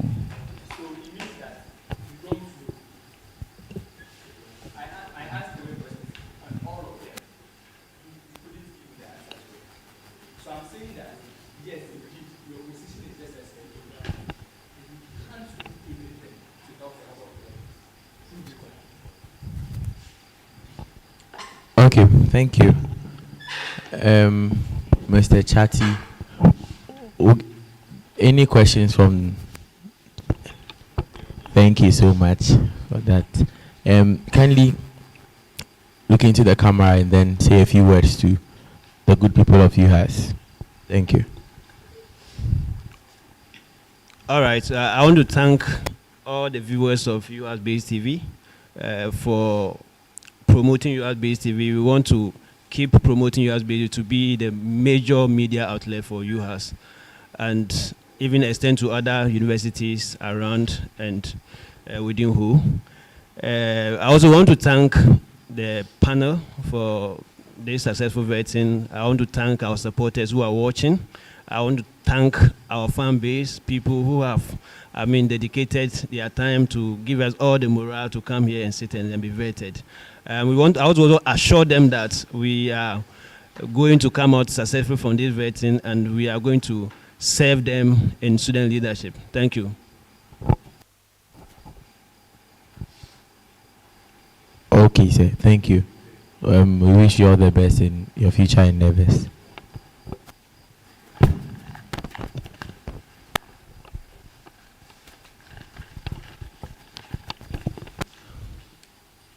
Please come for your original sleeves, please.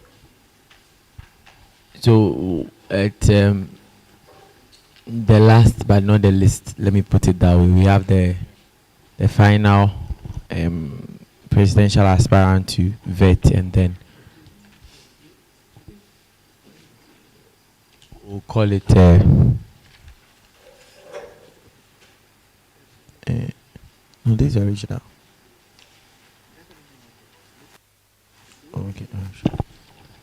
The vetting panel, I know you are very tired, but let's stretch a little, and then just stand up and stretch. No, you can't. You're already.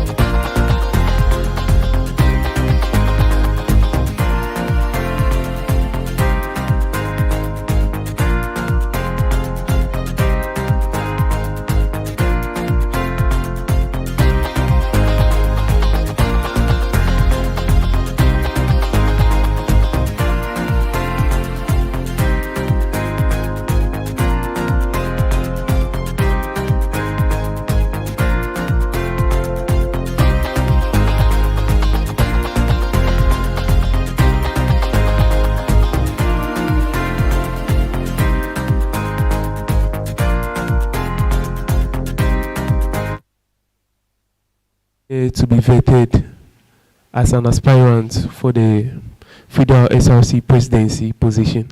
Thank you. My name is Felix Awelana Awe, Public Health Disease Control Level 300 student. I'm here to be vetted. Would you please speak a little louder, please? My name is Felix. My name is Felix Awelana Awe, Public Health Disease Control Student Level 300, and I'm here to be vetted for the Federal Vice President portfolio.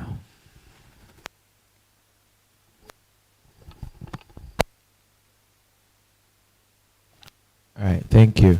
And once again, you are welcome.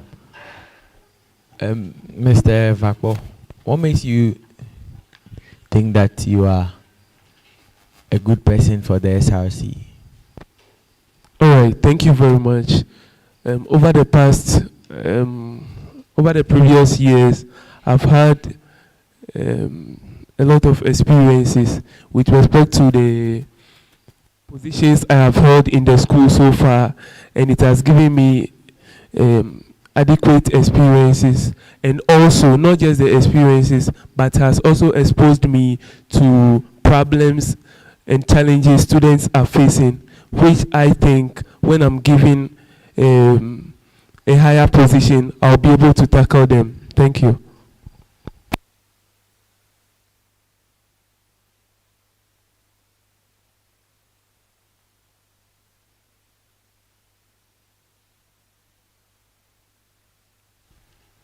All right. How long have you known Mr.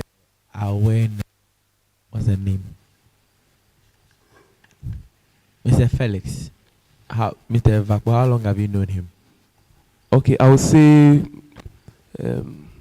since I became the NAMSA president, and I have started coming for parliamentary a member of parliament. How long has that been, please? 1 year. So, hand over to.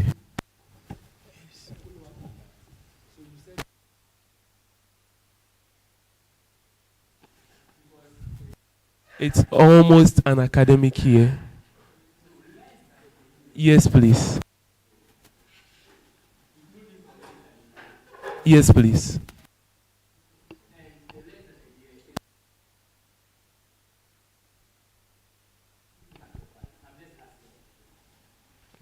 Yes, please.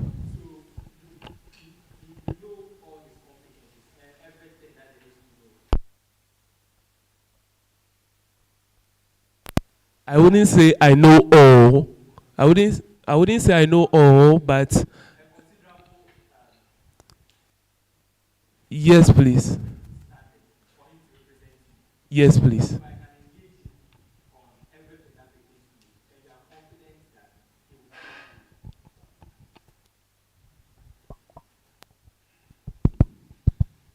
So you are confident that he would see you through when I engage him on your behalf?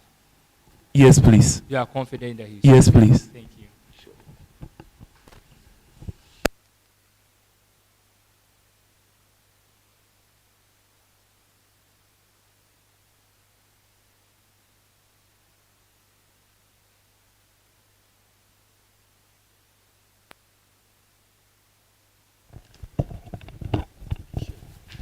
Mr. Bright Vatpo, how are you doing?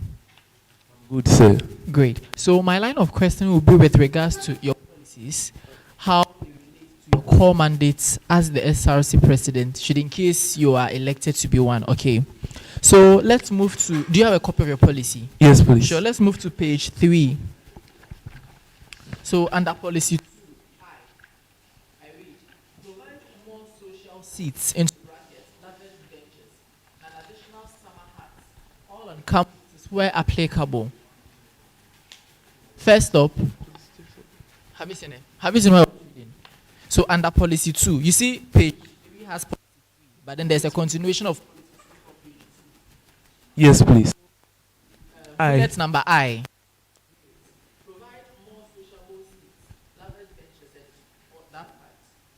You did mention that you met your running mate from parliament, right? You've seen him there. Yes, please. So if you are confident with parliamentary seats, now I want to ask if you are in the known that the current whole provincial president, right, submitted or like got into parliament this same kind of policy. Are you in the known? Yes, please. Okay, how far with that policy? Do you know where it has reached? All right, thank you very much. I know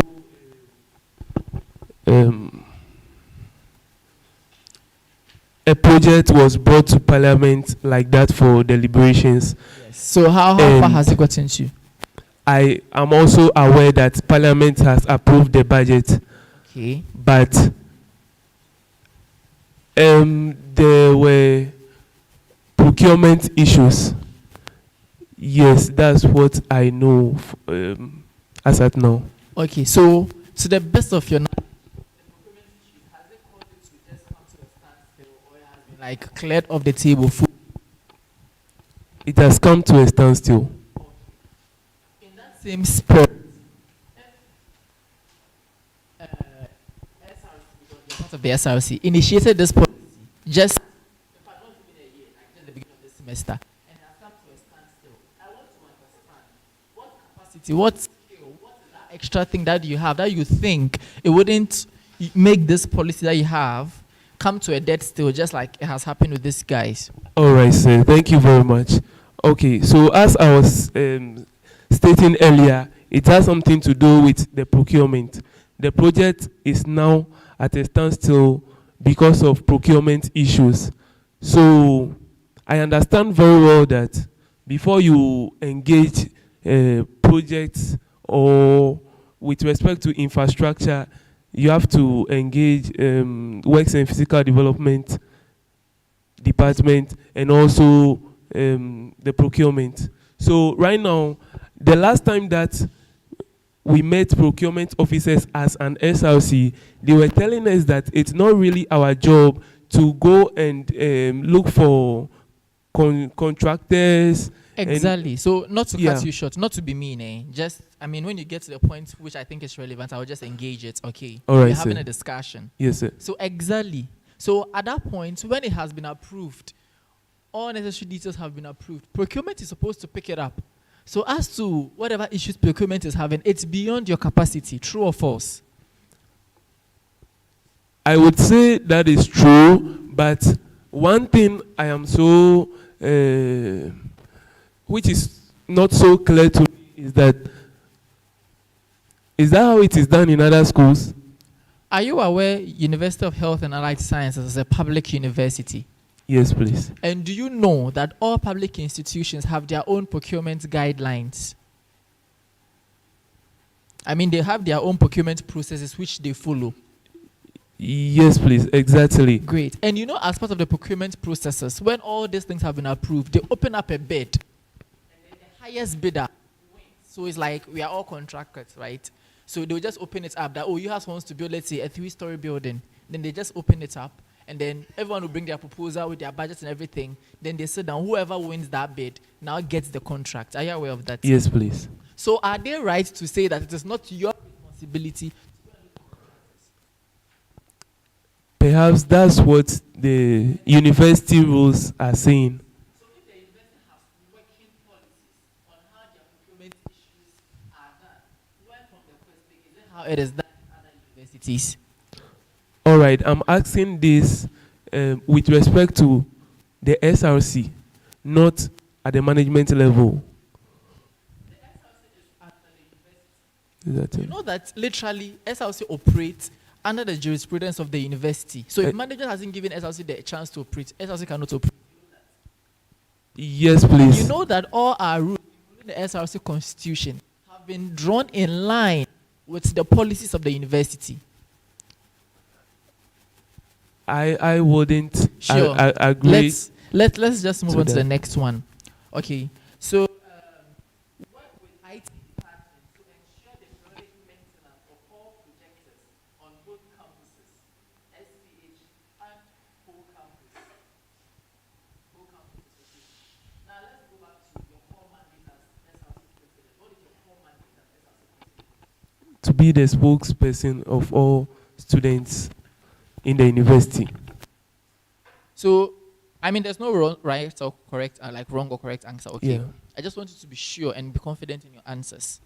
With that being said, I want to know, is it your responsibility to solve these issues, or you are supposed to advocate for it in order for it to be solved? Yes, please. It's our responsibility. Sure.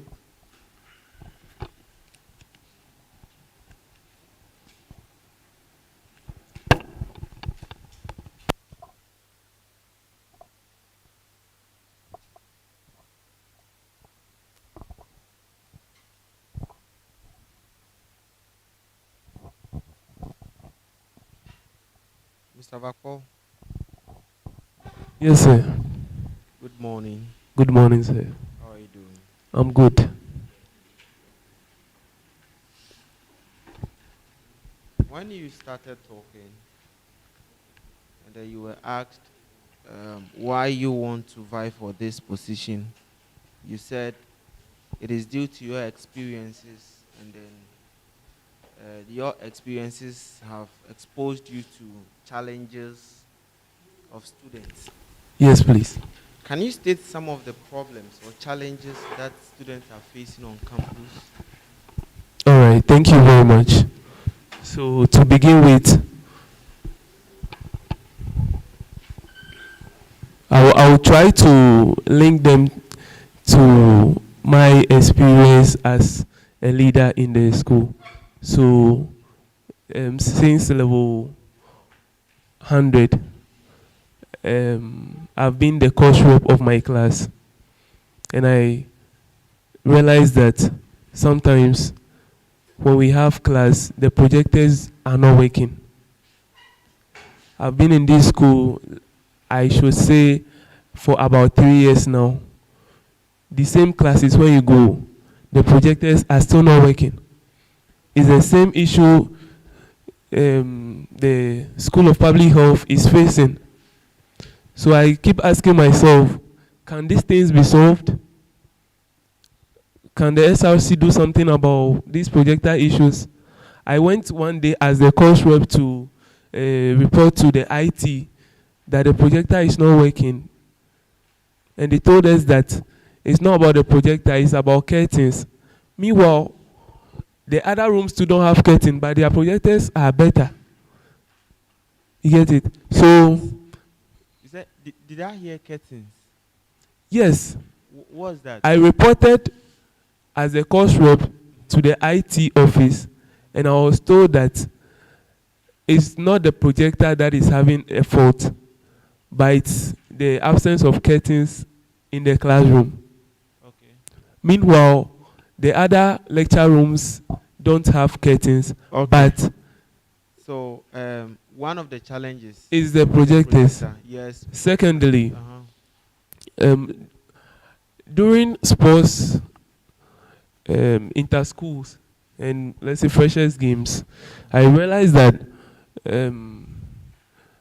after the players are done playing football, that same jersey that they'll remove that wet jersey and give it to the volleyball players, which is very bad. So is our SRC not seeing all this to intervene in a way?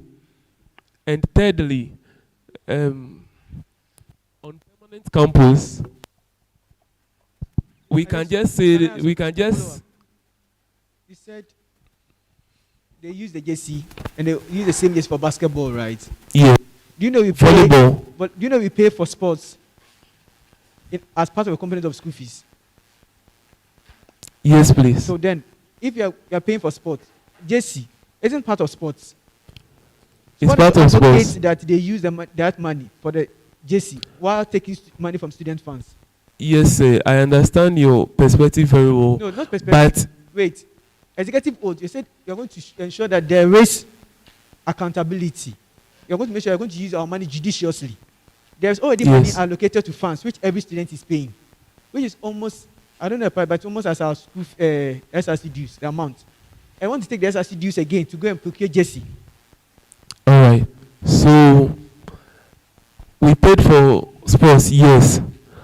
And I believe strongly, that the reason why we pay that amount, it's being used for it. But that doesn't mean that the problem should persist and the SRC can't do anything about it. The SRC can still do something about it, sir. Thank you.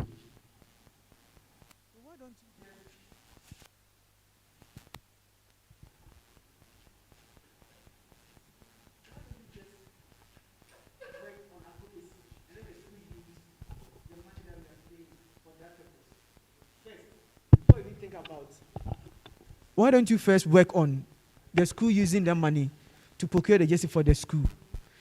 First, with advocacy, before you think about even using SRC funds, which I'll ask you a question on. All right. So wait, what is the state of SRC funds? Is it poor? Is it fair? Is it good?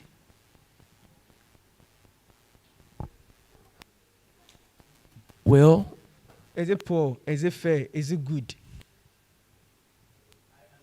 It's poor. It's poor. And the funds the coffers is already poor. And you want to go and take money again to procure jersey. While there is already money, there is allocated for sports in the school fees component. So I'm saying that you are not going to meticulously account for the SRC dues. That's not. The SRC dues is being used to serve students. So the sports is also used to, the sports is also for the students, isn't it? So that means that the sports is not concerned with the jersey.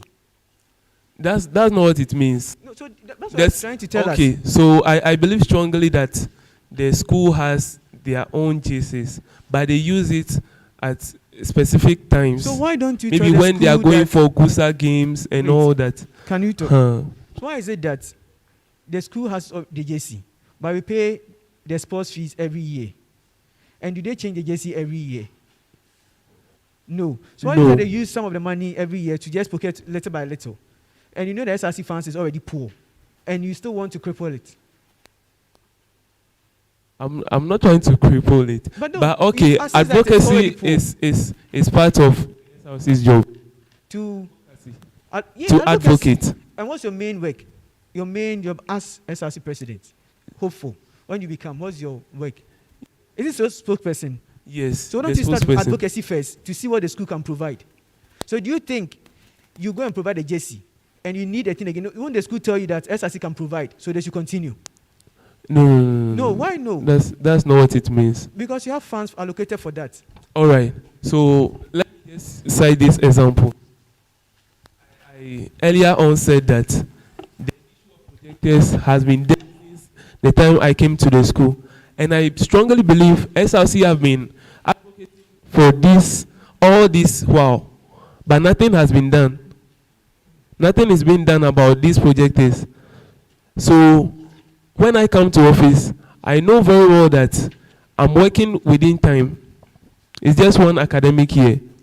So okay, the problem cannot persist.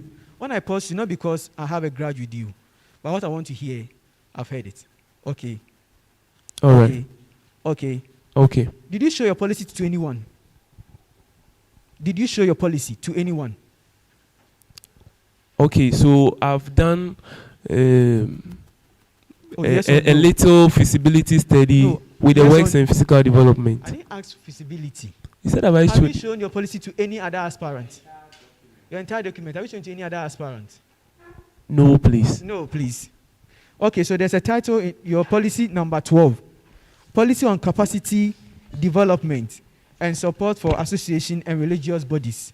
That is the whole heading for policy number 12. Now let me read the B. Let me read the B and also the C. And please listen.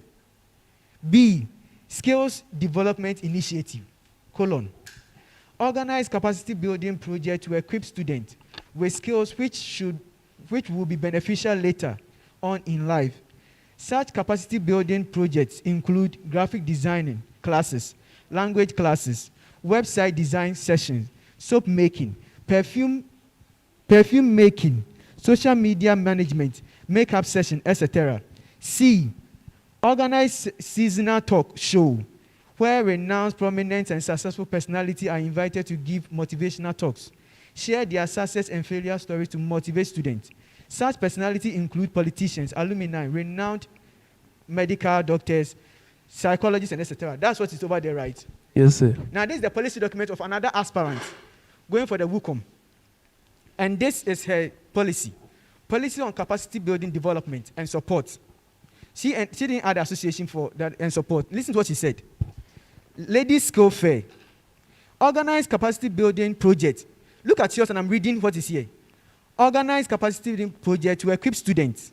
And she just added, not just ladies, but all students, with skills that will benefit us later on in life. Such capacity building projects include, and he stated yours, graphic designing, the same. Language classes, the same. Website design section, the same. Soap making, the same. Perfume making, the same. Social media management, the same. Makeup session, etc. The same thing. Policy C on yours, the person also added. So let me continue. Organize seasonal talks show, which is also the same thing, where renowned, prominent, and successful personalities, the same thing, are invited. Even yours are invited, yes, to give motivational talk, the same thing, and share their success and failure stories, the same thing, to motivate students, full stop. Such personalities include politicians, alumni, renowned medical doctors, psychologists. That is the same policy. And he said he didn't show it to anyone. I don't think we all think alike. Or this is extrasensory perception that you could think into the person's mind. Did you borrow from them? No, please. Did they borrow from you? No, please. So why do you have word to word? Oh, yes, because in that case, one of you plagiarized. So who is the original one? All right. So I don't know how that happened. You don't know how that happened because it's not coincidence to have the same word. It's not a coincidence. That means that this should be a planting. So one should have seen the other person's document. Or better still, it was copied from a source. So there was a source and both of you copied from that source. Well, I can't explain this. No. Come on, you can tell me if you copied from a source. Because I'm trying to Google search this. And if I Google search it word by word, and there's a document like that ever published, it would show up. And if you being the first gentleman, is plagiarizing policy documents, it's a very serious academic offense. And even to the extent that in that situation, your, your certificate that is awarded by the school can be taken away from you. So we wouldn't want to promote an individual who plagiarizes this thing word by word, punctuation mark by punctuation mark. So can we tread on that path? Now when we tread on that path, the good people of UHAS is looking at it. And if we find out that that is the truth, and of a truth, there is a policy like this online, and you just copy it from online word by word without paraphrasing, then we stand a chance of protecting the good people of UHAS. Should we tread on that path? Well, I haven't copied this online. The question is, should we tread on that path? We want to say, but we don't want to waste each other's time. So it's better. You see, there is something called honesty. It's better that, this, and there's no harm in it. So if you tread on that path, that means that you are building on your credibility, saying that, of course, yes is your yes and no is your no. But if you accept it, then it means that we can just say, okay, play on, and don't do it next time. So can we follow that path? Yes or no? Yes. So when we follow that path, and of a truth, we see that thing, then you would agree with us that we should let you try next year. Because I want to know, because you are saying yes, we don't want a situation where the president will not be credible. The SRC will be brought into a state of disrepute. So we don't want a situation where the students cannot take your word for it. It's very important, this thing that we are doing. So should we tread on that path? Oh, Should we so- tread on that path? Yes or no? Or we should talk about it some other time, knowing that we would reach a consensus and no one is perfect. Of course, no one is perfect. So if you bring in that angle, we would understand. But if not, then it means that you are insisting. Should we tread on that path?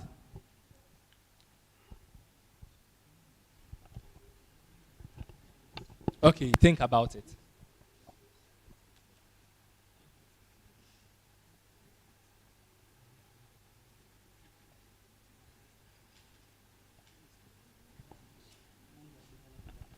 Okay, Mr. Felix Awelana, your other name, please forgive me for that. Can you please take the mic? Who drafted this policy document? We did it together. When you say we, I want you to mention names. Valco Bright and myself, Felix. No one else. No. No committee for the policy drafting. No. So both of you drafted it. Yes, please. And there's no other aspirant that you have added to yourself because you want to increase your number. No, You've not please. added. You've not formed any team with any other. No, please. Because he's going to be your vice, and he should be capable. And he said you drafted it together. That means whatever is here, he should be able to answer and hold accountable. So please let him. Okay, so when you say whether we develop it together, I said yes. Yeah, no, yes, you develop it together. Did you have any committee, policy committee, that help you in developing that? So what we did is So, consultations. yes or no, you consulted, but putting it together say, and putting ideas together. You did a survey. That is not a Yes. committee. Please. Yes. You did a survey, and they Yes. gave you the ideas. And you sat down and you typed it with your own words. Yes. Good. Were you together physically, or it was a virtual meeting? Because I know of the distance. So you say you drafted it together, physically or virtually? Virtual. Virtual. Yes. And you developed the policy. Yes. Two of you, after soliciting ideas from the students. So we have Yes or no? no. No. No. What? Maybe I'm not getting where you're No, coming I from. said you drafted a policy. Okay. Only the two of you. Yes. In your room. No. No. when you had ideas from the students, you drafted it together virtually, right? So you're Yes. in your room in Hohoi, and he was also in his room in Ho, isn't it? Yeah, but we had people who to develop it. But you So said there's I no don't know team. if you mean we set up a committee to develop the policy. Yeah, a policy team. or- A yes, policy we have a committee. policy team. You have a policy team. Yes. So they drafted it for you. Drafted for us or together. We did it together. See, I'm under not normal getting. circumstance, it's okay. The earlier aspirants, they came and they have a committee. It was okay. But with the issue of academic fraud, do you get it? Okay. And plagiarism, that is what we are looking at. So that is why we are engaging. And you said emphatically that the two of you drafted it virtually together. No, you said it earlier that the Yes. two of you drafted it and you Yes. wanted to take the mic, but we prevented that. Yes. So you said it that the two of you drafted it together in your rooms. But now you are saying that there was an external people who might have influenced what you typed. The point is that I don't know if you are done with what you are saying. But It's the like- point is that when you say virtually, when you say virtual, what I understand is probably a phone call because we are not at the same We are place. not. We don't have problem with the phone call, Zoom, WhatsApp. We are not. We are not. That's not our issue. Developing the policy. Yes. It was not a one. Yeah, it's not a one-day thing, and you hold it very dear, right? It is this that you want the student to vote for you, isn't Yes, it? yes. So make sure that your ideas should not leak out. Yes. And you are praying that no one should have extra pyramidal senses to be able to read your mind and get your policy. I hope you know that. So how come that another woman, another person go for a different position, is able to grab your idea word for word and use it as a policy, also under the same heading? With the same numbering. So possibilities are. No, So word there's for a- word. there's But a possibility. Your president said that there's no coincidence. No, please. He said it's no coincidence. That means this is supposed to be something who have seen. I'm coming. Do you want to retract the statement he's making? No, wait. Do you want to retract the statement he's making? Do you want to retract? Yes or no? No, yes or no. Do you want to retract the statement he's making? Just because we are assessing your confidence skills. Do you want to retract the statement? Please address the panel. Do you want to retract the statement he's making? You don't want to retract it. So what was the interfering for? Because it was. But that means that you want to. You don't want to retract, but you wanted to build up on what he's saying. Then if he's saying the right thing, then leave him, let him talk. Are we okay with it? So the question still remains that you said there is no coincidence for the repetition of word by word, paragraph by paragraph, word count, the same thing. A, B, the same policy head. And you are saying that there is no coincidence. No, we just want to build the assumption. Do you get it? We don't want a situation where there would be, that is a serious offense. And if you are conversant with the student handbook, there's an issue like that. Do you get it? So we don't want that. So we want to be sure. If there is a committee that did that, then we are fine. Maybe the leak wouldn't have come from you. So we would understand and we will move on. But if there is no committee, then we can follow what we are doing. So was there a committee? Yes, please. But initially you said there was no committee and the two of you sat together to develop it. No, please. So what you it would means want is us to. the two of us are part of that committee. But you said emphatically that the two of you developed the policy together. So we were even saying that, then how did the third person get access to it? And we developed the theory that then maybe you copied it online. That was why we all got into that idea. And I stated it point clear, saying that if that is the case, then we can understand that the leak came from other sources. And we even cited Frank, saying that he has a policy team. And that one, we were okay with it. And you stressed on by saying that there was no policy, there was no committee. But right now, you're saying that there's a committee that developed it. I'm very sorry, sir. So wait, if there's a committee that developed it, is any of the aspirants going for the WUCOM, federal WUCOM, part of your team? Yes, please. The person is part of your team. Different portfolio. So that means that you are coming together to come and connive. Because now you have the president, you have the vice, and you have the WUCOM. It's only left with the secretary. How sure are we that you're not going to come and amass words for yourself? No, wait. Please. The person is also, then, so if a person wrote the policy document, you also didn't read. But do you know initially you told us that there was no aspirant in your team? It's on record. Initially you told us initially that there was no aspirant in your team. Yes. That's what you said. So that was why we are even, because it makes sense. So now you are contradicting yourself. How can we have a leader who says A and in a few seconds finds that he's in trouble? Now he's saying B. I can't remember saying You that, can't but remember. I'm very sorry if that was what I said. No, but you didn't say come again. You didn't say you didn't hear me well. You answered the question as I said. That means you heard, you interpreted, and you gave me. But now, because you know you're on the hot seat, you want to defend yourself and defend the person. So right now you're saying that if you call the person here now and ask whether she is part of your vetting, your committee for developing policy, she will say yes. Would she say yes? No. Would she say yes? That we call her right now and say that that says that you are not part of her this policy development committee. She will say no to it. That means that she is part. Would she say that? Would she admit that she is part of your committee? And following that premise, if she is part, then do you agree with me that submitting a policy document for yourself and hers, and her copying the same thing, she has plagiarized you or you've plagiarized her, without paraphrasing it? Would you agree with it, that it's plagiarism? Before you answer that question, kindly give us the names of the committee, your team members. the policy, your policy committee, can you give us their names, please?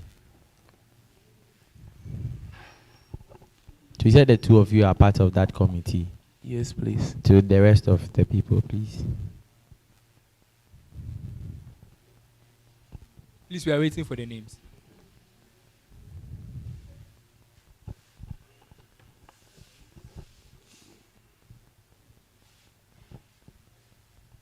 Please, we are waiting for the names. We are waiting for the names.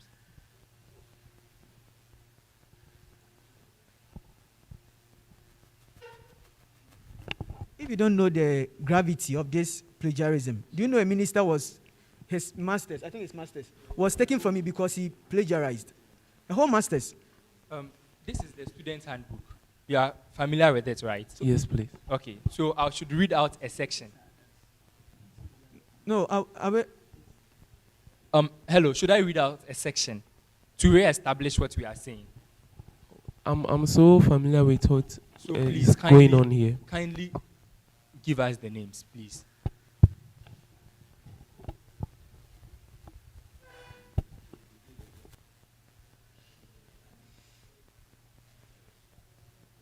Okay.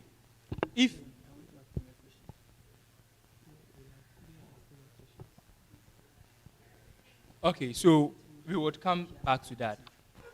Can you kindly give the microphone to your vice?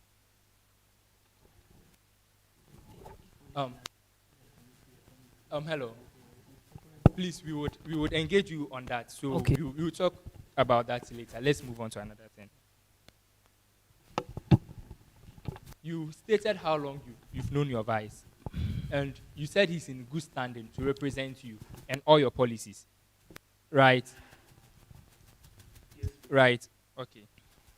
There's an assertion that the position of a vice president is a ceremonial position. Do you agree with that or not? I don't understand when you say it's a ceremonial. Ceremonial means that they don't have powerful influence. They are just there for showcase. I don't believe in You don't believe that? Yes. Okay, so it means that you are going to have the impact of what you are going to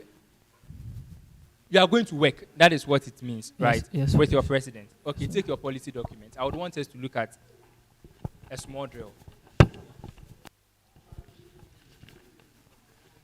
So, open to, I must commend you.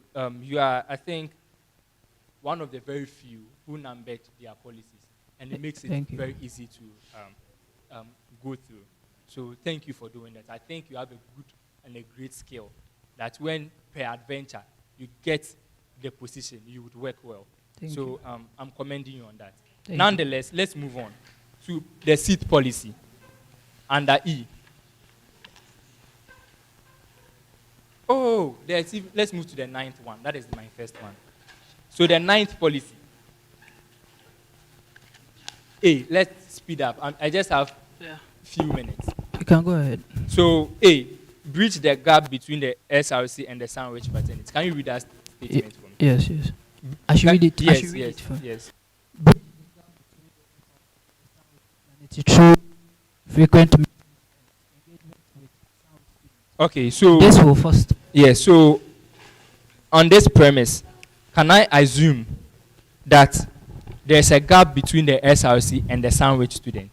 Yes, there's a clearly gap. Between. There's a gap. Yes. Do you know that the SRC is not a different body from the sandwich student? Yes. So if the SRC is not a different body from the sandwich student, how then is there a gap? Do you understand the question? Okay, I understand your question. You are treating the SRC and sandwich students as a different entity. No. And you are saying, no, you said there's a gap between the SRC. Hello, Yes. Presido. Please let me engage him. It's part of the competence. I'm assessing your ability to choose a competent vice. I hope you are getting it. So when you interfere, it means you are ruining the exercise. I hope you are getting it. And I'm not rich-handed. I'm just protecting the public purse of the good people of UHAS. I hope you are getting it. So you said there is a gap. You earlier asserted that there is a gap between the SRC and sandwich students. That was the first question I asked you. And you confirmed that there is a gap. Now, if there is a gap, who makes up the SRC and who makes up the sandwich student? The sandwich students together with the regular students makes up the SLC. So if that is the case, why then won't you put regular students instead of the SRC? Do you know that the sandwich students form the SRC? Yes. So if they form the SRC, then why then are you saying that there's a gap between the sandwich students and themselves? Yes. When we say there's a gap between the SLC and then the sandwich student, we just trying to say... No, not what you are trying to say. I'm engaging you on your policy feasibility, and I'm assessing you on that. Okay. Do you get it? So you are not coming here with your mind. If that is it, we would just ask you to come and sit and we will throw this away. Yeah. But you want to have proper documentation. Do you get it? Yeah. So my question is the SRC different from the sandwich student?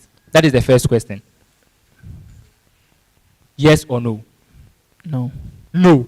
Then it means that this is not, you can't achieve this. If the SRC in as much as the sandwich student forms part of the SRC, there are still gaps that we have identified. So it's between the SRC and the sandwich student. Because here, if you are saying that, then you are clear violation of the student handbook, which says that all students will be part of the SRC. Can we explain ourselves better in this policy? Of course, that we're talking about? You can explain. I'll give you 1 minute to explain. But I want you to help me with my assertions. Okay. I hope you are getting it. Okay. So here you are treating the sandwich people or the sandwich students as different from the SRC. True or false? Because you said there's a gap between the sandwich students and the SRC. Yes. But do you know that the current vice president is a sandwich student?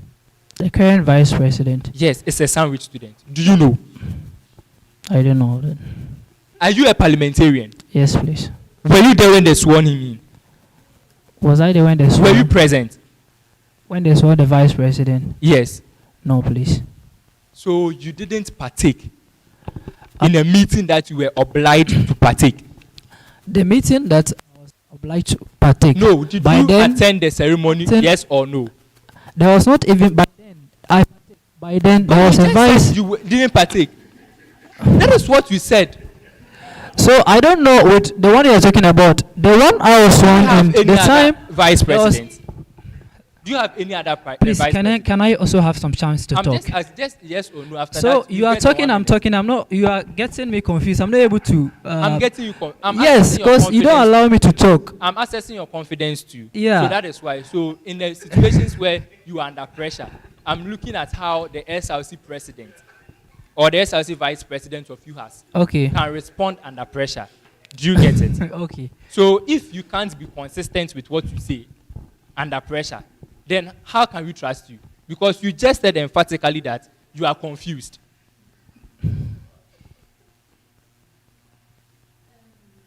Can we continue? Yes, we can continue. So having stated that there is a problem with this policy and you can't achieve it, let's move to the next one, the previous one.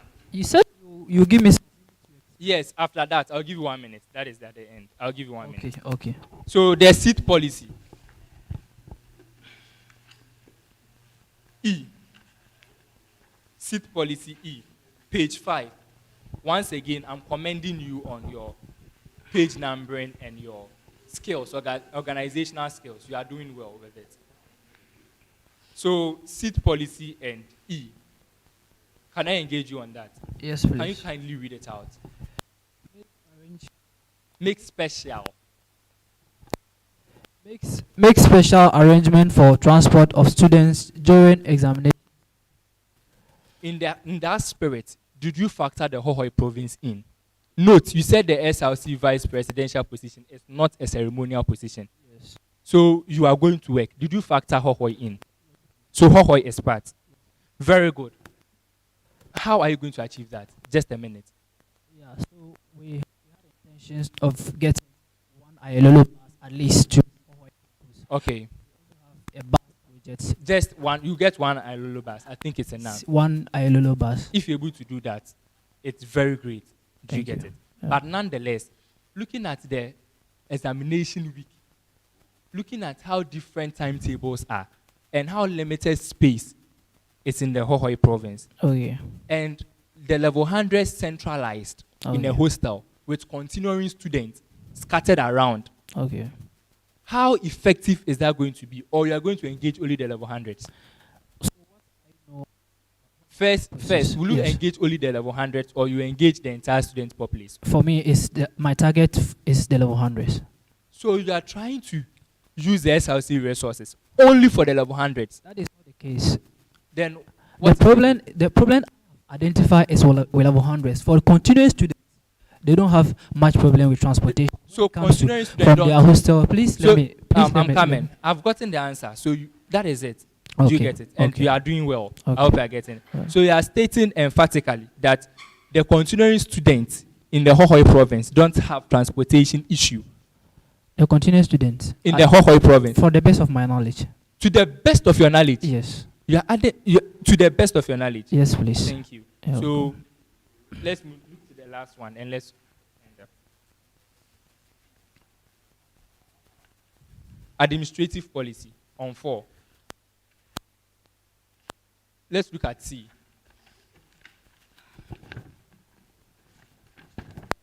There is a last but one statement. Also, female students would find it easier. Have you seen it? Have you seen it? Also, female students, kindly continue so that I'll know you've seen it. Also, females will find it easier in approaching female leaders with regards to certain female-related issues. Sexual harassment. Very good. For example, sexual harassment. Yes. So, in this spirit, can I say that what we are talking about is about sexual harassment, or it can be applied? I'm just to giving an example. It's not the only Okay, issue. so it's an example. Yes, please. So let's use that as an example. Okay. Female students. Are you conversant with the student handbook? Are they as students or victims of sexual harassment? Victims of sexual harassment. Are they supposed to have their complaints, or are they supposed to tailor out their grievances to female leaders in the institution? Because when you send this policy document, and I think UHAS-based TV is streaming it, so Okay. indirectly you are telling the good people of UHAS what you are going to do. Do you get it? So if that is what you are going to do, then in spirit, that is what you are going to govern them with. Yes. So are you saying that it is right for female students to tailor their grievances to female leaders in the institution? Yes, and I want to explain that a bit Okay. further. You are saying yes. And I want Do to you know- explain that a bit. Yes, I'll give you a minute to explain it. like I Okay, said. okay. Do you know the guideline policy Yes, with please. regards to sexual harassment in the student handbook? Yes, please. Take me through. So what I know is No, not what you know. You said that is what is in the student notebook is That is what when the student handbook. yes, when a student I'm coming. You know that when you quote the constitution or a bylaw wrongly, when I it's quote wrong. it, yes, so I'm not You are not quoting I'm it. saying what is there, yes. What you are saying what is in. You are paraphrasing it. Okay, so paraphrase. What is there? So if female Just one, student two, three, my should be time is 1, 2, victimized, 3. First, should be reported to in the case of Hohoi, one, should be no, reported not in to the case of Ohoi. What Okay. is stated in the student handbook? One, what are you supposed to it should be reported to the committee chair, the sexual harassment committee chair. Very good. So there's a committee on sexual harassment. And you are telling me that you will make it easier for students Okay. to be telling female leaders on campus their issues. So don't you think it's necessary to just state that you would empower them to be able to talk to the committee? Okay, so what you said is right, but I also have my own. Some students. No, I'm saying that. Don't you think it's better to say that you would empower them to talk to the appropriate authority? I agree with what You know that there's a problem with communication issue or channel of communication in this school. Yes. And you as a leader, you are promoting wrong communication channels because you emphatically stated that you are going to empower the students to be telling female leaders that they see on campus. So if I am a student and I have an association president who is a lady and I see her to be a leader, I can just tell her my issues on sexual harassment. And peradventure, if she also has a media-related activity, she can put it on air. Can I explain that? Yes. Okay, so what we mean by No, I'm in relation to what is in here? the student handbook. In relation to what is in the student I handbook. mentioned what is in the student's handbook. I want to say It's not what the is same. No, policy. I want you to. It's not the same here. Yes. It's a different thing. Yes. And you It's have not gone different. It's different. It's not too different, but it's Yes. different. Yes, it's different. It's different, but it's not Please, too can I can you give me some I time want to just explain? the right answer so that we just move on. I'll give you a minute. It's Okay. different, but it's not too different. It's different. Okay. But I want to explain. If you can give me time to explain that. If it's different, if it's different, if it's different, and you agree that it's different, thank you. I think Just take a minute. I think you want to understand my policy with regards to the female leaders. Okay, so with regards to this policy, our leaders are there for us, even when we have issues. For instance, sexual harassment. Some of these students don't even know who to report to. So as a female, and this student will not even walk to a male student to confront the male student leader on issues like this. What happens is that she'll be comfortable confronting a colleague female student on this issue. Because the female student don't know who the appropriate person to report I to. get you. We will make it will be better. So it means that they would be more comfortable with student leaders to talk to, right? Who assist them in getting. It's a good policy. It's a brilliant policy. So it means you are going to inculcate student leaders into the sexual harassment committee. They are going to guide so that they become part. The like issue some is kind of student counselor. they are not reporting the issue to the female student leaders. The female student leaders are going to assist them in proper. If they don't report, how would they know and assist? Trust me, there are students who don't even know who to report these issues. So why then won't you say that you empower them to report to the right channel, rather than saying that I would use the SLC resources to get student leaders? We and didn't will tell them the issue. Please, we didn't use the resources. No. Do you know you are an SLC? You are a resource of the SLC if you become the SLC president. Yes, please. So if it's not even fiscal money, your time alone is a resource that can be used to better another sector of the SLC. So it's not even about money, but it's about the time. We need you in council meeting to do something. Do you get it? So if you spend your time on something which is not worth pursuing, then it means that you are wasting the SLC's resources. Do you agree with me? I don't agree with what you're saying. Did you say the issue? It's fine. So I heard you right that I said that there's no transportation issue on Hohoi campus, right? For continuing students, that is what I. For continuing students. So, but the level 100s are okay. They have they have transportation issues. So what are you going to do for them? So I mentioned earlier. One Lulu bus. But they brought one. Didn't they bring any private shuttle system? Didn't they? Yes. Didn't they bring? I know it's private. The implementation, we had issues with implement. Please, kindly hold this part of the microphone. Okay. Yeah. Yeah. Okay. Ask your gender. What is your gender? Yes. I'm a male. What? Male. Now, one policy. Okay. Administration in place to ensure gender balance by your president. Not is it gender balanced? So the one speaks. So I say, do you have the moral right? Your policy. Let me read it again. Yeah. You said you are a male. Please wait, wait. Please take please me wait. through. Yeah. You said you are a male. Please listen to me. See. Okay. Yeah. I'm 4C policy 4. Okay. C. You said you are a male. Yeah. Please. And he also is a male.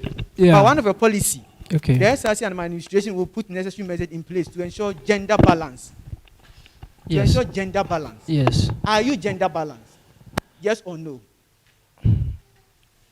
Yes No, or no? no, So but then, the do you fact have that- the legal right? No, do you have the moral right to tell people to select committee heads or other people for them to be gender balanced?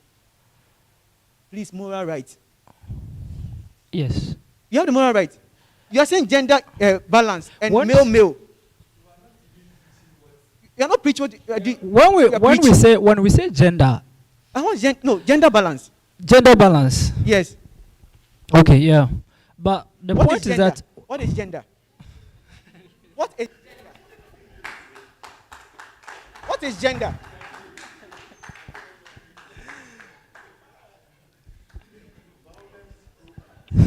okay, so gender, you're talking about the gender roles.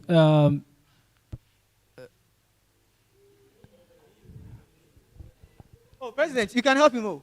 No, can You help can- him. You can consult him. So yes. You can, Okay, no, so when you talk about gender, I understand is we either a male or a female. A female. Yes. There should be equilibrium. There should be, if you are talking about two females, you should be talking about two males. So then, Yeah. you are preaching gender balance. Yes. But are you gender balanced? In the case of myself and my boss, no. You're not preaching it. He said undermine administration. Yes, Listen, yes. Undermine. And you, male and male. Yes. I don't know if one has been transgender. There are other structures that we can. there Yes. Your boss. Yes, please. He's your boss.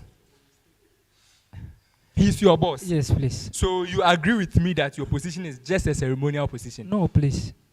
You just called him. Do you know who a boss is? So he's a student. You are in the same level, but he's your boss. So it's informal, so it's a mistake. It's a mistake. Yes, please. Informal. So it means that you are preaching, you are going to practice what you are not preaching. Oh, you are not going to practice what you are preaching. That is the issue, because you are coming to tell us something and you are not doing it. So that is fine, because we know. Please, when you say hostel executive system, which hostel are you talking about? Please, Oh, if person can help. he you. will assist me. Yeah, okay. When you say hostel, so there's that same page up first. Which structure of hostel executive system? Which hostels are you talking about? Is it Asogli, Difiat, Dabe? Is it that? Yes, please. What authority do you have to restructure it? Do you know they have their own management system? There's a hall warden, hall administrator, there's a porter, and there are executives from the student body. Do you know? Do you know? Yes, please. So what authority do you have over them as SRC president, as enshrined in the constitution, to go and restructure that system? All right. So First, let's answer little by little. Do you have any authority in the constitution enshrined to do this? Yes or no? Well, because there will be a follow-up question on that, even for myself. Is there anything stated in the constitution that give authority for you to restructure it? there is nothing against it in the No. Is Constitution. there anything stated? No, please. No, please. Do you know that hostel management involve both junior members and senior members? Yes, please. So, do you have authority over the senior members since they don't go by your SRC constitution? When it comes to the hostel management, who is the highest person in terms of position when it comes to hostel management at the hostel level? The whole warden, Good. The whole warden, which is it a junior or senior? a senior member. So does your constitution have effect over him? No, please. So how do you have authority to go and tell him to restructure it? On what authority? Okay. Wait, on what authority are you going to tell him? Is it even All right. constitutional? So Is it because it's a Is it constitutional? this is an SRC. Yes, an And SRC, we are but the hostel concerned management- about students. Wait, the hostel management in the So schools it's just own- through negotiating. Have they? Do you know your source of authority as the SRC president? Very good. So what you are doing, is it enshrined in the constitution? The portfolio you are the position, that what you are going to do, is it enshrined in the constitution? But it will help our students. It's not enshrined.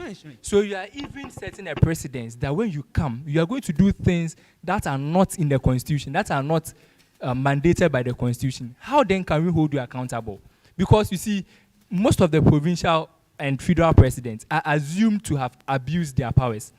Assumption. So if you do the same thing and you're telling me that you'll be doing things that are not backed by the constitution, how then can the good people of UHAS hold you accountable? All right. We are not trying to say that we shall impose things. No, so listen, wait. We would restructure, please. The words are worded clearly. We would restructure. You didn't say we will liaise with the management. We would. That means you have the authority to do it. There are the words over there, please. If you have said you liaise with them, that means they're going to be in talks. But I said we would. That means you have the authority. All right, so what I'm seeing is not what's supposed to be.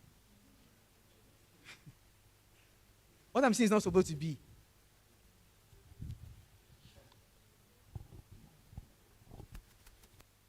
Okay, so it means that, one, this policy is not feasible. And the gender one, I'm going to say, you're even lying to the student populace because you're not even practicing it. Has NUC said they don't have the capability to organize this passport, tax, TIN number, driver's license, birth cert? Are you a parliamentarian? Yes, please. Did NUC come to the parliament, say that they need support in registering, in undertaking these processes? No, please. So why are you then going to partner with them since they don't need any resources? Are they doing it effectively? Are they doing it effectively? Are the local NUCs, are they doing these things effectively? Yes or no? Are they doing it effectively? Yes, they are doing it effectively. So why don't you allow them to do their work and you want to add, so you just want credit. You want someone to do their work. And because I've said my policy, I also take the glory. So I'm telling you that you are here for self-glorification. Constitutionally, this is not part of their work. So wait, constitution does that mean that SRC will be quiet? Please wait. Wait, you said constitutionally it is not part of their work. Constitutionally, is it your work? So it means that any of us can do it. Constitutionally, is it your work? It means that any of us can do it. Constitutionally, is it your work? It is not our work, If it means that anyone can do it and they are doing it, why then do you want to go and take it up? It's not as if we are taking it up. No, but they are doing it. You just said that they are doing it effectively. What if it happens that our time they don't do it? So you are trying to say that you are speculating that the new There is a possibility that they may not do it well. Not do it well, may not do it at all. They may not do it. Yes, please.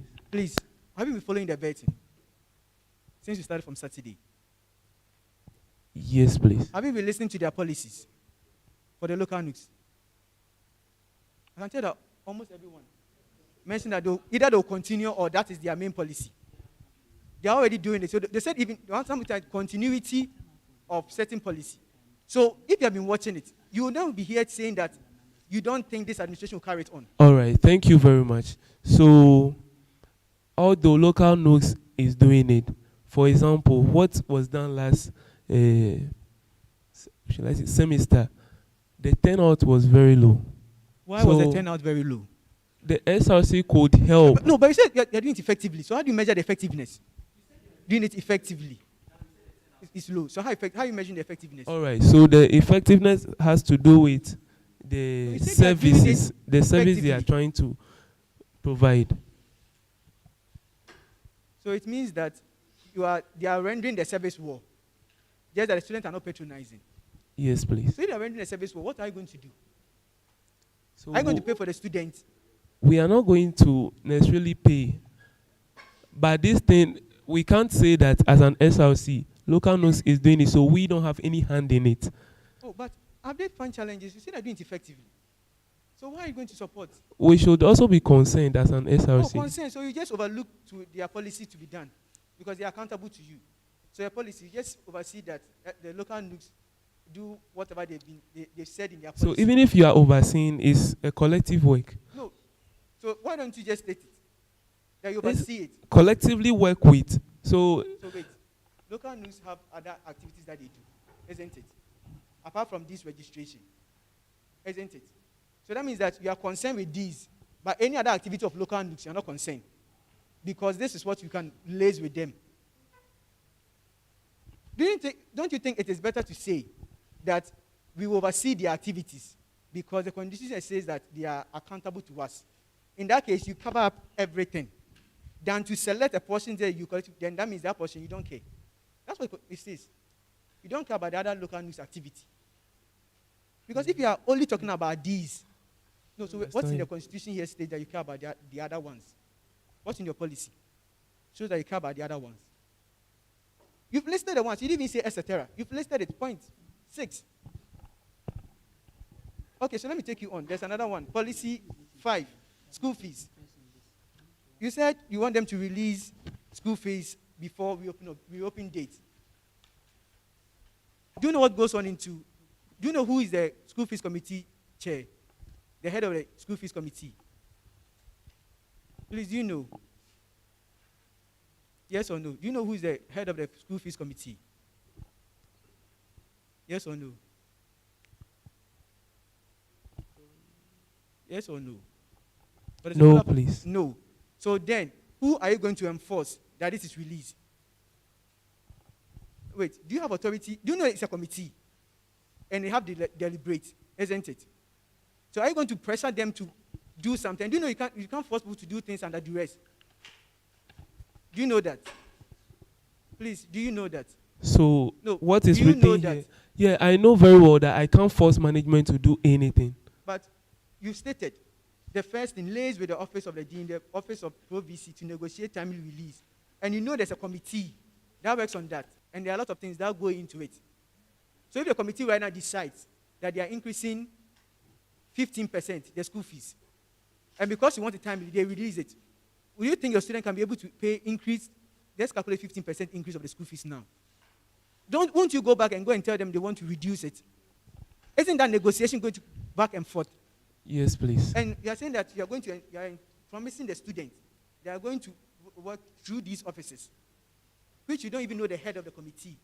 You don't even know the composition of the committee, whether you yourself you are part of the committee. I think I'll end this one. Okay, Master Vakpo, you made mention of you liaise with the university management and any other necessary department to build one-time election system to carry out elections of the SRC that can be trusted, right?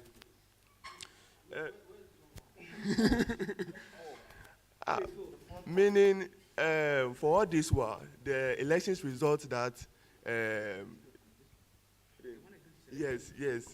And even this current electoral commission and our process, you don't trust us. You don't trust Mr. Dasa. Like, don't even trust the elections. Oh, no, that's not the case. But what is the case? Just tell us and we can. All right, so over the we encounter students taking the EC to court and all that.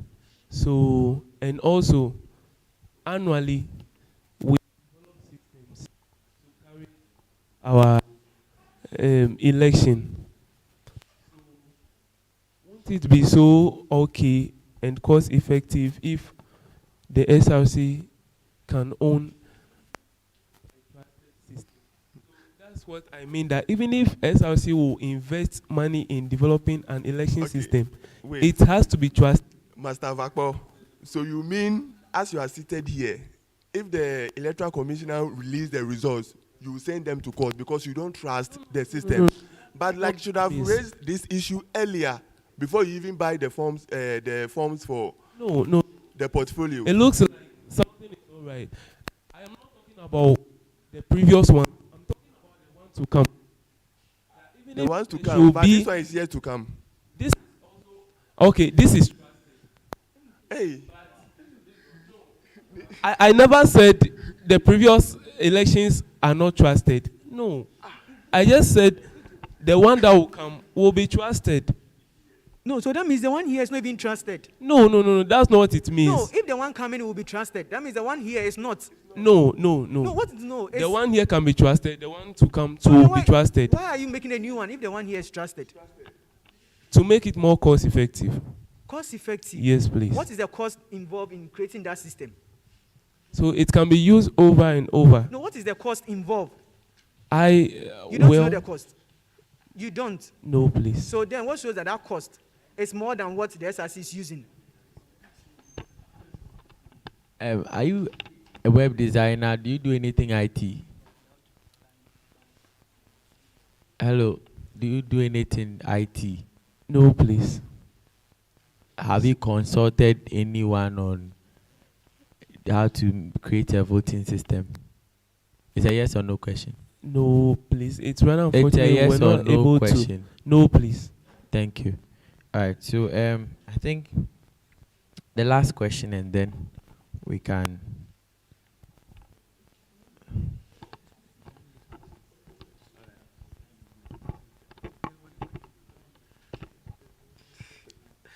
Okay, Mr. Vapo, on your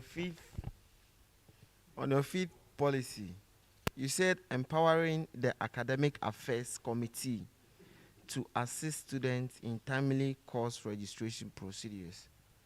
Please, do you know the Academic Affairs, how it is being formed? The Academic Affairs, how it is formed? The head of the Academic Affairs. Yes, please. Who select the head of the Academic Affairs? The Director of Academic Affairs. No. This at the student level. No. Student level how? Like SRC Academic Affairs But Committee. You've not stated anything here like this, SRC Academic Affairs. I'm very sorry. That's an omission. I'm very sorry for that. Okay. My last question. You said that's policy 3. Advocate for the cleaning of all hostels on campus, and this will help reduce the population of students in our halls. What kind of students are you talking about here? And in which hostels?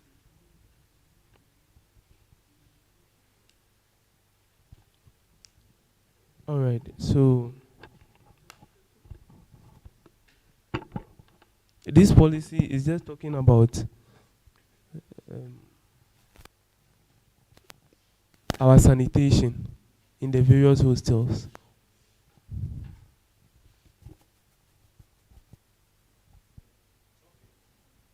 All right, so I'll give opportunity to the student populace, just 2 individuals to ask questions. Just 2 questions. All right, thank you. So, Mr. Vakpo, kindly look into the camera at my extreme right and then say something to the good people of UHAS. Briefly, thank you.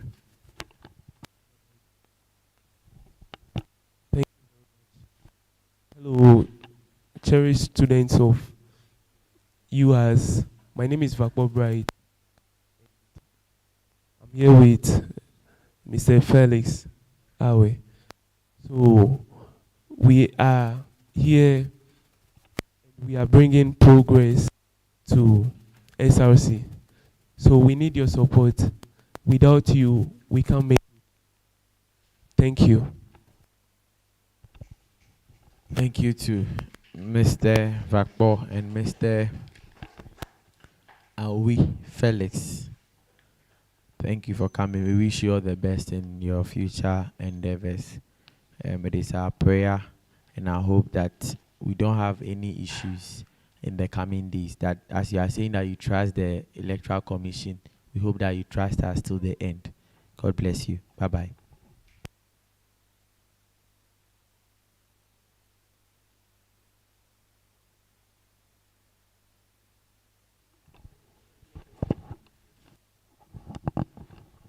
Thank you so much for coming for the federal vetting. It's been it's been a long ride, and we wish to express